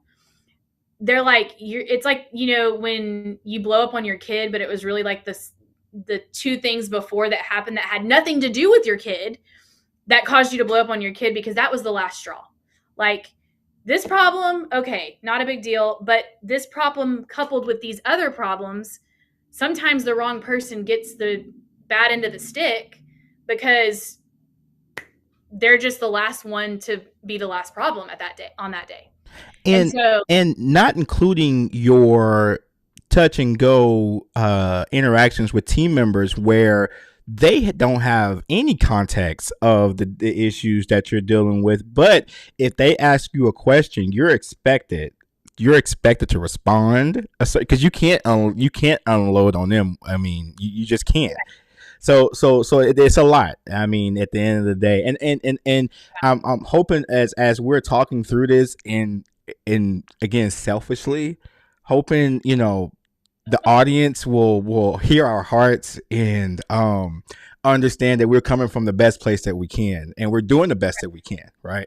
All right. So I'll get off my soapbox a bit there, and I'll move on to another topic. How do you view the numbers? I know we just said that, your main deal is people. We're in a people business. But the way I look at the numbers is that the better we manage and increase the numbers is the better opportunity we have to do business with more people, right? Right. You know what I mean? Like if our true intent is to help grow people and help people find their purpose, I'm sure we want to be able to do that with the people that we have currently, and we want to grow that ability. Right. And so when I look at the numbers and how I couple the numbers into what we do from an organizational standpoint, that's one of my leading thoughts. So what is your mindset around leveraging the numbers in your business, and just, you know, what successes have you seen doing that?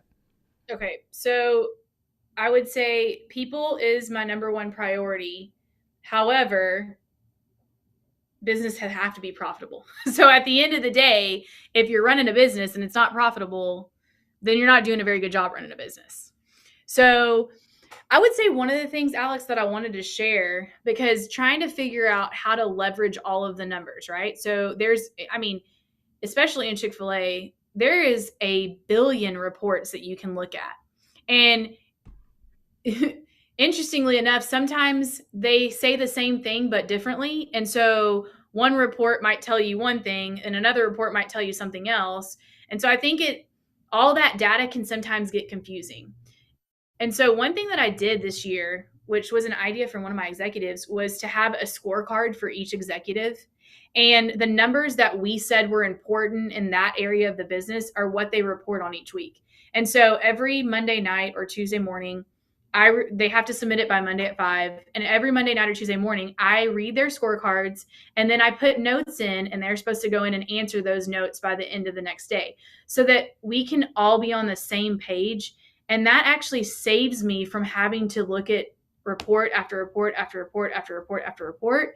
And then that's how we bring our business together and like what matters. So for example, marketing this last year, we were really focused on percentage of transactions our Chick-fil-A won. And so we really wanted to try to hit 40%. So that's one of the things on my marketing scorecard that she reports on. And then she also puts things that could have affected those numbers, whether it was a marketing giveaway or, hey, we sent out a reward to X, Y, or Z people, or whatever to affect those numbers.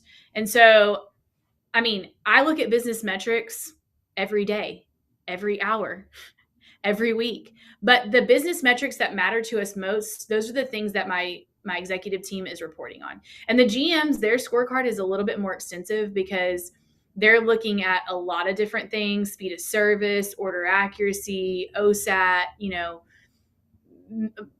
whatever metrics you set your business around, they're reporting on those things each week. But that's really the other side of my job. When I said the consulting side, that's where I'm looking at the numbers, and then we're trying to figure out how to make those numbers better and who needs to know what information and how. I think that's another key thing, when looking at numbers. So I really do, like, the numbers don't lie.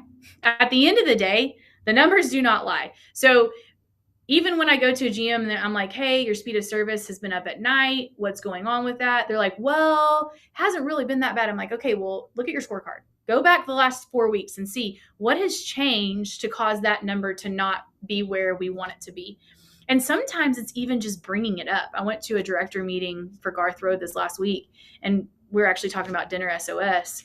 And I just said, okay, guys, what's our speed of service goal? They told me what our speed of service goal was. I said, okay, why are we not hitting that for dinner day part? And we have a director there from 8 to 8 every day. And they were like, and I said, so then they started telling me, well, we really think we need one more kitchen person. Here's what our check average has been. So they're taking all the numbers. They know the numbers. And I said, okay, why didn't you communicate that to Neff, who's the scheduler? And they were like, I don't know. And I'm like, so y'all just going to keep, definition of insanity, keep doing what you were doing over and over again and getting the same result. And they were like, okay. And I said, okay, so I want you to set a new goal. Like, you know what our goal is as a restaurant overall average. What do you think they did that night for dinner SOS? Under the goal. Yeah, they met the goal. And I think sometimes, I guess for me, being in this role, a lot of times I think the leaders don't understand the value in just that level of analysis and bringing it up. You know what I mean? Like, I think sometimes it's lost that, just what you bring to the table as far as that overall analysis, and then that encompassing accountability. where you kind of encompass the accountability of the restaurant as a whole. And I think that was good, man. No, I appreciate your candor when it comes down to how you guys leverage numbers. I like the scorecard idea. That's pretty cool. I think we do something similar to that. It's not exactly a scorecard, but I definitely can that resonates with me just in terms of how you're going about that. Well, and one of the things, so we met with our financial consultant last week, and one of the biggest things that I took away from that conversation, and he was going over all these numbers and, number after number after number after number. And at the end of the day is he said, what's your story? So I think we need to do a better job. We do a really good job on the scorecard of telling a story, but being able to go back and say, okay, why did we get that result? What was the story behind getting that result? And if you know the story, and it's almost like, on a bank account, having a budget tells your money where to go. Same thing with your story. Your story has told how those numbers came about. So leading and lagging measures, we've been talking a lot about that, is like, you got to focus on the leading measures to get the lagging measures. You can't always just say, okay, well, what was the result? And then at the end of the day, what do you do about it? Well, what are the leading measures to get you that lagging result? And we focus a lot on lagging results as a business. Do you guys do that?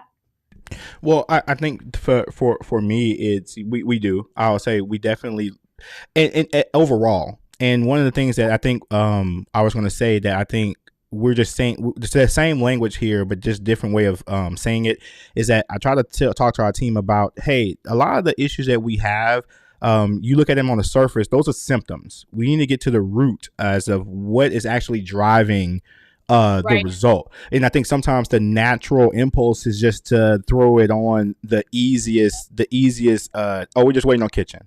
Or we're just we need another person. Well, is it that we need another person, or are you running breaks or prioritizing stocking, or like really kind of peeling back the onion to get to what is the root cause of what's causing the moment of insanity? What's causing that? And I think well, a lot of times is that, and I guess, and I don't know where this resonates with you. Maybe it's not as much because you guys just opened a restaurant, but the fact that you have 20 years of experience, when you approach a situation, the context of the situation is much more apparent to you much quicker, versus someone who's been leading for 3 months, 6 months, a year, where you might have to explain the context. And I think sometimes the rub there is that you take for granted that you have the context comes to you much quicker than it would be someone else that you are coaching or that's coming up through your pipeline. So no, definitely, I definitely understand the hurt there. It not necessarily the hurt, but like the strain in. Because I think that's just naturally when you're talking about leaders, and particularly in our caliber of work, like a lot of times this is their first exposure to any type of leadership, and then throw in the fact that it's Chick-fil-A leadership, where there's a ton of excellence to be expected. We kind of really we try not to just be all right. We try to be all right versus just being mediocre. And so when you talk about sometimes the talent that our restaurants attract, in terms of what their background is, what their story is, you're working uphill, and that's working against. And now the beauty of it is you have the experience. You've dealt with a lot of people. You've had the experience in doing that. But sometimes though, I guess for me, it's just being careful to not impose my experience on someone who doesn't have that experience. And it's because it's a revolving door, especially with over the last couple of years, turnover has been high, retention rates have been lower, so you're having to repeat certain things in your business more often, more frequently than you did before. I mean, you just 12 months ago kind of turned over a new team. So, you're in terms of people who have been with you as y'all's current vision has been developing over the last 5-6 years, and your current brand philosophy has been developing. There's people who might still be on your team that's been right there. And then you got somebody who walks in day one on into something that's been brewing for 6 or 7 years. And so, having good systems that kind of help you promote and having good systems that help you get those thoughts across, even though maybe some people might not see those things as important. A lot of times you have leaders who are focused on, that are focused in the operation, that they don't see the value in coaching vision or coaching certain just business foundations, but you still have to hold that mantle and make that important. So Right. that's awesome. So I think I know the answer to this question. But I'm gonna ask it anyway. How would you describe your leadership style? Like, what would you say if you were to put a word on it, one or two words or a phrase? What would you call that? Okay, I wrote down several words for this. Okay. The first word I wrote down was intense. Okay. How do you feel about that? I think Okay. well, my thing is I'm agreeable to that, and I feel like sometimes, to be honest with you, I know I'm intense, but I got to be careful of that because I feel like I burn people out. I feel like I wear them Right. down. And I think there's seasons for that. When you're Right. stretching, and that's what I've had to come be aware of. And I think those 7 people who I impact the most probably get the worst end of the stick of this because there might be a month where I'm just dialed in, like I'm super hammering on something, and then the next month I might just I might come off the gas a little bit because I understand like the morale is starting to do this, and I'm like, hey, well, we stretched to the result, we can take some emphasis off of it. And they'll say that, hey, you're inconsistent. No, it's not. I'm not being inconsistent. You wouldn't want me to be on a 10 12 months out the year. So Funny that you just said that because Neff's actually listening in and he laughed because that sometimes you're like, that's inconsistent. I'm like, well, if you want me to be this intense 24/7, you're not going to like that.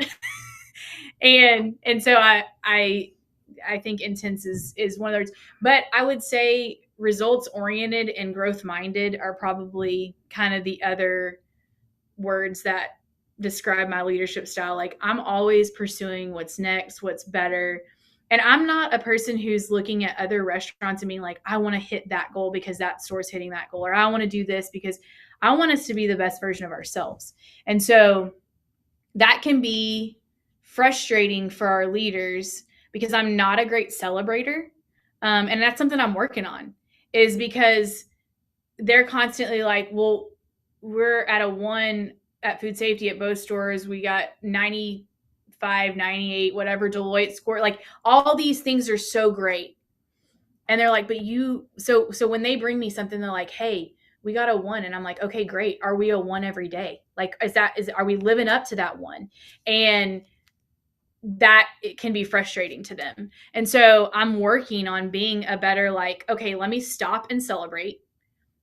But then tomorrow I'm going to ask them questions about, hey, we missed, sanitizer concentration and we still at 1, but we missed it. So tell me about that. Tell me what's going on with that. So I would say I'm always wanting to pursue what's next, and that can be super frustrating. I think that goes along with intense, but I also tell them, I say, that's why I'm in this role, is because it takes somebody pursuing what's next to be in this role. And if I wasn't pursuing what's next, then they should get worried, because then I'm like, okay, well, we've kind of hit our max at that point. And if I ever stop saying, hey, what's next? What's next? What's next? You should start to get worried that I feel like you might have hit your capacity as a leader. So I would say that's probably what describes my leadership best. Yeah, I think I get flack for that because it's hey, whoop-de-doo, we did 200 cars from 12 to 1. The record's this. Are we doing that every day? Are we approaching that? Are we currently even approaching that? And I think sometimes, I don't know if you remember back in the day, they used to have the acronym, the SERVE model. We still use this as a part of our leadership development curriculum. And like that reinvent continuously, like that to me is synonymous to all, pursuing what's next. I know that's the correct terminology these days, pursuing what's next. But I think about it in the context of just how do we continue to be fresh? How do we continue to reinvent what we do? Yes, yesterday was great, but how do we reinvent what we did yesterday, today, to serve that guest better, to serve a better product, to be safer, to be all the different things that exist in the business. And I think sometimes what we're not say warring against, because that's a bold word, but what we're kind of up against sometimes is, I think the majority of people don't understand what it takes to be excellent. And I'm talking about excellence is not a singular event. It is a perpetual event that happens across multiple things. And, and I tell people all the time, I said, one of the most reliable things in your life right now is that iPhone, right? That when you pull it out your pocket, you expect that every time it's going to turn on, I'll be able to go to my applications and they work well. Like, that's excellence. You don't even appreciate or understand it. And I know that might be a very minor example of what that looks like, but then just kind of building off of that is one of the things that I try to do. Not just that example, but just I use multiple ones. But it's hard. It's particularly the brand that we serve. We're a global, nationally recognized brand for excellence. Essentially, they don't outright say it. They use all the other words to make it sound good, but it's really what it boils down to is just we're excellent in what we set out to do.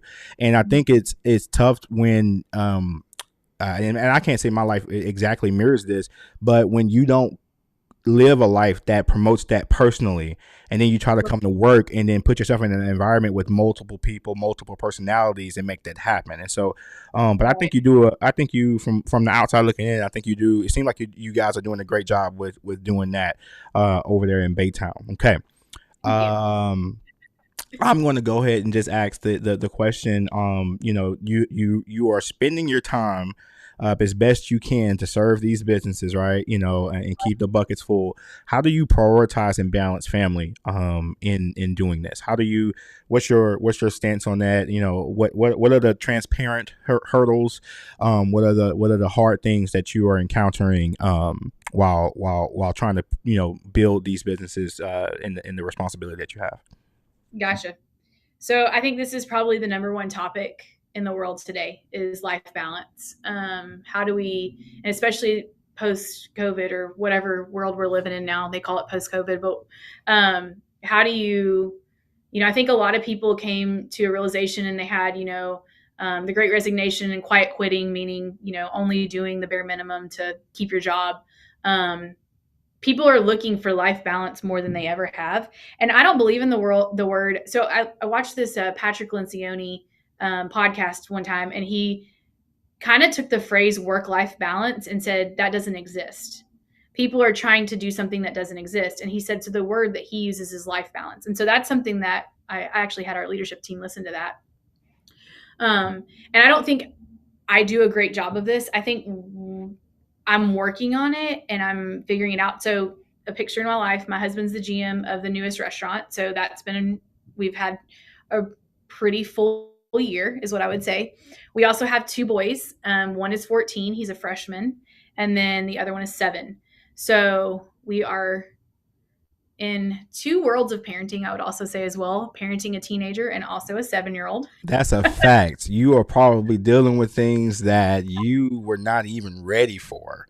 I mean, things that you knew that were there, but not your kids, so go ahead. Yeah. So that's a completely different world to live in as well, having two completely different age groups. And I will tell you the last year and a half with my 14-year-old, he's an awesome, awesome kid. But moving into the teenage world is rough. Parenting little kids is way easier. And I even tell people sometimes running a multi-million-dollar business is a lot easier than parenting. So that's been really rough. But I think a lot of the reason that we've had some struggles with him, and they're not big struggles, but is me not being around enough. And running a business, you're pretty much on 24 hours a day. We're open 16 hours a day, from the time we open to the time we shut down. And that takes a lot of focus. And so I think in the past years, especially, so we got told yes to go multi-unit in February, right before COVID hit. And we were supposed to open our new restaurant the next year. Well, that didn't happen. So it was a drug out 2.5-year thing. And so we were kind of in a big waiting game, which was a whole nother struggle. And so I think figuring out life balance has been a big thing. But I think one of the things that I've really worked on this year is taking these 4 areas of my life: spiritually, mentally, physically, and emotionally. How do I make sure all of these buckets are full? And kind of picking one thing in each bucket to make sure that I am hitting those things. And this next year, I've actually set really good goals in order to achieve those things, and not letting work completely control these 4 areas of my life. And so like spiritually having a quiet time every day, actually have a mentor as well that I eat lunch with once a week. This last year, one of my goals was to meet with at least one person every month. Lachelle Crest, one of an operator, we go to lunch once a month, every single month. And we talk business, we talk life, all kinds of things. And then, physically, I'm actually trying to run a half marathon next year. I ran a 5K this last weekend, ran the whole time. So that was really good. So just trying to fill those buckets, because I think filling those 4 buckets will help me live a more balanced life. And I'm really grateful to Taylor for that too, because he is one that promotes us actually having a life outside of work. And I know that Chick-fil-A is all consuming. I'm going to say, if there's one fault that I feel like sometimes working for Chick-fil-A is that it's such a great company that it almost like swallows you, because you just get so excited about the things that you're doing, but you can't let that control your life, because there's more to life than work. Well, yeah, So, and I definitely agree with that, and I appreciate the transparency, and I appreciate you being honest with me on that. And I think it's one of the things that I struggle with. I think, to be totally honest, I feel like my family has just gotten accustomed to the role. It's not so much that I've made the compromise. I try. I try to make the time happen when I can, but it's more so that, and that is, I don't want to say if it's sad to say, but they just know, like, okay, if daddy got his phone now, 50-50 chance.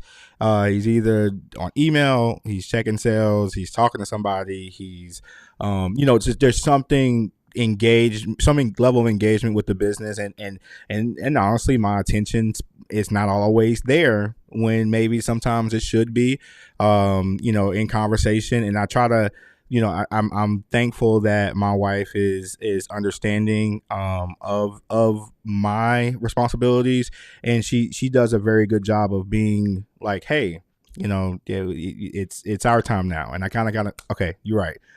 Try to snap back and snap out of it. So, like I said, I appreciate that. So it sounds like it's you're just trying to make sure because for me too, I'm trying to make sure I touch on the health component, because you can't do none of this stuff if you're not here. And and I think that's been one of my biggest struggles. Actually, that's probably one of the first things that goes out of the window. If I'm being honest, like, right. I can't see. Yeah, I can't see myself saying, well, I'm gonna hit the gym for an hour or 2 every day, and wait, I gotta help the baby with homework, and then though we gotta help the older one with, and then work is growing and growing. We're up 15-20% at both restaurants, and one restaurant's on pace for symbol, and the other restaurant is not quite on pace for symbol, but they're doing more volume than the store that's on pace for symbol. It's a balance, and you understand your obligation to your operator. Super transparently, my operators called me while I was doing this, and it kind of sounded slightly urgent, and then I was like, well, it's not life or death necessarily, so I'm gonna just power through this, and then let the dust settle whenever I get done, and when I make the phone call, and I might edit that out too, but anyway, I'm So a couple of suggestions I'm going to speak a little bit of like things that I've been working on, but one of the things that I just listened to a podcast was talking about include your kids in your work. So like talk to them about what you're doing. That helps them with growth, but that helps them understand too, like your responsibilities. So them not just like, oh, daddy's always on his phone, or, oh, mommy's always on her phone. Sometimes I tell my kids like, hey, let me tell you about the struggle I had at work today. And then they feel more included in what's going on, instead of just like, oh, you're not present. Does that make sense? No, that makes a lot of sense. I just tend to think now at this point in my life they resent it a little bit. So I can definitely that's a great tip, and I definitely will take that and put that in the arsenal. But I just sometimes I go, my daughter just walks up, you working, and I might not even be working for real. Just seeing me doing something Right. on my computer makes this. I don't say she gets triggered, but that's yeah. No, my son, I was late to pick him up from church like a couple weeks ago, and it was a store related incident. And he said, oh, just work like always. Like they get used to it, but I'm trying to be better. because I don't think that that's what life is all about. And I don't think that just because they're accustomed to it doesn't mean I shouldn't really work hard to get better. So, That might I be the think mother. That might be the mother coming out in you. I don't know. But yeah, yeah, because I kind of So no. I totally get that, and like I said, I appreciate that tip. I think that's something I can definitely start leveraging. Just at minimum, exposing them to situations, whether they appreciate the connectivity or not, just exposing them to different life situations and kind of how I handle those things and view those things. I think that would definitely be well worth it. Especially if they're in their teenage world. Like that's for Jackson. That's one of the things that I was working on some leadership development stuff one day. And I was like, hey, you want to listen to this with me? And he was like, I don't want to. I said, no, just come listen. And he listened to the whole podcast that we were working on. And he literally gave me a question. He's like, hey, why don't you put this question on that sheet? And I was like, okay. And like, that made me feel like yes, I have to work. Like, I'm like, that's how you have all of these things. That's how you have this roof over your head. Like they have to understand that, and they're kids and they don't. But I think like work ethic, I learned that from my parents. I watched my parents work to get what they had. And so I'm trying to do the same things, even though for each kid it's different. Trust me on that. Like some kids, they see it and they're like, oh, great, I want to work like my mom or dad. And some kids, and they see it and they're like, I never want to work a day in my life because my parents look like all they did was work. But I just try to include them a little bit in what I'm doing, so that they don't constantly think, oh, all she ever does is work, which. Well, that makes a ton of sense, and I have to give credit where credit is due. My wife has said this to me several times. Again, I think it's that mother piece that kind of say, hey, include them, and I'm going, they, I don't know if it's my patience, I don't know if it's my me down. like. I go, yeah, maybe now our oldest, he probably could be, it would resonate more with him in terms of the stuff that we're doing. But the other one's learning letters and words. So I don't know. I might leave that one off the plate for her, but yeah, definitely we can kind of talk to the oldest one. And I guess we've I get nervous and I'll never say, well, these things are gonna last 15 minutes, but we're approaching an hour, and I've definitely enjoyed the time. So I'm gonna forego one of these questions, and I'm gonna ask you the last question that I have, and is, if you could start over today, what is one thing you would change? I would say focus, and goes from the last question, is focus more on me.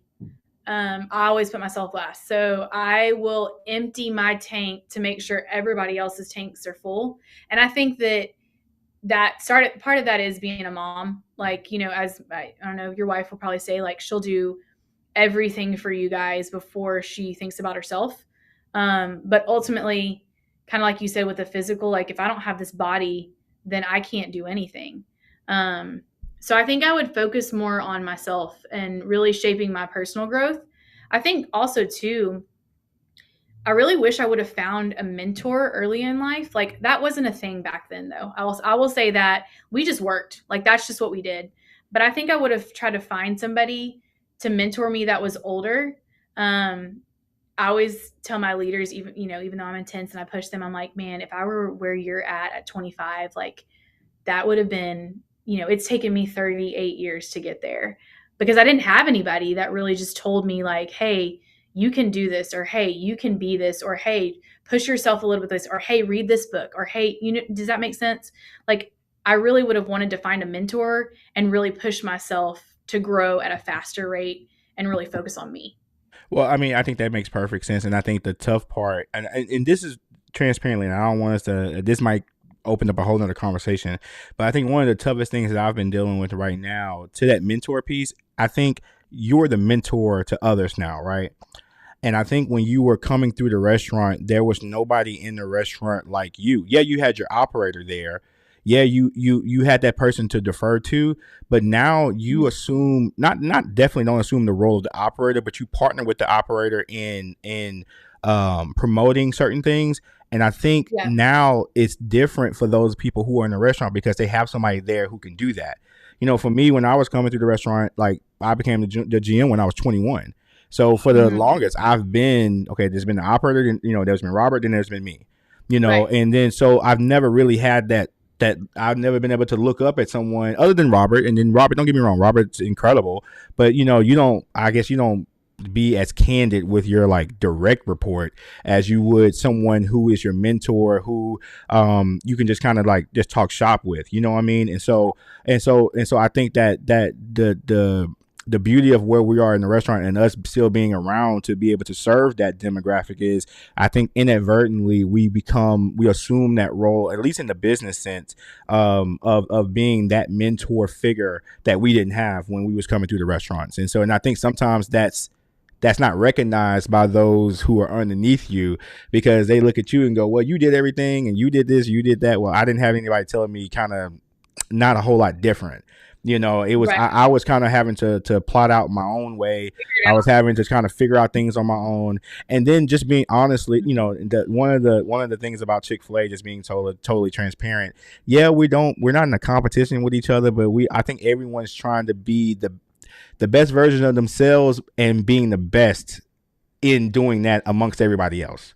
Right. Yeah, I'm competing against me, but I still want to be the best version of me amongst everyone else. You know what I mean? And so I think, you know, when we used to do grand openings back in the day, when all of us used to be on the circuit, and you meet other guys and you meet other people who do similar things that you want to do, it kind of just drove you not to say, hey man, help me out with that. It was more so of a like, oh, that's what y'all are doing. Well, when I go back to my restaurant, we're going to do that and more, you know, and that might have been just immaturity. That probably was actually immaturity. Just calling it what it is. But, you know, definitely can agree with you, just kind of making it more about you and more about what we're doing, you know, not only from a work standpoint, but from a life standpoint and from a family and physical and spiritual standpoint as well. But man, Yeah. go ahead. The longer you do it, the more you realize you need it. Right. And, you know, 21 irrefutable law is like, we're the lid of the business. Right. So the lid is here. Your people are never going to go past that. Right. And so I think that's where, even like today, like I'm friends with several operators who've been doing this a lot less years. And so they'll call me and be like, hey, what do we do? Hey, what do we do? And I'm like at the point where I feel like that's why I love having a relationship with you, is that like, we need somebody who's been doing it a long time to really push us to say, okay, like you're good, but can you be great?